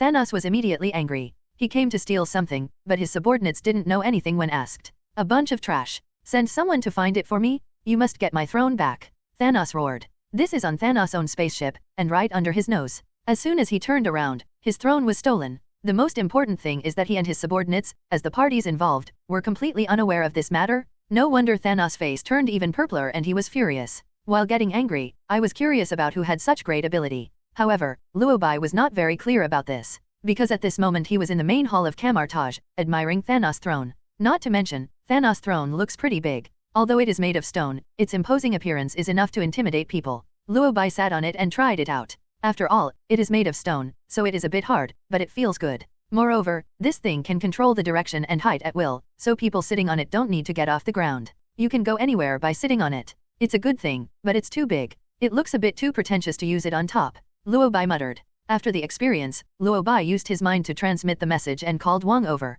By the way, let him bring Stark and Strange here too. Although Luo Bai was not particularly worried about Thanos coming to Earth, after all, he should be able to deal with Thanos if he took action himself. But he remembered that Thanos had made quite a big fuss this time, which could be used as a practical training for the mages of Kamar-Taj. Especially Strange and Stark, these two have been studying magic for a while but have never tried it. That's why Luo Bai asked Wang to call these 2 people over. After a long while, the 3 of them arrived at the main hall. As soon as he entered the room, Stark seemed very excited. Oh, my dear friend. I finally see you. Luo Bai smiled and asked, Tony, how do you feel about Kamar-Taj these days? Stark shrugged and said calmly, to be honest, I don't feel very good. I've only heard you talk about magic before, and it sounds like magic is easy to learn. I didn't expect it to be so difficult. Especially after hearing your legendary story, I feel even more uncomfortable. How did you do it? In such a short time, learned so much magic. Stark said, with helplessness in his tone. As soon as he finished speaking, Strange on the side also spoke up, I am also curious. I always thought that my talent was high enough, but I didn't expect that your talent, the Sorcerer Supreme, is even more surprising. If you are not a magician, you may not be able to feel it, but once you enter the Kamar-Taj system and learn magic, everyone will know how terrifying Luo Bai's talent is. Regarding this matter, Luo Bai just smiled and then joked, otherwise, how could I be the Supreme Mage? As soon as these words were spoken, everyone fell silent. After all, there was nothing wrong with what he said. In the silence, Stark noticed the huge amounts of floating thrones in front of him. He then changed the subject, I saw it as soon as I entered the room. What are these huge amounts of things? Stark said, pointing to the floating throne. Soon, he got Luo Bai's answer, this is Thanos' floating throne. Thanos? Everyone was confused by the new term. Stark couldn't help but ask, who is Thanos? Luo Bai smiled, then said, a big villain who is about to invade the Earth. What the hell, invading the Earth? Hearing these 4 words, Stark seemed to realize something and asked excitedly, so, our Justice League is alive? Can we talk about this Thanos in detail? Considering that the few people didn't know much about Thanos, Luo Bai briefly introduced him. Thanos was born into the Eternal Clan on Titan. The people on Titan are somewhat different from those on Earth. They are born much stronger than humans on Earth. And Thanos is considered to be one of the more powerful Titans. His strength, spirit, and resilience are unmatched. He is also a strategist for Titan. After listening to Luo Bai's introduction, everyone understood. To put it simply, a powerful alien race is coming to invade the Earth. This made Stark very angry, and he couldn't help asking, so, Titan is going to attack our Earth? No. Luo Bai shook his head and said, although Thanos is indeed from an alien planet, this is not a planetary invasion war. It is completely Thanos' own behavior. He witnessed his own planet being destroyed due to population expansion. So he decided to implement family planning before the entire universe is destroyed due to population. Family planning? What does that mean? Wang, who was standing by, was confused and couldn't help asking. Luo Bai thought for a moment and replied, to put it simply, he intends to reduce the population of the entire universe by half. To put it more simply, he intends to make half of the creatures in the universe disappear. Make half of the living beings in the universe disappear? After hearing Thanos' plan, Stark exclaimed, is he crazy? To be honest, Stark has seen many villains who want to invade the Earth. But he is a villain who wants to implement family planning and is targeting the entire universe. He was the only one Stark had ever seen. What if he succeeds? Let's not talk about the entire universe, let's just say that if half of the people on Earth were missing. So for the entire Earth, what is the difference between this and the end of the world? Thinking of this, Stark couldn't help but ask, is there any way we can stop him? Of course. Luo Bai said. After hearing what he said, Stark, who was originally a little worried, instantly felt relieved. He looked at the floating throne in front of him and remembered that Luo Bai said that this throne belonged to Thanos. Suddenly Stark understood something. Wait, you said the throne belongs to Thanos? But you took the throne back. You also know all of Thanos' plans, so from the very beginning, you had a way to deal with Thanos, right? Stark asked. Luo Bai nodded and replied, of course. Stark seemed to be relieved and said, I knew you would find a way. As soon as he finished speaking, Luo Bai spoke again. However, Thanos may bring more people to invade the Earth this time, so I have to remind you in advance. I asked you to come here to see how your training is going. I heard that you two have started to learn magic by yourselves. Stark and Strange nodded. Luo Bai smiled and asked, how much have you learned? Stark immediately replied, I have already completed all the courses related to Kamar-Taj by myself, and I am now studying space and time magic. As soon as he finished speaking, Strange beside him immediately echoed, my situation is similar. Being able to learn this far proves that these two people's talents are comparable. Luo Bai knew about Strange's talent, but he didn't expect Stark's talent to be so high. This is really surprising. But this is also a good thing. After all, there are not many mages who can take on the main responsibility in Kamar-Taj now. Thinking of this, Luo Bai immediately said, Strange, I plan to let you be the guardian wizard of the New York Temple. Are you willing? Temple guardian? Strange did not agree immediately. He was silent for a while as if hesitating. After a long while, he could not help asking, Supreme Mage, I know it is not polite to ask this, but, is there any benefit for me? I mean, will being a temple guardian affect my studies? Luo Bai shook his head and denied it immediately, of course not. You can have your own single room, and there are a lot of books in the New York Temple, which can help you grow quickly. And the New York Temple is close to your home and your workplace. If you have nothing to do, you can go home and visit, or go and chat with someone you like. Strange is still relatively real. After Luo Bai mentioned a series of benefits of being a temple guardian, Strange immediately agreed. I am very happy to be the temple guardian of the New York Temple, the supreme sorcerer. Strange was happy, but Stark was obviously unhappy. Luo Bai, aren't we best friends? Why don't you let me be the temple protector of New York? I entered school earlier than him. Both Stark and Strange are geniuses. From the first time he met the two of them, Luo Bai felt that they would definitely not get along. Luo Bai was quite busy before and didn't pay much attention to the two of them. But after calling the two together this time, Luo Bai felt something was wrong. Because of the New York Temple Guardian, the two of them started arguing. Seeing that Stark and Luo Bai were playing the emotional card, Strange responded mercilessly, is it possible that your talent is not as high as mine?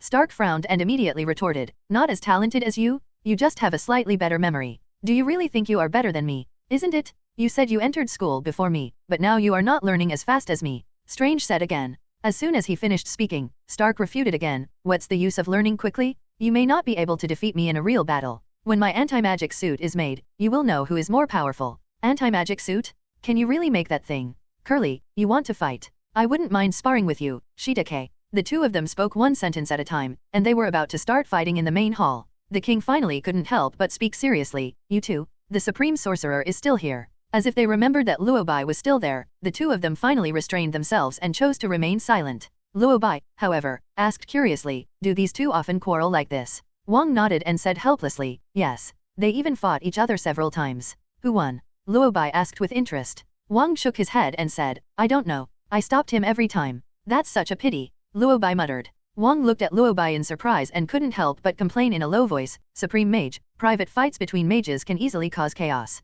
What a pity. Luo Bai smiled and said quickly, I just mentioned it casually. After that, Luo Bai continued, okay, I have finished explaining the affairs of the New York Temple. King, you send this floating throne to the treasury, and take Strange to learn about the New York Temple. After receiving Luo Bai's order, Wang and Strange left. As for Stark, he was left alone. It can be seen that Stark is still somewhat bothered by the New York Temple incident. As soon as the king and Strange left, Stark couldn't help but ask, Luo Bai, can't I be the guardian mage of the New York Temple? Everyone in Kamar-Taj knows how high the status of the temple guardian is. Let's just say that in Kamar-Taj, besides the Sorcerer Supreme and the king, the status of the temple guardian is the highest. Stark never imagined that Strange, a wizard who entered the school later, would become the temple guardian wizard and have a higher status than him. Naturally, Stark was a little unconvinced. However, Luo Bai also had some thoughts on this matter. Thinking of this, Luo Bai immediately replied, Tony, you are different from Strange. What's the difference? I admit that his talent is a little higher than mine, but only a little bit. Stark said quickly.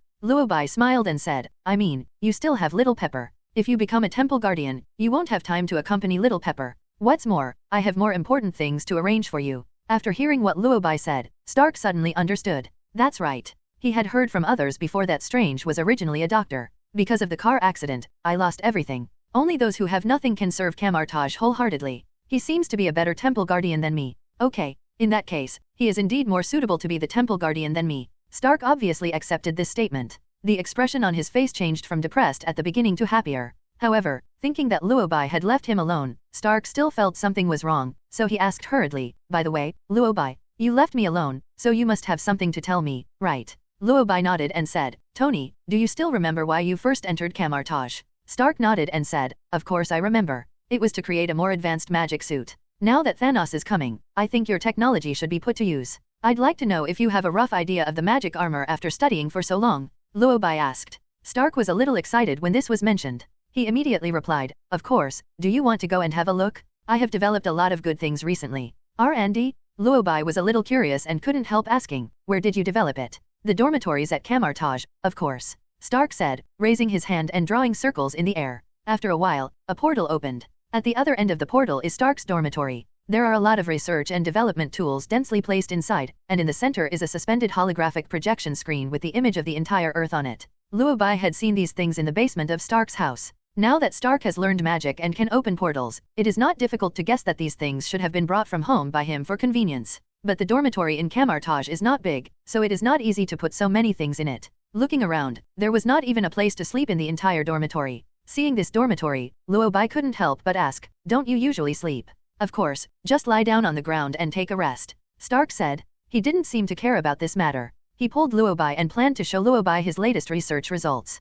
He pulled Luo Bai in front of the projection, then pointed at the projection and said to Luo Bai, this is the Cosmic Monitoring 1.0 that I developed by adding magic to my research. It is also the first product that I created that integrates technology and magic. The Cosmic Monitoring System can detect energy anomalies in the universe. If there is abnormal energy approaching the Earth, it will immediately give a warning and conduct analysis. It's actually very similar to an ordinary detection device, but I used magic to increase its range. Luo Bai thought for a moment and asked, can we monitor the entire universe? Stark shrugged and said, since this is version 1.0, I can't do it yet. After all, my strength doesn't allow it yet, but I'm slowly expanding the scope. Luo Bai didn't say anything, but just injected some magical energy into the universe monitor. After the magic energy was injected, the holographic image was instantly changed. Originally, the image only showed the specific situation of the Earth and some nearby planets. After the magic energy was injected, the entire outline of the universe was instantly displayed. I have expanded the range for you. Now you can detect the entire universe, Luo Bai said.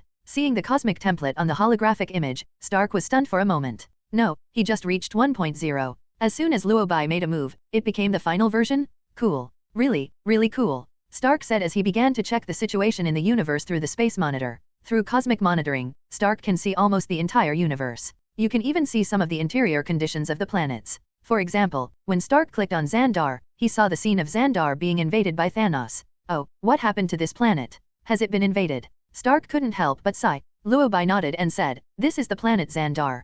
Thanos is invading Xandar with his army. Do we need to stop it? Stark asked quickly. Luo Bai shook his head and said, no, every planet has its own destiny. We just need to take care of the Earth. I will help you expand the scope of cosmic surveillance, and I hope that you can monitor the movements of the entire universe for the Earth in real time in the future. Although Luo Bai himself can also see the entire universe, it is a bit troublesome for him to stare at the entire universe alone every day. Plus, he might have to go out and collect the fragments of the Phoenix Force later, since Stark has ideas in this regard. It would be better to let Stark do the task of detecting the universe, so that he would feel more at ease. Apparently, Stark was very happy to do this too. Of course. By the way, I have other inventions. For example, this magic Mk1 battlesuit. Stark said as he showed his invention to Luo Bai again. He took out a battlesuit that looked very different from the previous ones, and then said, this is the first generation of magic battlesuit that I recently developed. Simply put, this battlesuit can improve the speed, strength, and defense of mages. And because the battlesuit is attached with magic energy, it can absorb some of the magic energy from enemy attacks for the mages, and convert part of this magic energy into their own energy, and release it through the battlesuit. And some people who have never learned magic can use some defensive magic by wearing this battlesuit. For now, this is all I can do. I will improve it later, Stark said. After listening to his words, Luo Bai nodded with satisfaction and then asked, can it be mass-produced? Stark was stunned and asked in surprise, batch. Well, didn't I tell you before that I had an important task for you? Luo Bai said. Stark, so, what is my mission? You know, since mages have different talents, generally speaking, their strengths vary greatly. But Kamar-Taj is used to protect the Earth. So I think, Tony, maybe you can lead the mages of Kamar-Taj to technological ascension. Thanos is coming soon. You can let all the wizards wear the first generation of battle suits you developed to see if it works. If there is something you are not satisfied with, you can change it, Luo Bai said. Now Stark finally understood Luo Bai's intention of leaving him alone. Stark was actually quite happy about this. No problem. But I have to wear the most advanced one, Stark said with a smile. Of course. From now on you will be responsible for making magic suits for the wizards and monitoring the universe, Wizard Tony, Luo Bai said with a smile. Of course Stark would be happy to do so, but after thinking about it, he still hesitated and asked, do all the mages in Kamar-Taj have to do this? Luo Bai shook his head and said, of course not, only mages who pass the will test can have it. Hearing this, Stark felt relieved. Passing the test of will proves that the wizard is 100% loyal to Kamar-Taj and the Earth. If that were the case, Stark would have nothing to worry about. Now that everything had been explained, I thought their conversation should be over. Unexpectedly, Stark suddenly looked up and asked, then my position in Kamar-Taj should be more important than Strange's, right? Luo Bai, of course. You are the most important. Tony. That's good. People who are not familiar with Stark will definitely believe the rumors about him from the outside world. For example, playboy, arrogant rich second generation, etc. But once you get to know him, you'll realize that Stark's character is actually quite childish. Although he is now in his 30s, he should learn to be mature and steady. But in fact he is more naive than Strange. Of course, he would only show such naivete in front of people with whom he has a good relationship, such as Happy, Small Pepper and Luo Bai. Thinking of Little Pepper, Luo Bai couldn't help but said, Tony, you have stayed at Kamar-Taj long enough. I think you should go back and take a look. Stark seemed to have a plan, and said calmly, you are right, I do have to go back. During this time, Pepper sent me a lot of messages. Although we are in constant contact, I know she misses me. Oh, that's right. There is another happy event I want to tell you. At the mention of happy event, Stark's face was filled with smiles, and the corners of his mouth were even harder to hold down than AK. Seeing him like this, Luo Bai guessed what the happy event he was talking about was. Are you planning to propose to Xiaojiao when you go back this time? Luo Bai asked. How do you know this is what I'm about to say? Stark asked in surprise, did you spy on my inner thoughts? Luo Bai shook his head and couldn't help complaining, do you still need to spy? You haven't seen how happy you are smiling now. Stark smiled and said a little embarrassedly, you don't know, I have been looking forward to this for a long time. I think I should give her a promise. Luo Bai nodded in approval, indeed. Then I will congratulate you in advance. As soon as he finished speaking, Stark waved his hand and said, no need to say polite words. I don't like to hear these. The most important thing is that you can come to my wedding. This wedding can't be done without you. As soon as he said this, Luo Bai fell silent. Really unable to hold it back, Luo Bai couldn't help but started to complain, what do you mean you can't do it without me? It's not me getting married. Stark smiled and said, I mean you are very important, it's not that you don't understand. But having said that, do you have any plans to get married? Marry? Luo Bai frowned. To be honest, this word seems a bit far away from him. Not to mention that Luo Bai is not too old now, but he has so many things to take care of now. The 3 evil gods in the dark dimension must be suppressed, as well as Kamar-Taj and the Earth. He really hadn't thought about getting married. I have never considered getting married. I always feel that it is quite far away from me, Luo Bai said. Stark nodded and said as if he had come before, I thought the same way when I was your age. Luo Bai didn't answer, just smiled and asked, by the way, when do you plan to get married? When it comes to this matter, Stark feels helpless. Actually, I originally planned to get married to Pepper Potts next month. But you just said Thanos is coming to invade the Earth, so I suspect the wedding may have to be postponed. For a superhero like Stark, the Earth is bigger than family. Even though he loves Pepper very much, he will choose to protect the Earth if it is in danger. So it seems that the only option is to postpone the marriage. Only, it's just a fight against Thanos, there's no need to postpone the wedding.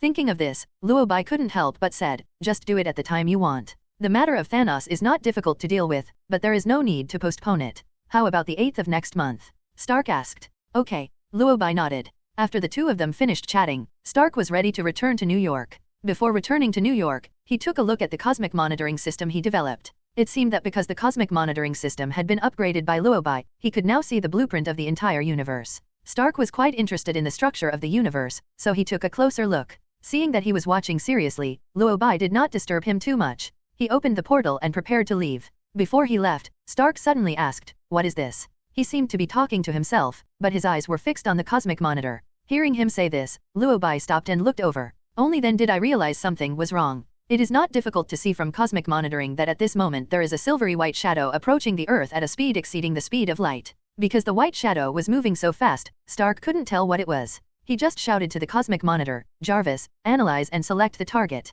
Soon, Jarvis' voice came, it is impossible to lock onto the target's specific form, but the target contains very powerful energy. According to the target's trajectory, the target will eventually land on Earth in 1 hour. The cosmic monitoring has been upgraded by Luo Bai, which proves that the data inferred with a high probability is not wrong. The target will land on Earth in 1 hour, with a large amount of energy in its body. Does this prove that there are creatures from outer space planning to invade the Earth? Thinking of this, Stark immediately looked at Luo Bai and said, Luo Bai, I just detected that there seems to be an invader approaching the Earth. I saw it. Luo Bai responded calmly, with a hint of curiosity in his expression. According to what he knows now, the only one who should invade the Earth recently should be Thanos, but how come there is suddenly another uninvited guest? While thinking, Luo Bai activated the omniscience of the universe. Luo Bai quickly locked on to the target's identity. It's Yinhua. Luo Bai muttered, why did he come here? Luo Bai's voice was not loud, but it was not small either. Although Stark heard it clearly, he was unfamiliar with the name Silver Slide. What is Silver Slide? Stark asked immediately.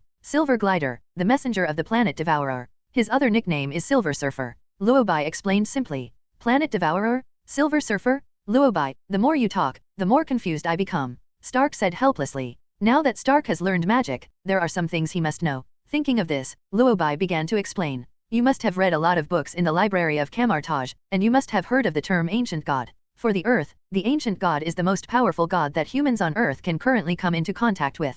But in fact, there are gods in the multi-universe that are more powerful than these ancient gods. I usually call them the creator gods. The 5 are Planet Devourer, Death, Eternity, Infinity, and Annihilation. As one of the 5 great gods of creation, Planet Devourer survives differently from the other gods. He makes a living by devouring planets, so he often goes out to look for planets to devour. The Devourer of Planets has 4 emissaries under his command, called Galactus Emissaries. They are Stardust, Flame Emperor, Silver Slide, and Tyrant. The purpose of these 4 messengers is to find planets for the Planet Devourer to devour. After this explanation, Stark finally understood. I think I understand a little bit. You mean that Yinhua found the Earth, and the Planet Devourer you mentioned wants to swallow the Earth? Stark said in surprise. Luo Bai nodded and said, if nothing unexpected happens, it should be like this. Galactus has set his sights on the Earth. After hearing what Luo Bai said, Stark said with a headache, oh, this is really bad. Thanos hasn't been dealt with yet, and now there's another Silver Slippery. There's nothing we can do. The Earth is full of disasters. Luo Bai shrugged and spoke helplessly. So who is more powerful, Silver or Thanos? Stark asked. Under normal circumstances, Silver Shua can beat 10 Thanos. Luo Bai said. Stark was overwhelmed when he heard this and couldn't help asking, he will be here in an hour. Can we defeat him? If nothing unexpected happens, we are guaranteed to win. Luo Bai said. He's just a Galactus messenger. If you have the guts, ask Galactus to come over and take a look. Compare with the power of the goblins to see who can eat more. If it was a planet devourer, Luo Bai might still be a little worried. After all, Galactus is one of the 5 great gods of creation, and his strength should not be underestimated. But if it was only the Galactus messenger who came, Luo Bai would have nothing to worry about. Seeing Luo Bai so confident, Stark breathed a sigh of relief and muttered, it's good to have a chance of winning. I'm just afraid. Before Stark could finish his words, Luo Bai spoke again. The Galactus messenger is easy to deal with, but the hard part is Galactus himself. Galactus would not come to Earth for no reason, he could only have been ordered to do so. This also means that Earth has been targeted. Hearing him say this, Stark's heart, which had just relaxed, became tense again. Although Stark had never seen the power of the planet Devourer, he realized something was wrong just by hearing the name. The god of creation, just hearing this name sounds impressive. But I'm quite curious, is he more powerful than Vishanti? Stark asked hurriedly. Luo Bai said without hesitation, of course. The power of the god of creation is difficult for humans to understand. At this point, Stark finally understood a little. He thought carefully about Luo Bai's words, and then thought about the names of the 5 great creation gods. I don't know if Stark thought of something, and then he couldn't help but say, Death, Infinity, Galactus. The names of these 5 gods of creation sound like a concept, but more like a rule. Luo Bai nodded, and immediately confirmed his idea. You are right. These 5 gods of creation are the embodiment of the rules of the universe. They represent space, time, destruction, nothingness, and balance respectively. You have learned magic, so you should understand that the universe we live in is just one of the vast multi-universe. The 5 creator gods established the rules of the entire universe, and there is more than one universe in the multi-universe. So, in fact, there are 5 creator gods in every universe. They have countless duplications. If they target us, it will definitely not be a good thing for the Earth. Luo Bai said. At this moment Stark finally understood how powerful Galactus was. Honestly, I really don't understand. Why would such a powerful god pick on our tiny Earth? Stark couldn't help but complain. Luo Bai shrugged helplessly and responded, no way. Galactus feeds on planets, including the Earth. It is not surprising that he would target the Earth. To these gods, the Earth is just food. Whether they want to eat it or not is entirely up to their mood. So is there any way we can stop Planet Devourer? Stark asked. There should be, but this is very troublesome. It may inevitably trigger a war. Luo Bai said. He remembered that the Planet Devourer had tried to devour the Earth more than once, but failed in the end. This means that there is always a way to prevent it. But we must fight. When Stark heard Luo Bai say that there might be a war with Galactus, he was stunned. You mean, the Earth is likely to go to war with the Creator God? Stark asked in surprise. Luo Bai thought about it and nodded. There will definitely be a fight. Stark. First it was Dormammu, then Thanos, now it's Galactus' turn. Maybe he will even fight the god of creation in the future? No, isn't the Earth a very awesome place? Do you all want to intervene? Thinking of this, Stark sighed helplessly. I am already beginning to get anxious.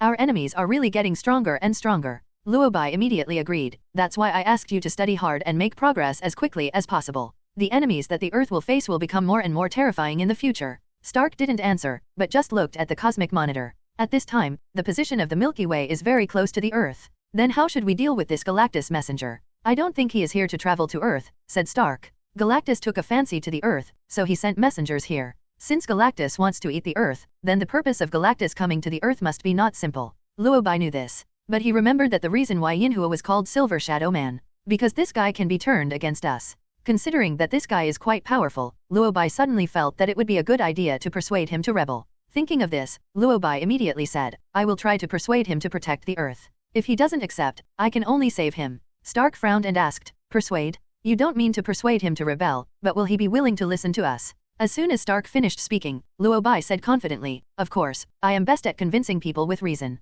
Thor's sister was convinced by me. Thor's sister. Stark looked at Luo Bai in confusion and asked, Thor has a sister. Luo Bai nodded and said, of course. Thor's sister was sealed away by his father before. She was recently released and wanted to rebel. She almost killed her father and brother. Fortunately, I stopped her. Oh, my god. Is the Thor family so chaotic? So, what's going on now? Stark continued to ask, eating the gossip with great interest. Luo Bai smiled and explained, after my persuasion, Sol's sister gave up the rebellion. I'm curious how you persuaded him? Did you use the beauty trap? Stark asked. Luo Bai shook his head and responded in a friendly manner, of course not. I usually use my fists. Stark. What a good way to convince people with reason. But I have to say, this trick is sometimes quite useful. For example, now, dealing with this Galactus messenger. Stark thinks that he has to convince people with reason. According to cosmic monitoring and analysis, the messenger will arrive on Earth in half an hour. It seems I have to go back later. Stark said. Originally Stark was planning to go back to Pepper Potts to propose to her, but he saw Silver Slippery was about to come to Earth. He decided to deal with Yinhua first and come back later. However, Luo Bai had no intention of letting him go. After all, a strong man of Yinhua's level was obviously not someone Stark could deal with.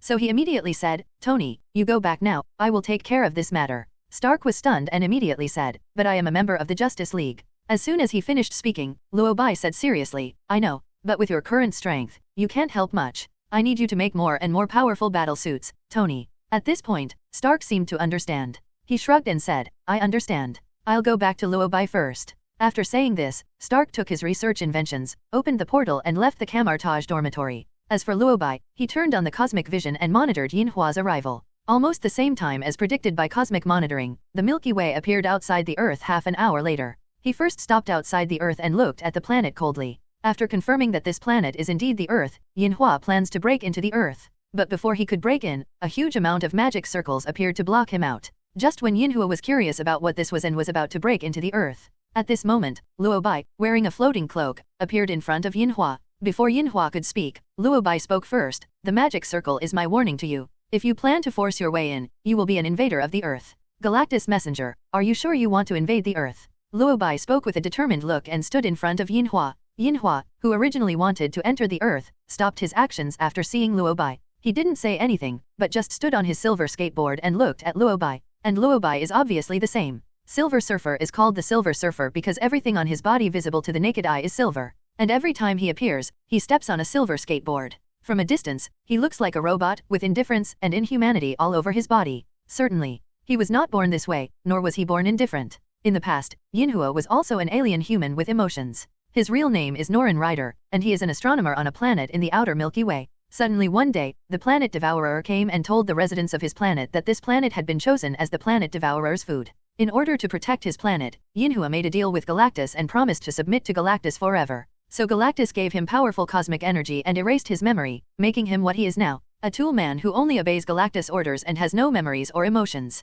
Because he had forgotten everything, he did not listen to Luo Bai's warning just now. He just stared at Luo Bai for a long time. After a moment, he suddenly bent down and then accelerated on his silver skateboard to attack Luo Bai. He was very fast, and in the blink of an eye he appeared in front of Luo Bai, just as he was about to reach out and strangle Luo Bai's neck, wanting to throw this troublesome human away. Unexpectedly, Luo Bai seemed to see through his next move, and before he could make a move, he punched him at an extremely fast speed. Normally, Luo Bai's punch would not be able to cause any harm to Yinhua. After all, Yinhua has the cosmic energy bestowed by Galactus. The cosmic energy gives Yinhua the strength of Superman, an invulnerable body, and eternal life. As long as he rides on the silver skateboard, he can replenish cosmic energy continuously. It is as if he is carrying the power of the entire universe on his back. With the current state of the Earth, it is impossible for humans on Earth to cause harm to him. But what Yinhua didn't expect was, Luo Bai's punch was not only incredibly fast, but also terrifyingly powerful. The iron-like fist smashed into Yinhua's stomach, as if the power of the entire universe was pressing down on him.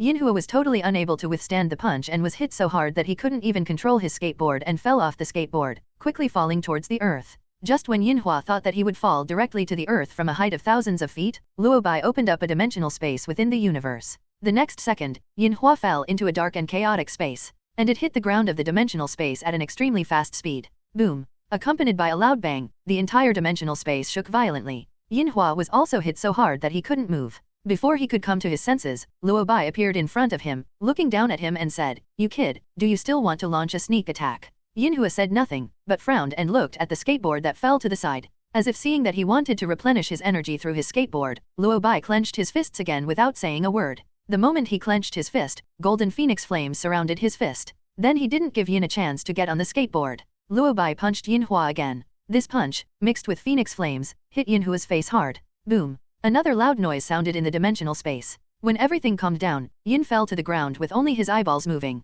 Half of his face was burned by the phoenix flames and turned into silver black. It looked like a burnt robot. Seeing this, Luo Bai gave another warning: invading the earth is not a good decision. Before you devour the earth, you'd better think clearly whether you have the ability to defeat me, the supreme mage who protects the earth. I thought this guy would be a little more obedient after being punched twice, but I didn't expect that he was so deeply bewitched. Not only did he not admit defeat, but it further stimulated his fighting spirit. I saw a powerful cosmic energy slowly gathering into his body, and in the blink of an eye his body that was originally burned by the power of the phoenix quickly recovered. The wounds on his body healed at an incredible speed, and almost instantly Yinhua returned to his original appearance. He leaped forward and stood on the skateboard again. Then he lifted up the skateboard, and a powerful cosmic energy was fired towards Luo Bai. Luo Bai used magic to move quickly to avoid the attack of cosmic energy, and the next second the energy directly shot through Luo Bai's dimensional space. While Luo Bai was dodging, the silver-driven skateboard rushed out of Luo Bai's dimensional space at the speed of light. He seemed to not want to get entangled with Luo Bai anymore and planned to descend directly to Earth.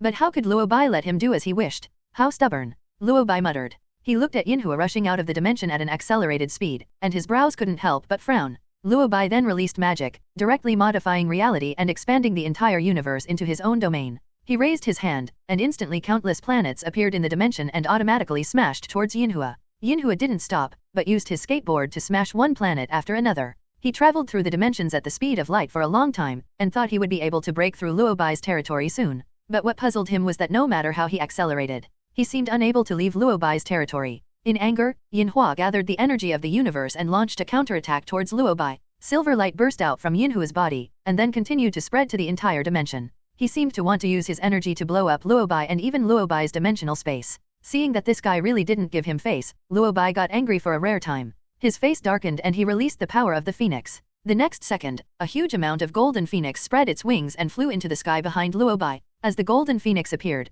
phoenix flames burst out from all around the phoenix. The moment this powerful force exploded, the entire universe was silent. After everything dissipated, everything returned to its original state. Yin slipped to the ground, and Luo Bai stood in front of him. "Do you want to fight again?" Luo Bai asked. This time, Silver Surfer spoke the first words to Luo Bai through telepathy: "Earth is an edible planet." Luo Bai sneered, "You are very loyal. Since I can't convince you, I can only save you." After saying that, he placed his hand on Silver Surfer's head. Yinhua, who originally wanted to use cosmic energy for healing, finally felt something was wrong this time. The cosmic energy in his body seemed to be being absorbed by Luo Bai. Before Yinhua could react, the cosmic energy in his body disappeared, or to be more precise, it was absorbed. Only after absorbing all the cosmic energy in Yinhua's body did Luo Bai take his hand away from his head. The cosmic energy disappeared, which meant that Yinhua could no longer use the cosmic energy to heal his injuries. He felt the phoenix flames constantly burning his body, but he was powerless to do anything. Disbelief flashed across Yinhua's usually cold face. He seemed to have a hard time understanding why the energy in his body suddenly disappeared, but he was sure that it was most likely Luo Bai's doing.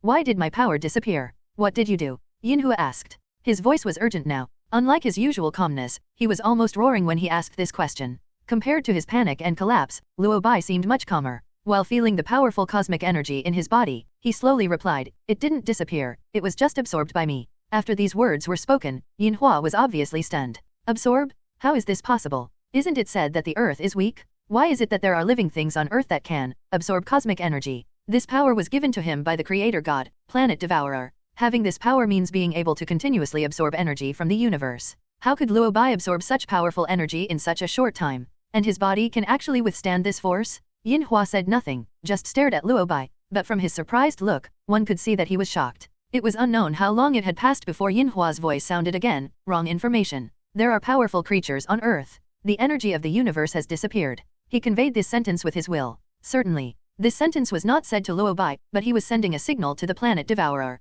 But because Luo Bai possesses a super strong mental ability, he can hear Yinhua's inner voice clearly. Seeing him like this, Luo Bai couldn't help but feel a little emotional. He couldn't even protect himself, but he still wanted to bring news to Galactus. Seeing him like this, Luo Bai couldn't help but complain, "Nolan Reed, you are really pitiful. Your master wants to eat your planet, but you still work for him so sincerely. It's really not easy." His words made Yinhua stunned. He frowned and asked, "What do you mean by that? Who is Nolan Rider?" Luo Bai didn't say anything, but used ability to awaken his memory. The moment his memory was restored, Yinhua finally remembered everything. Remember who he is and where he came from, and why he works for Galactus. Nolan Reed is my name? I am looking for edible planets for the Planet Devourer. Following the orders of the Planet Devourer, I came to Earth. Yinhua recited in his mind, his pupils gradually dilating. What Galactus erased was not only Jinhua's memory, but also his values and morals. After his memory was restored, Yinhua also regained some of his kindness. He realized that he had just been trying to invade other planets, to invade other people's homes.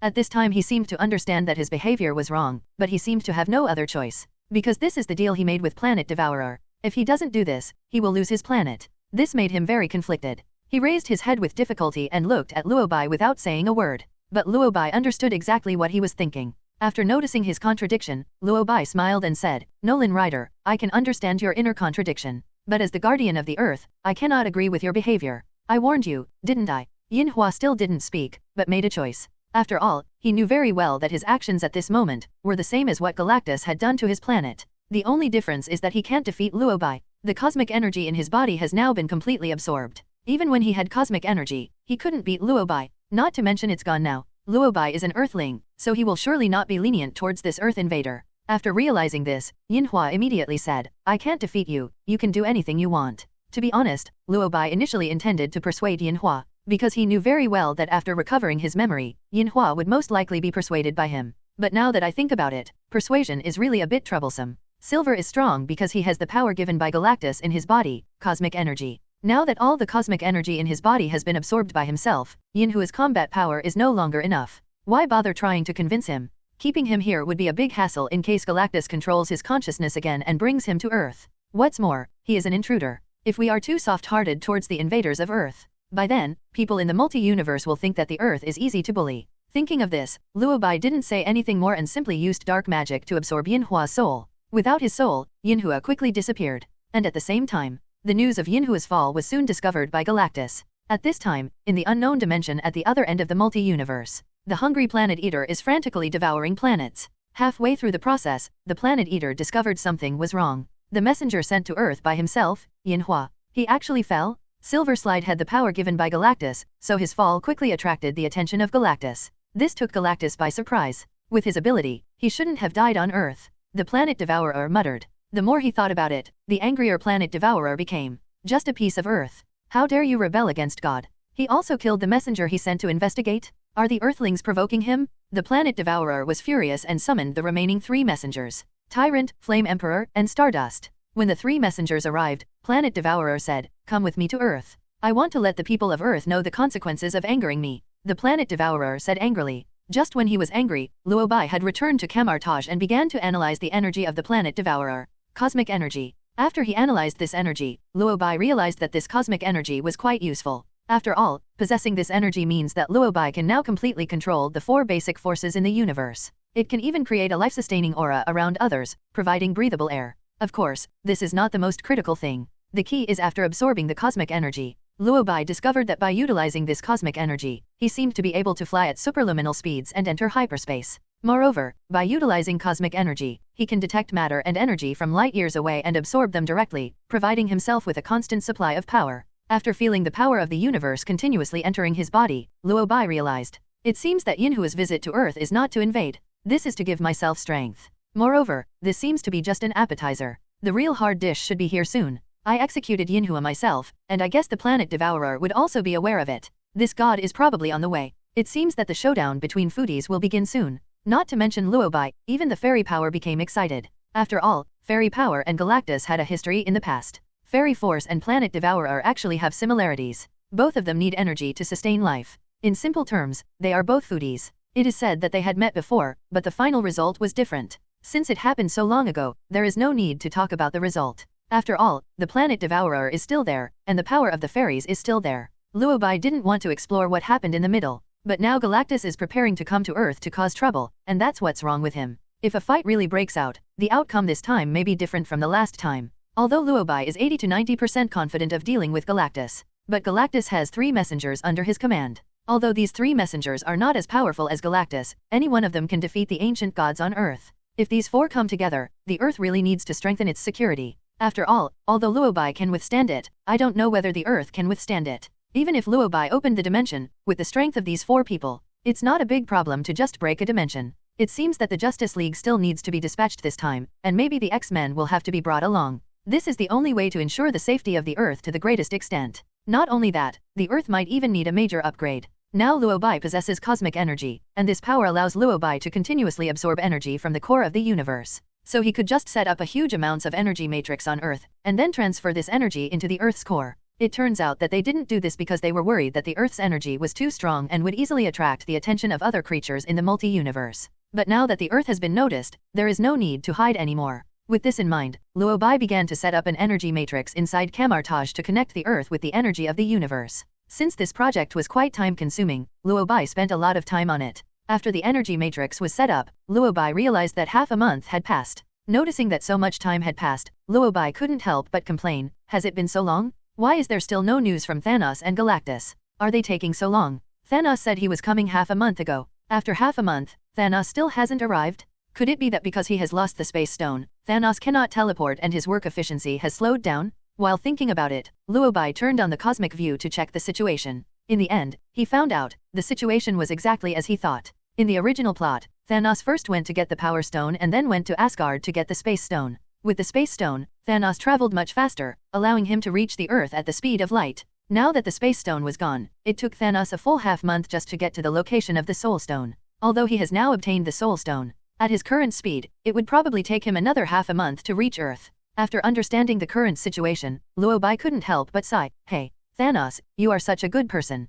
You are willing to spend such a long time traveling to give me the raw stone. It's really touching. Since you are so hardworking, I decided to help you. Luo Bai spoke as he drove the energy. At this time, Thanos and his army were riding on the Temple 2 towards the Earth. It can be seen that Thanos is very anxious at this moment. How long will it take to reach Earth? Asked Thanos. Ebony Maw at the side thought for a moment and said seriously, Dear father, it will take at least half a month. Thanos said nothing, but just frowned. Thanos has been planning this plan for a full 10 years. Logically speaking, he has waited for 10 years. It's only been half a month now, it should be very fast for him. But for some reason, he thought that as long as he came to the Earth, he would be able to get the remaining 4 rough stones quickly. He felt that every minute and every second was torture. Thinking of this, he began to ponder, I think we should go to Earth first. It would be much more convenient if we have the Space Stone. Ebony Maw immediately said, Dear father, don't worry. The remaining stones will soon be yours. Thanos said nothing. It was obvious that he was complaining that the pace was too slow, but without space gemstones, there is no way to be slow. It seemed that he was helpless, so Thanos remained silent. At this moment, Thanos suddenly felt an unknown force enveloping the entire spaceship. Just when Thanos felt something was wrong and wanted to find out the reason, the power suddenly disappeared again. What's going on? Thanos immediately asked vigilantly. Thanos's men also seemed to notice that something was wrong, and Ebony Maw immediately went to check. Soon, he checked the results and came back. Father, we seem to have arrived. Right in front of us is the Earth. Ebony Maw reported immediately. Thanos, what the hell? Just said it would take half a month. In the blink of an eye, he rushed from the planet Vormir to Earth? What's going on? Why did our spaceship suddenly arrive on Earth? The vigilant Thanos immediately raised the question. Apparently, several of his subordinates also said they were unaware of this. But before they could figure out the situation, they discovered something that surprised them even more. That is, there is one more person on the spaceship. Thanos. Ebonima. Everyone. When they discovered that there was one more person on the spaceship, everyone, including Thanos, was stunned. But they soon came to their senses, and everyone immediately took up combat readiness. Especially Thanos, his hands wearing the Infinity Gauntlet began to clench into fists. Before they could say anything, the humans on the spaceship spoke up. Didn't you want to come to Earth to find me? Why are you so nervous when I come? Everyone who heard this was even more confused. Ebony Maw immediately asked, who are you? Supreme Mage, Luo Bai. Luo Bai replied with a smile. Thanos. At this moment, an idea popped up in everyone's mind. That is, the house was stolen. What the hell is this Luo Bai? Why did he suddenly appear on their spaceship? Something is wrong. 9 out of 10 things are wrong. Ebony Maw wanted to take action immediately. But Luo Bai saw through his thoughts and even saw through his next move. With a faint smile, Luo Bai activated the teleportation magic with his mind. As soon as the portal opened, Ebony Maw was teleported away. The next second, Ebony Maw appeared in space outside the spaceship. My whole body was frozen into ice. Immediately afterwards, Luo Bai performed another magic. Before Thanos could react, the Infinity Gauntlet in his hand was in Luo Bai's hand. Thanos. Good news, Ancient One is no longer on Earth. Bad news, Ancient One's successor seems to be even more awesome than her. Looking at the Infinity Gauntlet on Luo Bai's hand, who ran away for no apparent reason, and Ebony Maw whose body was floating in outer space and stiffened. For a moment, Thanos' head was buzzing. No, what happened just now? This supreme mage named Luo Bai suddenly appeared on his spaceship, and no one on the ship reacted? This is not the most outrageous thing. The most outrageous thing is his Infinity Gauntlet. When did it get into his hands? Originally, Thanos thought that as long as he could get the Power Stone and the Soul Stone, by using these 2 rough stones, there is a high probability that the remaining 4 rough stones can be taken away from Luo Bai. Now, not only did he not get the 4 rough stones, he even pasted the 2 rough stones he just got in there. It was visibly that Thanos was silent. There was anger in the silent expression. What made him most angry was that Luo Bai made a mockery that he could not accept. You are too polite. Forget about coming to Earth. Why do you bring gifts? Thanos. Am I here to give you a gift? I'm here to snatch the gem from your hand?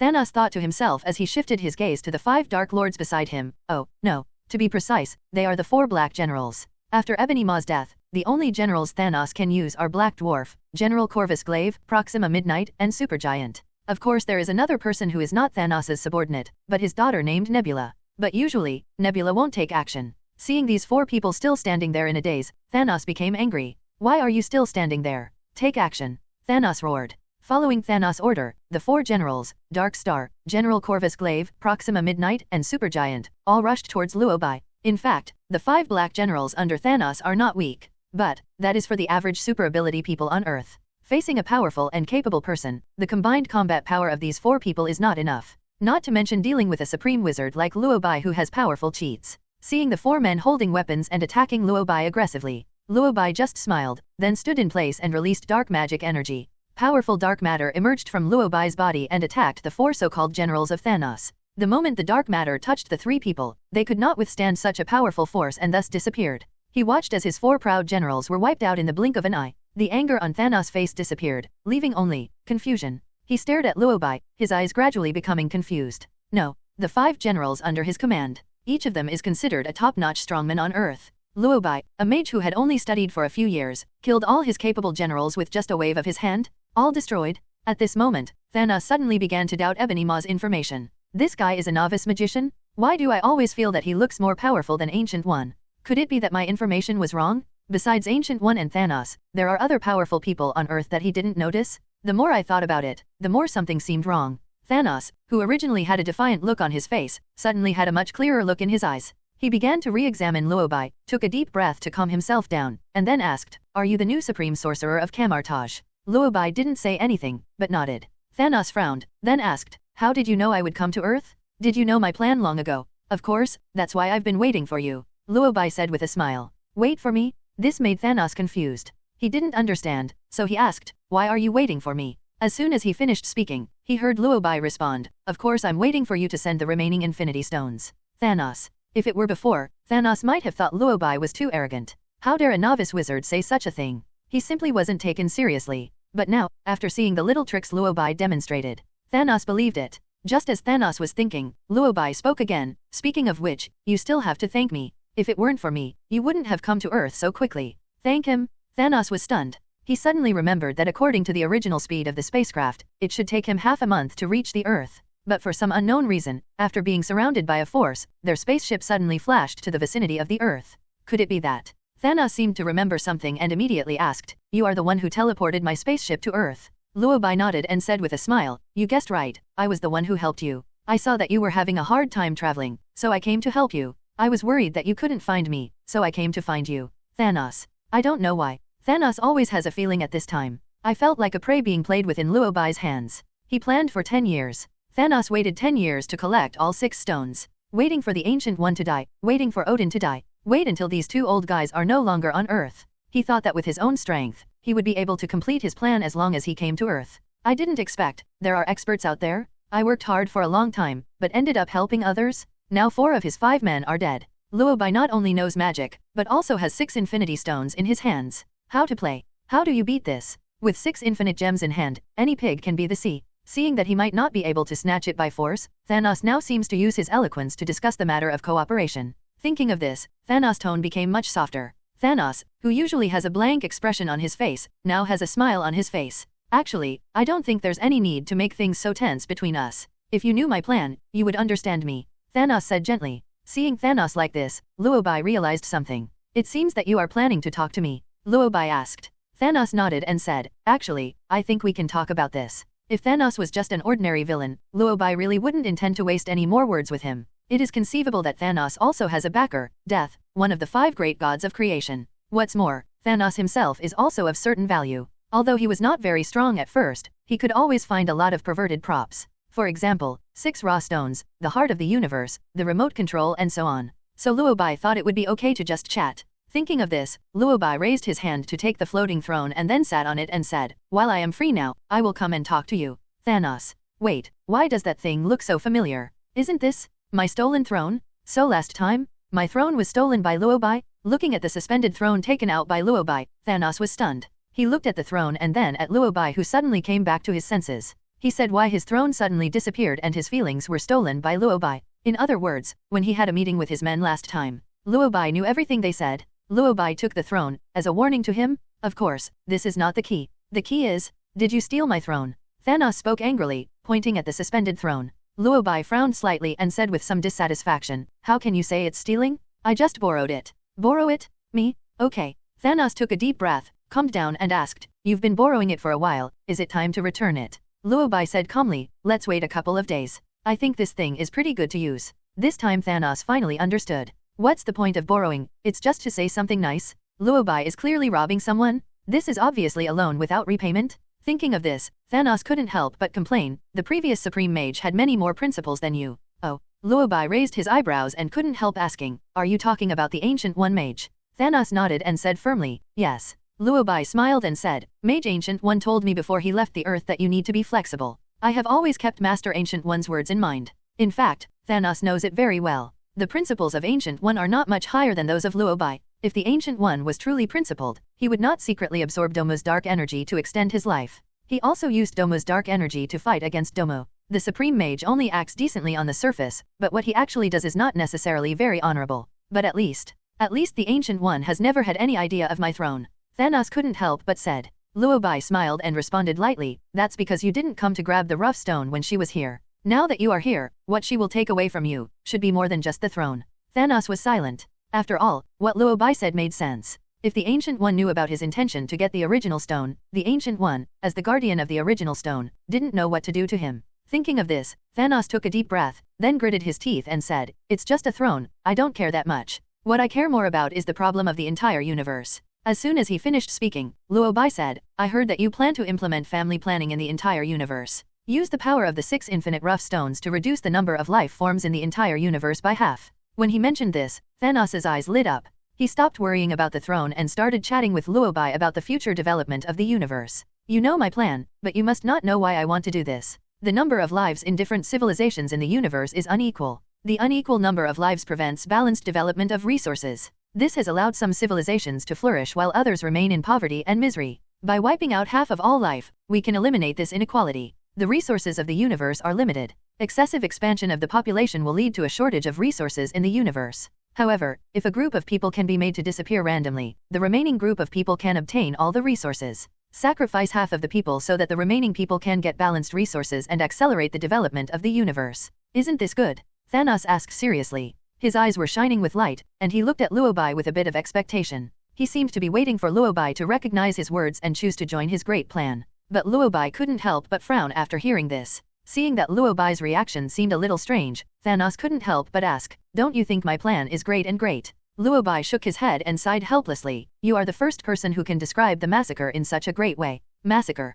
Thanos frowned and shook his head quickly. "No, this is not massacre. I am just making the whole universe develop in a balanced way." Luo Bai smiled. Seriously, Thanos' plan? At first glance, perhaps many people with extreme ideas would think that Thanos' plan is pretty good. Sacrifice half of the people and let the other half share the existing resources equally, so that all the remaining people can achieve class leap. Many poor people are likely to become rich because of this. After all, there are fewer people and more resources. Then you will definitely get more. But, change your mind. What if you were the victim? You sacrificed yourself for no reason, allowing people you didn't even know to gain wealth. In the end, the cosmic executioner tells you, your sacrifice is valuable. I am not killing you, but helping people in the universe. As a victim, how do you view Thanos' actions? Isn't he just killing people? Even if you were not a victim, you may have survived. But after surviving, you find all your relatives, friends, lovers, and even children. They all disappeared because of Thanos' actions, and only you are left. Do you think Thanos is doing you a favor? You will only think that Thanos is the murderer who killed your entire family.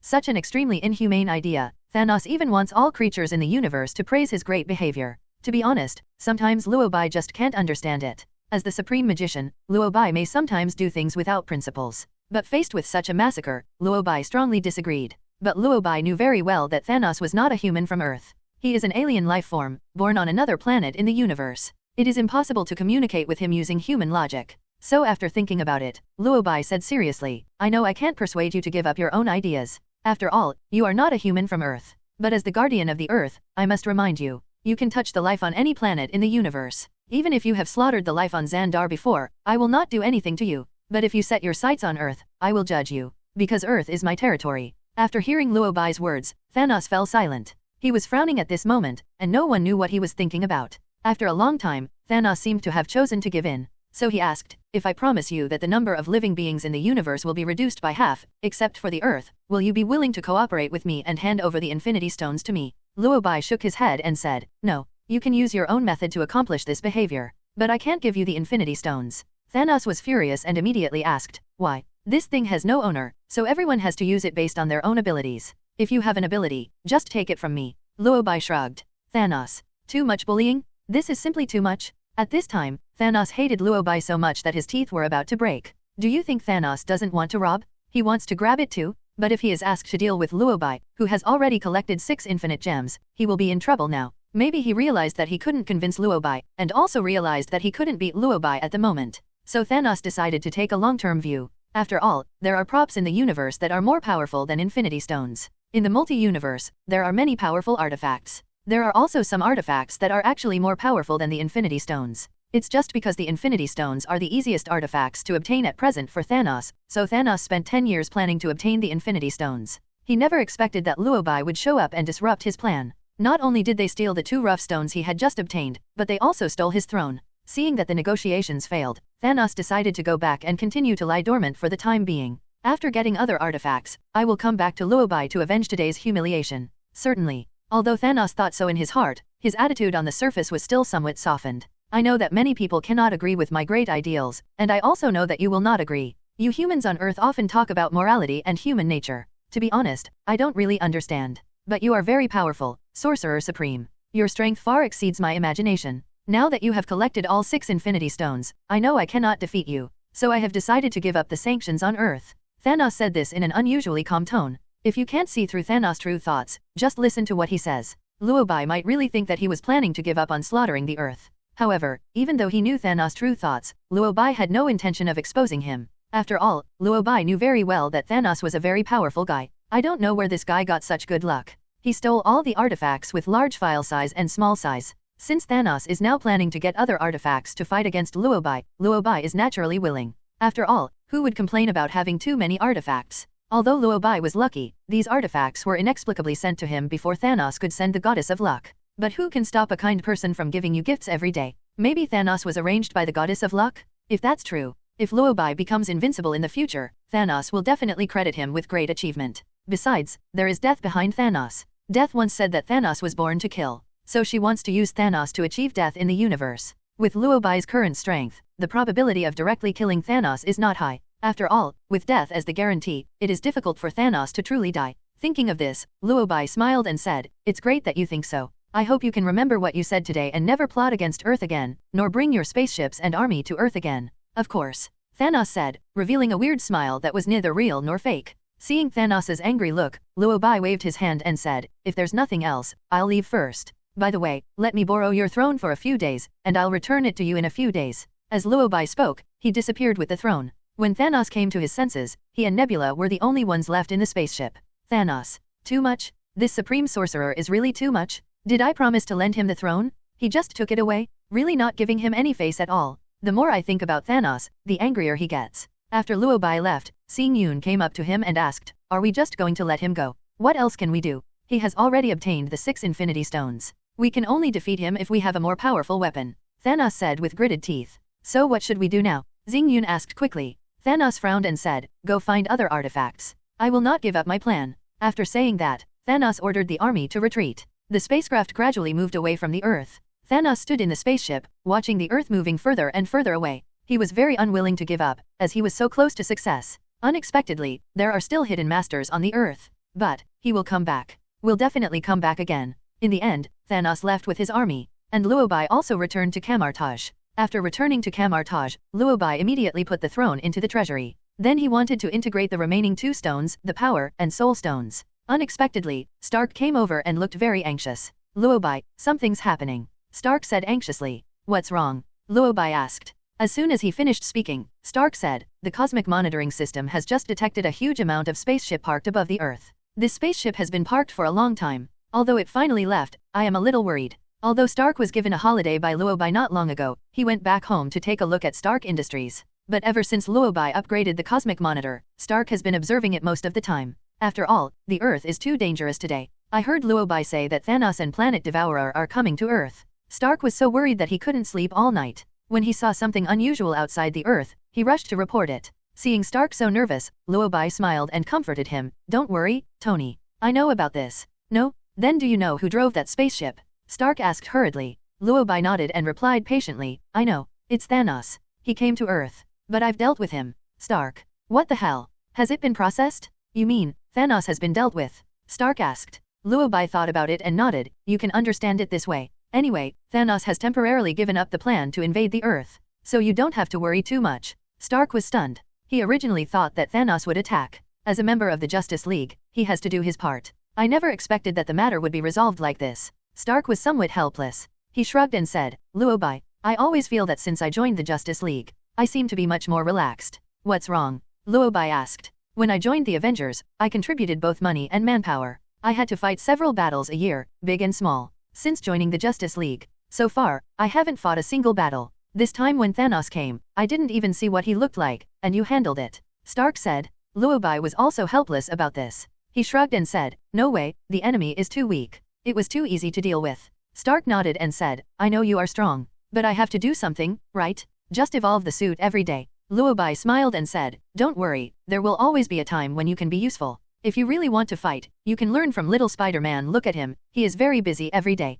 Stark was stunned and couldn't help complaining, "You want me to be like him and catch thieves when I have nothing to do? Become your good neighbor, Iron Man. It's not impossible." Luo Bai said. Stark. Thanos. You really are so useless. If this was when Stark first invented the battle suit, he might have been willing to go out and catch thieves to show off. But now, Stark is left with nothing but helplessness. "I think I should continue to evolve and make battle suits. Peter is enough to catch thieves." Stark shrugged and said lightly. Luo Bai smiled and said nothing. At this moment Stark spoke again. "By the way, Luo Bai, what does the Thanos you mentioned before look like? I'm not curious about him, I just think that this guy is planning to invade the Earth. I can't not even know what he looks like." Stark said. Seeing his sincere face, Luo Bai smiled and took out a photo out of thin air and said, "This is a photo I made based on Thanos' appearance using real-life magic. You can take a look at it." After saying that, Luo Bai handed it over. Stark quickly took the photo. After seeing Thanos' appearance, his brows were wrinkled into the shape of the Chinese character. A rare coincidence. The way Stark looked at the photo at this moment was very similar to Luo Bai's impression of the old man in the subway looking at his phone.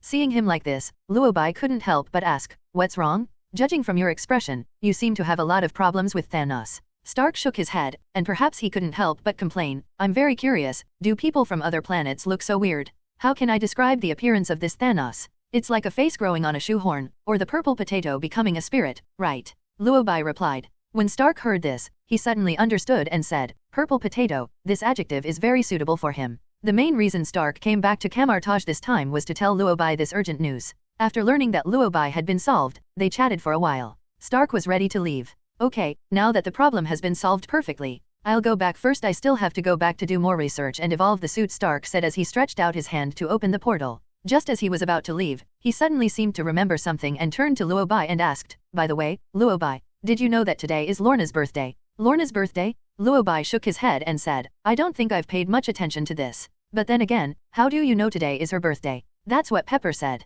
Recently, Pepper has been getting along very well with Lorna and Wanda. The three sisters often go shopping together when they have nothing to do, Stark said. After hearing this, Luo Bai nodded, but didn't say much. After Stark left, Luo Bai remembered that he hadn't been to the villa for a long time. Today is Lorna's birthday, and it is only right that he go and take a look. But before that, Luo Bai had to deal with the 2 Infinity Stones sent by Thanos. While thinking, Luo Bai came to the main hall of Kamar-Taj. After casting mirror magic to form a barrier around the main hall, Luo Bai took out the remaining 2 Infinity Stones and began to absorb the power from them. Absorbing power is actually swallowing the raw stone. But it is not swallowed raw. Instead, the raw stone is refined into other forms using special means and then absorbed into the body. It's similar to absorbing the energy of the reality gem. Logically speaking, if ordinary people want to utilize the power of the 6 Infinity Stones, they must use the Infinity Gauntlet. After all, the power of the 6 Infinity Stones is too strong, and only the Infinity Gauntlet can bear its power. But this is for ordinary people. But for Luo Bai, it was obviously different. After absorbing Yinhua's cosmic energy, Luo Bai's body had already been greatly improved through the cosmic energy.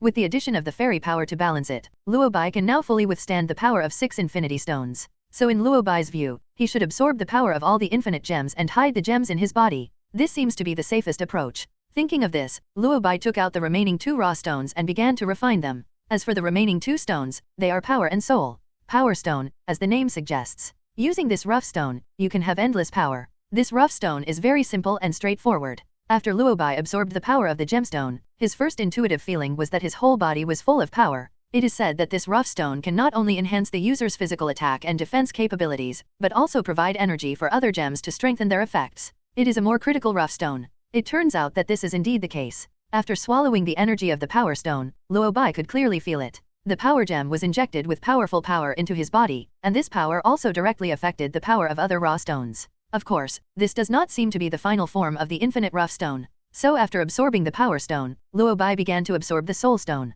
The soul rough stone can be said to be one of the most mysterious rough stones among the infinite rough stones. It is said, with this rough stone, you can steal, control and modify the soul. Luo Bai didn't really understand how to use this rough stone before inhaling it. I just know roughly that this thing is probably related to the soul. But after inhaling its power and integrating it into his body, Luo Bai could almost understand the function of the soul stone. In the world of magic, as long as a person's soul still exists, there will be no death in the true sense. Of course, this isn't just about magic. This statement is also true in the entire Marvel universe and even the multi-universe, super-universe and omniverse. The soul is the most important factor that determines a person's life and death. The function of the soul gem is to control the soul, the undead. The soul gem can steal the soul of a living person, control the undead after death, and even bring people back to life. After understanding the function of the soul gem, Luo Bai suddenly realized why the price of obtaining the soul gem was so high, and he had to sacrifice his soul. After all, the ability of this thing is indeed quite strong. Of course, no matter how powerful the soul stone is, it is only a single stone. A single rough stone cannot defeat the power of 6 infinite rough stones integrated together. When Luo Bai finished absorbing the last rough stone, the energy of the soul stone. After understanding and integrating this energy, Luo Bai began to integrate the energy of the 6 raw stones in his body. When the power of the 6 infinite rough stones is integrated together, more powerful power will explode due to the complementary effects between the rough stones. I don't know if it was because of the fairy power balancing it, so Luo Bai didn't feel that his body couldn't bear it. He just integrated the 6 infinite rough stones very quickly. After the integration was completed, Luo Bai opened his eyes and couldn't help but mutter, "It's strange, why don't you feel anything?" It's strange to say that. Normally Luo Bai would feel a particularly powerful effect every time he absorbed a rough stone. It was as if there was a very powerful energy that wanted to take over Luo Bai's body. Logically speaking, when the 6 rough stones are integrated together, the power should be stronger, but what surprised Luo Bai was that he didn't feel anything at all. Is this rough stone really integrated? Luo Bai thought to himself. Since he couldn't quite feel the power of integrated raw stones, Luo Bai planned to try the effect of integrated raw stones. It is said that when the 6 rough stones are integrated, they can change the entire universe according to the user's wishes. Although Luo Bai has no intention of letting half of the entire universe disappear, it is not impossible to test the effect of the infinite rough stone. In order to have a sense of ceremony, Luo Bai even snapped his fingers. The moment the finger snap ended, a powerful force instantly enveloped the entire universe, and then quickly disappeared. After everything calmed down, Luo Bai opened his full vision of the universe. Luo Bai knew very well that due to specific points in the universe, some things could not be changed. Once changed, it may cause huge amounts of crisis in the entire universe. The consequences of using these things for experiments would be too serious, so Luo Bai naturally wouldn't do that. But there are some things you can try. For example, the matter of annihilating Thanos' entire army. This is what Luo Bai did when he snapped his fingers just now. What he changed was simple, which was to make all the alien armies brought by Thanos disappear. After all, in the original plot, the army led by Thanos would also disappear, so what he did not count as changing the original plot. After the snap, Luo Bai immediately opened up the omniscient perspective of the universe.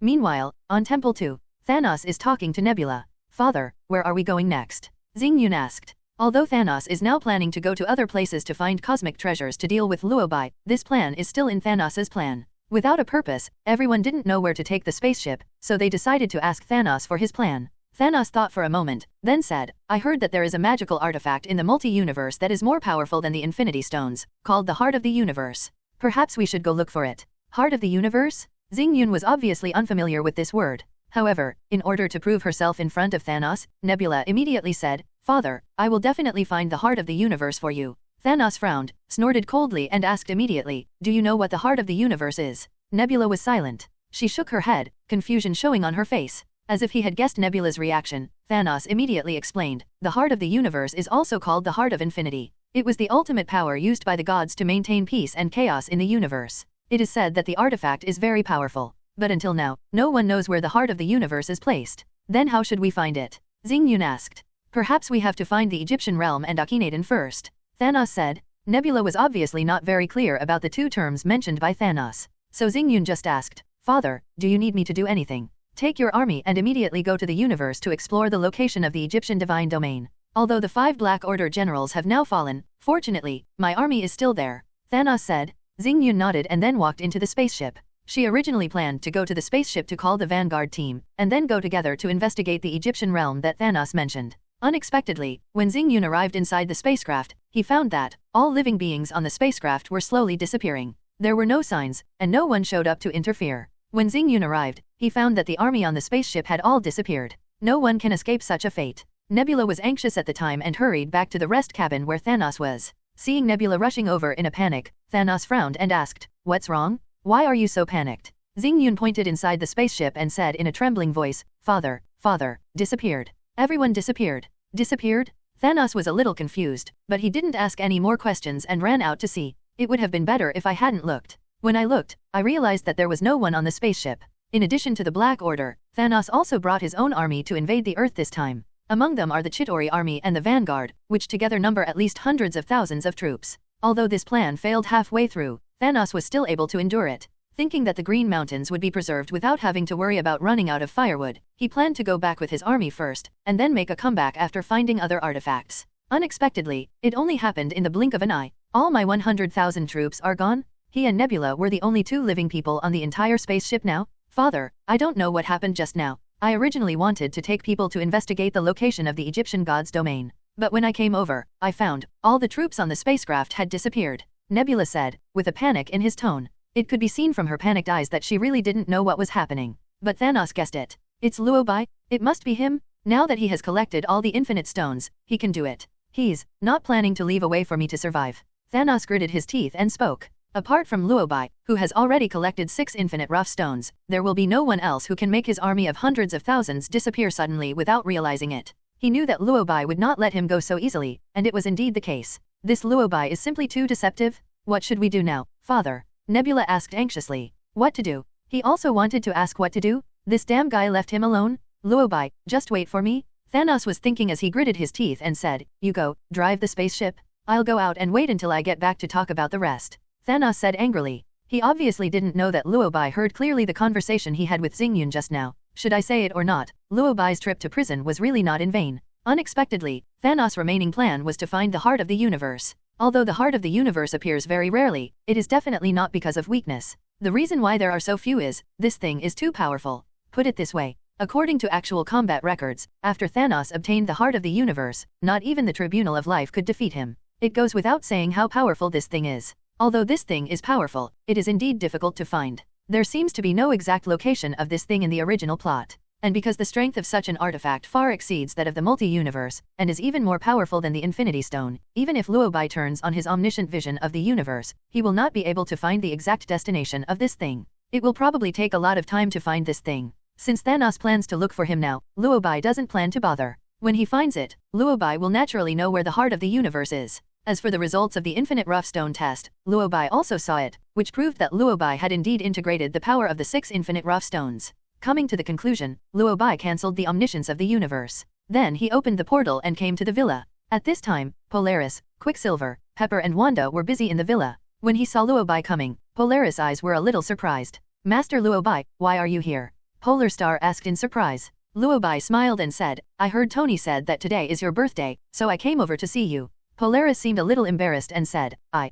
didn't want to disturb you. I heard Ms. Potts say, the Earth seems to be very unstable recently. Thanos, the planet devourer, is all trying to take advantage of the Earth. I was worried that you would be too busy, so I didn't tell you about it." Luo Bai smiled and said, "The Earth has been quite lively recently, but I still have time to have a meal." "That's really great." Polaris said excitedly, "I've learned a lot of Chinese dishes recently, and I feel like I'm so powerful now." Polaris spoke excitedly. Although Luo Bai understood her feelings, he couldn't help but said, "It's your birthday today, it's not your turn to cook." "That's right." Wanda came up and said quickly, "You just need to wait for dinner." Pepper also quickly agreed, "Just stay here, I've asked the chef to come over, they will be here soon." Tony said he will come later too. Hearing everyone say this, Polaris said with some regret, "If that's the case, then I can only cook next time." Several people were originally decorating the room. Today is the North Star's birthday, and everyone hopes to liven up the atmosphere. Now that Luo Bai had arrived, the few of them stopped temporarily. "Hello, Luo Bai. It's been a long time since we last saw each other." Little Lei Jiao greeted with a smile. Out of politeness, Luo Bai also greeted, "Hello, Ms. Potts. I heard from Tony that you are going to get married, right?" When talking about this, Xiao Lei Jiao couldn't hide the smile on her face. She nodded and responded, "Yes, it's scheduled for next month. You must come then. Tony cares about you very much. He has told me more than once that you are his best friend." Luo Bai smiled, nodded, and said, "Of course I will attend." But, as soon as he finished speaking, Pepper said with some concern, "I heard from Tony that the Earth seems to be in danger recently. Because he is too worried, he stays in the underground base almost every day to evolve his suit. I am worried about him, and I am also worried about the Earth." As Little Chili spoke, she walked to the sofa and sat down. The rest of the people basically walked to the sofa and sat down. It can be seen that they are all very worried about this matter. Seeing her like this, Luo Bai smiled and comforted her. "I did tell Tony that the Earth might be invaded in the future, but these things are not really a problem in essence. So you don't have to worry too much. The Thanos issue has been resolved. He probably won't come back to Earth in the short term. As for the planet devourer, although it may be more troublesome to deal with him, it's not a big problem. I've also told Tony this. But you know, Tony's character has always been like this. He cares very much about the safety of the Earth. So he will put a lot of pressure on himself." After hearing what Luo Bai said, Xiao Lei Jiao finally relaxed. Quicksilver on the side said with a smile, "In my opinion, the Earth is protected by the Sorcerer Supreme, so there is nothing to worry about. What's more, we in the Justice League are not vegetarians either." When he saw Quicksilver, Luo Bai remembered what happened before. He smiled and asked Quicksilver, "Have you joined the X-Men?"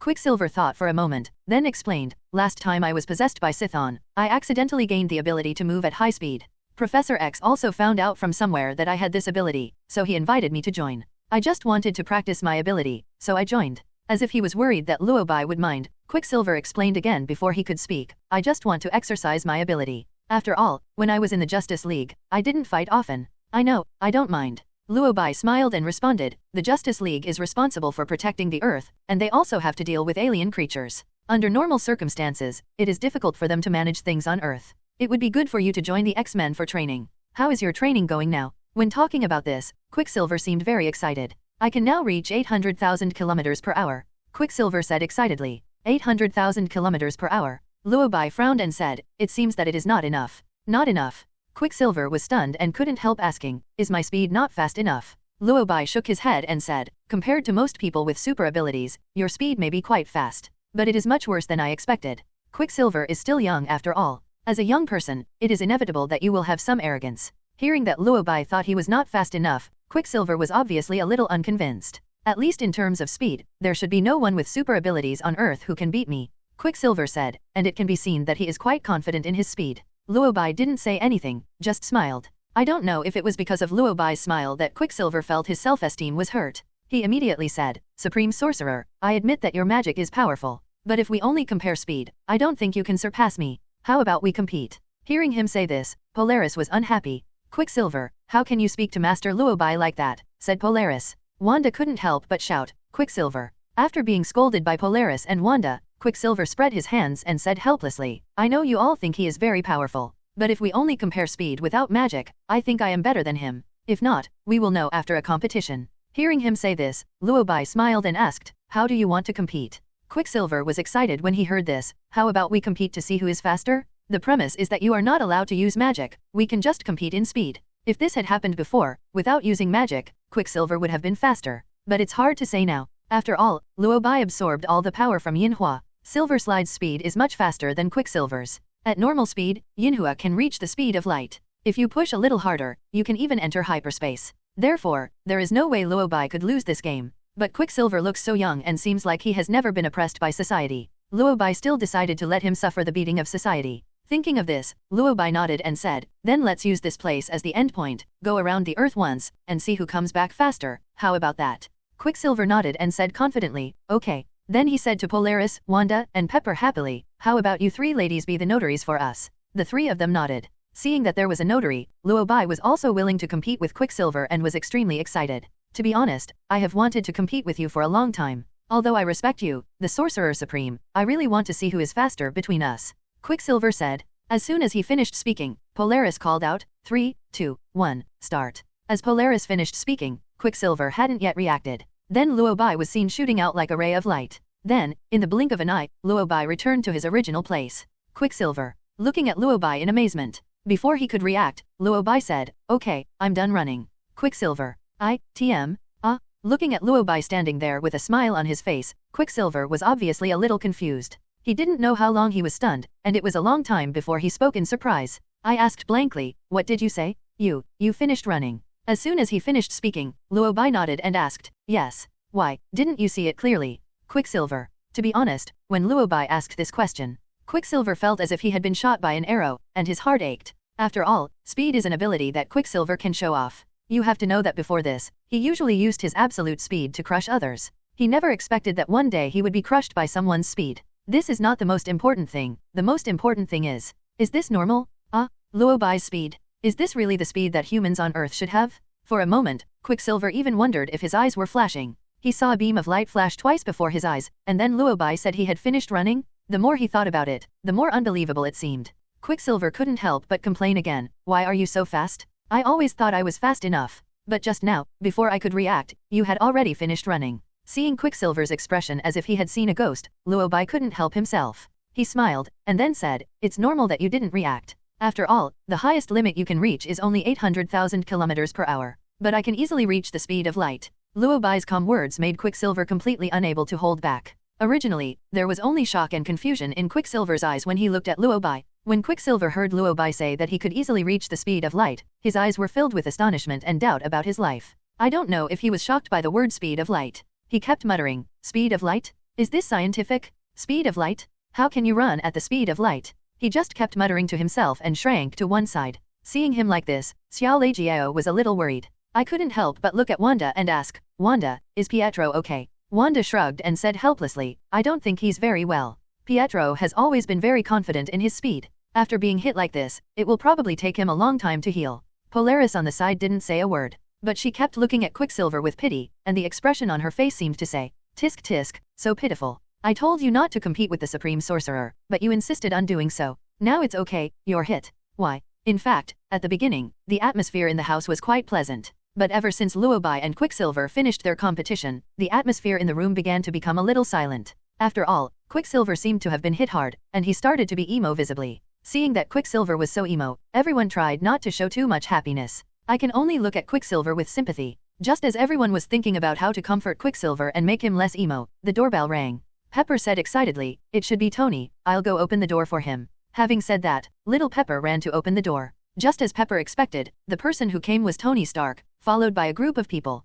Judging from the way those people are dressed, they are most likely the chefs who will cook today. As soon as the door opened, Stark was the first to hug Pepper. Then he walked into the house and smiled at Polaris. Happy birthday, Lorna. If I remember correctly, you should be 20 years old this year, right? Polaris nodded and responded with a smile. You are not mistaken, Mr. Stark. Stark smiled and took out a limited edition bag and handed it over. I don't know what you like, so I asked Pepper to help me pick a gift for you. I hope you like it, Stark said as he handed over the bag. Polaris took the bag with a look of surprise on his face. It can be seen that she seems to like that bag very much. Thank you, Mr. Stark. I like this bag very much, Polaris said as he tried on the bag. Stark smiled and looked around. Only then did he notice that Luo Bai had also arrived. Stark was not surprised by Luo Bai's arrival. After all, it was Stark who reminded him of this, so he just smiled and teased, Master Luo Bai, you are here too? How about it? What gift did you give our little Lorna? Luo Bai. This time he was silenced. Seeing that he was silent, Stark immediately pulled him aside and asked quietly, didn't I tell you that today is Lorna's birthday? You didn't bring a gift, did you? Luo Bai felt helpless and couldn't help muttering, I forgot, it's been too long since I celebrated my birthday. To be honest, this really can't be blamed on Luo Bai. After all, Luo Bai hasn't celebrated his birthday since he traveled to the Marvel world. Every day I think about how to kill monsters, level up and become stronger. I completely forgot about giving birthday gifts. If Stark hadn't reminded him, he would have really forgotten about giving the gift. But since this matter was mentioned, Luo Bai really planned to give Polaris a small gift. As Luo Bai thought about it, he gathered ability in his hands, and soon a string of bracelets appeared in Luo Bai's hands. After making the bracelet, Luo Bai handed the gift to Polaris. When Polaris saw that Luo Bai had prepared a gift for him, a bracelet, he was a little surprised at first. Master Luo Bai, what is this? Polaris asked in disbelief. Soon, she got Luo Bai's answer, your birthday present is a magic tool I made myself. Although the style of the bracelet may be a bit old-fashioned and not so fashionable, this bracelet contains my energy. When you wear it, it can help you improve your ability to the greatest extent. Thank you, Master Luo Bai. Polaris expressed his gratitude. Seeing that Luo Bai had created such a powerful magical weapon and gave it to Polaris, Tony's face showed envy. Unable to hold back, Tony asked, look, how good he is to you. Luo Bai, tell me the truth. Can you give me a magical weapon like this on my birthday? I think I also need a magical weapon like this to improve my magical power. Luo Bai smiled and said, that depends on my mood. Tony knew Luo Bai was joking, so he responded, then I hope you are happy every day. Just when everyone was chatting happily, Emo's Quicksilver suddenly jumped out. He flashed in front of Luo Bai at an extremely fast speed, and then asked Luo Bai in a very resentful tone, can you tell me how you can run at the speed of light? His sad look really scared everyone. Perhaps because Pietro's sad look was too scary, Stark couldn't help but ask, light speed? What does that mean? Can anyone tell me why Pietro looks so depressed? Wanda sighed and said helplessly, before you came, he had a competition with Master Luo Bai. They said it was a competition of speed. Then Master Luo Bai defeated him at the speed of light, and he became like this. After listening to Wanda's explanation, Stark couldn't help but complain, does anyone really want to compete with Luo Bai? This guy is cheating. Competing with him is pure masochism. Ever since Stark entered Kamar-Taj and learned magic, he gradually began to understand the power of Luo Bai. After all, magic is far more powerful and profound than humans and superpowers can imagine. And Luo Bai is the most powerful supreme mage in Kamar-Taj. It can be seen that Luo Bai is very powerful now. He was so powerful that almost no one in the entire mage circle dared to provoke Luo Bai. Unexpectedly, people in the mage circle are afraid of death, but superpowers are not afraid of death. Quicksilver actually asked to compete with Luo Bai. Although in Kamar-Taj and even the entire mage circle, competition are a very normal thing. However, almost no mage would be willing to compete with Luo Bai. If you ask a normal person to compete with a genius who cheats, isn't that just a shock? Quicksilver is really brave. Looking at Quicksilver's doubtful look on life, it is estimated that the results of the game will be very different. Thinking of this, Stark couldn't help but ask, so what's the final result? What's the speed difference between the two of them? As soon as he finished speaking, Polaris beside him spoke, Quicksilver can only reach a maximum speed of 800,000 kilometers per hour. Stark suddenly understood and said, no wonder. There is a big difference between 300,000 kilometers per second and 800,000 kilometers per second. No wonder Quicksilver looks so depressed. As he spoke, he glanced at Quicksilver sympathetically. He seemed to want to say something else, but before he could say anything, Luo Bai explained seriously, this is nothing to be depressed about. In my opinion, his speed can be faster, even reaching the speed of light. Hearing what Luo Bai said, Quicksilver's eyes, which were still a little depressed, suddenly became clear. He looked at Luo Bai expectantly and asked, can I really reach the speed of light? If you work hard to improve, you may be able to break through yourself. Luo Bai said, even if you can't, it shouldn't be far away. I may be able to help you by then. To be honest, Quicksilver was unconvinced when he first heard Luo Bai say that he was slow,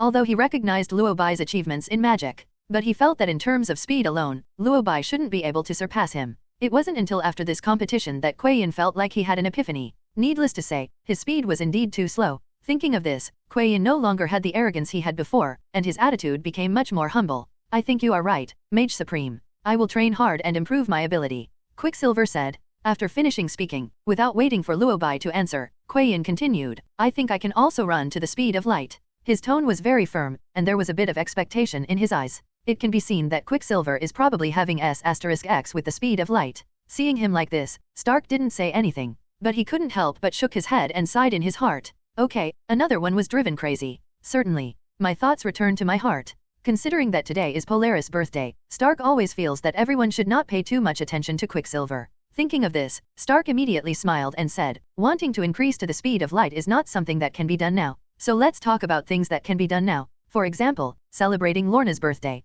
After being reminded like this, everyone realized that it was getting late. Just chatting and chatting, we ended up chatting until dinner time. Noticing the time, Little Pepper immediately agreed. I didn't expect it to be so late. Let's come and eat quickly. Just like that, a group of people sat at the dining table. After waiting for a while, the food was served by the servant. Not to mention that Pepper can be Stark's secretary, and he is indeed very serious in handling this kind of matter. Not only did she arrange for top chefs, she also took into account the eating habits of the attendees. So today's dinner is not all Western food, there are also some Chinese food, and a huge amount of cake in the middle. After all the dishes were served, everyone started eating and chatting. Although not many people came today, including Luo Bai, there were only 6 people present to celebrate Polaris' birthday. But because everyone has a very good relationship, they all get along quite happily together. Chat, drink and play games. After tossing and turning for most of the night, I finally settled down in the second half of the night. As for the reason for settling down, it's also simple. That is, except for Luo Bai, everyone was drunk. Ever since Luo Bai's physique was changed, the effect of alcohol on Luo Bai has been minimal.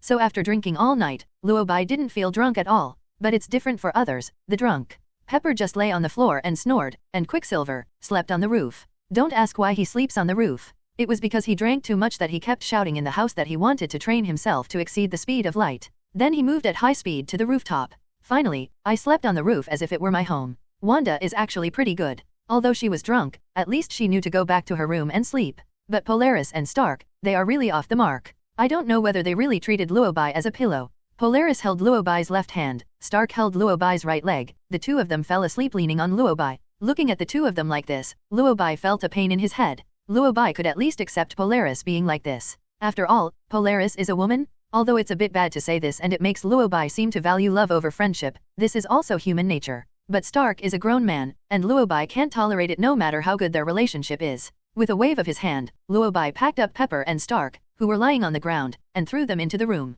After settling the two people, Luo Bai was struggling over whether to send Polaris into the room as well. At this moment, Luo Bai noticed something was wrong. It's the planet Eater. He seemed to have arrived near the Earth. Ever since Luo Bai absorbed the cosmic energy in Yin Hua's body, there has been some connection between him and the planet Devourer. After all, the cosmic energy in Yin Hua's body was given by the planet Devourer, and this power ultimately belongs to the planet Devourer. Although it has been absorbed by Luo Bai now, through this power, some conscious connection can be established between the planet Devourer and Luo Bai. At the beginning, Luo Bai's connection with the planet Devourer was not deep, because the planet Devourer was too far away from the Earth. But just now, Luo Bai felt that he had established a very strong connection with the planet Devourer. This connection allowed the two of them to sense each other's location. It was because of this sudden connection that Luo Bai concluded that the planet Devourer's current location should be not far from the Earth. Just when Luo Bai was about to open the perspective of the entire universe to observe the specific location of the planet Devourer used its ability to forcibly connect with Luo Bai's consciousness. Due to the existence of cosmic energy, Luo Bai seems unable to reject such a series of consciousness.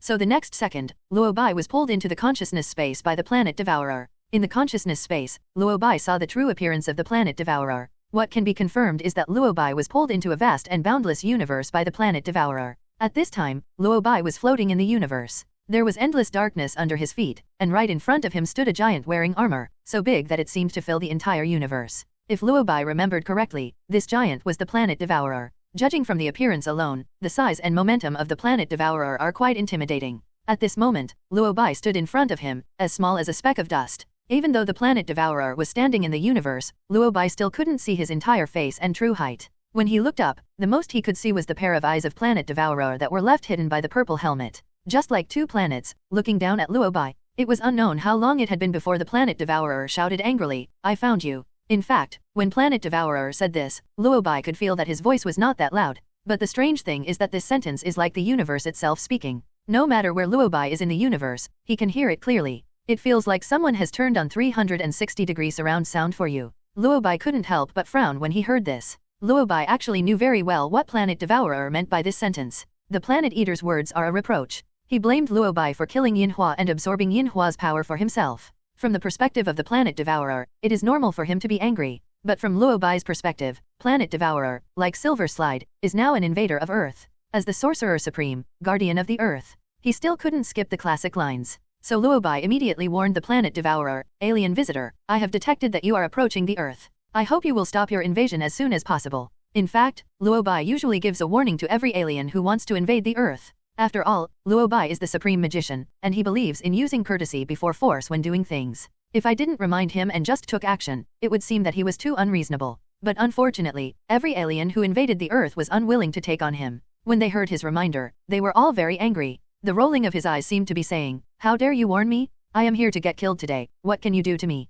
This is true for Dormammu and Chthon as well. This is the case with Yinhua, and even the Planet Devourer that has come here now, is still the same. After hearing Luo Bai's reminder, the Planet Devourer not only did not calm down but became even angrier. Especially after hearing Luo Bai call him an alien visitor, even without looking at the Planet Devourer's expression, Luo Bai could feel his anger. Alien visitors? Stupid Earth creatures. I am the Planet Devourer, the destroyer of universes. I will devour everything. And your planet, Earth, will be my food too. I will come to the Earth with my messenger. Energy is the only reason for my existence. And the purpose of the Earth's existence is to become my food. As the Planet Devourer's voice fell, the entire consciousness space couldn't help but tremble. He seemed to want to intimidate Luo Bai in this way, just like when he invaded other planets. He might hope that Luo Bai would be like Yinhua and beg him to spare the Earth. But Luo Bai didn't fall for it. Luo Bai frowned and responded in a deep voice, "Planet Devourer, you should know the consequences of doing this." The Planet Devourer said nothing, but one could see his surprise from his eyes. As one of the 5 great gods of creation, although Planet Devourer is usually not as powerful as the other 4 gods of creation,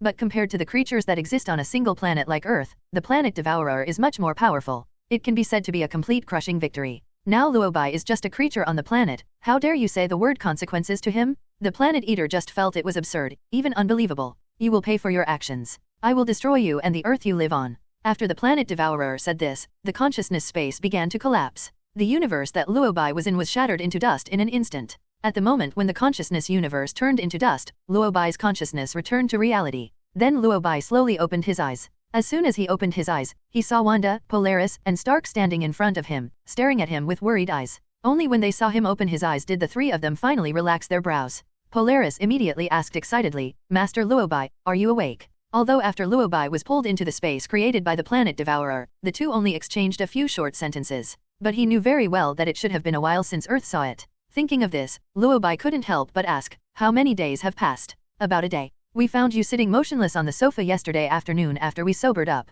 Mr. Stark said that your consciousness may have entered another dimension, so he asked us not to disturb you." Polaris said quickly. "1 day, that's fine." After understanding the situation, Luo Bai nodded and said, "Indeed. I was pulled into the consciousness space of the Planet Devourer." Hearing him say this, Stark quickly asked, "Planet Devourer? Is he the god who wants to eat the Earth?" Luo Bai nodded and said, "Last time he sent the messenger Yinhua to explore the way, but I dealt with him. This time he came here in person. He pulled you into his consciousness to warn you?" Stark asked. Luo Bai shook his head and said, "Although he didn't say it explicitly, I think he wants to find a new envoy. It's just that I don't cooperate very well." Luo Bai defeated Yinhua, the messenger of the Planet Devourer, and absorbed Yinhua's power. Logically speaking, Galactus could just come to Earth and take action. But before arriving, Galactus pulled Luo Bai into his consciousness space and threatened and intimidated him. From this behavior, it is not difficult to see that Galactus seems to want Luo Bai to replace Yinhua and become the new Galactus messenger. That's why Galactus said, "I found you at the beginning." But the 2 of them didn't reach an agreement. Now Galactus is furious and is probably going to just do it. Thinking of this, Luo Bai said to Stark and the others, "It's good that you are here. Don't you think the Justice League is too idle? Come and have some fun, friends. From what I know, Galactus should bring the remaining 3 messengers with him to Earth this time. Galactus' primary target is definitely me. As for his messengers, they may attack the Earth while I am fighting against Galactus. So I think we may need your help this time. To be precise, not only you, but also most of the super ability people on the Earth. Earth, it's time to unite once again." According to known information, the Planet Devourer will definitely bring the Galactus messenger to Earth. Although Luo Bai has a certain chance of winning against the Planet Devourer, he can't do 2 things at once. If the Galactus messenger took advantage of the chaos to destroy the Earth, Luo Bai might not be able to take care of it. Therefore, the most foolproof method right now is to gather all the super ability people on Earth who have abilities to resist together. Certainly, Luo Bai came up with this idea purely for the sake of safety. But to Polaris, Stark, and Wanda, Luo Bai's words seemed to mean, the enemy is too strong, we must mobilize all our strength to fight. In an instant, the expressions on the faces of the three people became serious. Before Luo Bai could continue to express his thoughts, Stark immediately gave his answer, I will hold a press conference now. Stark took out his cell phone while speaking, and then he walked out of the villa while talking on the phone. It seems that he is preparing for the press conference. As Stark left, Polaris suddenly said, I can contact some mutants. I'll go with you, Lorna. Wanda agreed immediately. Just like that, Wanda and Polaris also left, and Luo Bai was the only one left in the villa. This silenced Luo Bai, who originally had something to say. In the end, he could only shake his head and complain helplessly. These three people left really fast. While complaining, Luo Bai opened the portal and returned to the main hall of Kamar-Taj. As for his purpose of returning to the main hall, it was simple. I just want to find a quiet place to absorb the power of the dark dimension and recharge my energy. Speaking of which, Luo Bai has been busy dealing with various things recently, so I never paid any attention to the dark dimension. Now that some time has passed, Luo Bai estimated that the dark dimension should be able to hand over some food. As Galactus is coming soon, Luo Bai plans to collect food in advance to strengthen his strength first. Although in the process of collecting food, Luo Bai could feel that the three evil gods, Dormammu, Chthon, and Mephisto, did not seem to be particularly happy. But the final harvest was still very good. Luo Bai spent a day integrating this dark energy with all the strength in his body. As soon as the integration of Kamar-Taj's magic circle was completed, something unusual happened, and the king arrived soon after. As soon as he entered the room, Wang reported anxiously, Supreme Mage, the temple has detected an abnormality. The earth has been invaded. Luo Bai seemed to have guessed who the intruder was, so there was no expression on his face. He just nodded calmly and replied, I know, they are in New York. After saying that, Luo Bai opened the portal. When Luo Bai and Wang arrived in New York through the portal, they found that New York was in chaos. The streets were filled with people fleeing in all directions, looking up at the sky with fear in their eyes as they ran. Following people's gaze, we can see that the real reason for the chaos in New York is a huge amount of head appeared in the sky, penetrating through the clouds. The head was very large, and to the naked eye it seemed to be almost as big as the earth. Anyone would be scared if such huge amounts of heads suddenly appeared in the sky.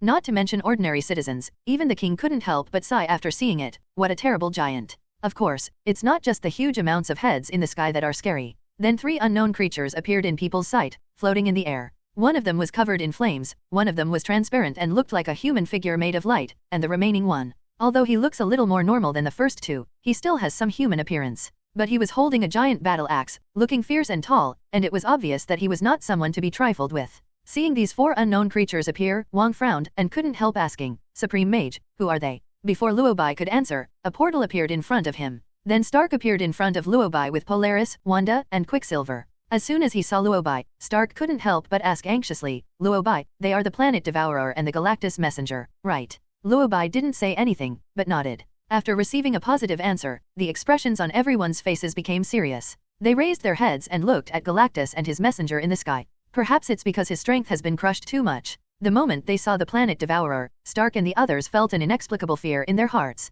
That is, mortals' instinctive fear of gods. Even if Devourer didn't take action, Stark could clearly feel that they would not be Devourer's opponent. Whenever Luo Bai was around, Stark would feel at ease. He felt that as long as Luo Bai was there, any trouble could be solved. But this time, Stark couldn't feel at ease. Nervousness and fear made his expression very solemn. Looking at Galactus in the sky, Stark couldn't help but ask Luo Bai, what do you think is our chance of winning? Luo Bai smiled, then stretched out his index finger and made a 1 towards Stark. Stark was a little puzzled, looking at the one Luo Bai made and asked doubtfully, what does this mean? The probability of winning is only 1%. Luo Bai shook his head and said, what I mean is, we can't lose at all. Tony, protect the earth. Luo Bai instructed, and then he flew towards the location of the Planet Devourer. Luo Bai stopped in midair only after he flew in front of the Planet Devourer. At this time, the Planet Devourer and his three messengers finally noticed Luo Bai. Galactus and Luo Bai had met before, although the last time was in the consciousness space, but the two had a very unpleasant quarrel. When he saw Luo Bai again this time, Galactus's face immediately darkened.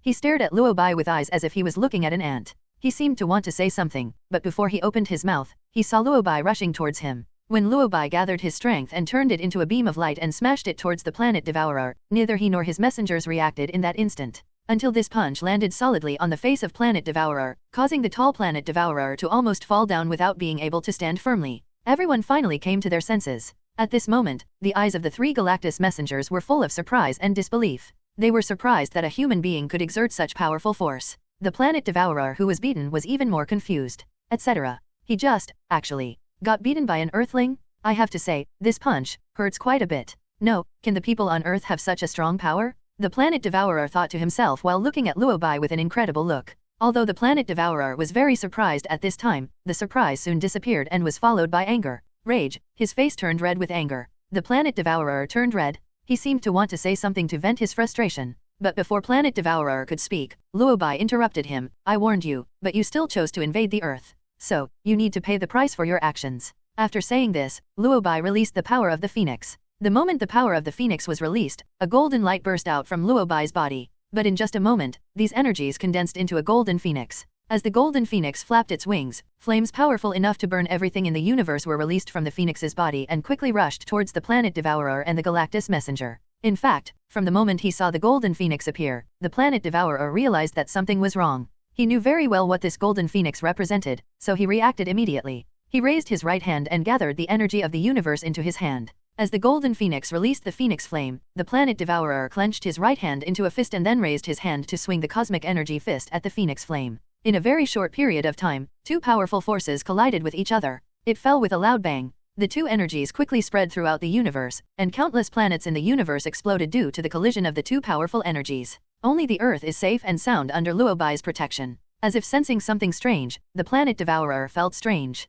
After all, the energy used by planet devourer just now was very powerful, coupled with the destructive power of the Phoenix Force. The collision of these two forces would be absolutely devastating to all living beings in the universe. Now that the two forces have collided, Luo Bai and the Earth can still survive. To be honest, planet devourer had never thought of this. He seemed a little surprised, so he looked at Luo Bai again. After a moment, planet devourer couldn't help but mutter, Phoenix Force? Are you the host of Phoenix Force? Luo Bai frowned and answered calmly, I guess so. No wonder you dare to confront me. Judging from the current situation, you have integrated the Phoenix Force very well, said the planet devourer. Before Luo Bai could speak, planet devourer continued, I have been to many planets and have seen life forms on different planets. When they see me, they are all afraid of me. You are the only one who is not afraid of me. At first I was very curious as to why a life form like you dared to fight against me, but now I seem to understand. It turns out that it is because of the power of the Phoenix. But all you have is a fragment. Do you really think you can defeat me and protect the Earth by using the power of this fragment? There was arrogance in the tone of the planet devourer, that was, the arrogance that gods showed toward humans. Or it is more like the disdain with which a higher civilization looks upon a lower civilization. In the multi-universe of the Marvel world, there are actually many civilizations, planets, and races. There are many planets more powerful than the Earth, and there are countless races more powerful than humans. Most of them, like the planet devourer, have a contemptuous and disdainful attitude towards the Earth and humans. They see the Earth as food and humans as ants. But today, Luo Bai hopes that the multi-universe can see the true nature of the Earth. Thinking of this, Luo Bai suddenly smiled and asked, if I remember correctly, Planet Devourer, your real name is Garland. The Planet Devourer said nothing, but just looked at Luo Bai with a puzzled look. He didn't seem to understand why Luo Bai suddenly asked this question. Just when the Planet Devourer was confused, Luo Bai spoke again. You were born on a planet called Tower in the original universe. The original Tower was the most powerful planet in the original universe and had the most advanced civilization in the universe at that time. Unfortunately, the planet is finally entering its final stages of collapse. Then the universe experienced a Big Bang, also known as the first cosmic explosion. After the Big Bang, a new universe was born. You are the only survivor of the first Big Bang. After hundreds of millions of years of changes, the universe has become what it is today. And you, along with death, eternity, infinity, and annihilation, who were born in the new universe, have become the creation gods of the new universe. You are called the 5 great creation gods. Let's not talk about the other 4 creator gods for now, and let's talk about you, the Planet Devourer. In fact, you are not that terrible when you are hungry. At most, you can only be regarded as a survivor of a higher civilization, right? The planet you were born on is far superior to Earth in terms of civilization and technology, so you certainly have reason to despise Earth and humans. But I don't think this is correct, because neither you nor the former Tower Star are unsurpassable. Luo Bai spoke word by word. Planet Devourer understood what he said. Translated it is, you are just a life form born from a high civilization. Why are you so arrogant? Compared with the other creator gods, you are too weak. To be honest, if Planet Eater didn't understand what I was saying, he might feel better. But after really understanding it, the Planet Devourer's defense was directly broken. No, when the creatures on other planets see him, they all beg him respectfully. Are humans on Earth so stubborn? It's okay to resist, but you also mock me? At this point, the Planet Devourer really couldn't hold it anymore. You should be afraid of me, because you can't protect the Earth, said the Planet Eater Rage. The next second he raised his hands and gathered the energy of the universe in his palms. Powerful energy poured into the palm of the planet-devouring messenger from all directions of the universe. But in just a moment, a vortex of energy gathered in the palm of the planet devourer's hand. The energy vortex was spinning at high speed and began to absorb everything in the universe, and the Earth was no exception. In just a moment, the Earth became a plaything in the hands of the planet devourer. The Earth began to spin at high speed in the hands of the planet devourer, and the energy on the Earth began to be absorbed crazily by the planet devourer. The actions of the planet devourer are undoubtedly fatal to the Earth. The entire Earth experienced huge amounts of shock and change as a result. The sea began to surge, volcanoes began to erupt, and the Earth's veins began to crack. The whole Earth was in chaos, as if the end of the world was coming. Seeing this scene, Stark, Polaris and others were shocked. I can't imagine how we can deal with such a terrifying enemy with our strength. What should we do? Stark said anxiously, looking at the king. It's no wonder Stark is so panicked at this moment. If the enemy is inside the Earth, he can still fight. But now the enemy is standing in the universe and can destroy the Earth with just a wave of his hand. Stark just felt powerless. Forget Stark, the king doesn't know what to do now. After all, he could sense that something was wrong at this moment. The protective magic circle of Kamar-Taj has been broken. The Earth seems to have reached its limit. Judging from the current situation, it won't be long before the Earth explodes. Wang said in a trembling voice. Is there anything we can do? Wanda asked hurriedly. The king shook his head and said, it seems that we can't do anything. We can only choose to trust the Supreme Mage. It's not that Wang is unwilling to think of a solution, but given the current situation, the only thing they can do is to trust Luo Bai. And the facts proved that Luo Bai did have a way. Looking at the planet devourer that was absorbing the energy of the Earth and the universe, Luo Bai knew that the time had come. It's just energy absorbing, who doesn't know how to do it? Luo Bai said with a kind smile. While the planet devourer was absorbing vigorously, he silently released the power of the fairy the next second. The moment the fairy power was released, planet devourer felt something was wrong. Wait, something seems weird. Why is it that the more he absorbs the Earth's energy, the faster his own energy is lost? It was as if something was absorbing the energy in his body. This feeling, why does it feel familiar? The planet eater couldn't help but wonder. Just as he was wondering, the planet devourer suddenly noticed something was wrong. The Earth in his hand turned black. No, to be more precise, there is a black force surrounding the Earth. This black power, fairy power? When Planet Eater noticed that the black substance surrounding the Earth was actually the power of the goblins, he knew he had made the wrong choice. He shouldn't have come to Earth, really. What about the planet Earth? It looks so small and insignificant that it can be eaten in one bite. But the humans on Earth can't stop cheating? It's fine that fragments of the Phoenix Force appeared on Earth, but what the hell is the Fairy Force? How long has this thing been sealed? How come it suddenly appeared on Earth? Planet Eater couldn't figure it out, but he didn't have time to figure it out now. After all, he can look down on the Earth, and he can also look down on Luo Bai, the Supreme Mage. But the power of the fairy, he has to respect it. After all, he had suffered a loss in the past. When it comes to the feud between Planet Devourer and the fairy power, we have to go back a long, long time. The young Planet Devourer devoured energy everywhere in the universe, leaving no grass or plants wherever it went. Until he met the fairy power and its former host. In fact, it was the fairy power that took the initiative to find him, or it could be said that the two foodies in the universe bumped into each other tacitly. Since the fairy power and the Planet Devourer survive in the same way, both mainly rely on absorbing energy. Inevitably, the two had a fight. Logically speaking, Planet Devourer is at least one of the 5 great creation gods of the universe. Just hearing the name is intimidating. It shouldn't be possible to lose against the power of the goblin. But the Planet Eater has a fatal weakness: he can't eat enough. When the Planet Devourer is hungry, his combat power is completely unable to reach the level of a creator god. Therefore, the hungry Planet Devourer was eaten by the fairy power. The power of the fairy devoured all the abilities of the Planet Devourer, causing the Planet Devourer to die once. As for why Galactus appears again today, it is mainly because Galactus can be resurrected. As the god of creation, Galactus is so weak under normal circumstances that he cannot be compared with the other gods of creation. And in Marvel's original storyline, Galactus has died countless times. But he is also the god of creation after all, and an important factor in maintaining the balance of the universe. So even if it is killed, the Planet Devourer can be resurrected. Although the fairy power can devour his strength, it cannot truly kill Galactus. As long as Galactus cannot be truly killed, he can reorganize his energy and resurrect. So now, several years later, Galactus once again collides with the power of the goblins. It can be seen that Galactus does not particularly like the power of fairies. The expression on his face at this moment can be described as quite disgusted and painful. Fairy power? Why does the fairy power appear on Earth? You are the host of the fairy power. The Planet Devourer asked in surprise. Perhaps because he was too shocked, the expression on Galactus' face was now a little distorted. That was similar to the reaction humans have when they encounter a ghost. Seeing Galactus' surprised look, Luo Bai raised the corner of his mouth. Galen, you think the Phoenix Force fragments are not a threat to you? Then, what about the fairy power? As the host of the fairy power, can I pose a threat to you? Galactus chose to remain silent. After all, the power of the fairy is too comprehensive. Even Galactus himself couldn't understand the existence of this power. Why did such a bug-level power appear in the universe? As early as when he first came into contact with the power of the fairy, Galactus felt that this power should be weakened. I don't know what the Life Tribunal is balancing day by day. How can we play with such a perverted power like the power of the fairy? Although there are many powerful forces in the universe. For example, the power of the Phoenix is quite strong, and after becoming the Queen of the White Phoenix, the power has expanded to an infinite level. But this power has an upper limit, and the King of White Phoenix is the upper limit of the power of Phoenix. But what about the power of fairies? This thing is simply a bottomless pit, there is no upper limit at all. Thinking of this, Planet Devourer said in panic, no, it shouldn't appear. It should be sealed. Always sealed. The Planet Devourer spoke his true thoughts without hiding anything. From this sentence, we can see that he really hates the power of fairies. And at the same time as he said these words, the Planet Devourer stopped energy absorption of the Earth and the universe.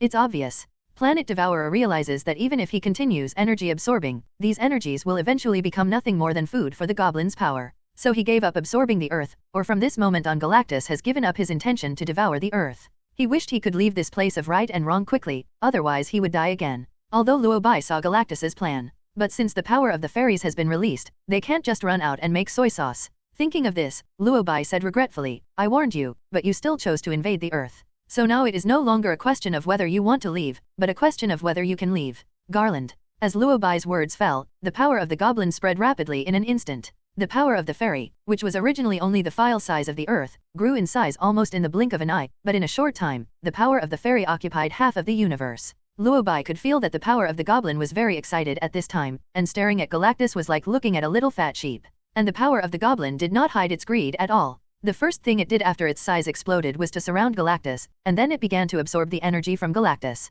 Galactus sensed the elf's power's intentions and immediately confronted it. Luo Bai knew very well that if the power of goblins and Galactus really fought, the Earth would probably have to restart hundreds of times. So he directly pulled Planet Devourer into his dark dimension. In this way, Luo Bai and Galactus disappeared from the sight of the people on Earth. Seeing Luo Bai and Galactus disappearing, Stark and others were very panicked. Stark asked anxiously, what happened? Why are Luo Bai and Galactus missing? What was that black thing just now? Polar Star also asked anxiously, Wong, why is Master Luo Bai missing? Wong obviously didn't know what happened, so he could only guess, the Supreme Mage may have pulled him into the dimensional space. Only in this way can he prevent him from destroying the Earth. Pulled the Planet Devourer into the dimension space? Mirror dimension magic? Stark knew this magic. But Luo Bai did this, clearly intending to challenge the Planet Devourer in a duel. Thinking of this, Stark panicked instantly, is he going to challenge the god of creation to a duel? Wong nodded and said, judging from the current situation, the Supreme Mage seems to think so. But Stark seemed to want to say something more, but he fell silent in the middle of the sentence. Although he was worried about Luo Bai, he also knew that he could not help. What's more, the Earth is not safe now. Although the Planet Devourer is gone, the Galactus Messenger is still there. We don't have that much time to think about it. We also have to deal with these three people. While Stark was thinking, Wanda beside her spoke. Stark nodded, then he stepped forward and looked at the three Galactus messengers suspended in the sky and shouted, I'm sorry, the Earth is closed today. I suggest you leave as soon as possible. It was not that the Flame Emperor, one of the Galactus messengers, did not understand what Stark meant. He just looked at Stark and angrily said, you Earthlings, you want to stop us and the Planet Devourer. Stark frowned and said very seriously, compared to you, the supreme creatures in the universe, humans are very weak. But this does not mean that you can do whatever you want to the Earth. As the words fell behind Stark, a yellow circular portal appeared on the left and right sides. Then, the Kamar-Taj wizard led by Strange and the Wakanda army led by Black Panther came out of the portal. As soon as the two forces arrived on the battlefield, the little Spider-Man rushed over with his spider silk. Then came Thor who descended from the sky, Hela who came from afar with an army of undead, the X-Men led by Professor X, and the Underground Association of Mutants headed by Polaris. It can be said that the files on Earth are large and small, as long as they have super ability, they are basically here today. Even S.H.I.E.L.D. had a lot of people come, including of course Captain America. Although there is some grudge between Captain America and Stark, after all, this is a major matter related to the survival of the Earth. So the two put aside their grudges for the time being. Stark was touched to see everyone unite for the Earth. He wanted to say something, but he didn't expect to see two uninvited guests the next second. The people who came seemed to be Durham and the demon Mephisto. This made Stark, who was originally moved, momentarily confused. No, who can tell me? Why does Dormammu appear here? Stark said, looking at the king. Wong was stunned, shook his head and said, I don't know either. Why is Mephisto here too? Dormammu and Mephisto. Guess why we came to Earth. Guess whether we did it voluntarily. Seeing Dormammu and Mephisto appear, everyone's heart was in their throat. You know, the Earth is now facing a powerful enemy. If these two-dimensional evil gods take the opportunity to cause trouble, the earth may not be able to withstand it. Thinking of this, the king and Strange immediately released the Ring of Rogador, and Stark quickly put on his magic armor. Everyone stared at Mephisto and Dormammu with eager eyes, and Stark asked sternly, "Are you guys here to cause trouble too?" Dormammu, Mephisto. The two evil gods fell silent. They looked at each other silently, and then Mephisto reluctantly explained, "To be honest, I also want to make trouble now. If I can take the opportunity to destroy the earth, it will be a relief for me. But unfortunately, I'm here to help." As soon as Mephisto finished speaking, Dormammu beside him also said with a dark face, "Me too." When the two said this, Stark and others were stunned. Stark, who had put on his battlesuit and was ready to fight, raised his mask at that time. "Help? Did I hear you correctly? You said you are here to help?" Stark asked in disbelief. The king standing by was also very confused and couldn't help asking, "You guys are actually helping the earth? Did I hear you right? Aren't you evil gods?" Strange also quickly agreed, although I don't know exactly what happened in the middle, but the books in the Kamar-Taj library once recorded that Dormammu is the master of the dark dimension. It seems that you want to devour the earth. Dormammu. It was visibly visible that Dormammu's face had become even darker. Mephisto on the side even said in a rage, "Do you think I really want to help the earth? If it weren't for the agreement I signed with that damn supreme sorcerer to protect the earth, I would wish the earth would be destroyed as soon as possible." Signed an agreement with Luo Bai? If that's the case, everything seems to make sense. No wonder Luo Bai said that he couldn't lose at all. It turned out to be because he tricked the two-dimensional masters here. Thinking of this, Stark, who was originally a little worried, smiled. "Then you have to help me well. I will monitor your every move. If you dare to slack off, I will definitely tell Luo Bai." Stark teased with a smile. Strange also quickly echoed, "Come on, two guardians of the earth." Dormammu, Mephisto. How should I put it? I'm speechless. They are both clearly evil dimensional gods? What is the guardian of the earth?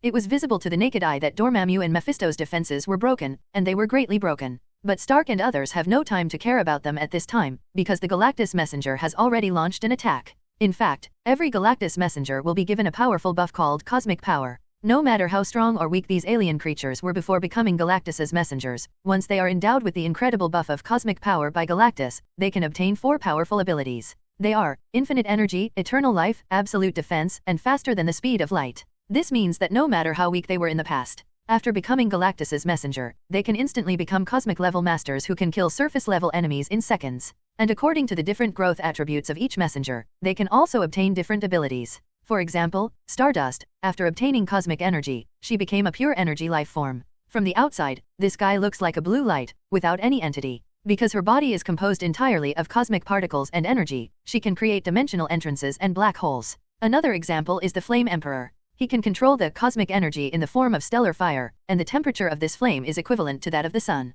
As for the remaining tyrant, he is even more of a heavyweight. He can even use the cosmic axe to split a planet directly. Even though Stark has called a lot of people, it would be difficult for them to defeat the Galactus Messenger if a real fight breaks out without the help of Dormammu and Mephisto. But because he didn't know much about the abilities of the Galactus Messengers, and Luo Bai had already taken the planet Devourer away, so when the game first started, everyone was quite confident. Especially Thor, his chin was raised to the sky with confidence. "It's just 3 messengers. I can handle it by myself," Thor said confidently. As soon as he finished speaking, he swung the storm axe and chopped at the tyrant. Seeing that Thor took the first action, the other superheroes also attacked the 3 messengers. They thought it would be easy for so many of them to deal with the 3 Galactus messengers, but as the fight went on they discovered something was wrong. As Thor of Asgard, Thor's strength is actually not weak. At least on Earth and even in the Justice League, his strength is considered to be among the best. He was seen holding the storm axe in both hands and then leaping into the sky, finally gathering all the power of thunder and lightning in the sky and slashing at the tyrant. If it were an ordinary person, he would not be able to withstand Thor's full-strength attack.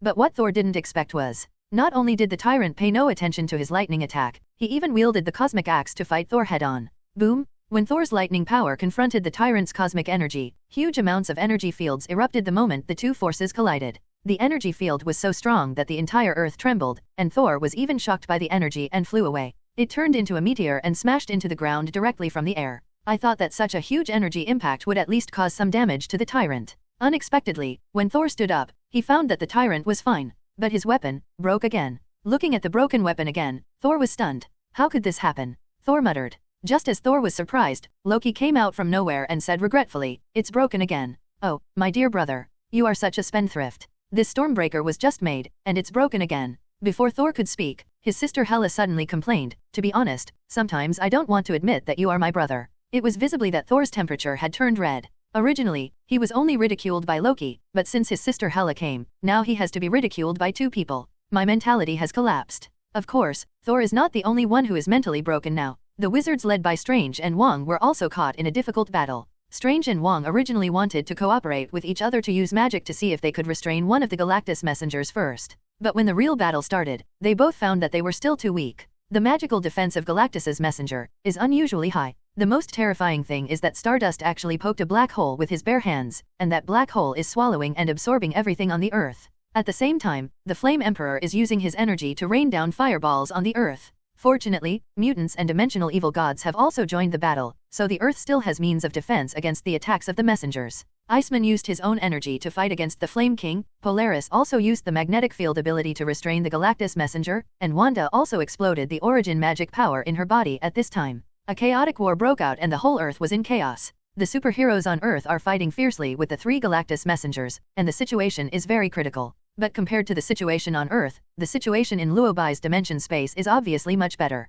After all, the fairy power is very happy at this moment. At this time, in Luo Bai's dimensional space, the planet Devourer looked at the huge black monster behind Luo Bai and fell into deep thought. He knew very well that the fairy power would not let him go so easily. After all, the fairy power has only one purpose since its birth, and that is to devour all the energy in the universe. The planet Devourer may be a god or the supreme being in the eyes of others, but to the power of the goblin, he is just a ball of energy. And it's a huge energy ball. Although the fairy power has no entity, it is just a black mass of energy substance. But the planet Devourer could clearly see the fairy power's desire for him. Really. Before the planet Devourer even made a move, the fairy power pounced on the planet Devourer. Because he didn't want to be killed again, the planet Devourer began to fight back. He transformed the cosmic energy into cosmic power and attacked the fairy power. Blue cosmic energy gathered in his whole body, and Planet Devourer used all his strength every time he launched an attack. A powerful force hit the fairy power. With one punch, the fairy's power was shattered by the Planet Devourer, and the dimensional space created by Luo Bai was also shattered.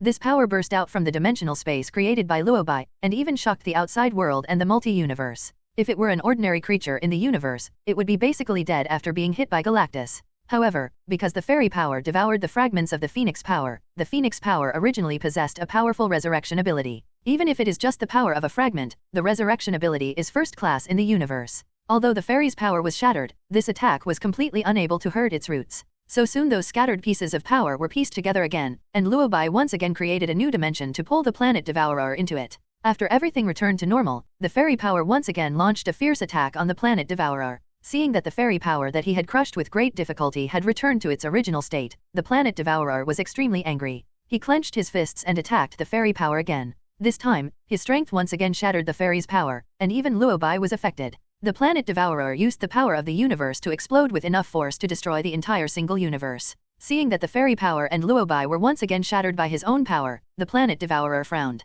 Really? The next second, the fairy power and Luo Bai appeared again, and he was pulled into the dimensional space again.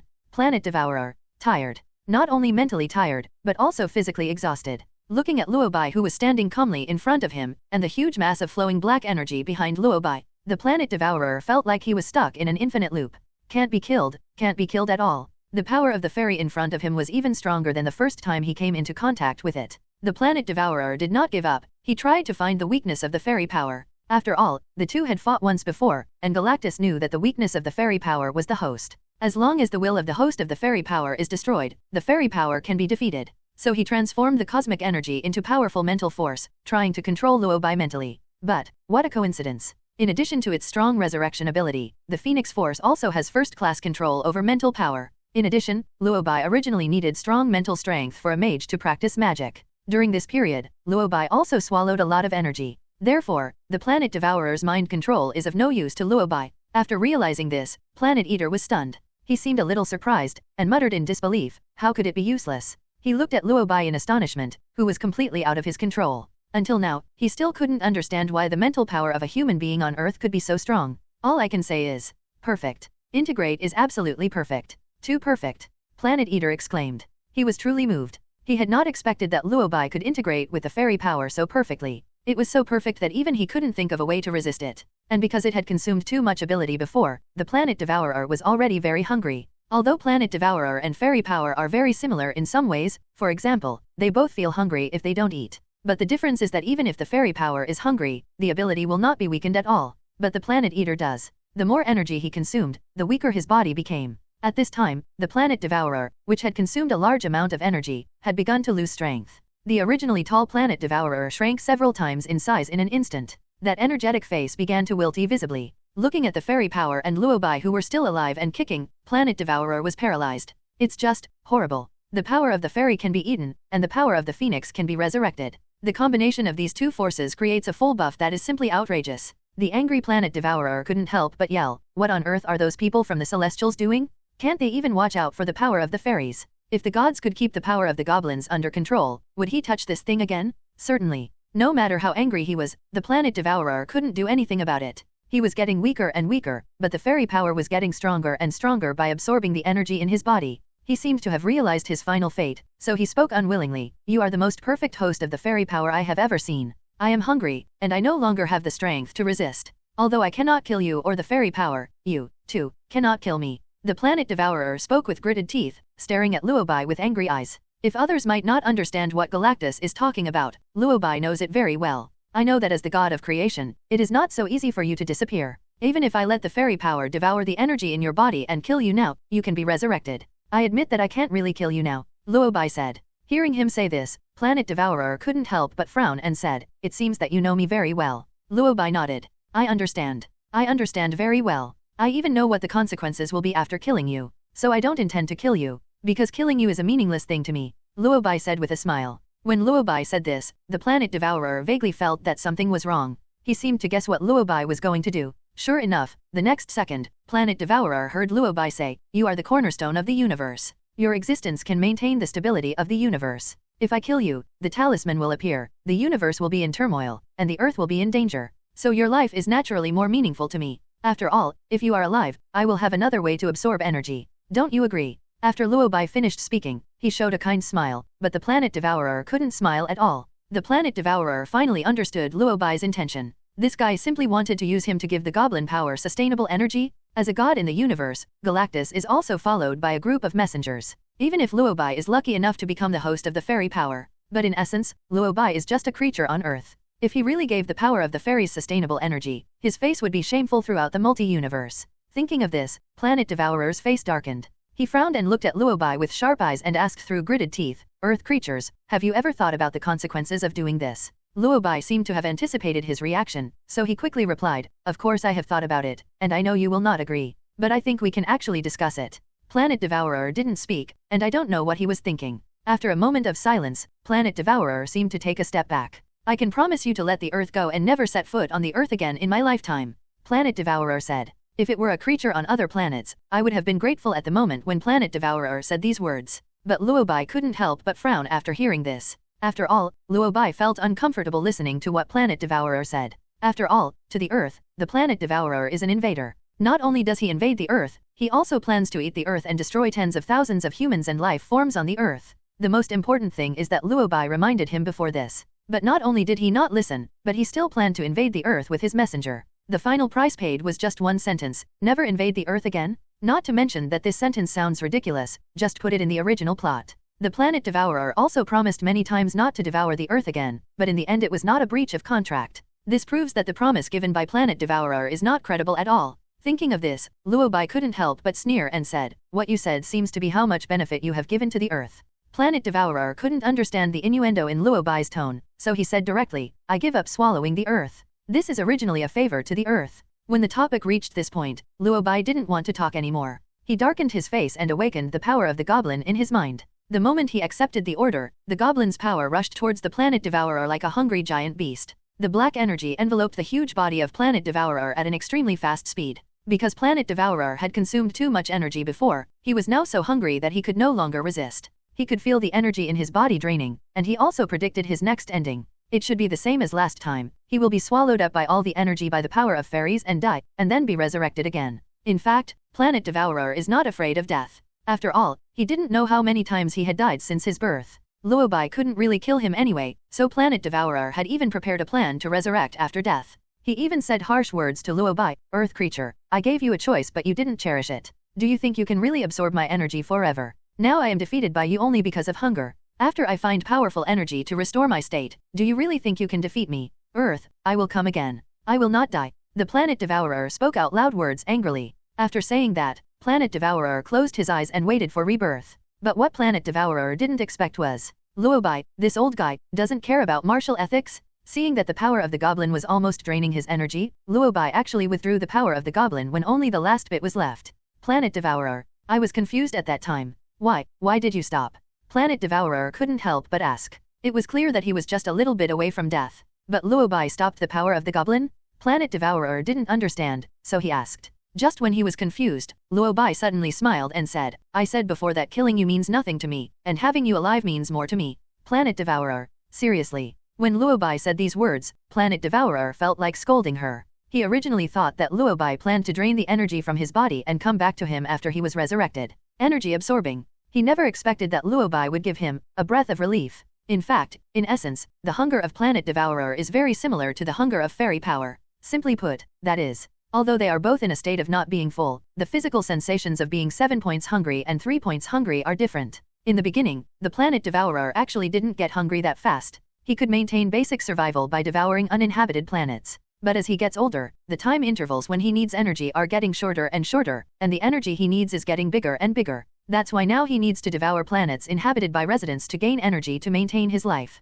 After all, if there are living beings living there, the energy on the planet will be stronger. But if Planet Devourer dies and then resurrects, he can return his body functions to zero. To put it simply, he doesn't get hungry so quickly. But now, Luo Bai did not kill him but gave him a breath. What does that mean? This means that the Planet Devourer may only have 3 points of hunger when he comes to the Earth. After being eaten by the power of the goblin, his hunger has reached 9 points, and he can be said to be on the verge of starving to death. But the most disgusting thing is that no matter how hungry the Planet Devourer is, he will not starve to death. He will only be tortured by hunger. With this feeling, he might as well just die. At least it would be pleasant to die once. Now, the ultimate torture? Feeling the hunger in his body getting stronger and stronger, Planet Devourer's face became distorted. He kept muttering, I'm so hungry. I want to eat. I'm so hungry. It can be seen with the naked eye that the Planet Devourer is starving now, which is called a sallow complexion. It looks like the whole person has lost a lot of weight. Seeing him like this, Luo Bai smiled and replied very gently, although you invaded the earth and tried to destroy it, as the Supreme Mage, out of humanitarianism, I decided to leave you a way to live.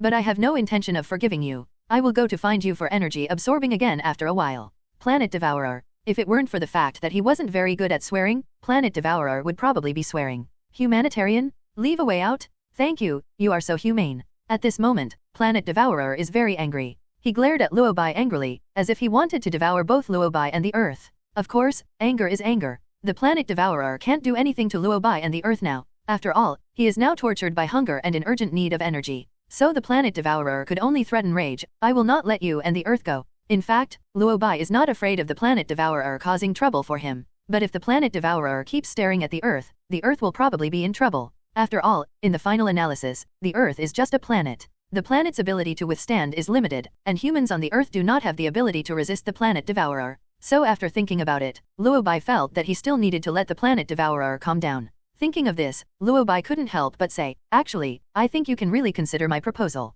It would be good to be a power bank. We are all civilized people, there is no need to make the relationship so tense. I know you have some misunderstandings about humans on Earth. You think humans on Earth are weak. Actually, humans on Earth are usually not that weak. After all, the difference between Earth and other planets is that people on Earth like to cheat. For example, I keep turning on the game, and the name of this game is Luck Against Heaven, Luo Bai said, and then used his mind to cast the magic of retrieving objects from the air. The next second, something appeared in Luo Bai's hand. A lighter. The moment he saw this lighter, Planet Devourer's eyes became extremely gentle. Before this, Planet Devourer's attitude towards Luo Bai was angry. After all, Luo Bai, as an insignificant creature on Earth, always provokes his god time and time again. But when Luo Bai used teleportation magic to get a lighter, Planet Devourer's temper improved a lot. Not only was he no longer angry, but the look he looked at Luo Bai became much gentler. Seeing that Planet Devourer's eyes softened, he stopped making noises. Luo Bai played with the lighter in his hand and asked, now, can we discuss it carefully? After a long silence, Planet Devourer finally answered, of course, you can. As soon as he finished speaking, a stiff smile appeared on his face. To be honest, this smile is quite ugly. But Luo Bai didn't mind, he just continued to speak, you came to the earth without saying a word, and led your envoys to massacre on the earth. I think you should give the earth an explanation. As the guardian of the earth, I absorb some energy from you to strengthen the earth. This shouldn't be too much. Before I do this, Planet Devourer will probably explode after hearing these words. But now, Planet Devourer's mood is extremely stable. While staring at the lighter in Luo Bai's hand, he smiled and replied, "Actually, I think your proposal is reasonable, but I need energy." Seeing that Luo Bai frowned slightly and seemed a little unhappy, the planet devourer spoke again. "You just said the divine rune, which proves that you should know why I am devouring planets crazily in the universe." Before he finished speaking, Luo Bai interrupted him, "I know, because you are the lock that seals the talisman. Once you really die, the talisman will appear. The talisman is the incarnation of destruction, and the meaning of his existence is to lead the multi-universe into destruction. The reason why the talisman does not appear now is because you are still alive, right?" "Yes." Planet Devourer nodded, confirming Luo Bai's explanation.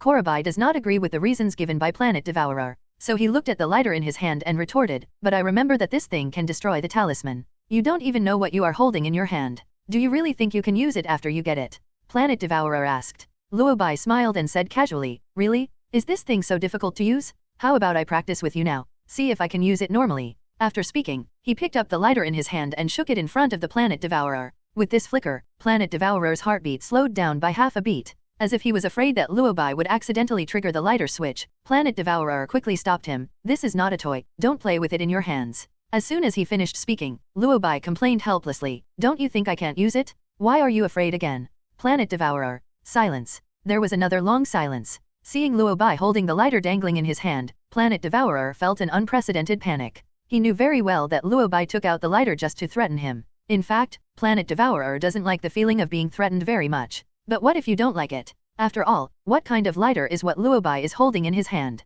It is clearly his fate. There is no shortage of artifacts in the Marvel world, but there are very few artifacts that truly rank among the best in the entire Marvel world. The Infinite Rough Stone may be considered one, but it is not the most powerful artifact. The Ultimate Eraser functions on top of it. In fact, the Ultimate Eraser does not appear many times. Compared to the Infinity Stones, which are known to the world, the Ultimate Eraser is almost unknown to humans in the single universe. But Luo Bai, who understands the plot, understands it very well, and also knows that the artifact that the Planet Devourer fears most is the Terminator Eraser. After all, this thing can wipe out the Planet Eater. Luo Bai didn't know exactly how the Ultimate Eraser was created, but what was certain was that it had been stored in the Planet Devourer's spaceship. Since the Ultimate Eraser looks like a metal lighter, Luo Bai likes to call it lighter. The role of the Ultimate Eraser is actually not very complicated. It cannot control time, control the soul, or change reality like the Infinity Stone, but this does not affect its power, because the only function of this thing is to erase. Erasing everything in the multi-universe including the original existence of the multi-universe, Planet Devourer can also erase it. In the original plot, this thing had wiped out the Planet Devourer, so it is no exaggeration to say that this thing can defeat the Planet Devourer. Certainly. Although the Ultimate Eraser is powerful, it is not without limitations. Its only limitation is its user. To put it simply, the stronger the user, the greater the effect it can exert. In addition to ability, it also has a great relationship with the user's mood and will. If a human with no ability acquires it, it may really be just a lighter, and it may even be easily counterattacked. But Luo Bai got it, that's a different matter. Not to mention that Luo Bai's original strength is already very impressive. Let's talk about Luo Bai's lucky attribute, and using it to destroy the entire multi-universe is definitely more than enough. Of course, Luo Bai is not very interested in destroying the multi-universe. He used the Ultimate Eraser mainly to scare the Planet Devourer. There is no way, who makes Planet Devourer afraid of nothing but hunger and the Ultimate Eraser. Sure enough, Planet Devourer's attitude became much better after seeing the Ultimate Eraser. "I very quickly agreed to be a power bank. Isn't it just to provide energy for the power of the fairies? I can promise you. But,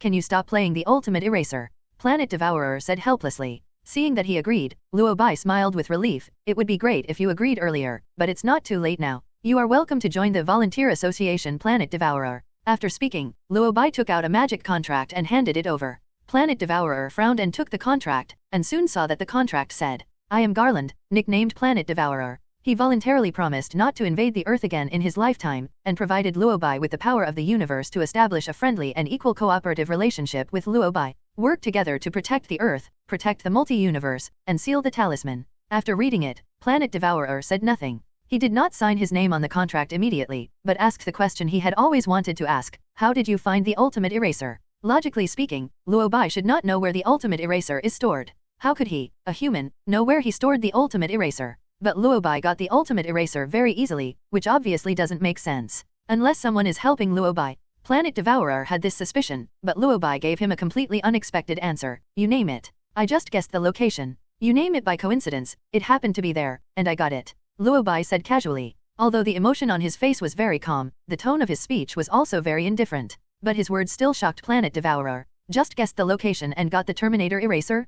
Planet Devourer frowned, and the expression on his face clearly said, "Do you think I'm stupid? As an Earthling, Luo Bai has never been to his spaceship. How is it possible to guess where he placed the ultimate eraser just by guessing?" Thinking of this, Planet Devourer couldn't help but complain, "If you don't want to say it, forget it." Seeing him like this, Luo Bai just smiled and said nothing. After all, it is normal for him not to believe it. Who is such a good person who is so lucky? But having said that, the Terminator eraser is indeed not difficult to obtain. Although the Terminator eraser has always been collected by Planet Devourer, it is not often used. But it's not like no one in the Marvel world has gotten it. Fantastic once obtained the Terminator, and used the Terminator eraser to kill the Planet Devourer once. It can be seen from this incident that the preservation of this thing is not very good. For a person like Luo Bai, who has incredible luck, it is actually quite easy to take it away. It seems that he realizes that his situation is over now. Luo Bai still held the weapon that threatened him, and Planet Devourer finally signed the agreement given by Luo Bai. Although it can be seen from the face of Planet Devourer that he signed this agreement involuntarily,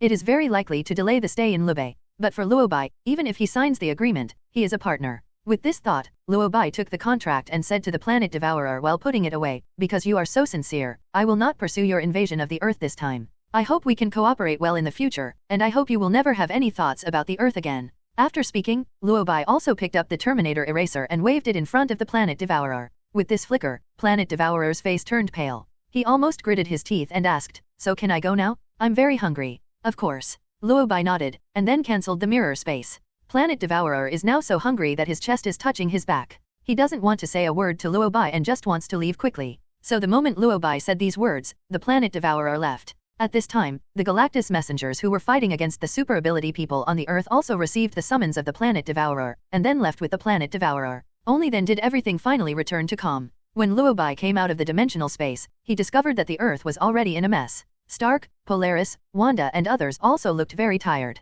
Several people seemed to notice Luo Bai appearing from the dimensional space, so they quickly stepped forward. Stark immediately asked Luo Bai about the situation. "How's it going?" It is easy to tell from Stark's tone and the expression on his face that Stark is very nervous at this time. Not just him, every superhero present looked nervous. Seeing everyone like this, Luo Bai smiled and comforted them. "Don't worry, the Planet Devourer has left. He promised me that he will not invade the Earth again." After hearing what Luo Bai said, Stark finally relaxed. He seemed to be tired and seriously injured. He sat on the ground weakly and kept mumbling, "That's good, that's good. They are too scary, too scary." In order to prevent the powerful energy released by the Planet Devourer from directly destroying the Earth, Luo Bai previously locked the Planet Devourer into the dimensional space, so he did not know what was happening outside. But from the expression on Stark's face and the destroyed suit on his body, it can be seen that the fighting outside must be very fierce. Before Luo Bai could ask, the little Spider-Man Peter Parker beside him couldn't help but start chattering. "Supreme Mage, you may not know that the group of people just now were really terrifying. Although there are only 3 of them, those 3 are incredibly powerful.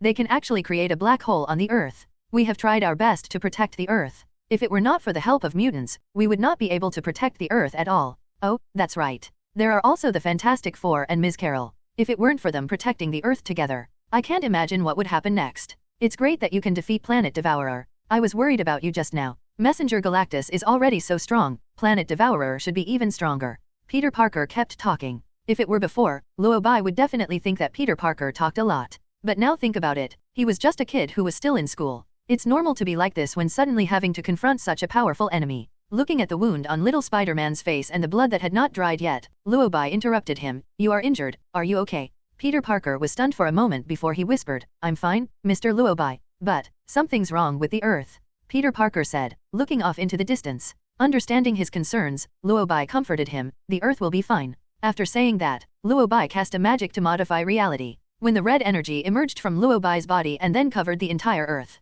the buildings destroyed by the war began to be repaired, and the humans who were accidentally injured in the war opened their eyes again, and everything returned to the way it was before the battle. Seeing that the Earth, which had been mostly destroyed, had now been restored to its original state, Stark's eyes began to light up again. He was not surprised at how Luo Bai did it. He just sighed with great surprise. "Luo Bai, it's great to have you on Earth." Luo Bai smiled and said in a gentle tone, "This is what I should do. After all, I am the guardian of the Earth." Stark shrugged and said helplessly, "Luo Bai, I finally understand why you asked me to evolve my battlesuit. I admit, my strength is not enough. I should indeed evolve my battlesuit. I already have a new goal." Hearing him say this, Luo Bai asked curiously, "What is the goal?" Stark said with a firm look, "I decided to create an anti-god suit." Anti-god armor? Good, that really fits Stark's character. Fight against what you want. Luo Bai immediately expressed his support. "You know, I support any decision you make, Stark." And I am also looking forward to your anti-god suit. I will figure it out. I will. Stark said. It can be seen that this battle had a great impact on Stark.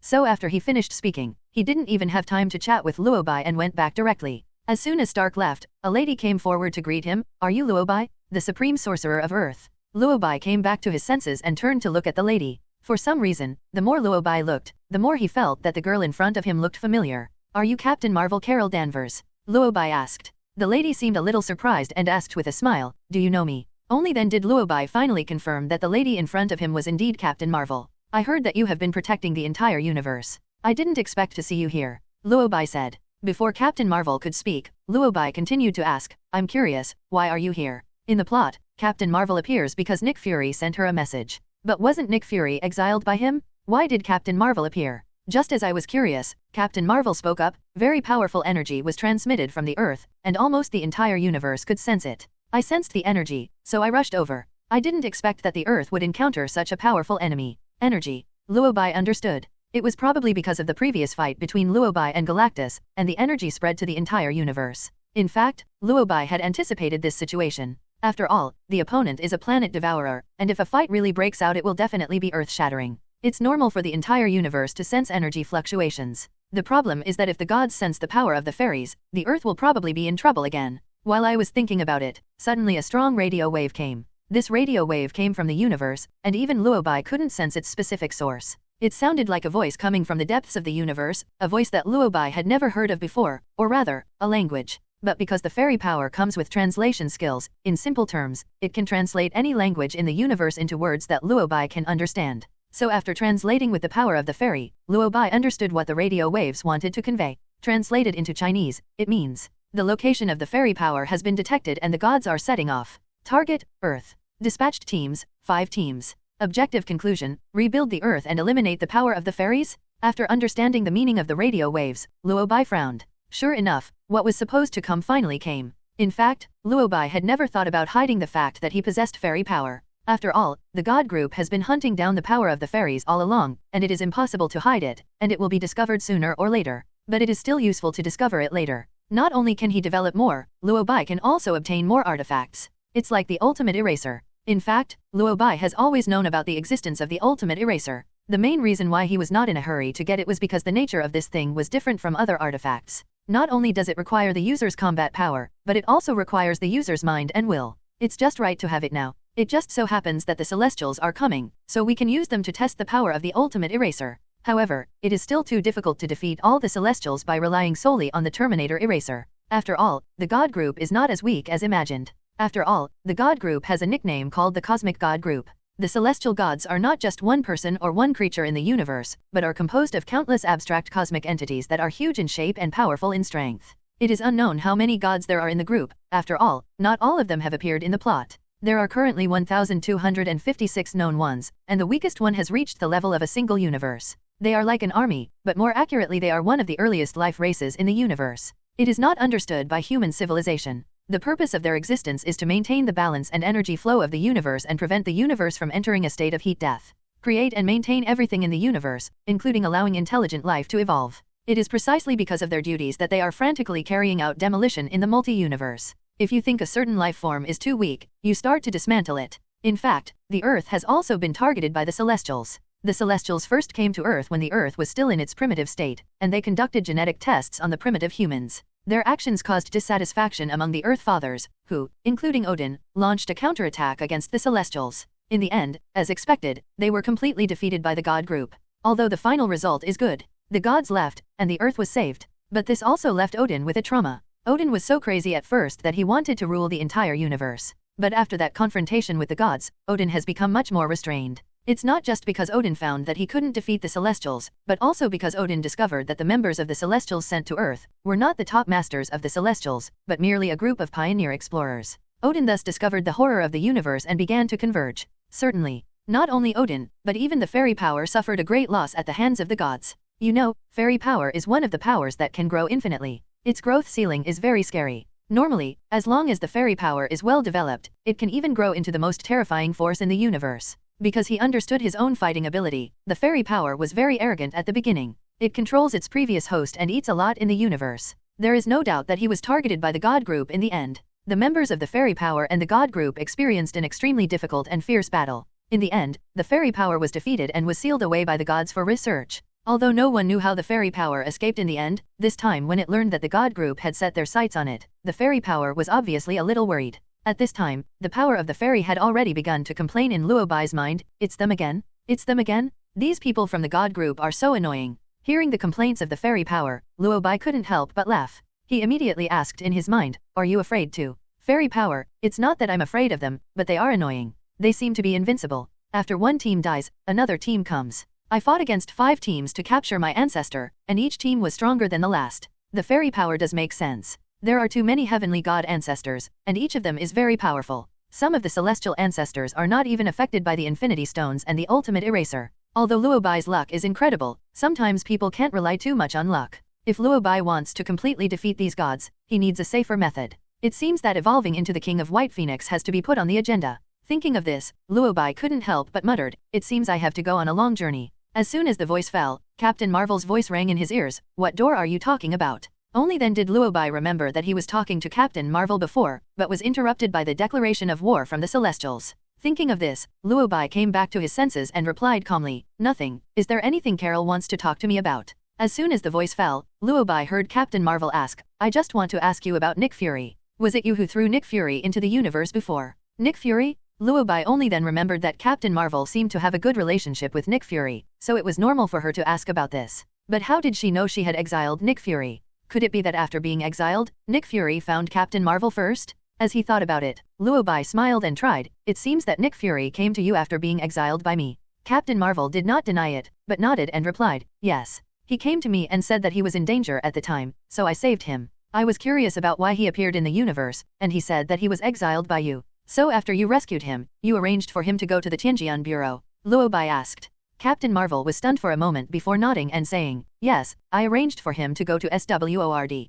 I just don't understand why you, as the Sorcerer Supreme, have such a strong ability, but you want to embarrass an ordinary person like Nick Fury. Difficult? Luo Bai frowned. He was about to say something when Thor spoke up, the Sorcerer Supreme is the guardian of the earth, my mentor? I don't recommend you talk to him like that. You know, he just fought against the planet Devourer alone. As Thor spoke, he walked towards Luo Bai. As soon as he finished speaking, Loki on the side also spoke up, you are so rude, woman. How can you talk to the Supreme Sorcerer like this? The two of them walked to Luo Bai in unison, and Hela followed behind them. Although she didn't say a word, her eyes towards Captain Marvel were full of hostility. When she reached Luo Bai, Hela suddenly asked, do you want me to help you kill her? I'm very annoyed with her. Luo Bai. Although Loki is not Odin's biological son, but it must be said that these 3 siblings are really quite similar. These 3 of them said something that left Captain Marvel speechless. Seemingly realizing that she was outnumbered on Earth, Captain Marvel gave in. I don't mean to blame you, I just hope you give Nick Fury a chance to live. He is not a bad guy, Captain Marvel said. Luo Bai smiled and ignored Captain Marvel.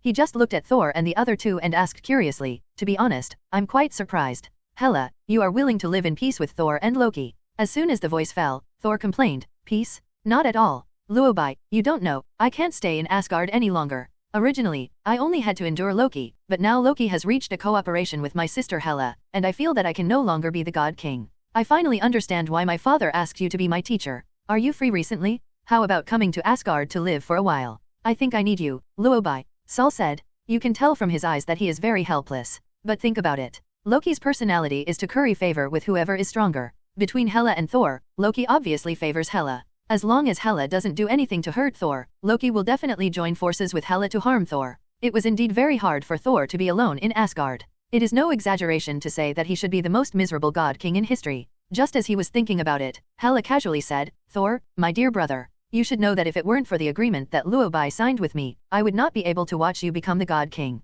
In my heart, you have never been a qualified god king. Loki on the side also spoke up without mercy, that makes sense. You can't do anything without the hammer, my dear brother. Saul was silent. He looked at Luo Bai helplessly and said, look, this is the life I live in Asgard. I hope you can help me, Luo Bai. Although Luo Bai felt very sorry for Thor, he still said, Thor, these are the necessary steps for you to become a qualified god king. Come on. Thor. Silence again. Although it was obvious that Thor was speechless, fortunately the others were just joking. It doesn't look like Hela will actually do anything to Thor. So Thor didn't dwell on it anymore. He just changed the subject. Okay, let's get back to the point. Luo Bai, has that planet Devourer left Earth? He probably won't come back, right? When this was mentioned, Luo Bai's expression became serious. For now, the planet devourer shouldn't come again. But something more troublesome is coming. The Celestials will soon descend on Earth. God group? Thor frowned, his expression clearly confused. What is the Celestial group? Luo Bai thought for a moment and then explained, you can understand that they are a powerful race in the universe. They are targeting me and the Earth. A powerful race? How powerful? Can it be more powerful than Asgard? When Tony found me, he told me that Devourer of Planets was going to destroy the Earth. He made it sound very scary, but in the end, we still managed to beat Devourer of Planets away, didn't we? Thor said disapprovingly. As soon as he finished speaking, Loki and Hela laughed at him in unison. My dear brother, have you forgotten that the planet Devourer was driven away by Luo Bai? Loki reminded quickly. Thor waved his hand and answered optimistically, it doesn't matter. What matters is that we won. Loki shook his head and answered seriously, no, this is very important. I remember that you were beaten badly by Galactus's messenger, and your new weapon was destroyed. Thor. When this was mentioned, Thor showed embarrassment on his face. Although it's a bit embarrassing, I have to admit that Loki is right. The Galactus Herald is indeed more powerful than Thor imagined. Thor was quite happy when he first came. I thought I could finally have a tough battle to prove my strength, but I didn't expect the Galactus messenger to be so powerful. Just 4 people almost wiped out all the superheroes on Earth. Thinking of this, Thor responded with a slightly embarrassed tone, okay,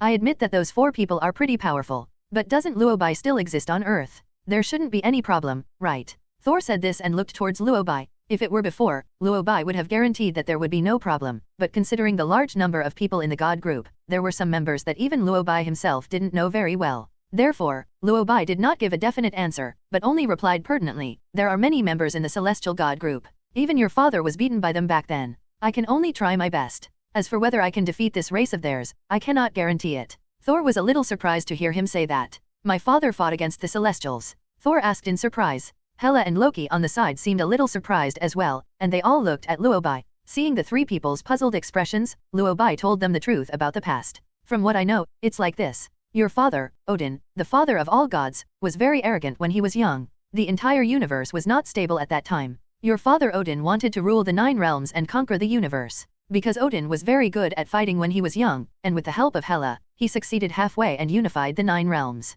Just when he wanted to continue his conquest in the universe, the Celestials descended on Earth. At that time, Odin was the king of gods and the father of the Earth. Given Odin's personality, the gods' arrival on Earth was no different from an invasion for him. So your father Odin had a fight with the Celestials, and in the end your father was defeated, so he told Hela to give up conquering the universe. Luo Bai explained. After hearing his explanation, Hela looked surprised. Her eyes were narrowed and her brows were furrowed into the shape of the Chinese character. She seemed to be wondering whether such a battle really existed in the past, but after thinking for a long time, Hela could not remember anything about the God group.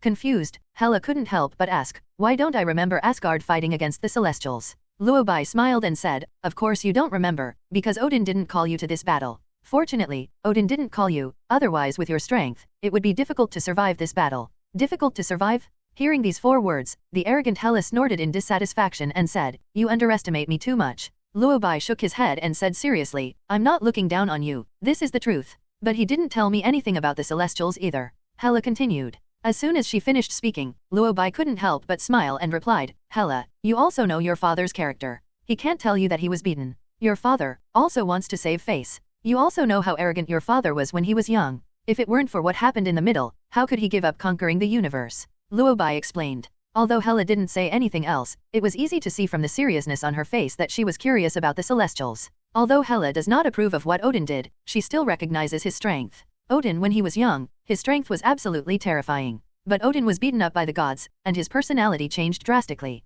This really took Hela by surprise. Thinking of this, Hela couldn't help but ask, so he didn't betray me, but was attacked by the supreme race in the universe. I guess so. In fact, he imprisoned you to protect you. He doesn't want you to come into contact with the Celestials, but there is no way. Now the Celestials are about to descend on Earth, and humans on Earth cannot escape. As Earth is one of the 9 realms, Asgard cannot escape either. Luo Bai said. Hela didn't talk about Odin anymore, and her facial expression couldn't tell her current attitude towards Odin. She was silent for a long time, and then she slowly said, I am looking forward to their arrival. I also want to see how powerful these people are. After saying this, Hela led her army back to Asgard. It can be seen that Hela's mood must be very complicated at this time. She went back to Asgard, probably to calm down for a while or to look for records about the Celestials in Asgard. As soon as Hela left, Thor couldn't help but speak up. This Celestial group sounds very powerful. My father was defeated by them. I have to hurry up and repair my weapons. I also want to see how powerful this Celestial group is. After hearing what Thor said, Luo Bai finally remembered.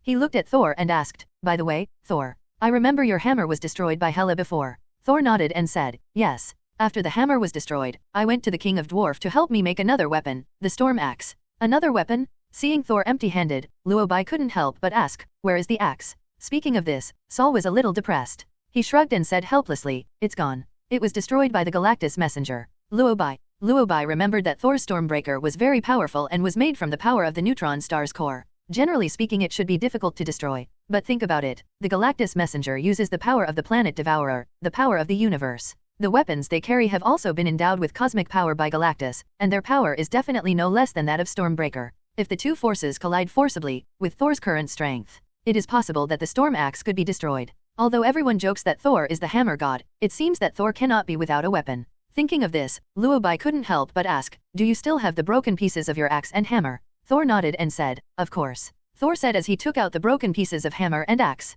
As soon as Thor took it out, Luo Bai used the power of modifying reality to restore Thor's hammer and Stormbreaker. Thor was so happy to see his weapon recovered. "My brother, Luo Bai, I love you so much," Thor shouted in surprise, and then picked up his two weapons. Because he was too excited, Thor kissed his battle axe and hammer. Seeing him like this, Luo Bai couldn't help but complain, "Thor, I know you need weapons to unleash the power of Thor, but I hope you remember that you are Thor, not the hammer god or the axe god. So you should exercise yourself." "I know, I definitely will, believe me, brother," Thor said excitedly. Although he agreed, looking at his expression, Luo Bai knew that Thor definitely didn't take it to heart. Speaking of which, the reason why Thor hasn't grown up yet is somewhat related to Luo Bai. In the original plot, Thor's first growth in strength was when Hela appeared. But because Luo Bai quickly dealt with Hela, Thor missed out on a period of growth experience. Now that the God group is coming, Luo Bai doesn't know if he can handle it alone. As the God King of Asgard, it is time for Thor to grow up. Thinking of this, Luo Bai said to Loki beside him, "Loki, I have something to ask of you."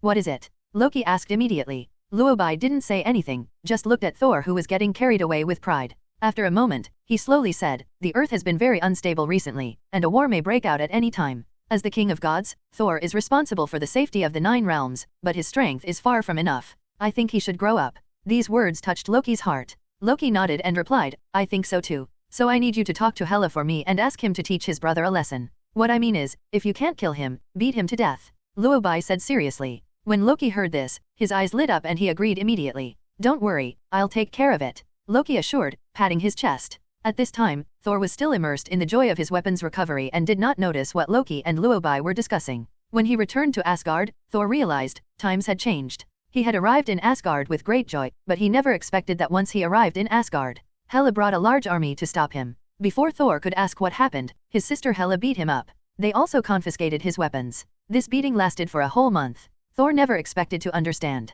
He is the God King? Why? He has to suffer like this? After returning to Asgard, Thor's life, which was already difficult, became even more difficult. Hela had just beaten him up when Loki came running over to taunt him. The mental torture and physical pain finally made Thor explode. He brought with him a month's worth of pent-up anger and rushed to Hela to challenge her in a duel. Finally, Hela slapped him off the Rainbow Bridge and he fell into the planet Sakaar and began his trials. Luo Bai has been staying on Earth for some time to answer questions for the superheroes. After fighting with the planet Devourer and the messenger of Galactus, the superheroes on Earth discovered their own shortcomings, and most of them hoped that they could become stronger. So at this time, the main hall of Kamar-Taj, Strange sat opposite Luo Bai and said with a pious face, "Sorcerer Supreme, I want to learn something different." Luo Bai smiled and couldn't help asking, "What do you want to learn?" Strange thought for a moment, and then told the truth, "Since I became the protector of the New York Temple, I have been reading books and learning the magic of Kamar-Taj. I have basically read all the books of Kamar-Taj, but I found that many of the magics you have used are not recorded. So I was hoping you could teach me some new magic."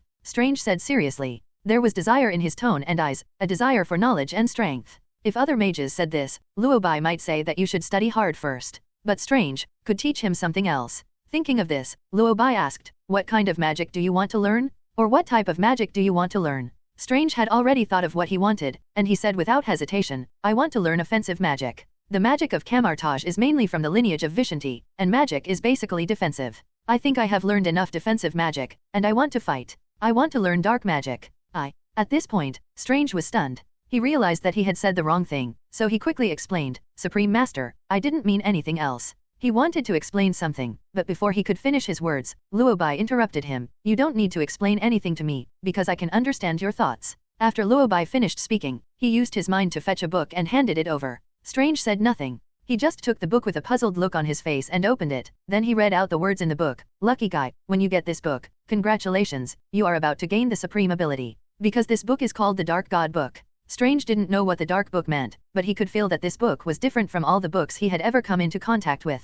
What book is this? Strange asked. The Dark Book, a book that records all the black magic in the world. Luo Bai responded. Although Luo Bai said everything was calm, there was still shock on Strange's face. He didn't seem to expect that Luo Bai would actually hand him such a black magic book. After hesitating for a moment, Strange said in shock, I am very surprised, Sorcerer Supreme. I didn't expect you to give me this book. I thought you would blame me. Luo Bai shook his head and said with a smile, the earth needs both defensive and offensive means. I understand your desire to learn dark magic, so I won't stop you. The previous Supreme Mage once told me that magic needs to be flexible, and I also want to give you this sentence. Magic needs workarounds? Although Strange did not understand this sentence, he was very moved by Luo Bai's behavior at this time. He said with a firm look in his eyes, Master Supreme, I understand. I know the price of learning dark magic. But for the safety of the earth, I am willing to bear it. Luo Bai knew what he was talking about, so he smiled and said, in fact, learning dark magic doesn't cost much. Strange frowned and asked in confusion, what do you mean? Didn't you say before that learning dark magic would cost one's life?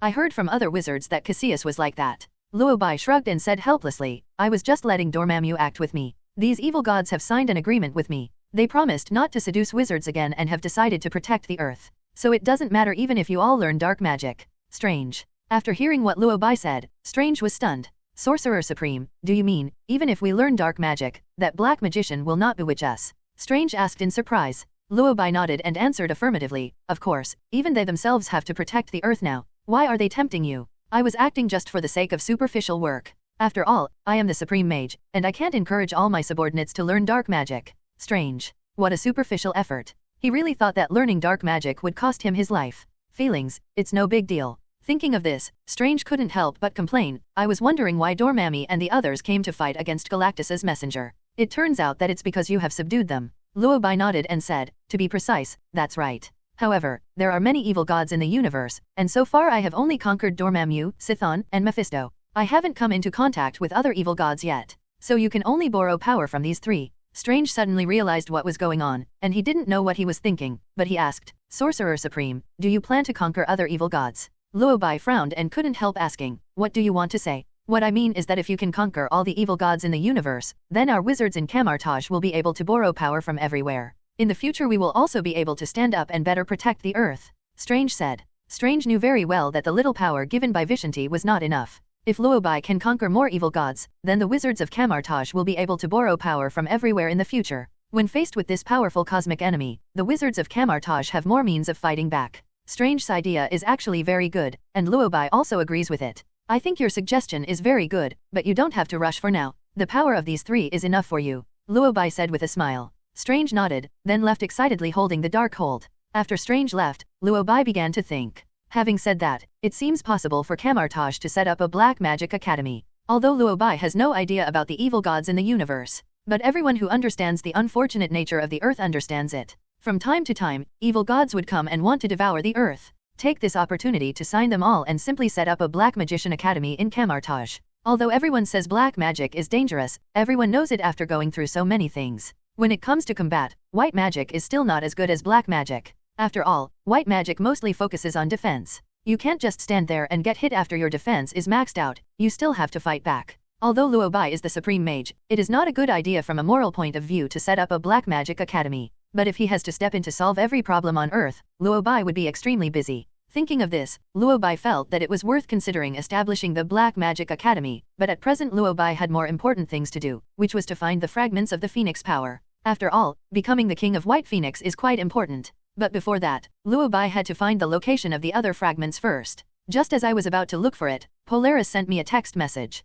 The message read, Master Luo Bai, are you free? I have something to ask you. The moment he saw the content of the text message, Luo Bai guessed the purpose of Polaris asking him to go. Probably the same as Dark and Strange, he lost confidence after being beaten by Galactus's messenger. While thinking, Luo Bai opened the portal and headed to the villa. As soon as he arrived at the villa, Luo Bai found Polaris, Wanda, and Quicksilver sitting on the sofa as if they were waiting for someone. Seeing Luo Bai, the three of them stood up at the same time. Master Luo Bai, you're here. Polaris greeted excitedly. Luo Bai nodded and replied with a smile, I came here as soon as I received your text message. What do you want to talk to me about? Sure enough, the next second, Polaris said in a very serious tone, Master Luo Bai, we do have something to ask you, that is, we want to improve. Before Luo Bai could speak, Wanda couldn't help but interrupt. To put it simply, I want to become stronger than I am now. But I don't know how I should do it. Not only me, they don't know how to do it either. Quicksilver also echoed, to be honest, I have always been confident in my abilities. But after fighting with the Galactus Messenger, I realized that my abilities are too poor.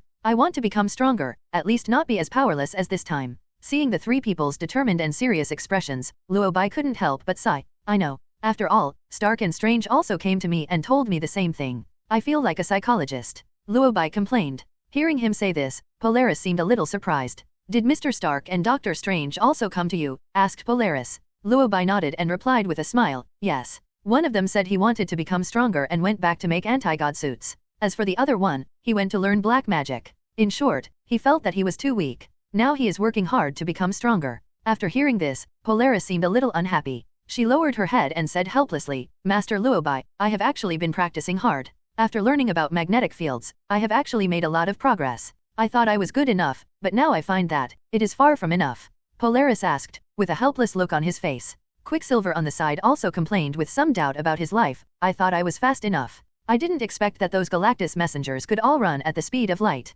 They could see through my movements at a glance. I feel like I am too slow in front of them. Luo Bai could also understand the helplessness of the three people. After all, the Galactus messengers all have cosmic-level combat power, so it is too easy for them to deal with these three super ability users who have not fully developed. But Wanda shouldn't be like that, because she has chaos force in her body. Thinking of this, Luo Bai looked at Wanda and asked, do you feel the same way? Do you feel that your strength is not enough? Wanda shook her head and answered seriously, actually, I feel differently from them. I don't feel that I can't fight against Galactus's messenger. I just can't fully control this power. Luo Bai nodded. That's fine. Chaos Force, along with Phoenix Force and Fairy Force, are collectively known as the three great powers of the universe. Although Chaos Force's upper limit is not as high as that of White Phoenix King and Fairy Force, it is not difficult to deal with Galactus Messenger if it is fully unleashed. But it was normal that Wanda couldn't control her own power. Thinking of this, Luo Bai comforted her, don't worry too much. The power in your body is already strong. Practice well according to what I teach you, and you will slowly master it.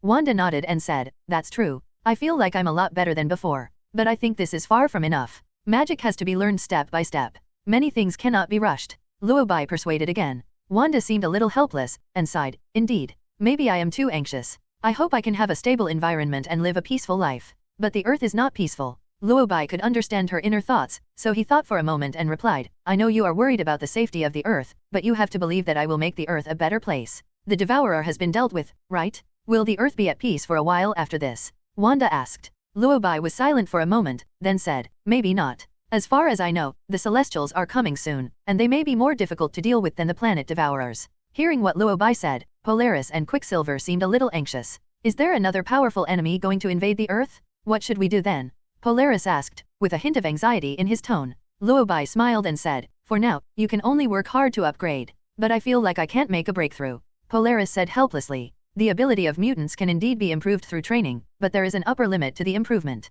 Without the right training methods, you are likely to stagnate. Polaris probably encountered a bottleneck and found that his strength was not enough to support the release of power on a large scale. However, after Luo Bai absorbed a large amount of cosmic power from the planet devourer, he also used the ability of fairy power to create magic that absorbs cosmic power. If the power of the universe is utilized, perhaps it can help Polaris and Quicksilver to improve. Thinking of this, Luo Bai said, I can teach you the magic of absorbing the power of the universe, but this thing depends more on personal talent. How much you can absorb depends entirely on your talent. Learning magic usually depends on talent. With the talents of Polaris and Quicksilver, it is estimated that the amount of cosmic power they can absorb is not much, but being able to absorb even a little bit of cosmic power would bring huge amounts of improvement to them. It can help Quicksilver increase his speed to the speed of light, and it can also help Polaris expand its magnetic field ability to the level of a single universe. How long it takes depends on their practice progress. As for future development, it all depends on themselves. However, when they heard that there was a way to evolve Polaris and Quicksilver, they immediately said, I'm willing to learn. In this way, Luo Bai began to teach the two people magic. In fact, it is not difficult to remember the mantra, and it is not difficult to master the key points. What is difficult is absorbing the power of the universe. So the two quickly memorized the spell and started trying energy absorbing. But after practicing for a whole hour, the two of them failed to absorb even the slightest spark, let alone the power of the universe. Polaris was so anxious that she almost cried. Luo Bai, Polaris raised his head and looked at Luo Bai helplessly. She seemed to want to say something, but was too embarrassed to speak. Seeing him like this, Luo Bai smiled and said, "Don't worry, take your time. You have to." Luo Bai was planning to demonstrate the magic of absorbing the power of the universe to Polaris again. Unexpectedly, at this moment, a black chaos portal opened and appeared in front of Luo Bai. The moment the portal opened, everyone realized that something was wrong. "What is this?" Polaris asked immediately. Luo Bai didn't answer, but he could vaguely feel that this portal was opened for him. Thinking of this, Luo Bai said to Polaris and Quicksilver, "You two practice magic first, I'll be back soon." After saying that, Luo Bai walked towards the portal. Polaris wanted to call him, so he shouted, "Luo Bai, be careful." Luo Bai smiled and waved his hand, "It's okay. He is a man with a lucky buff, if something happens, this portal cannot be opened." Thinking of this, Luo Bai walked into the portal. As soon as he walked into the portal, Luo Bai saw a woman. To be precise, it was a very beautiful woman lying on a skull throne. The woman was wearing a black cloak and looked very much like a god in Luo Bai's impression, Death. In a dark and claustrophobic stone chamber, a beautiful woman in a black cloak was sitting on the skeleton chair in the middle. She looked at Luo Bai standing in front of the portal with a smile, with an expression of flamboyant confidence on her face. If he only looked at her face, Luo Bai would admit that the woman in front of him was quite beautiful. It is no exaggeration to say that the woman in front of him is the most beautiful woman Luo Bai has ever seen. From the perspective of normal male physiology, a beautiful woman stands in front of a normal man. A normal man's first emotional reaction may be appreciation, happiness, or excitement. But it will definitely not be fear or terror. But for some reason, Luo Bai's first reaction was fear. That kind of fear was not because Luo Bai was afraid, but a fear that came instinctively from his heart.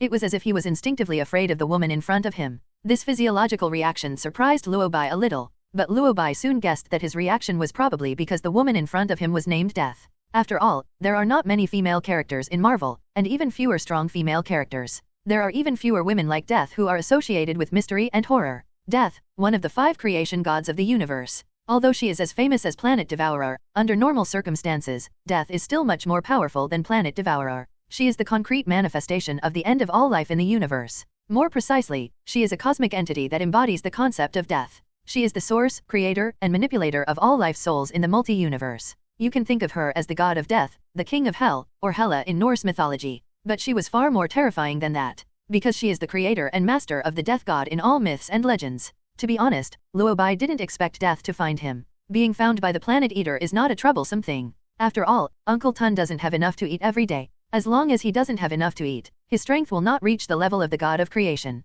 But Death is different. Death is the real god of creation. She was about to lose her temper. She can destroy or restart the entire multi-universe, countless timelines, and parallel universes at will. "You were fine, how did you end up offending this big guy?" Luo Bai thought to himself. Although Luo Bai had a rough guess about the woman's identity, he couldn't be 100% sure that the woman in front of him was Death. Just when he was about to speak to test the woman's identity, he didn't expect the woman to speak first. "Luo Bai, the supreme magician on earth. It's you, right?" the woman asked. Luo Bai nodded. Before he could speak, the woman began to introduce herself. "My name is Death. Let me think. According to your earth sayings, you should call me the god of death, but I prefer you to call me the goddess of death." After hearing what the woman said, Luo Bai was 100% sure that the woman in front of him was dead. Luo Bai had just sent away a planet devourer when death came. Luo Bai's fate with these creator gods is truly deep.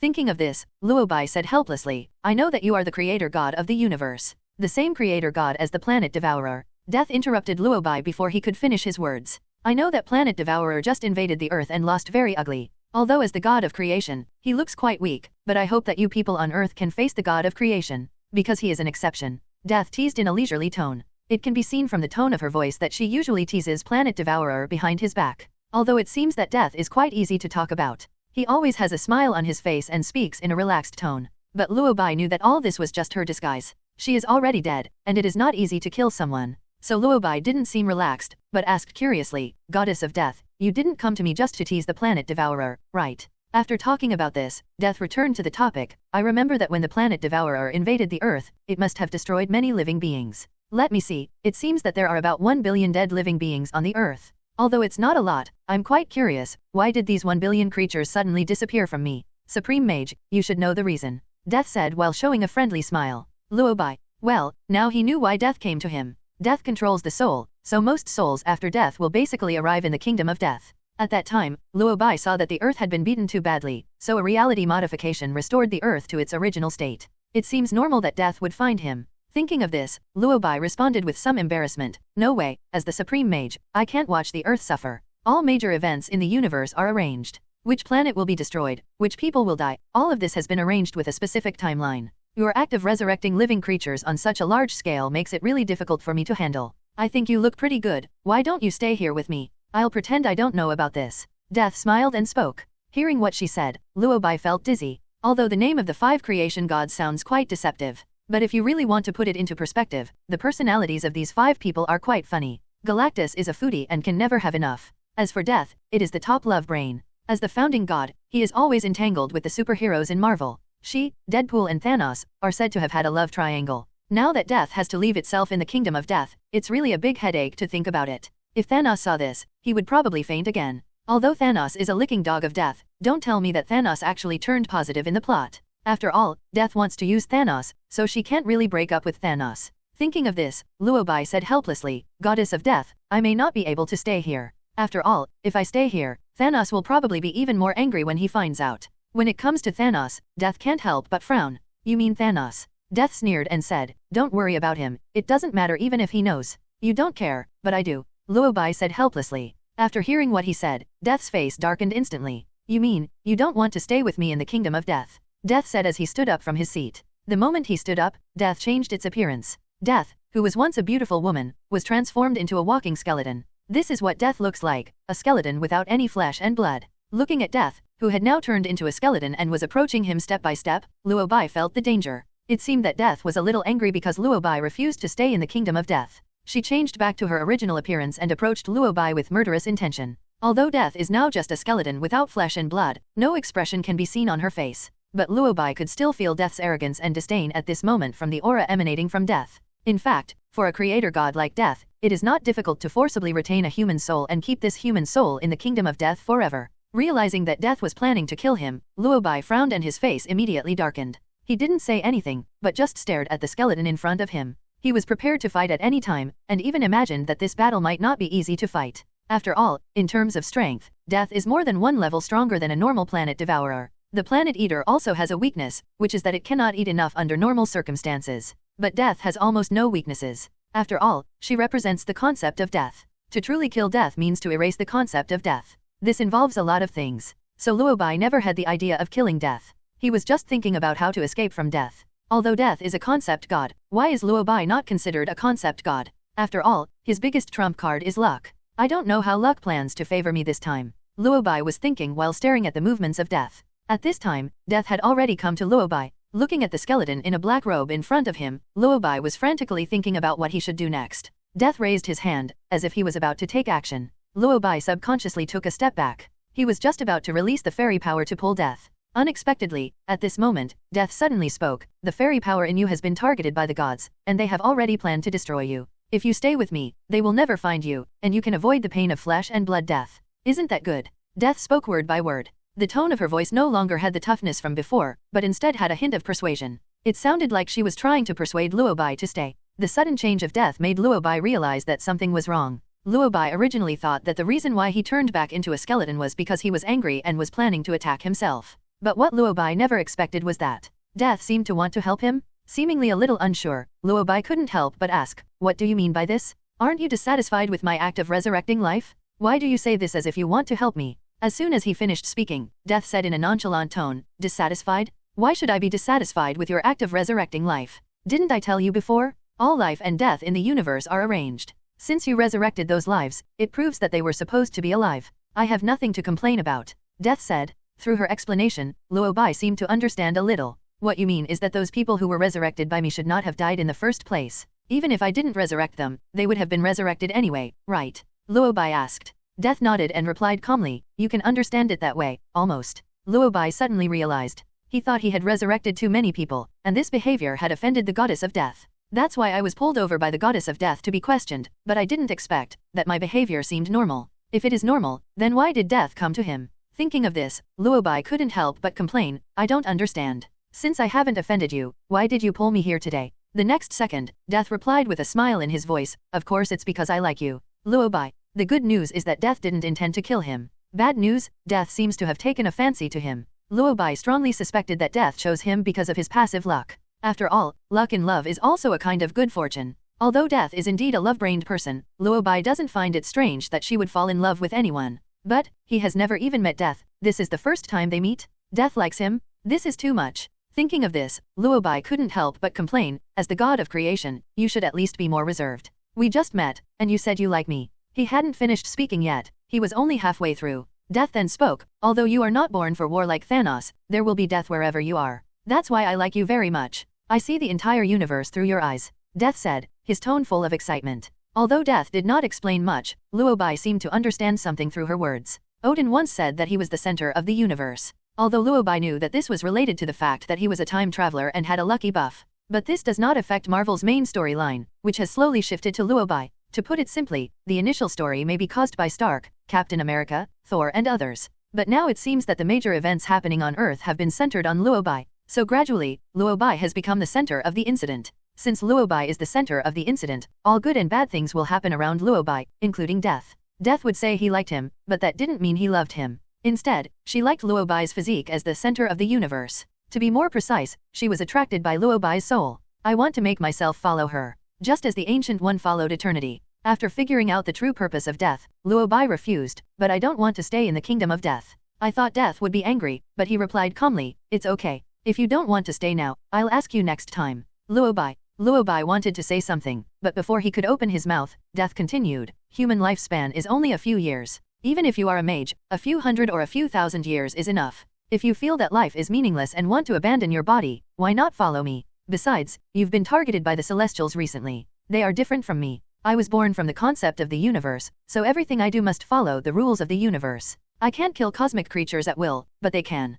Because they are born to destroy. If they want to destroy the Earth and kill you, the Earth will definitely be destroyed. As the Supreme Mage on Earth, even if you have the power of fairies, it will be difficult for you to resist the Celestials. By then, I guess you will be destroyed along with the Earth. But it's okay, I will save you. After your body is destroyed by them, I will summon your soul, so that you will not be able to refuse me anymore. Death happily plans stories for the future. Hearing her say this, Luo Bai finally understood. Death was determined to have his soul follow her. If the hard way doesn't work, try the soft way, and if the soft way doesn't work, try the strong way, right? Luo Bai admitted that his soul did have a strong appeal. After all, my whole person and even my soul are blessed by luck, so it is normal for my soul to be a little fragrant. If his soul wasn't so popular, why would Chthon, Dormammu and others go to such great lengths to come to Earth and devour his soul? It is reasonable that Death would be concerned about his soul. Seeing her like this, Luo Bai suddenly had an idea in his mind. If we can win over Death to fight against the god group together, it would be a good choice. Thinking of this, Luo Bai couldn't help but ask, do you really want me to follow you?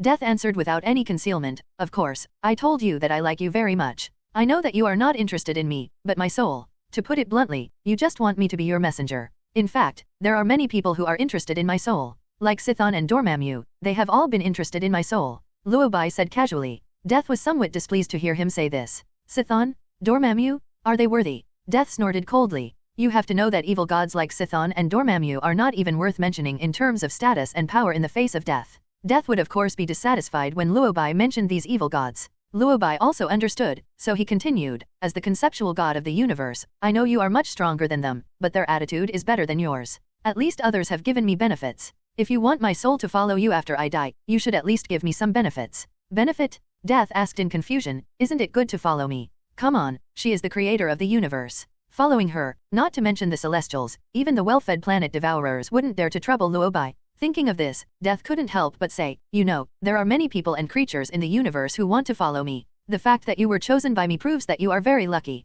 It is true what Death said. After all, Death is the creator god, on the same level as eternity, infinity, and annihilation. In a single universe or even in a multi-universe, there are many creatures who want to become messengers of the god of creation. It is no exaggeration to say that he was chosen by the god of creation to be his messenger. That is definitely an honor that can bring honor to the family. If this happened to other creatures in the universe, they would probably be grinning from ear to ear and would rush to become messengers of death. Look at the Ancient One, doesn't he also follow eternity? It's not that the Ancient One is weak, but humans have their limits after all. How could they possibly defeat the god of creation without cheating? Being able to follow the god of creation and become his messenger is indeed a good destination for mortals. But Luo Bai was not very happy and couldn't help complaining, this is for others, but I have the power of a fairy, so I should be treated specially. Death seemed to be interested, and asked with a smile in his tone, what benefit do you want? Luo Bai thought for a moment and said, how about you help me deal with the celestial god group? Death was stunned, and asked in disbelief, deal with the celestial god group. Luo Bai smiled and nodded, of course.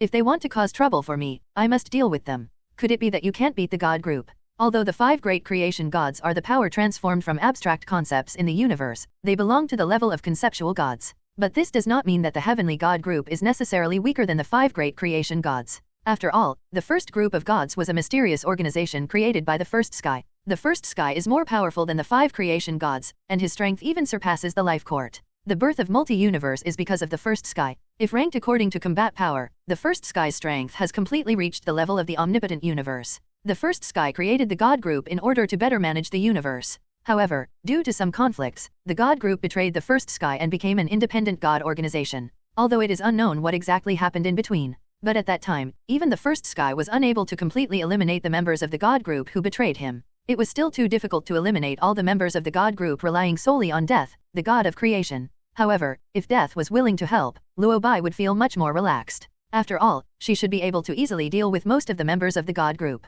Since Death was trying to win him over, it wouldn't be too much for Luo Bai to ask her for help. But seeing Death's silence, she didn't seem to want to help that much. After an unknown amount of time, Death suddenly asked, "The Celestials are not as easy to deal with as you think. Wouldn't it be better for you to just stay with me?" Luo Bai shook his head and refused. "As the Supreme Mage, I have to protect the Earth." Seeing that Luo Bai was planning to fight to the death with the celestial gods, Death couldn't help but remind him, "I have existed since the beginning of the universe, and I have seen many humans like you. With the ability, I wanted to fight against the gods, but in the end they all came to me. You have fairy power in your body, but fairy power also needs to grow. Your current strength is not enough to defeat the celestial gods. Although Planet Devourer lost to you, it was only because he was hungry. If he was full, you would not be his opponent at all." Death reminds. She seemed to want Luo Bai to recognize the gap between humans and the supreme race in the universe, but Luo Bai chose to believe in his luck. "We have to give everything a try. What if I win?" Luo Bai responded with a smile. Seeing that Luo Bai was so stubborn, Death knew that he could not persuade him.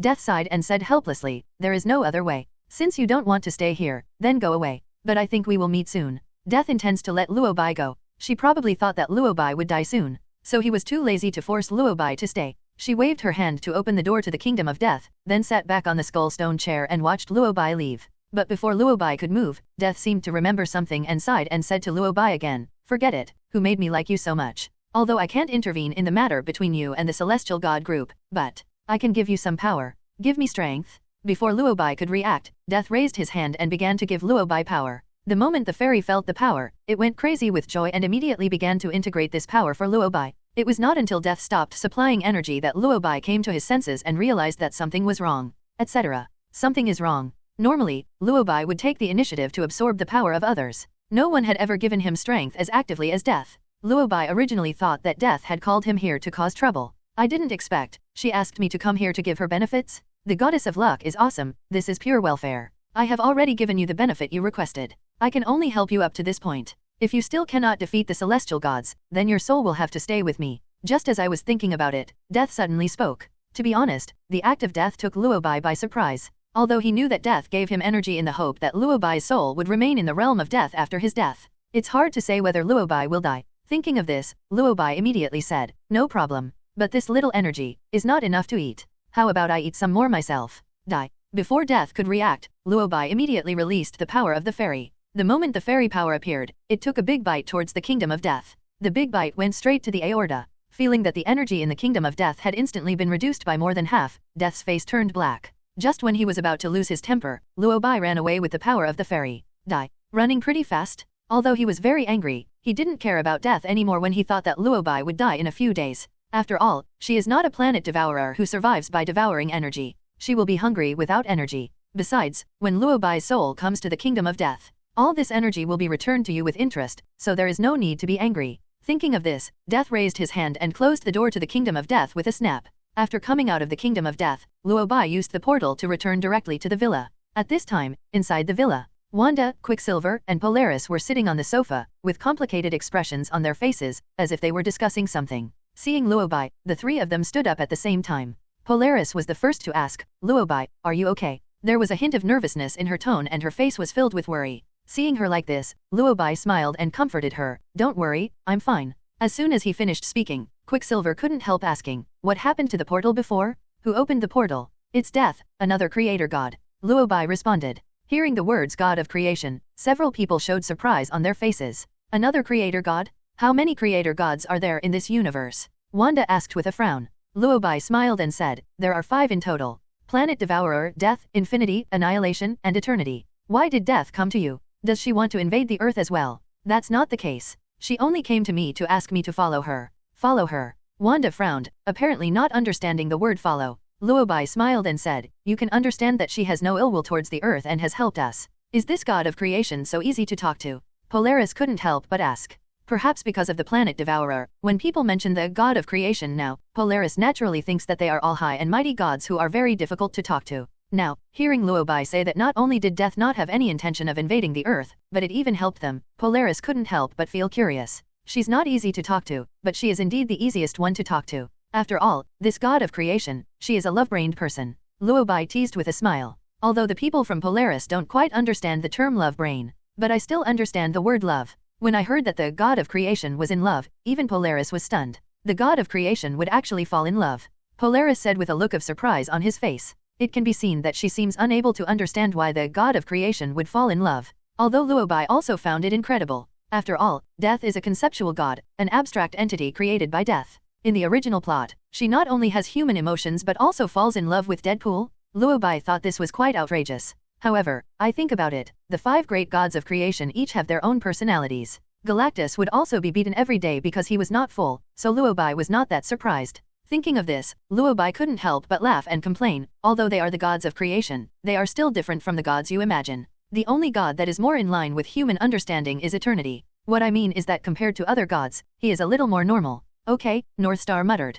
Judging from her expression, she probably doesn't quite understand why these creator gods are so human. But she didn't dwell on it, and just changed the subject. I'm glad you're okay. By the way, Luo Bai, after you left, I studied the magic you taught me seriously, and now I've made some progress. When this matter was mentioned, Polaris instantly became excited. In order to show Luo Bai the results of her hard work, she even demonstrated it. I saw her muttering a spell and then using gestures. After a while, the blue cosmic energy was absorbed into her body. After absorbing for a while, Polaris stopped and said excitedly, look, Luo Bai, I have learned how to absorb the power of the universe. Luo Bai remembered that before leaving, both Quicksilver and Polaris were still unable to absorb cosmic energy. I went to the Kingdom of Death, about 3.4 days have passed since Earth time. The fact that he was able to learn it in such a short time proves that Polaris has quite a talent for magic. Seeing her so happy, Luo Bai couldn't help but smile and said, not bad, quite impressive. Hearing Luo Bai praising her, Polaris became even happier. That's right. With you here, it's hard for me not to be powerful, Polaris said proudly.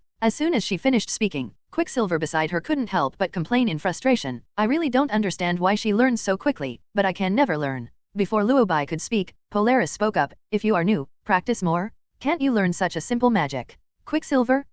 It can be seen that Quicksilver is very unconvinced, but he has no choice but to complain in a very depressed tone. Lorna, you and Luo Bai are really becoming more and more alike. Even the tone of your voice is very similar. Even if you like him, you wouldn't imitate him so deliberately. Polaris got anxious when he heard this and immediately retorted, what nonsense are you talking about? I don't like you at all. You're still saying no, but I heard everything you said when you were talking to Wanda. Quicksilver said with a smile. After he said this, Polaris's face turned dark, and a powerful force instantly burst out from her body. Quicksilver didn't seem to expect Polaris's reaction to be so big, and was even knocked away by Polaris before he could even react. Fortunately, he was only hit on the sofa, so he was not seriously injured. It can be seen that Polaris did not stop at all and was ready to control the magnetic field to fight him again. Quicksilver was stunned and couldn't help but speak up to stop him. I'm just joking, you don't have to take it so seriously. I thought Polaris would stop after saying this, but I didn't expect Polaris to have no intention of stopping at all. Fortunately, Luo Bai called out to Polaris in time, forget it, Polaris.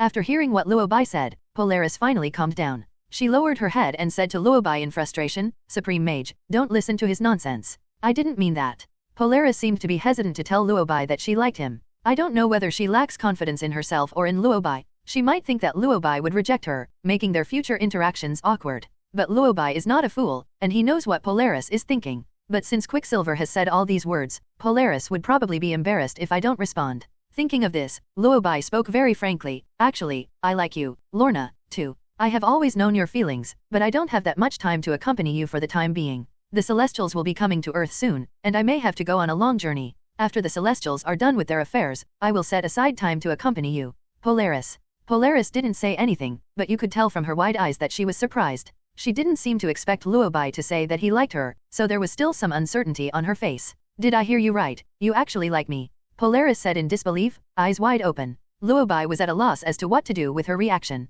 The fact that I like you, is it surprising? You've been with me for a long time. We must have developed some feelings for each other. Luo Bai complained. The first woman Luo Bai met when he traveled to this world was Polaris. The two have been living together for quite some time. Although nothing of the kind happened, he had to admit that Polaris was very nice to him. Besides, Polaris is pretty, and I'm a normal man, there's nothing wrong with me liking her. No, I was a little surprised. But I was surprised because I didn't expect you to like me. I thought you thought I was not good enough. Polaris muttered softly. Hearing her say this, Luo Bai was stunned and couldn't help but complain, you still remember this?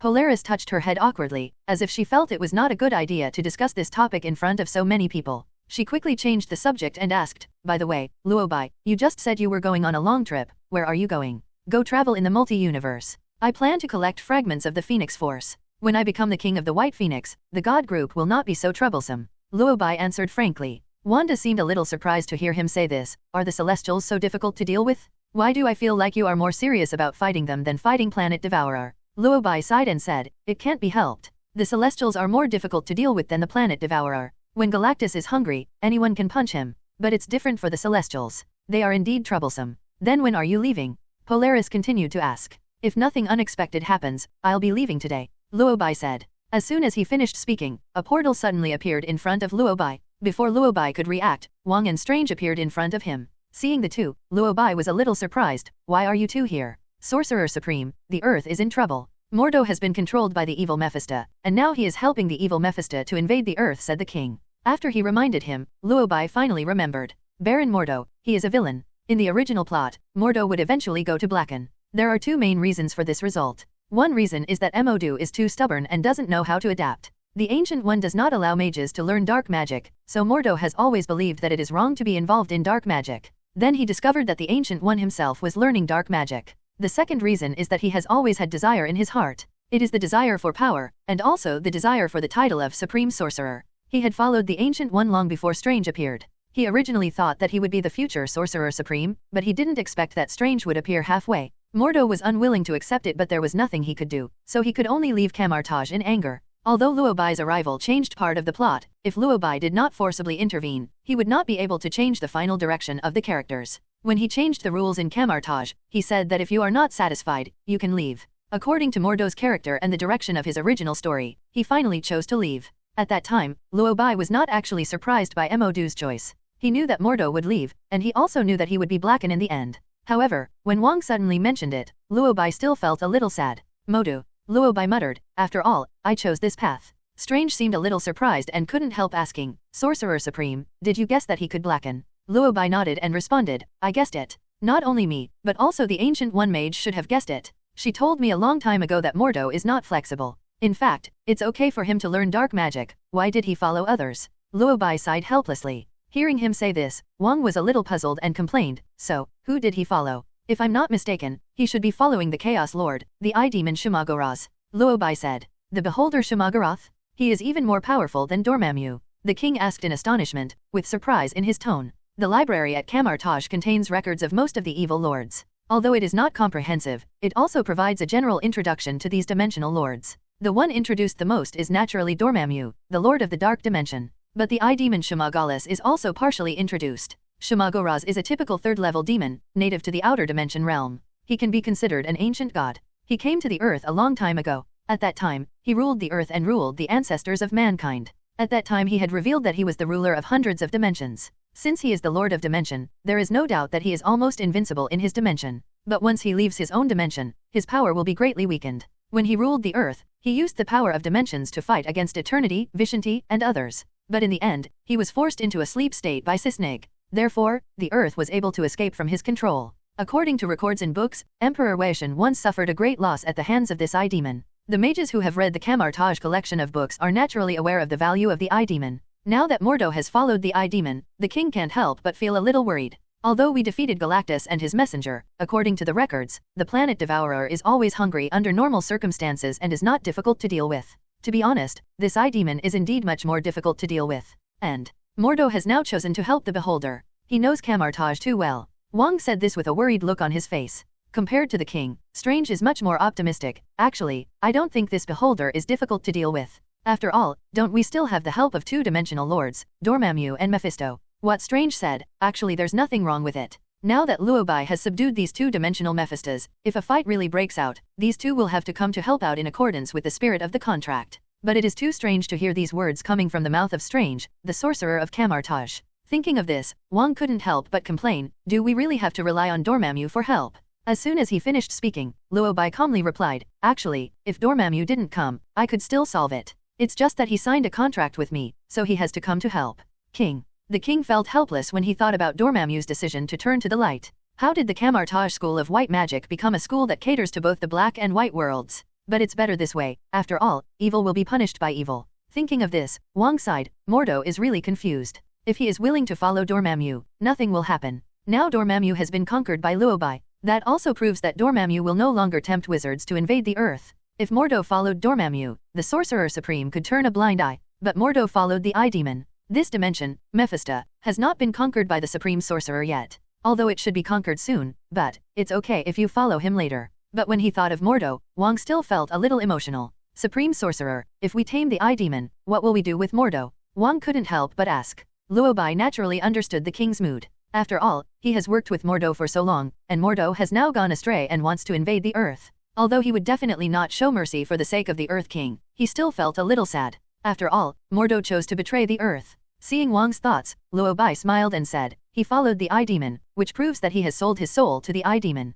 As long as you subdue the Eye Demon Mordo, you don't have to worry too much. If you think he can't be killed, then so be it. If you want to give him a chance to live, then you can leave him alone. The reason why Luo Bai didn't punish Mordo wasn't because he was magnanimous, but because he didn't think Mordo could pose a threat to him at all. Even if the king does not deal with Mordo, the Eye Demon will most likely swallow Mordo's soul to replenish energy after losing a lot of power. Besides, Mordo helped him by bringing the Eye Demon to Earth. After all, Luo Bai is waiting for these evil gods to come to Earth themselves. Thinking of this, he had no time to care about Mordo anymore, and just asked, do you know when Shumagalis will come to Earth? Wang shook his head and said, although we fought with Mordo before we came here, and he seemed to have the intention to summon the Eye Demon, we really don't know when Mordo will summon the Eye Demon. Luo Bai said nothing, just nodded. Now that the god group is also coveting the earth, Luo Bai still has to find the fragments of the Phoenix Force, so it would be best for the Eye Demon to come to Earth as soon as possible. It seems that it is not right for Luo Bai to take the initiative to provoke, so it is best to let Mephisto do it. Thinking about this, Luo Bai said, I understand.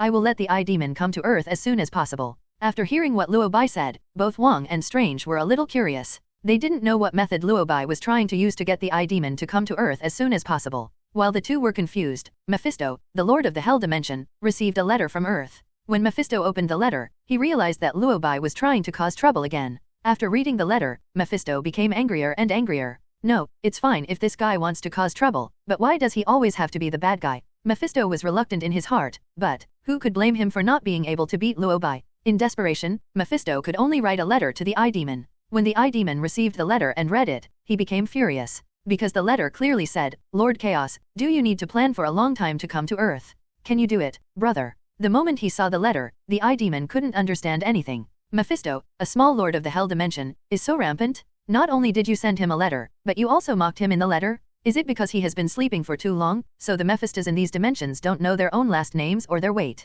She actually wrote a letter to provoke him? Mephisto, just wait for me. Once I conquer the Earth, I will swallow up your Hell Dimension, and then swallow you up too, said the Eye Demon rage. While roaring, the Eye Demon rushed towards the Earth with great momentum. At the same time, Luo Bai on Earth received the news. It was sent by Mephisto. The content of the letter was simple, just 2 words, done. After receiving Mephisto's reply, Luo Bai smiled and said to Strange, who had not left yet, okay, it's done. I guess the Eye Demon will arrive on Earth tomorrow. Strange. King. When the two saw Luo Bai was so confident, they both showed confusion on their faces. Unable to hold back, Strange asked, Sorcerer Supreme, why are you so sure that the Eye Demon will come tomorrow? I asked Mephisto to urge the Eye Demon to come to Earth quickly. Mephisto just replied to me that it has been done. Although he is an evil god, he is still quite reliable. Luo Bai responded with a smile. After hearing what he said, Strange and Wang were silent. Although the two didn't say anything, it could be seen from their eyes that they were both very shocked. To be honest, in the past we faced the invasion of the Earth by the Lord of Dimensions. Everyone is thinking about how to drive the Lord of Dimension out of the Earth.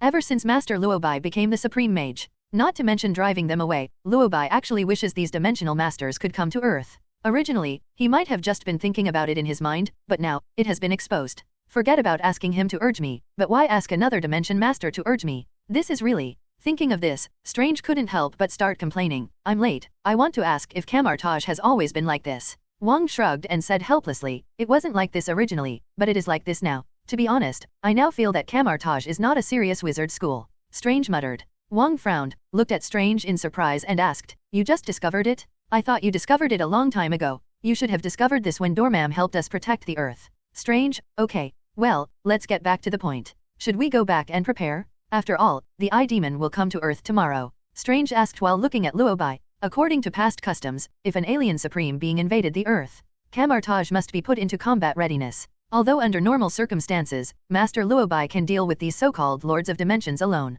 But if they invade the Earth, humans will inevitably suffer. What the Kamar-Taj wizards have to do is to protect humans and try to avoid too many casualties among humans. I thought this time would be the same as before, but unexpectedly Luo Bai said calmly, "That's not necessary, just train normally." Hearing this, Strange was stunned. He frowned, turned to look at Wang seriously and asked, "Wang, what is this Eye Demon? Is Shimagalis really that powerful? His coming to Earth is such a big deal, but the mages of Kamar-Taj don't even need to prepare for war? Why does it feel like this beholder is not even as powerful as Dormammu?" Just as Strange was thinking about it, he heard Wang couldn't help but complain, "That's because the Sorcerer Supreme is too powerful. Why don't you try to fight Shumagoraz alone?" Strange immediately waved his hand and refused, "I think I still need to improve." The two came to Luo Bai because of the Eye Demon. Now that Luo Bai has found a way to deal with the Eye Demon, the two naturally have to return to Kamar-Taj. "Sorcerer Supreme, if everything is fine, let's go back to Kamar-Taj first," the two said in unison, and then they wanted to leave. Seeing that the two were about to leave, Luo Bai immediately stopped them. "Wait a minute." The two turned to look at Luo Bai and asked, "Is there anything else, Supreme Mage?" Luo Bai nodded and responded, "I wanted to go back and talk to you guys, but since you're already here, I don't have to go back and look for you guys. Although the Eye Demon Shumagalis is not to be feared, the Celestials are not so easy to deal with. I don't know when the Celestials will arrive, but if they do, Earth will inevitably be in danger. You still have to urge the mages of Kamar-Taj to train more. After I deal with the Beholder tomorrow, I will travel to the multi-universe. Considering that I may travel through timelines, I will probably be gone for a long time, about 2 or 3 months. So I will leave Kamar-Taj to Strange for the time being. Strange's talent and strength are better than Wang's. In addition, Strange has a high opinion of himself, so he may not be willing to obey many of the king's orders. So letting Strange temporarily manage Kamar-Taj is the best choice. To put it simply, it means letting Strange temporarily take over the duties of the Sorcerer Supreme. Wang is a very casual person. He doesn't have much interest in the Supreme Sorcerer or anything like that. Although Strange arrived later than him, he had no objection to Luo Bai's arrangements. "Okay, Supreme Sorcerer." After accepting Luo Bai's arrangement, the two opened the portal and returned to Kamar-Taj together. Luo Bai returned to the study on the second floor of the villa and began to integrate ability. He was too busy before, so he didn't carefully analyze the energy absorbed from death. Now after analyzing it, Luo Bai discovered that the energy obtained from death is somewhat similar to the energy absorbed from Galactus. That is, both of their energies contain cosmic energy. But the difference is that the power of death also carries the power to control death and a part of magical energy. This power that controls death is more powerful than the power of the soul gem. After all, what is in the soul gem is a kind of power, but what is taken from death is more like an authority. In an instant, it can destroy a universe and absorb all souls, causing all living things to die. It has to be said that the power of the god of creation is still strong. In order to make better use of it, Luo Bai spent a whole night analyzing this energy. It was not until the next day that Luo Bai felt something strange on Earth and opened his eyes. The source of the abnormality is the Eye Demon. I checked the time. It was 5:50 Earth time. It was even in the early morning, before daybreak. The Eye Demon hurried to the Earth. It seems that he was very angry with Mephisto yesterday. Thinking of this, Luo Bai smiled, then raised his hand and released a mirror space over the entire Earth. He pulled the beholder into his own dimension. Soon, a huge octopus-like creature appeared in front of Luo Bai. It's quite interesting to talk about. As a dimensional lord with decent strength, Eye Demon Shumagalis should have a more majestic appearance according to people's imagination. But in fact, he always likes to appear in the form of an octopus, and a giant octopus at that. In the middle of the octopus's head there is a huge amount of eyeballs, which is the overall form of the Eye Demon. It is no exaggeration to say that the moment I saw the Eye Demon appear, Luo Bai's mind was filled with only one thought. Is it better to braise or steam such a fat octopus? Dimension space? Who are you? Just as I was thinking about it, Octopus suddenly spoke. His voice brought Luo Bai back to his senses. Looking at the huge amounts of octopus in front of him, Luo Bai smiled and responded calmly, "My name is Luo Bai, I am the Supreme Sorcerer of Kamar-Taj and the Guardian of the Earth." "Supreme Mage." The Eye Demon snorted coldly and responded disdainfully, "So you are a follower of Vishanti. I didn't expect that his lineage is still preserved." The Eye Demon had fought with Vishanti and others before, so he naturally knew that the Supreme Sorcerer's lineage relied on Vishanti's power. It's just that Vishanti didn't get any benefits from him at the beginning, so the Eye Demon didn't think highly of the Kamar-Taj lineage or even Vishanti. You dare to pull me into your dimensional space, you are not afraid of death. The eye demon said coldly, staring at Luo Bai with his only huge eye. Not to mention, it feels pretty weird to be stared at by an octopus. Fortunately, Luo Bai had seen enough of the world and was not fooled. He just shook his head and calmly said the disclaimer, Eye demon, Shema, Goraz. As the guardian of the earth and the supreme sorcerer of Kamar-Taj, I must solemnly warn you that your current behavior is suspected of invasion. If you don't leave, I am considering whether to roast you or kill you. I have said this so many times, but the result is always the same. So Luo Bai's expression showed a little impatient. He had even imagined what the eye demon would say in response. Sure enough, after listening to his disclaimer, the octopus was angry. Stupid earthling? Who gave you the courage to talk to me like that? The eye demon roared. He seemed to be afraid that Luo Bai didn't know his strength. Before Luo Bai could even open his mouth, he shouted at the top of his voice, I am the ruler of countless dimensional spaces. The earth was once ruled by me? When I was ruling the earth, you hadn't even appeared yet. I am the ruler of the universe? I am the supreme and greatest chaos lord. How dare you speak to me like this? Do you want to die? The beholder rage spoke. Then, without waiting for Luo Bai to reply, the eye demon, the octopus waved one of its tentacles, grabbed a bus parked on the side of the road and smashed it towards Luo Bai. Seeing the bus flying towards him, Luo Bai had no intention of hiding at all. He didn't even move his body, but when the bus was about to hit him, he used his mind to open a yellow portal in front of him.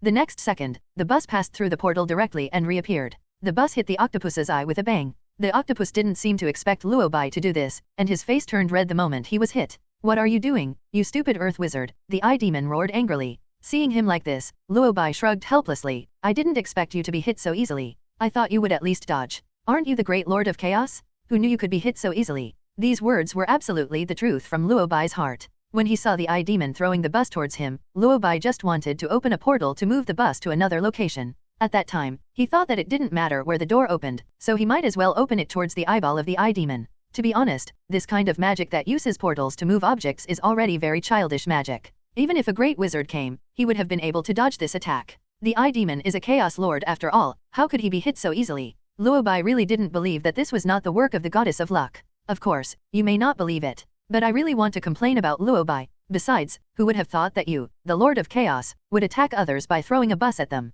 Luo Bai said helplessly. As soon as he finished speaking, the eye demon rage spoke again, you are just an earth mage. How dare you mock me, Lord Chaos? You will pay a heavy price for your actions. The eye demon roared, and then fired a beam of energy at Luo Bai. In fact, Luo Bai has already gotten used to it. After all, energy beam is a trick that many dimensional masters like to use. Convert energy into lethal attack means and then release it. The stronger the energy, the more powerful the beam released. If you encounter a weaker opponent, one energy beam will be enough to kill him in seconds. It doesn't matter if the opponent is a little stronger and you don't kill him instantly, since this is just a tentative skill anyway. If it were before, Luo Bai might have had time to play with the devil. But now he is busy traveling to the multi-universe to collect the fragments of the Phoenix Force. Where do I get so much time to test the eye demon? Seeing the eye demon taking action, Luo Bai was not polite. The braised octopus is still more delicious. Fairy power, go. As Luo Bai finished speaking, the power of the fairy suddenly emerged. The moment it popped out, the fairy power swallowed up the energy beam shot by the eye demon. In the past, the fairy power might have played tricks on the eye demon for a while.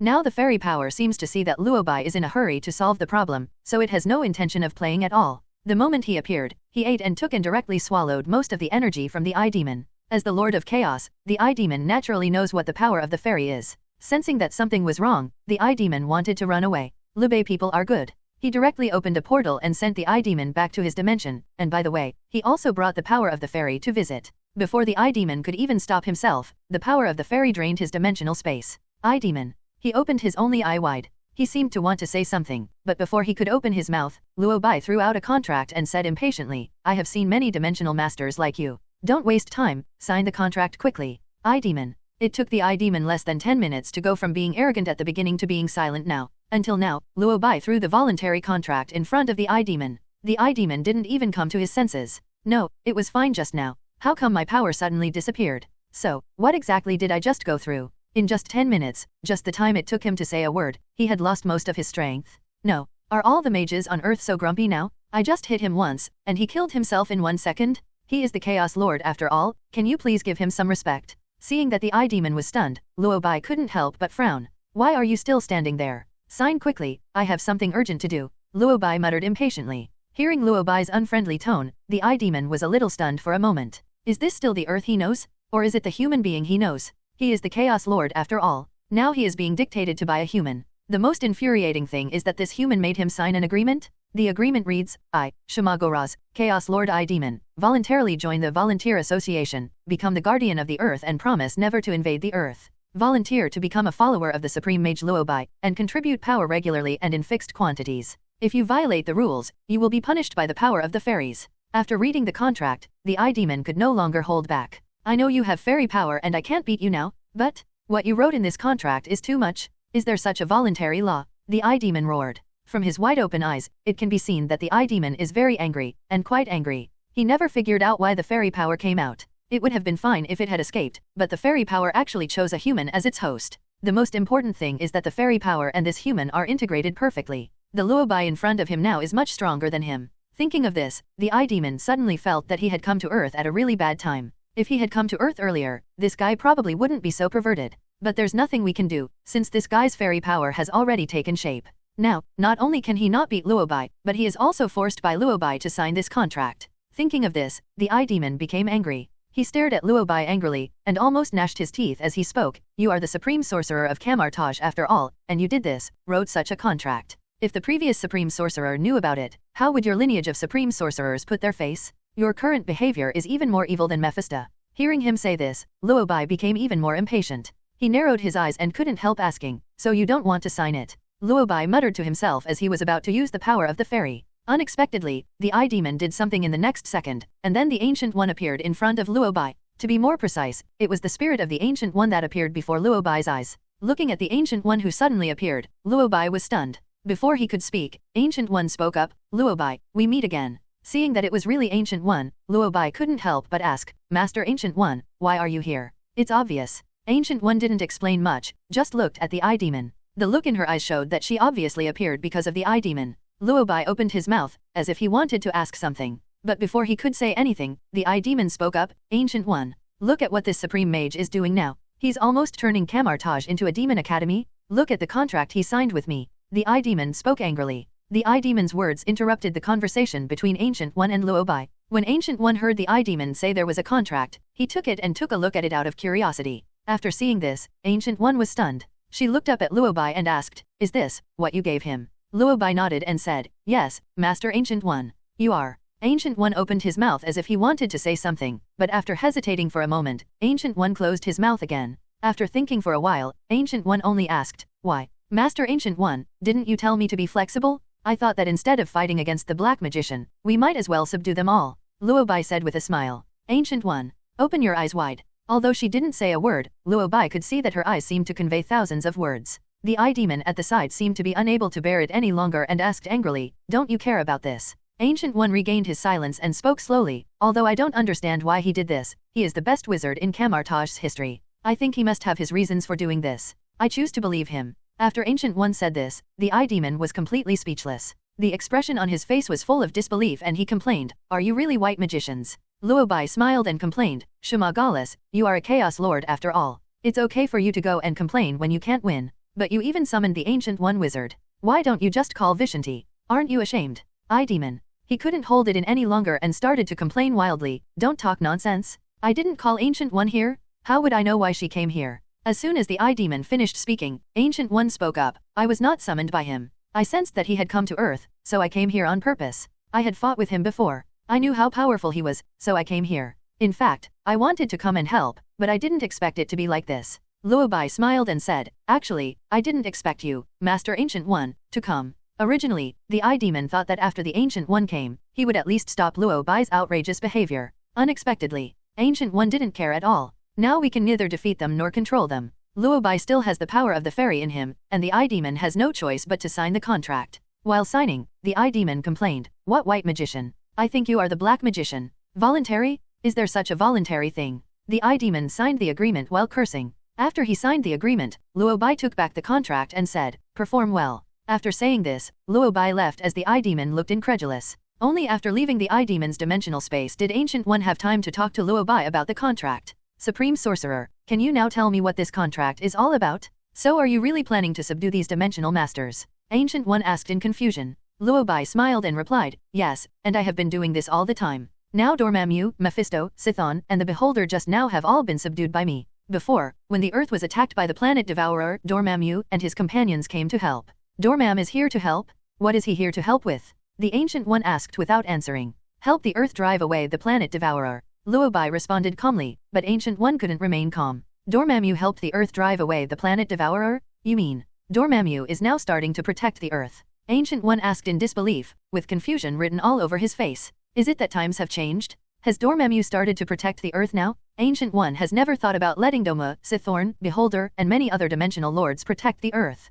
The main reason I haven't thought about it is because I can't beat it. After all, these dimensional lords are too strong. Being able to compete with them is the best that Ancient One can do. It is simply impossible to conquer them. In fact, as a human mage, Ancient One is very aware of the limits of the mage. Even a talented mage like her can't conquer Dormammu. Although Luo Bai's talent may be slightly better than hers, the Ancient One has been full of hope for Luo Bai from the beginning to the end. But, conquering Dormammu is somewhat exaggerated. Ancient One still couldn't figure out why Luo Bai could do this. You haven't studied magic for a long time. Why are they willing to sign this contract with you and help the Earth? Ancient One asked. Luo Bai smiled and replied calmly, probably because I am lucky. The power of the fairy recognized me as its host and absorbed a lot of energy after following me. Fairy power. Ancient One muttered. She seemed to have heard of the power of fairies, but she had never seen how powerful it was. But if even the lords of these dimensions are afraid of the power of fairies, it must be an incredible force. Thinking of this, Ancient One couldn't help but sigh. I have always believed that you will be the most powerful supreme mage, and you have indeed proven your strength to me.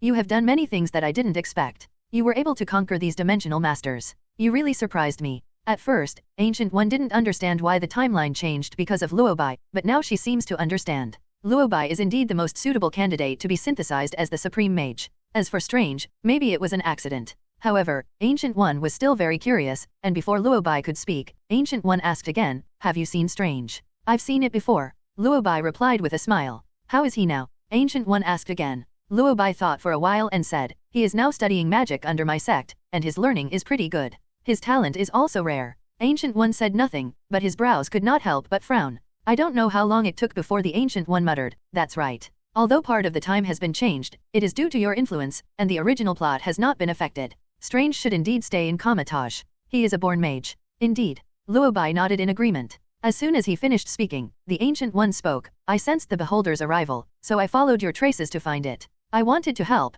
but I didn't expect your progress to surprise me. Since you are now able to stand alone, I can leave with peace of mind. Although Ancient One gave up the position of Supreme Mage very early, Luo Bai at that time was at least not as scary as he is now, so she was still a little worried. She knew very well how powerful the enemy faced by the Supreme Mage was, so much so that she still cared about the Earth. Now after this experience, the Ancient One discovered, my own concerns are simply superfluous. If she had known this, why would she have made an extra trip? Thinking of this, Ancient One sighed, Master Luo Bai, it's time for me to leave. Luo Bai smiled and said, I hope the next time we meet will not be too far away, Ancient One Mage. The Ancient One Mage didn't say much, just nodded and left. Just like the scene when Ancient One said goodbye to him last time, Ancient One left in the same position this time. After the Ancient One left, Luo Bai studied the whereabouts of the Phoenix Power fragments. In fact, after possessing a Phoenix Force fragment, you can sense the location of other Phoenix Force fragments. However, sensing the fragments of Phoenix Force requires a huge amount of energy. Luo Bai closed his eyes and sensed it, and soon he determined the location of one of the fragments. That location seemed to be in Kunlun.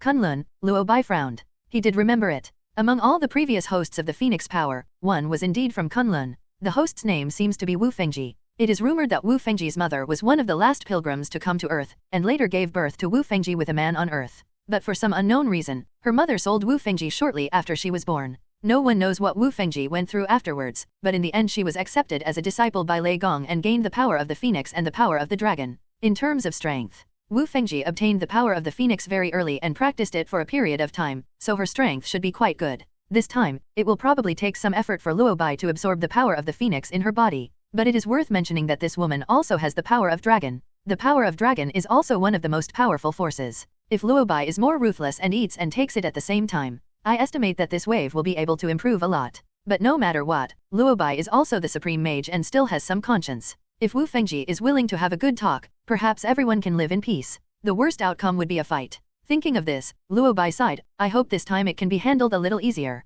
Luo Bai opened the portal while thinking. Soon he arrived at the legendary Holy Land, Kunlun. Of course he only reached the bottom of Kunlun Mountain. Rumor has it that Kunlun is on a mountain. Since Kunlun is a holy place, it is not easy to enter. To be more precise, only those who are destined to enter can enter. If there is no fate, I probably won't even be able to find the gate of Kunlun. Fortunately, Luo Bai is a lucky person. After wandering around in the mountains for a while, he actually found the entrance to Kunlun. As soon as he walked in, Luo Bai saw a long staircase and a woman standing at the stairs. Before Luo Bai could speak, the woman spoke, "I know who you are and why you are here. I have anticipated this day, so I am waiting for you here. If you want the power of the phoenix, then fight me. If you beat me, you can take what you want." As soon as the woman said this, Luo Bai basically understood the woman's identity. As expected, she was Wu Fengji. She was a straightforward person, and she started to fight with me without saying a word. Seeing that she was so straightforward, Luo Bai didn't say much and immediately released the fairy power. The moment the fairy power appeared, darkness enveloped the entire Kunlun. Seeing the power of the fairy, Wu Fengji was obviously stunned. Is this the legendary fairy power? It's really a domineering force. Wu Fengji sighed. The moment she finished speaking, Wu Fengji released the dragon power in her body. The power of dragon, also known as the power of the divine dragon. After obtaining the power of the dragon, the user can gain extraordinary strength and ability. These include long-range attacks, mind control, time and space travel, etc. The strength of dragon power is related to the strength of the user. To put it simply, the stronger the user is, the stronger the power of dragon will be. As an early host of the Phoenix Force, Wu Fengji's strength is beyond doubt. So when she released the power of dragon, Luo Bai could clearly feel the powerful energy emanating from around her. The most important thing is that what Wu Fengji released was not just simple dragon power. It is a combination of the power of the dragon and the power of the phoenix. Seeing this scene, Luo Bai couldn't help but laugh and said, "You are not bad either, the power of the phoenix plus the power of the dragon. It really makes you look like a dragon and a phoenix." Wu Fengji frowned and said sternly, "Let's see whether your fairy power plus the power of the phoenix is more powerful, or my dragon and phoenix combination is more powerful." After Wu Fengji finished speaking, she released the dragon and phoenix iron fist at Luo Bai. This move was created by Wu Fengji. To put it simply, it is the power of the dragon integrated with the power of the phoenix, launching an energy iron fist with enough power to destroy the world. The power of the phoenix originally has the energy to destroy the universe, combined with the power of the dragon. It goes without saying how powerful Wu Fengji's punch is. If it were a normal super ability or even a mage, they probably wouldn't be able to block this punch. However, for Luo Bai, this punch was quite easy to resolve. After all, the essence of this punch is to transform energy into strength and maximize the strength. If it is energy, then it is easy to deal with. After all, the power of the fairy consumes energy. The moment Wu Fengji threw this punch, the power of the fairy turned into Daodi. It changed its size to its largest form, blocking Luo Bai like a black wall. The fairy power resisted the damage of the iron fist at the moment it hit the fairy power. The energy collision released powerful energy. It seems that this attack is extremely powerful, even earth-shaking. But in fact, the moment the iron fist energy came into contact with the fairy power absorbed most of the energy. Therefore, the remaining power is basically just a tickle to the fairy's power. As a result, after this punch, the fairy power did not suffer any damage at all. Seeing that the fairy power was intact, Wu Fengji was stunned. How could this be? This shouldn't be possible. Wu Fengji muttered, with disbelief in her eyes. After all, Wu Fengji thought that the power released by that punch was already great. It stands to reason that the fairy power couldn't have suffered no damage at all. But from the current situation, it seems that the fairy power has not been harmed at all. Just when Wu Fengji was wondering, the fairy power had already launched an attack. The huge amounts of dark energy from the fairy power rushed towards Wu Fengji in the blink of an eye. Wu Fengji wanted to resist immediately. But before she could put up a fight, the power of the fairy surrounded her. Then the fairy power began to frantically absorb the energy in Wu Fengji's body. Wu Fengji had thought about fighting back. She tried to fight back using the two forces in her body, the power of the dragon and the power of the phoenix. But as the fairy power was absorbed crazily, Wu Fengji became increasingly unable to resist. Until finally, the power of the phoenix and the power of the dragon in Wu Fengji's body were completely absorbed by the power of the fairy, and she had no choice but to admit defeat. "I lost," said Wu Fengji. Seeing that Wu Fengji had no intention of continuing, Luo Bai recalled the fairy power. The moment the fairy power entered Luo Bai's body, Luo Bai began to integrate and absorb the new fragments of the phoenix power and the dragon power. It was unknown how long it had been, but after Luo Bai had completely absorbed the phoenix power fragments and the dragon power, he slowly spoke. "It seems that the power of the fairy is still superior." Wu Fengji didn't say anything, just looked up at the sky. I don't know who she was looking at, but her eyes were full of melancholy. After an unknown amount of time, Wu Fengji slowly spoke, "I have tried my best, but I just can't hold on." Luo Bai was puzzled. He looked up and asked, "Who are you talking to?" Wu Fengji then turned her gaze back to Luo Bai and replied calmly, "My master is Thunder God." Before Luo Bai could say anything, Wu Fengji spoke up, "I predicted long ago that someone would come looking for me. I knew I couldn't keep the power of the phoenix, but I still wanted to try. Facts have proved that the prophecy was correct. I still can't keep the power of the phoenix. You are very powerful, and your fairy power is also very powerful. You are much stronger than I thought. I underestimated you, and I overestimated myself." Wu Fengji sighed. There was something ambiguous in her eyes. I don't know whether he is blaming himself for not being able to protect the power of the Phoenix, or feeling sad about this unchangeable fate. But Luo Bai didn't quite understand. It hasn't been long since I traveled to this world. Even if Wu Fengji could predict the future, how did she foresee that she would appear here? Thinking of this, Luo Bai couldn't help but ask, I'm curious how you knew I was coming. Wu Fengji shook her head and said, I didn't know it was you who came. I just knew that such a person would appear. Hearing Wu Fengji say this, Luo Bai suddenly realized and sighed, so that's how it is. It seems that this matter is destined. After hearing what Wu Fengji said, Luo Bai remembered. In the original Marvel universe, Jean Grey should be the White Phoenix King. According to this logic, the fragment of Phoenix Force on Wu Fengji should have been taken away by Jean Grey. But now that she had arrived to replace Jean Grey, Wu Fengji did not expect who would come, but she could still foresee this happening. It is indeed destined. Once the cosmic timeline is determined, no one can change it. I know I can't stop you from gathering the fragments of the Phoenix Force, but the Phoenix Force is not as powerful as you think. It is selfish and difficult to control. It is very likely to control your mind. Just as she was thinking, Wu Fengji suddenly spoke. She seemed to be reminding Luo Bai of the dangers of the Phoenix power. In fact, ever since Wu Fengji obtained the fragment of Phoenix power, she has been wary of Phoenix power. If it weren't for Luo Bai's arrival, Wu Fengji was actually reluctant to use the power of the Phoenix. She was well aware of the terrifying power of the Phoenix. In fact, Luo Bai taking the power of the Phoenix away was a relief for Wu Fengji. But she still worried that if the power of the Phoenix controlled Luo Bai, who also had fairy power, whether the universe would be in crisis. Luo Bai naturally understood her concerns, so he just smiled and replied calmly, you don't have to worry about this. I have achieved my goal, so I will leave first. After saying that, Luo Bai left. Watching Luo Bai leave, Wu Fengji sighed, I hope he won't be a disaster to the universe. Wu Fengji sighed, and after Luo Bai left, she closed the gate to Kunlun. As a ray of light came on, everything returned to normal and was as quiet as if nothing had happened. But Luo Bai had already disappeared by then. In fact, Luo Bai didn't walk far. He just used the portal to come to the foot of Kunlun Mountain.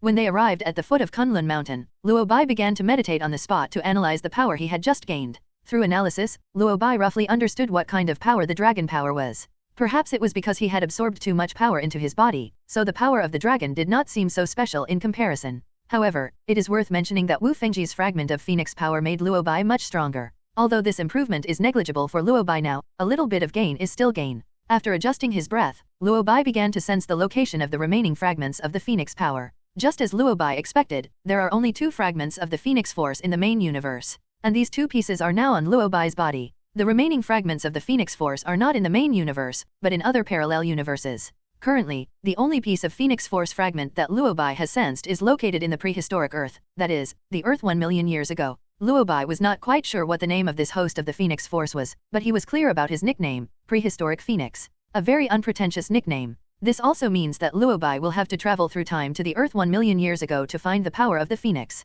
The time span is really long. I don't know what I will encounter when I go there. Luo Bai muttered. As Luo Bai spoke, he opened the time portal and set the location of the portal to 1 million years ago. He did not locate a specific place, mainly because he himself was not quite sure about the exact location of this fragment of Phoenix Force, nor did he know much about the Earth 1 million years ago. Although he had a sense of the Phoenix Force fragments, it was still too difficult to determine the exact location through the fragments. You can only look for it after you reach your destination. Thinking of this, Luo Bai passed through the gate of time and space, and soon he arrived at the prehistoric Earth. What is different from the original inhabited Earth is that this place looks much more desolate. After taking a rough look at the surroundings, Luo Bai turned on the omniscient perspective and began to look for people on the prehistoric Earth. It is not difficult to determine the location of the prehistoric Phoenix. After all, with the senses and the omniscient perspective, Luo Bai quickly locked the location of the prehistoric Phoenix. But the problem was that Luo Bai saw several people around the prehistoric Phoenix, and they were acquaintances. For example, the guy who looks like Thor, Luo Bai knew at a glance that this guy is Thor's father, that is, Odin when he was young.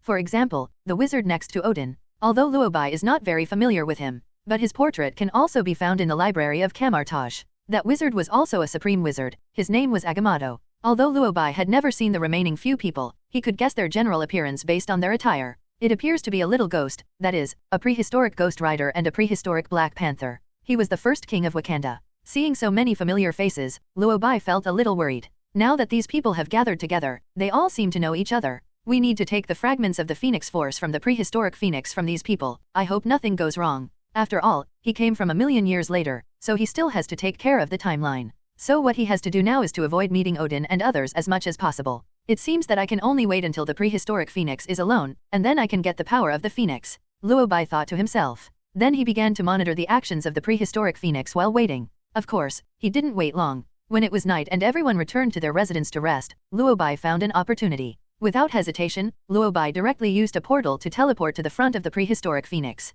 At this time, the prehistoric phoenix force was about to rest. Sensing a stranger breaking in, the prehistoric phoenix immediately became alert. "Who?" she shouted angrily, frowning. Soon, she could see the person coming in the darkness. He was a young guy who looked very young. Although his clothes were a little different from mine, it was certain that he was a human. And the prehistoric phoenix also noticed the magical weapon worn around Luo Bai's neck. "That thing is the Eye of Agamotto." The prehistoric phoenix seemed surprised. She looked at the Eye of Agamotto for a while, then she pointed at it and asked, "Why do you have this thing?" Looking in the direction of the prehistoric phoenix's finger, Luo Bai noticed that she was talking about the Eye of Agamotto. Luo Bai actually didn't want to talk to her anymore. After all, as humans living 1 million years later, it is not a wise choice to appear here and communicate with prehistoric humans. He was about to take action when a voice came from behind him, because he is also a supreme mage, and he comes from the future. Luo Bai was stunned and immediately looked back. The visitors were Odin and Agamotto. Originally, because of the timeline, Luo Bai didn't want to have more contact with prehistoric people. However, after hearing what Agamotto said just now, Luo Bai noticed something was wrong. "Do you know my identity?" Luo Bai asked. Agamotto nodded and replied calmly, "Yes. I also expected you to come. I expected you, no, or the future Sorcerer Supreme to come a long time ago." After that, Agamotto said to his companions, "Odin, Flamehair. Don't worry, he is here to help us." "Help?" Luo Bai was a little confused by what Agamotto said. "Help you? How can I help you?" Luo Bai asked. Agamotto smiled and said, "Help us fight against the Celestials." Luo Bai was stunned. God group? When he mentioned it, Luo Bai remembered it. In prehistoric times, the Celestials did invade Earth once. At that time, Odin was ambitious to conquer the universe, but was finally defeated by the gods. It seems that the timeline I have come to is exactly the timeline when the Celestials invaded the Earth. I know you are from the future, although I don't know the purpose of your coming this time. But we need your help now. The Celestials will come to Earth soon. Earth needs your help. You are the Supreme Sorcerer, and your responsibility is to protect the Earth, so you will definitely help us. Just as he was thinking about it, Agamotto spoke. Luo Bai couldn't refute his words. After all, as the Supreme Mage, his duty is to protect the Earth, whether it is 1 million years ago or 1 million years from now. However, Luo Bai felt that he should still explain clearly the purpose of his visit. "I admit that you are right. But I also have my own purpose for coming here this time. I am here to find the power of the Phoenix," Luo Bai said, looking at Yanfa. As soon as these words came out, everyone was stunned. "You mean, you want to take away the Phoenix power from me?" Yanfa asked. It can be seen from her eyes that she is very vigilant at the moment, even a little angry. She seemed to want to say something more, but before she could speak, Agamotto spoke. "Yanfa, wait a minute. He is the Supreme Mage, and I believe he has his own reasons for doing this." After speaking, Agamotto looked at Luo Bai and asked, "Can I ask why you did this?" Luo Bai's eyes darkened and he replied calmly, "Because of the God group." "The Celestial God group?" Agamotto asked in surprise. He thought for a moment and then asked, "So, 1 million years later, the Celestial God group came to the Earth again?" "Yes. Through my ability to predict the future, I noticed that the Celestial group is about to come to the Earth. This time, there will be many people coming from them. The Earth needs help," Luo Bai said seriously. As soon as he finished speaking, Odin spoke, "It's just a group of gods. Wait until I defeat them. There won't be any further trouble." When Odin said these words, there was disdain and arrogance in his tone. It is different from the Odin we saw a million years ago. At this time, Odin was young, unruly, and had an arrogance in his bones. Seeing the young Odin, Luo Bai suddenly knew why Thor was so reckless. Damn it, he inherited it from Odin. It is no exaggeration to say that Odin appeared in front of Luo Bai at this time. It is simply another version of Thor. Even the weapon in Odin's hand at this time is the Meow Hammer used by Thor. That's right. After all, like father, like son. It is estimated that Odin has not faced the gods head-on yet, so he dares to talk nonsense here. Thinking of this, Luo Bai couldn't help but smile and said, "If you can really defeat the Celestial God group, they will not invade the Earth again in a million years." Now Luo Bai represents the future. Through the appearance of Luo Bai, Agamotto was very clear. The universe's timeline, or the ending of the story, has already been determined. With their current ability, they cannot completely defeat the Celestials, which is why the Celestials choose to invade the Earth again 1 million years later. And Luo Bai's arrival is to protect the Earth 1 million years from now. It's just that Agamotto doesn't quite understand. After 1 million years, will no one else on Earth be able to stand up? Agamotto asked. Luo Bai shook his head and said, "For now, it's just me." As soon as he said this, Odin became unhappy. He waved his big hand and said dissatisfiedly, "How is that possible? Where did you put me, Odin? 1 million years later, I will definitely have conquered the entire universe. It's just a small group of gods. What can they do to me?" According to Odin's current plan, after defeating the Celestials, he will prepare to conquer the universe. With Odin's current pride, he probably thinks that conquering the universe will definitely succeed. That's why Odin said what he just said. Although Luo Bai didn't want to hit Odin, he still had to tell the truth. I know you, Odin Bolson. 1,000,000 years later, the God King of Asgard. We met 1,000,000 years later. But unfortunately, you are no longer on Earth. Asgard has been taken over by your son, Thor. You also asked me to help you discipline your son and help your son manage the entire Asgard. After hearing these words, Odin was stunned. What the hell? 1,000,000 years later I will be gone? And you want the Supreme Mage in front of you to take care of your son? Not to mention Odin was confused, even Agamotto was a little confused. In any case, Luo Bai is the Supreme Mage. Even if he has a good relationship with Asgard and future Odin, it's impossible for Odin to ask him to help take care of his son. Just as he was wondering, Odin spoke angrily. Impossible? Absolutely impossible? My Odin's son must have inherited my perfect genes? Even if I retire in 1,000,000 years, I don't need you to help me manage Asgard. Odin's eyes seemed to be saying something. I am Odin, the future God King? My genes are 100% strong. Your genes, a human on Earth, can be stronger than mine. The son I gave birth to will definitely be better than you, so why should you help me take care of my son? Through Odin's eyes, Luo Bai could see his anger and disbelief. Luo Bai didn't argue with him anymore. He just took out a magic contract and handed it to him and then calmly replied, "This is the contract you signed with me."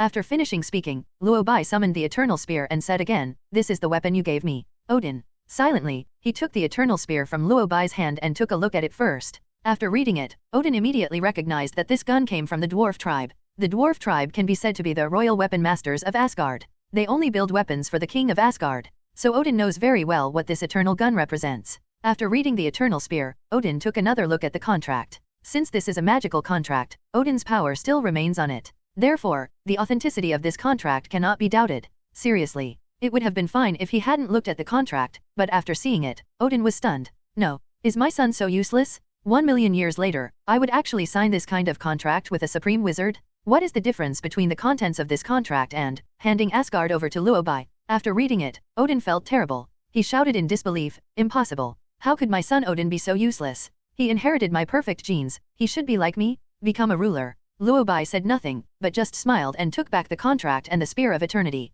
When Luo Bai laughed, Odin felt as if his heart had been hit by 1,000,000 blows. This is such a misfortune for the family, such a misfortune for the family? He, Odin, is incomparably brave? I will give birth to such a useless son in the future? At this moment, Odin felt that he was almost losing face. He immediately decided in his heart that he must change history. When his son is born in the future, he will be even stricter with him, train him to be a god of war, and train his fighting power from a young age. Of course, Luo Bai had no idea what Odin was thinking now. Seeing that Odin didn't say anything, he didn't say anything more. Instead, he turned to look at Agamotto and said, "Just like the crisis you are facing now, the Earth will face an even greater crisis in 1,000,000 years. As the Supreme Sorcerer, I must shoulder the responsibility of protecting the Earth. Therefore, I must find the Phoenix Force and drive the Celestials out of the Earth completely." Through Luo Bai's words, everyone understood the purpose of Luo Bai's visit. Everyone present now, including Yanfa, wants to protect the Earth without exception. After figuring out the purpose, Yanfa fell silent. It was unknown how long it took before she slowly spoke. "Now that you can help us solve the current crisis, after the Celestials are driven away, I am willing to give you the power of the Phoenix in my body, so that you can save the Earth 1,000,000 years from now." Yanfa finally gave in and negotiated terms with Luo Bai. This condition was not difficult to meet, so Luo Bai agreed immediately. After negotiating the terms, we became allies. So Agamotto told Luo Bai the current situation on Earth. According to their investigation, a disease is spreading throughout the universe. That disease was caused by the space insect swarm. These cosmic insect swarms and nests have another nickname, called cosmic locusts. Rumor has it that the hive is the last thing seen before the world ends, and nothing can stop them, not even the gods. These swarms were born for unknown reasons, but they reproduced recklessly in the universe and began to infect the entire universe. The planet where the god group is located was infected in this way. Because of the appearance of the Zerg, chaos broke out on the planet where the Celestials were located. In the midst of chaos, a member of the Celestials who was infected by the cosmic insect swarm, the hive, descended to Earth. No one knew the name of the descended member of the god group, so everyone called him Original Ancestor. Original Ancestor died here, and his polluted blood flowed into the lava and sea of the Earth. His arrival caused huge amounts of pollution to the Earth, and swarms of insects multiplied and devoured the Earth, acting recklessly. I thought that the Earth would be the same as other planets in the universe, gradually being swallowed up by the swarm of insects. What no one expected was, over a long period of time, the Earth actually developed a gene that began to fight against the insect swarm. In the era of primitive cavemen, humans with a level of evolution far exceeding their own kind appeared, the super ability ones. Thus, the first group of super ability people on Earth were born. The members of the Celestials discovered this, and they were surprised that there were humans on Earth who could fight against the Zerg. So they decided to take these humans back for research and find the key to fighting the Zerg. So, they sent another member of the Celestials, Zgreb the Sorrowful, to explore the Earth. Agamotto noticed the Celestials' plan, so the super ability people on Earth and Odin and others united together, and they defeated Zgreb together. But their actions were also noticed by the gods. The angry gods declared war on the Earth and decided to send the more powerful first-generation god, the Creator, to attack the Earth. Zgreb was already very weak when he came to Earth. He was plagued by illness, so we easily killed him. From him, we learned the plan of the Celestials. From the very beginning, the Celestials planned to use the entire Earth as a sacrifice to study genes that could fight against the Zerg. They want to sacrifice Earth to save their planet. This is unacceptable to us, Agamotto said, his tone filled with anger. Through what Agamotto told him, Luo Bai almost understood the cause and effect of the matter. To put it simply, the god group is now infected with the disease. They wanted to cure the disease, so they released the virus into the Earth. After discovering that a vaccine that can cure the disease has appeared on Earth, they plan to destroy the entire Earth to save their own planet. These members of the god group are really not human. Although Luo Bai was very angry at this time, he was angry about the behavior of the god group. But he also knew that anger would not solve anything, so he asked, "Then do you know when the Creator will come? If the prediction is correct, he will be here tomorrow." I used my ability to predict the future to calculate the outcome of our battle. I calculated more than 1,000 possible outcomes, and there is only one situation in which we can win, so I need your help, Agamotto said. Luo Bai frowned, realizing that something was amiss. So he immediately asked, "The situation you mentioned could not be related to me." Agamotto nodded and answered affirmatively, "Yes. Only if you come, we have a chance of winning." Agamotto's words made Luo Bai frown. After all, what he said doesn't make sense. As a time traveler, Luo Bai came to the Marvel world later. In the original plot, even if Luo Bai did not appear, Agamotto and Odin should have been able to repel the Celestials 1 million years ago. He originally came here by accident, but now he has been recorded in the long river of time and has become a key figure in the prehistoric battle? Is this a mistake in Agamotto's ability to predict the future, or is it because everything has been changed since the moment he arrived? If it really has been changed, it's too drastic, isn't it? It has affected things 1 million years ago? Thinking of this, Luo Bai couldn't help but complain, "I didn't expect that I would be so crucial." As soon as he finished speaking, Agamotto smiled and said, "Of course you are the key. You are the most powerful Sorcerer Supreme in history. Otherwise, you would not have replaced Strange as the new generation of Sorcerer Supreme." Strange? Alternative? Luo Bai couldn't help but frown when he heard what Agamotto said. "You know Strange?" Luo Bai asked in surprise. Agamotto nodded and replied calmly, "Of course I know. Any Supreme Sorcerer can predict the future." There is nothing wrong with what he said. Because of the Time Stone, almost every Supreme Sorcerer can predict the future. Agamotto's ability to predict the future for a full million years is a bit exaggerated. It is said that Agamotto was the first Supreme Sorcerer, which made Luo Bai look at him with new eyes. "Okay, now that everyone has made things clear, let's have a good rest. We still have a tough battle tomorrow." Just as I was thinking about it, Agamotto spoke. After saying that, he opened the portal. Soon, a very simple, dilapidated house appeared behind the portal. "You can stay here tonight and rest for a while. The environment is a bit simple in prehistoric times, please don't mind." "Of course not," Luo Bai said as he walked into the dilapidated house. As soon as I entered the shabby house and before I had time to take a look, Odin came over and asked, "Hey, kid, are you really from 1 million years later?" Luo Bai nodded and replied, "Yes." As soon as he finished speaking, Odin showed disappointment on his face. "When Agamotto told me that a traveler from the future would come here today to help us deal with the Celestials, I was quite looking forward to it. I didn't expect that it would be a child. To be honest, this is no joke. If you leave now, it's not too late. Otherwise, I'm really worried that you will die here tomorrow." If someone else said this, Luo Bai might be a little angry. But if it was Odin, Luo Bai didn't think there was anything wrong. After all, Thor inherited Odin's perfect genes. After being with Thor for a long time, Luo Bai felt that it was not surprising that Odin would say this when he was young. Thinking of this, Luo Bai didn't say anything and didn't pay any attention to Odin. He just took a look at the environment inside the house. "I have to say, this environment is indeed too simple." Luo Bai sighed, thinking that he would just make do with it since it was just one night. While thinking, Luo Bai walked to the bed and sat down. Seeing that he ignored him, Odin snorted coldly and muttered, "Don't expect me to save you tomorrow, you'd better take care of yourself." After saying that, he left. After Odin left, Luo Bai sat on the bed and began to meditate. For a mage, the best way to practice is meditation. Through meditation, one can absorb energy from the multi-universe and adjust one's own energy. Since there is too much power in Luo Bai's body now, meditation can also help Luo Bai integrate this power. This adjustment took a whole night. Luo Bai didn't open his eyes until he felt something unusual. When he opened his eyes, he realized that the surroundings were shaking violently. The whole house began to shake violently, as if the house would fall apart in a moment. Seeing this, Luo Bai hurriedly walked out of the room. As soon as he walked out of the room, Luo Bai saw Agamotto and Odin and others rushing over. "The gods are here." Agamotto spoke seriously as he approached. As soon as he finished speaking, 3 steel giants slowly appeared from the sky. In fact, judging from their appearance, the gods all look basically the same. However, they do not look like humans. They look more like robots, just with different colors. No one knows what they look like inside their iron armor. However, what we know is that most of the gods are made up of energy. If it is formed by energy, then it is no wonder. After all, the most essential element of fairy power is energy. To outsiders, this group of gods may appear to be extremely terrifying monsters, but to Luo Bai, they are delicious delicacies that he can eat bite by bite. It's no wonder that the demon power of the gods was so excited. With all the new and old hatreds added together, Luo Bai could feel that the demon power was going to eat people. Luo Bai was so hungry after being disturbed by the power of the goblin that he couldn't help but mutter, "I'm so hungry." Although he spoke in a low voice, Odin heard it clearly. Hearing him say that, Odin frowned and complained with some dissatisfaction, "At this time, you are still thinking about eating? You'd better be careful, don't become food for the gods." Without waiting for Luo Bai to reply, Odin asked Agamotto, "Is the future you foresaw really accurate? Can this kid really help us?" Agamotto nodded and answered affirmatively, "Future will not be wrong. I believe he will be able to help us." Odin shrugged and said nonchalantly, "In fact, I don't think we need his help at all. I can kill all three of them by myself." The main reason why Odin is still so arrogant and conceited is because he had fought with the member of the celestial god group, the Sorrowful One, before. The Sorrowful One was arranged by the god ancestor to come to Earth for a test. When he arrived, he had been infected with the disease, so his strength was greatly reduced.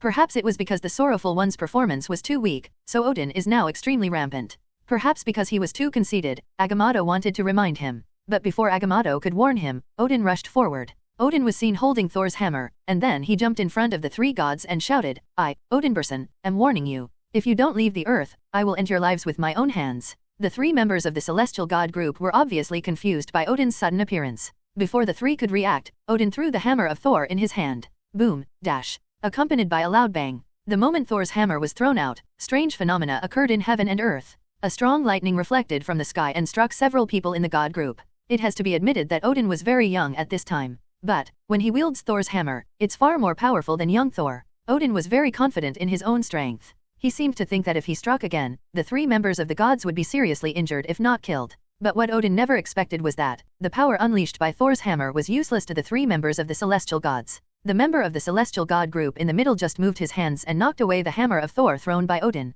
Before Odin could react, a member of the celestial god group fired a powerful beam of energy at Odin, and the next second Odin flew out like a meteor. Agamotto, I knew it. He's always like this. Luo Bai, it's really, exactly the same as Thor. Hello, everyone. As we wrap up this video, I want to share a quick note. I have a Patreon account. If you'd like to support me and enjoy on-demand audiobooks, you can become a Patreon member. Alternatively, you can check out my Google Drive link, which has 500+ novel audiobooks available through my Ko-fi or Patreon shop. I appreciate your support.